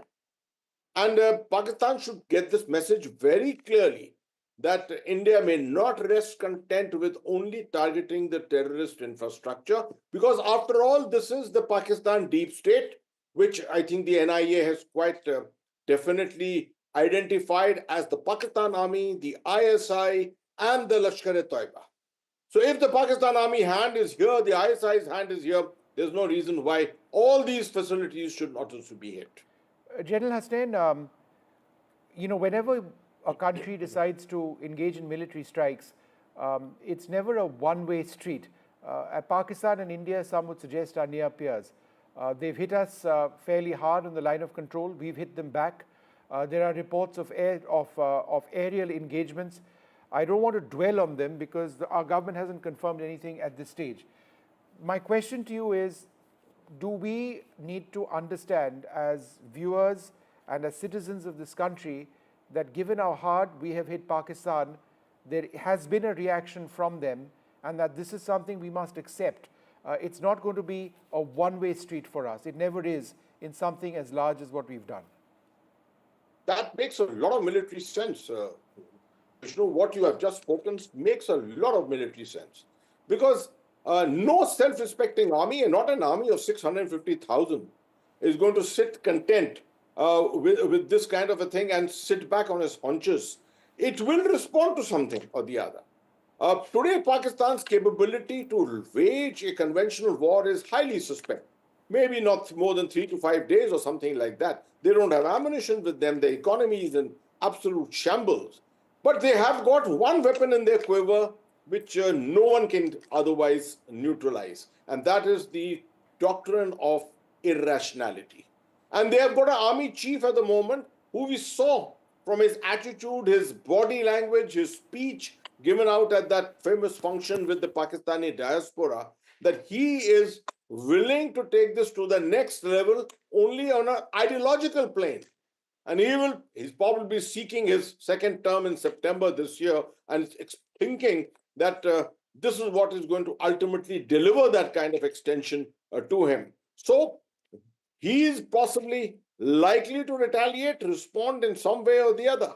It could be anything from just the anger which is being displayed at the line of control at the moment to a dud attack in some part of the Rajasthan desert or somewhere to say, I'm hearing a lot about this, to try and allege that we also have some terrorist camps, Baluch terrorist camps or something like that in our fold within India. No, this kind of a fake news story, they are quite adept at that kind of a thing can be put out. So at the end of it, something will happen. We cannot describe what exactly will. It's already being played out on the line of control, and sub-conventionally, Pakistan's options are still open. They may wish to take this into the next 2, 3, 4, or 6 months and think about another strike somewhere in Kashmir. That is why I am advising that this is the season of infiltration in Jammu and Kashmir. And Northern Command had better be completely on its toes to prevent a surge of terrorist strength inside the valley. Yeah, I think that's a very important point. We need to be on alert for anything, including terrorist attacks. Thanks very much, General Hasnain. Always a pleasure speaking to you. We've got another great guest today. As you can see, we've just been able to get some of the finest minds and voices and thinkers, military, diplomats and others on Pakistan and the situation along our frontiers. Ajay Bisaria, former High Commissioner to Pakistan. Thanks, Ambassador Bisaria, very much for being with us. Thank you, Vishnu. Great to join you here. You would have studied the Pakistan Army Chief very closely. He was the DG of their ISI as well. He seemed to be entirely unpredictable. Is that the avatar that he seeks to create for himself, or is it genuine unpredictability which needs to be a cause of serious concern for us? Yes, Vishnu. I think much of what we are seeing starting from Pahalgam to now is all about Asim Munir. And, this is an army chief who was beleaguered, who was in an internal crisis, and a strong driver for his behavior has been the internal crisis he faces and the attempt to use this crisis to bolster his position within the country. And that is why I would agree with General Hasnain that he is positioning himself to be an irrational actor. His risk appetite is much greater than that perhaps of his predecessor, and certainly more than that of the civilians. So you saw a bizarre situation unfold in Pakistan today, that when India offered in the Foreign Secretary's statement a de-escalation off-ramp, the civilians seemed to think it was a good idea by saying we've already done what we need to, and if India doesn't do anything else, we can get off. And the army comes and overrules them and says, no, we have to retaliate. So this is about a lot of this that we are seeing unfold is about an army chief trying to establish his internal position. And this is not new. We saw this, the early Musharraf attempt, Kargil, he got power through it. He had the parliament attack in 2001 when he felt his position was weak. His successor, Kayani, wanted to distance himself from Musharraf going soft. And so he did the Mumbai attack. So I think this is part of the same sort of syndrome in Pakistan, that a little skirmish with India, which he would hope to control, will re-establish his domestic position. What is the off-ramp from here onwards for us? Well, I think India did offer a clear off-ramp. Incidentally, I think our action demonstrated that India acted with a great deal of political courage, with military precision, with smart strategic communication. What India established was credible deterrence, established its doctrine of zero tolerance of terrorism, but also signaled an off-ramp that India was also accompanying this escalation with a strong de-escalatory instinct. And it was for Pakistan to accept that and say that they had already done whatever damage they claimed to have done. But right now, I think Pakistan is compelled to go into the second or third rung, if you will, of escalation. Pakistan will escalate this situation, and Asim Munir will be willing or waiting for the Indian blow that will come. So the attempt, of course, will be to operate below India's threshold of response. But if it exceeds India's threshold of response, India is going to be climbing the next rung of escalation, and that for Pakistan will be dangerous because the chances of a conventional war breaking out are strong, where Pakistan is much weaker than India. Ambassador Pisari, are you satisfied with the international reaction which we've had not just today, but over the past few days in terms of supporting India in our fight against terrorism? Couldn't some of the language, including from our closest allies, including the United States, have been stronger? You know, I would read the international situation as a good deal of support for India. And if you read between the lines, what the Americans told us and the others told us was essentially, do what you have to. We understand. We support your campaign against terrorism, but please contain it. Don't let it escalate beyond a point. And really speaking, you won't expect any other kind of advice. Nowhere is anyone condemning Indian action or questioning Indian action. It is supporting Indian action or against the terrorists in the first instance, but saying after that it is a dangerous situation and ought to be de-escalated. So I would read this as broad support. I would argue that in the trajectory of this century, the support has gone stronger as countries have recognized India's legitimate right to react to terrorism, and also realize the kind of challenge India faces from Pakistan. So I would say that there is a broad recognition of India's right. There will also be now, as we climb the escalatory ladder, a strong push from the global community to try to ask both countries to de-escalate, which is understandable. In fact, that was my next question. The Russian Foreign Ministry has said, and I quote, "We're deeply concerned about the aggravation of military confrontation between India and Pakistan. We urge the parties involved to show restraint."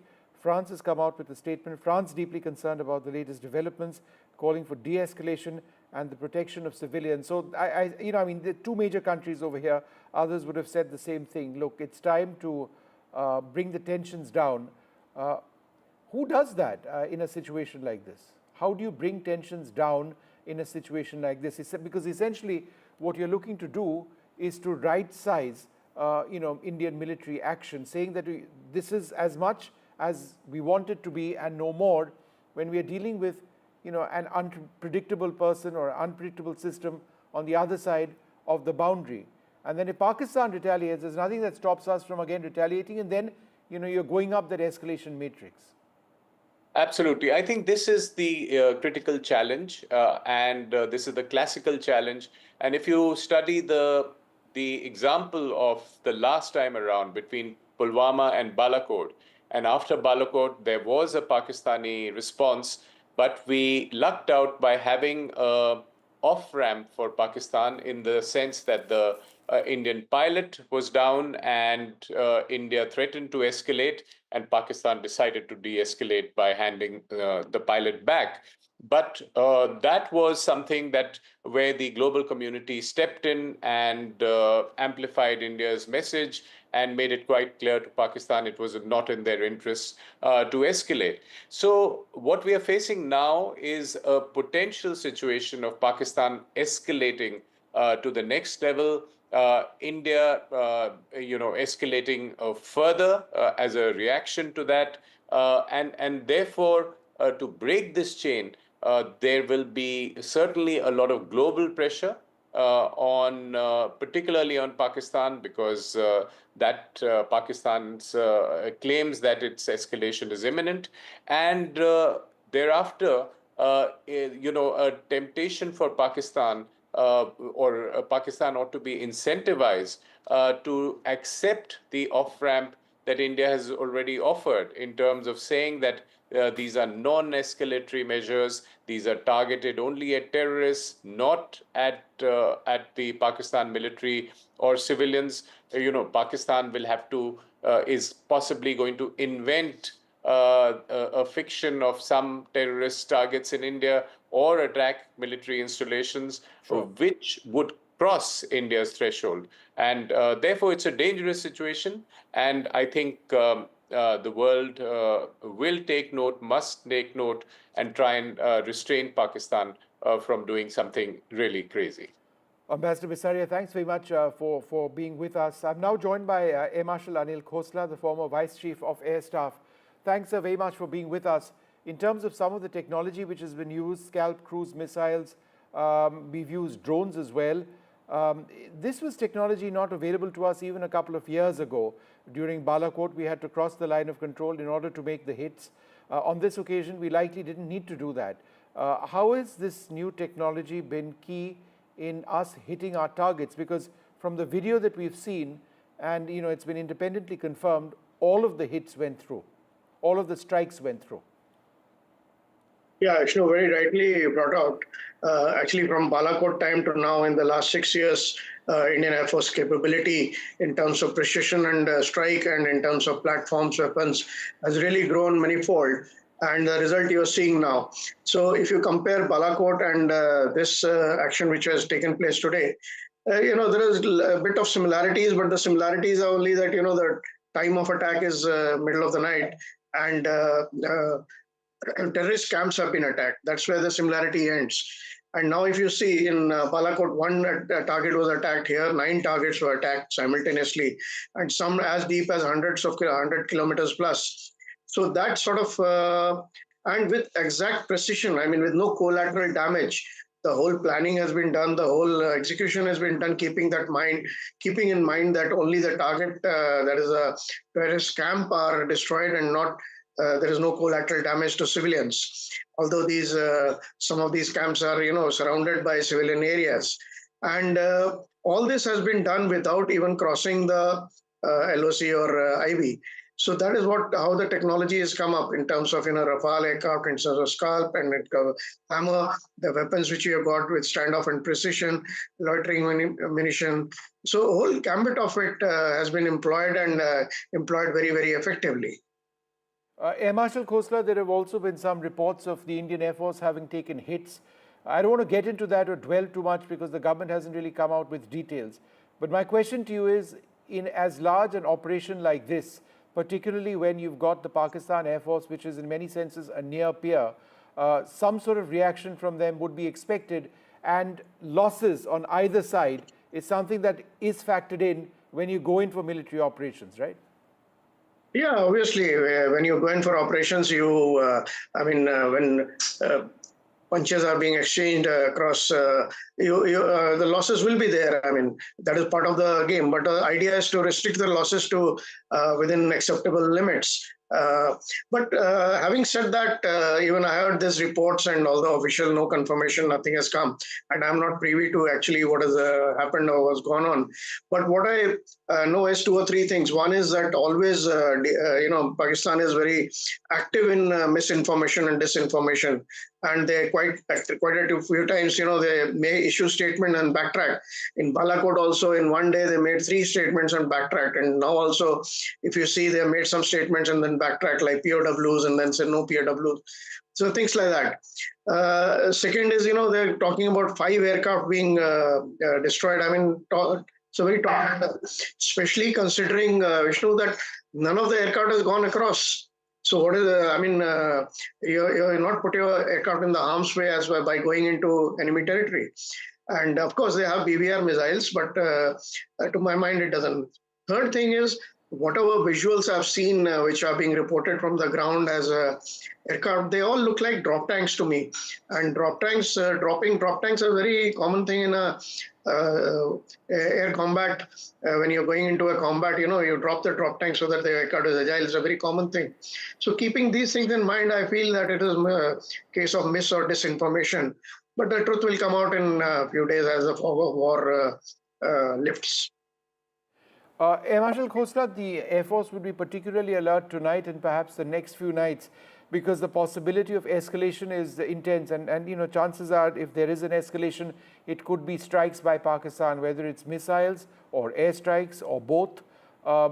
So Could you, as a former vice chief, tell us, the sense of tension, the sense of alert, the deployment of assets, squadrons ready, aircraft armed? What would be the broad situation scenario in our air bases?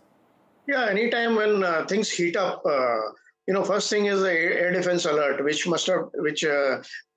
takes place, as soon as the trigger event or whatever event happens, and that would have happened 15 days back, because knowing that the things are heating up, so AD alert is on. And once you have decided and you planned this, that once you hit, after that it's a full alert. The whole all the three services are on alert. The AD is alert. The aircraft are ready, the forces are ready. I'm not only the Air Force, Army, Navy, everyone is ready. And not only that, even all the other agencies are told, like you take the case of all the airports have been closed in the northern area, so civil aviation is affected. It's a whole of country effort. So once the event happens, thereafter the message goes quickly and the system is in place to inform everyone, okay, now we have to be in alert mode. And this time, Vishnu, you notice, there is a very subtle difference between Balakot and this time. Balakot, we achieved tactical surprise by, keeping everything secret and keeping everything normal, means every activity. But in this case, if you see, we have gone in with what should I say, without any secrecy, to the extent Prime Minister, it's being announced that civil defense will be activated on 7th. That's a sort of an indication, yeah, we're coming in. So that sort of confidence that has come on because of the earlier question which you asked, the technology which has come in. There is no need to cross the border, and from this side itself, we can engage the targets and engage in a very precise way. So that is the basic difference between the earlier and now. Of course, the whole country is ready in case the escalation is there. On Pakistan side, so be it, because our patience has run out and they have crossed a big red line by attacking civilians, unarmed civilians, in front of their wives and children, that too men, on religious grounds. Yeah, absolutely horrific. Air Marshal, thank you very much for sharing your thoughts. It's been a huge day for the Indian Air Force. We'll take a short break at this stage, come back with more intelligent conversation with real experts who know the India-Pakistan situation inside out. Do stay tuned, there's more coming up.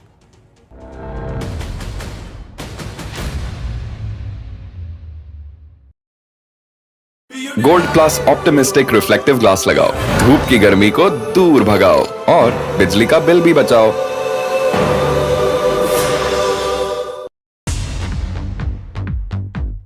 More news that matters. Big exclusive.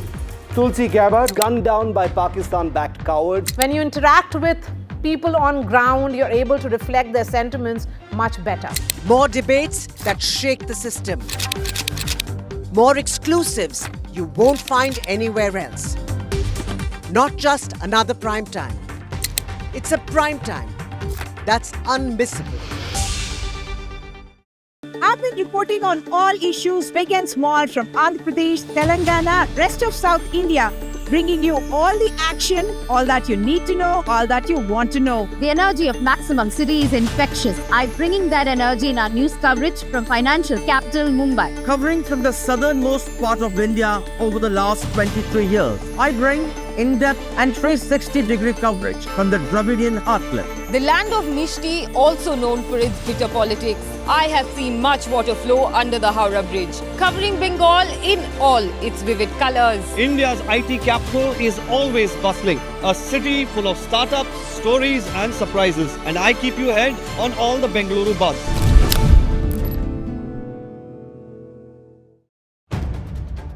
If it matters to you, if it matters to you, if it matters to you,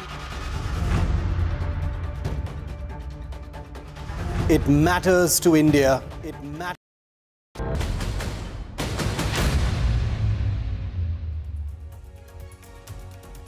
All right, a huge day for India, Operation Sindoor. Massive strikes into Pakistan. We've hit multiple targets in Kotli, Muzaffarabad, Bahawalpur. These are just a few of them. 9 broad areas which were struck. Each area had individual targets. So in total, approximately 20 odd targets. We joined by strategic affairs expert Brahma Chelani at this stage.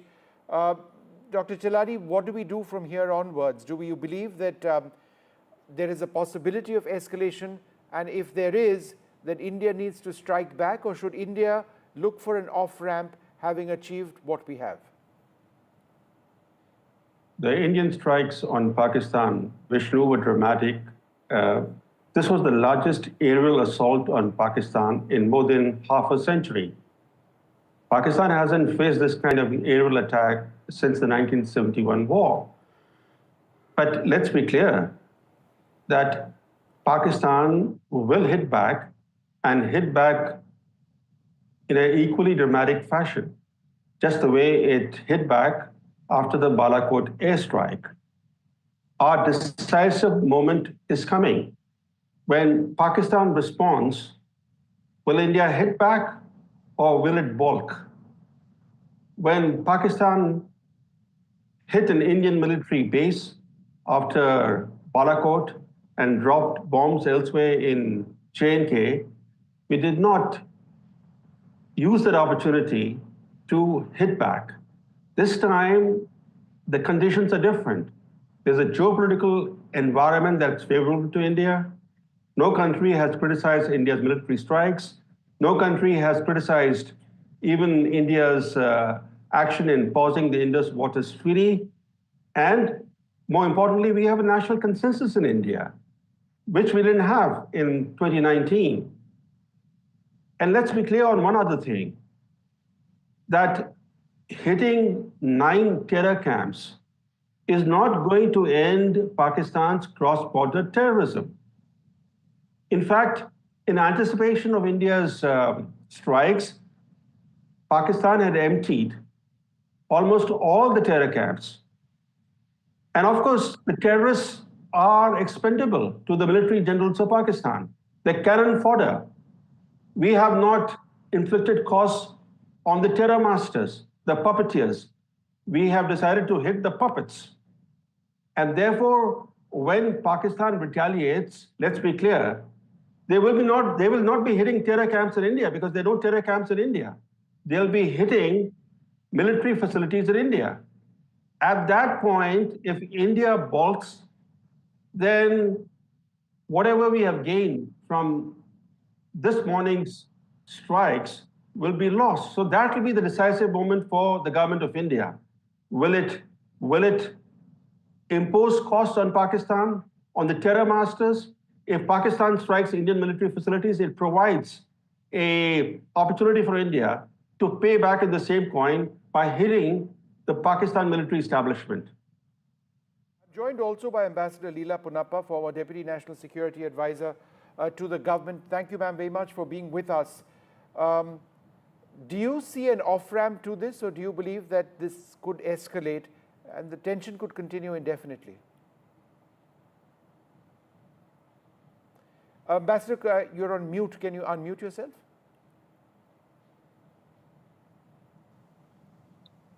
I said, regardless of which way one assesses the possibilities, it is speculative. So I think there's a full range of options. But I think what I would like to point out is that the way India has responded to the Pahalgam massacre did not start with a military operation or the anti-terror operation that was undertaken last night. It started with measures that would affect common people. The abeyance of the Indus Waters Treaty, the kind of holding back of the Chenab waters that we demonstrated, and which was seen in a whole range of photographs, with the water level down to a very low level. Either that or major flushing, which would mean a surplus of water. And then the scenes of the Pakistanis returning to Pakistan, some of whom were leaving families behind and claimed they had nobody to go to back in Pakistan. I think ultimately we need to look for a two-stage kind of thing. One is the kind of attack on the terrorist bases and headquarters that took place last night or early this morning. And the other is really getting the Pakistani people out onto the streets to say this kind of support to terrorism is enough. No more and opposing fundamentalism. I think when you have a conjoining of those two elements or those two forces, perhaps you might see a different kind of response from Pakistan. Right now, I think given the kind of mentality or the mindset that the Pakistan Army chief demonstrated in that strange speech he made to the overseas Pakistanis gathered in Islamabad, the mentality of the Pakistan Army will prevail. And they would then really want to do a tit-for-tat kind of thing. As Brahma has just pointed out, there are no terror camps over here, so who would they hit? Now, one interpretation could be that the very intensive firing on the LOC right now which really started before last night's strikes, is in a way Pakistan's way of saying, well, yes, we have taken responsive action. But I think there will be a temptation, there will be an urge, certainly in the thinking of the Pakistan Army, if not of the government, which really doesn't take these security decisions, to go for some kind of escalation. All right, well, I'd like to thank you both very much for being with us. These are tense times, and I think the possibility of an escalation, at least for the moment, is something that we need to look at very, very closely. We leave you with this report from my colleague Shiv Arur, who spent more than a week now in Kashmir and the last several days looking to be close to the line of control or at the line of control. He was in some parts of Poonch which have been hit very heavily by Pakistani shelling. Several people have lost their lives in this area. It is a cause of huge concern. This was Shiv Zarur from a little while earlier today. We're at the line of control in Salamabad. It's one of the last outposts before the line of control. There are two houses here that were struck last night in Pakistan Army shelling here in the Uri sector. These two houses have been completely totaled, completely destroyed. There's still a fire burning, if you can see over there, smoke smoldering across this entire pair of houses. Miraculously, no deaths, but 4 people have been severely injured. 2 of them children. One of them has apparently lost a limb as well. They've been evacuated to the Baramulla hospital, which is about 40 kilometers to our rear from here. We're about 10 kilometers from the line of control. Complete damage over here, Vishnu. If you can see that these two houses, I'm surprised that anything is left everywhere else, because it looks like a stray shell may have come and landed here. It appears to suggest that the Pakistan Army, which has been aiming and firing directly, targeting civilian areas, has caused damage deeper inside, and one shell or a couple of shells has come and actually landed here. This has all the telltale signs of artillery damage. You can see shrapnel completely ripping through these metal sheets. These are very clear signs of artillery shrapnel that has ripped open these roof sheets. एक 13 साल की बच्ची, एक 4 साल का बच्चा, तो 2 घर के मालिक. हाँ. और क्या ये पाकिस्तान के शेल? ये पाकिस्तान का है, रात के 2 बजे का मसला है. तो उससे ये घायल हो गए. तो यहाँ मकानों की बात ही नहीं. मकान कितने बजे गिरे थे ये शेल? 2 बजे. 2 बजे सोए होते हैं. आप कहाँ थे उस टाइम? हमने सुना ये? हाँ, हमने ये भरोसी है यहाँ. हम तो रात को बाहर आ रहे. 2 बजे के बाद हमारे बच्चे भी बाहर आ गए. उधर इधर लगे भागने. क्या करते भाग? सर इधर आइए एक सेकंड. सर, आप यहाँ रहते हैं? नजदीक में रहते? इस्लामाबाद का.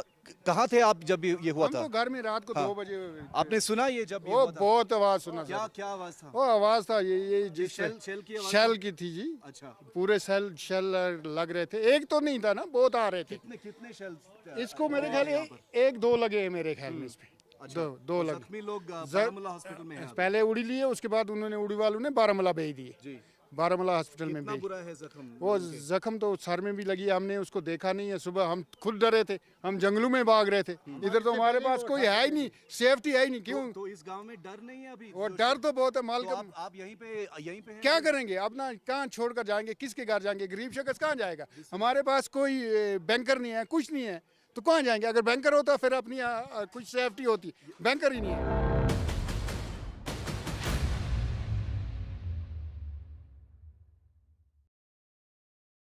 In today's interconnected world, India's voice is more crucial than ever. When India speaks, the world listens. At NDTV World, we are that voice, bringing you intelligent and insightful news from India and beyond. From geopolitics and diplomacy to economic shifts, migrations, tech disruptions, and the stories of our diaspora. We cover the news that shapes our global future. NDTV World, your new home for global news, is here.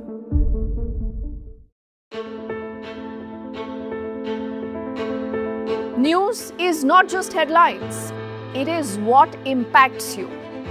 And news should never be mistaken for noise. What matters is the reality. Accurate, in-depth, and with the right perspective. For over 20 years, I have been a journalist, and never has clarity mattered more than now. At Newsnight, we go beyond the surface. We dissect the details, challenge the narratives, and bring you the unparalleled clarity you deserve in a world clouded by misinformation. We are bold, we are direct. Newsnight, for the news in your interest. Only on NDTV 24/7. How often have you turned away from debates that descend into endless fights? We bring you a show where every question is answered, where every debate finds its resolution, where every story finds its conclusion, where opinions collide but facts prevail, where stories unfold with insights and trust. When the noise ends, the last word begins.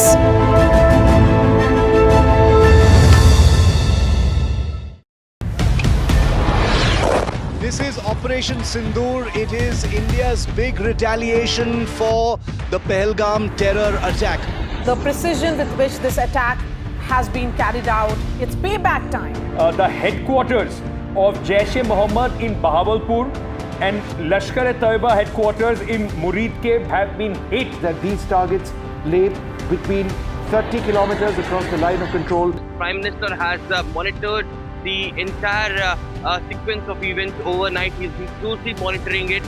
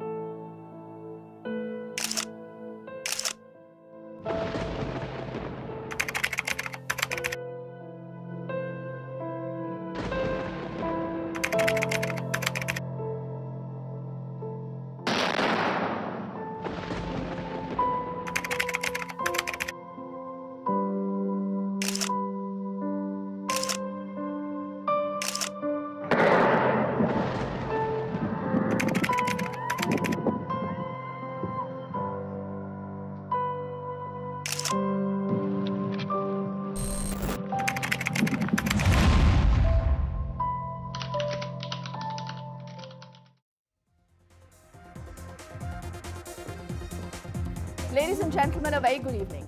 We hope we can say a good evening to all of you today, because decades of terror, you have seen one crushing retaliation. I'm Deepthi Sachdeva and you're watching Newsnight.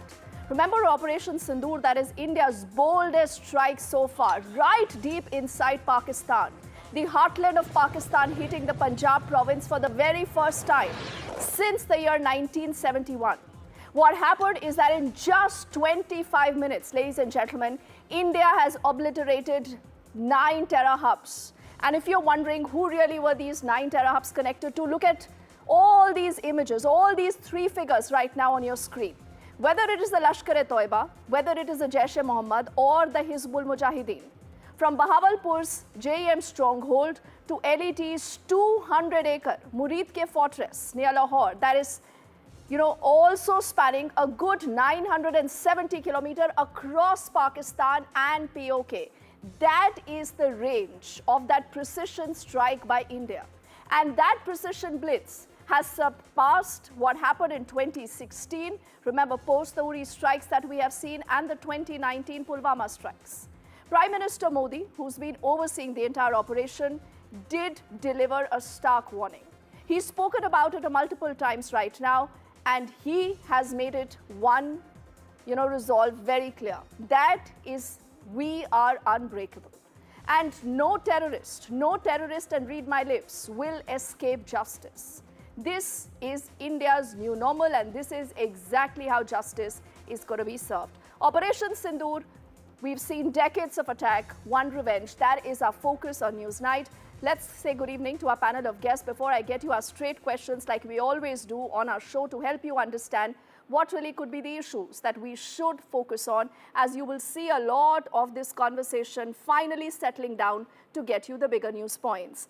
It's a pleasure to be joined by Major General Yash Moore, who's a defense analyst on the broadcast. Achal Kumar Malhotra is a former ambassador, also the former deputy permanent representative of India to the UN. Sir, thank you also for your time. Also, SP Ved is a former DGP of Jammu and Kashmir. And I think, every time we've spoken to SP Ved, he will tell you that something like this was required, it was coming. So, Ved, sir, we'll find out whether, you believe this is just chapter 1, and we'll be looking at a lot more happening in the next few days to the next few months. And also a pleasure to have the lady, Captain Shweta Mishra, an ex-army officer on the broadcast.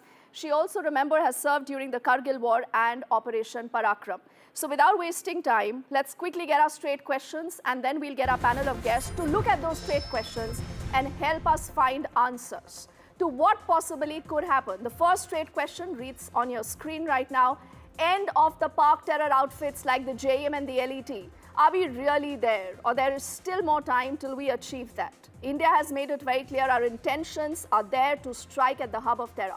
What about Masood Azhar? What about Hafiz Saeed? Are they going to be next? This brings us to our third straight question now. That's going to go up on your screens, and that reads, is this, ladies and gentlemen, the clearest message for Pakistan yet? The clearest message, because we've gone deep inside Pakistan this time. We haven't just gone into the POK. We haven't just gone into Khyber Pakhtunkhwa. We have gone to the Punjab province, and that is the message. The fourth straight question, is this a curtain raiser of Narendra Modi's resolve, who had said we'll go to, any length and the end of the earth to ensure that there is justice served? Has that already happened? Is there more to come? This brings us to our final straight question now. That's also up on your screen. Pakistan is isolated, and that is no surprise. But now Pakistan's bluff is getting called out. What are the options? Is it already running out of options? Let's take Captain Shweta Mishra first before I get in the other gentlemen on the show. Captain Shweta, whatever's happened in the last few hours, how significant is this?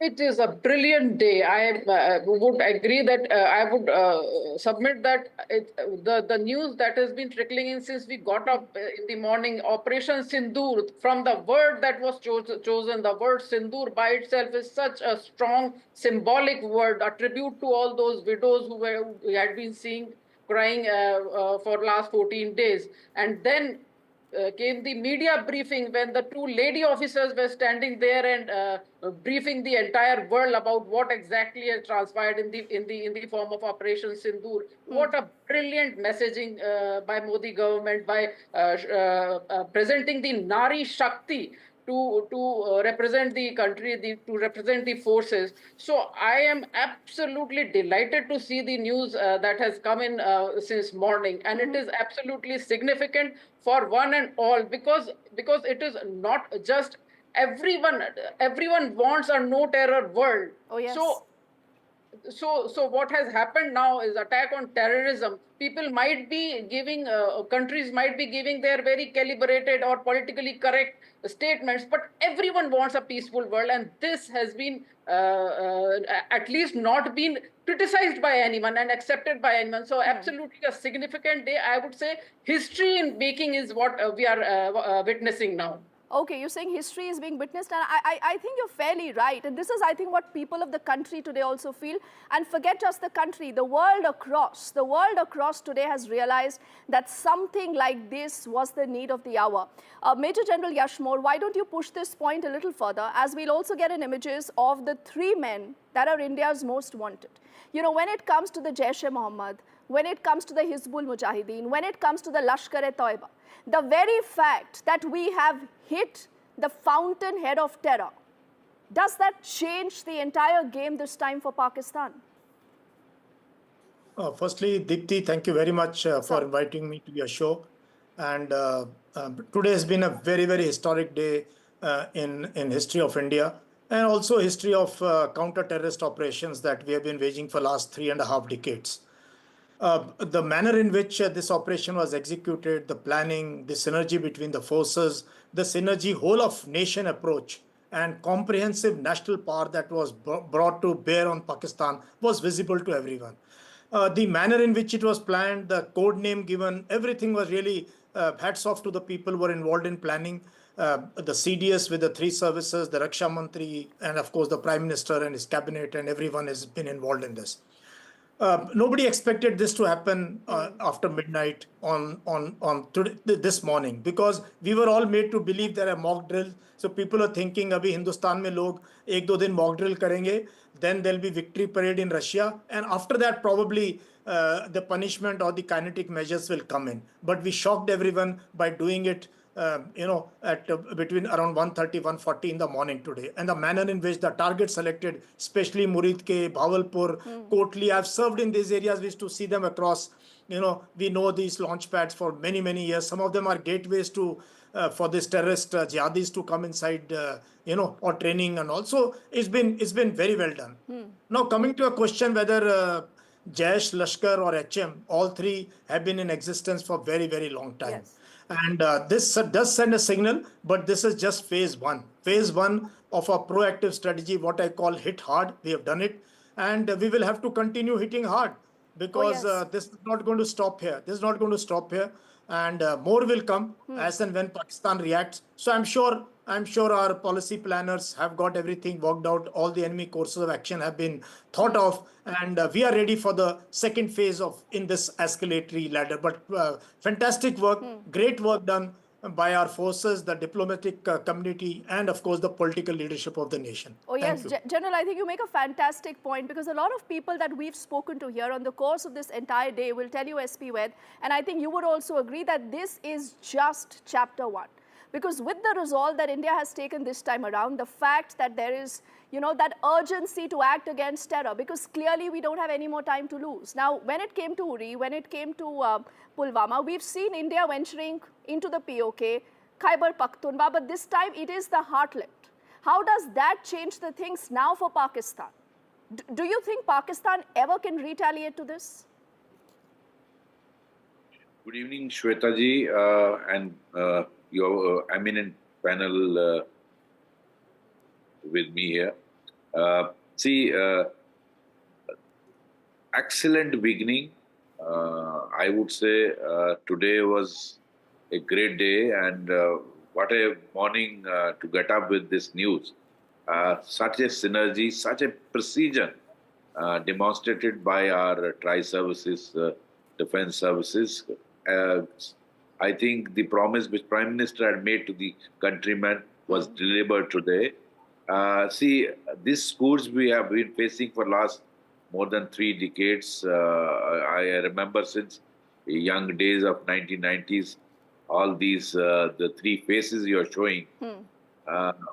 Most significant is the terror we have inflicted in their mind. They will be shit scared of coming out of their campuses, whether it is Hafiz Sayyid, whether Azhar Masood or Sayyid Salahuddin.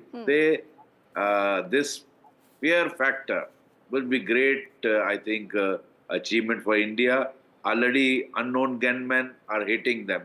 The way TTP and BLA is hitting them. Now this precision strike by India today actually demonstrates not only to Pakistan, the whole world, what new India is and what our armed forces can do and hit deep inside Pakistan. This is first time in Punjab, the heart of Pakistan, Yes. 100 kilometers away from the border. You go and hit Bahawalpur. It was unthought of. They never thought that we can hit them in this manner. In fact, many people are feeling restless. Oh, yes. That it is now 12 days, 13 days since Pulwama. Let me share with your viewers. A lot of painstaking work takes place. You saw how Prime Minister was holding meetings with CDS, with NSA, with all the three service chiefs, defense minister, everyone concerned. But you know, you need a precise intelligence. They were actually shifting from one camp to the other. The Pakistan Army and ISI was actually shifting all these terrorists and hiding them in different places. So you needed a precise intelligence and hit them at a right appropriate time. I think a lot of credit should, apart from obviously the three armed forces of India have executed it, but a lot of behind the back, a lot of work about the precise intelligence. Credit goes to intelligence services also. Absolutely. And SP Vedsa, if I could use this opportunity before I get Achal Kumar into this conversation, is to put out a map. Because this map will help viewers understand the scale of what we are talking of. Remember, what you see on your screens coming one by one are just the many terror camps that you have seen obliterated when it comes to Pakistan. So the next time around, Pakistan will go to the world and say, oh, listen, there are no terrorists here. We are ourselves a victim of terror. Perhaps, we must look at this. And that is what will put Pakistan to shame. And for the very first time, what has also happened, and I think Captain Shweta SP Ved and Major General Yashmore would also agree, as I get in Achal Kumar now into this conversation, is that India has put out the proof. A lot of people have been asking, where is the proof? So we have put out the proof before and after. This will tell you that the camp existed and the camp today has been reduced to a debris. Now, Achal Kumarji, when you see a move as strong, as audacious as what India has done, do you think right now the world needs to get together, not give absolutely any leeway to Pakistan anymore? Well, Shweta, good evening to you and my excellent panelists. I have heard them with great interest. Well, couple of things. First of all, I mean, this is, as far as Pakistan is concerned, its credentials, the back credentials, the entire world knows that it's the fountainhead of terrorism. It's a terrorism factory. We have exposed them to the extent that we have hit certain targets and they are not in a position to deny. Unlike in Balakot and all that, they had tried to get into the denial mode and said nothing was targeted, there was no terrorist camps and all that. To that extent, yes. Now, coming to the international community, you see, there is a awareness, not now, it has been there for quite some time, that whenever a big act of terrorism takes place anywhere in the world, most often that it can be traced to Pakistan. And the Pakistan Defense Minister has himself admitted that they are great masters in this game. For decades, they had been training terrorists on behalf of the Western countries. Of course, he qualified without admitting that they were getting billions of dollars and much of which was siphoned off. So now, where do we stand today? International community, we have mobilized opinion against terrorism.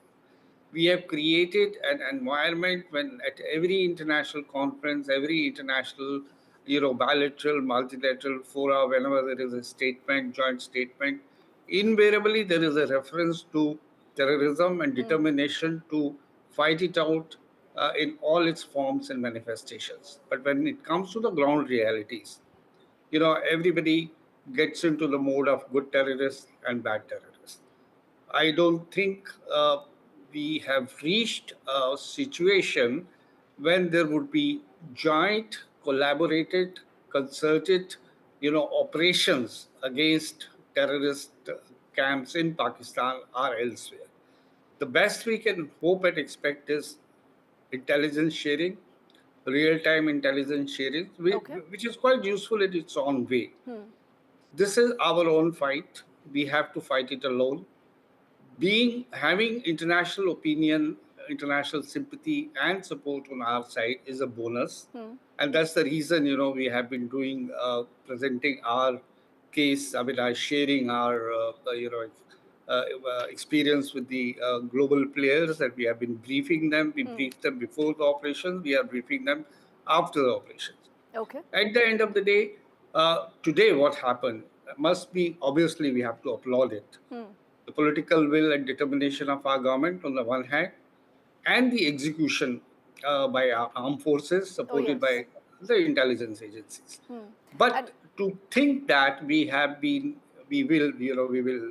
eliminated the root cause of terrorism would be a little too much. Okay, it's so a good beginning. We this have to isn't good maintain enough. the Perhaps momentum. we need a harsher action, and then you also need a follow-up. And I think that's the point that a lot of you, have made. And let's push that point now into the second round of conversation as we also look at what should happen in the next few days. We cannot just give up. The fact that you have picked up these terror camps, you've obliterated these terror camps is still not good enough. Now, Captain Shweta, with all the experience and all the wisdom at your might, what do you think are the three things we continuously need to do if you need to deal with Pakistan and the rogue state? Deepti, what we are seeing in Operation Sindoor now is a stark evolution, strategic evolution of our perspective towards cross-border terrorism.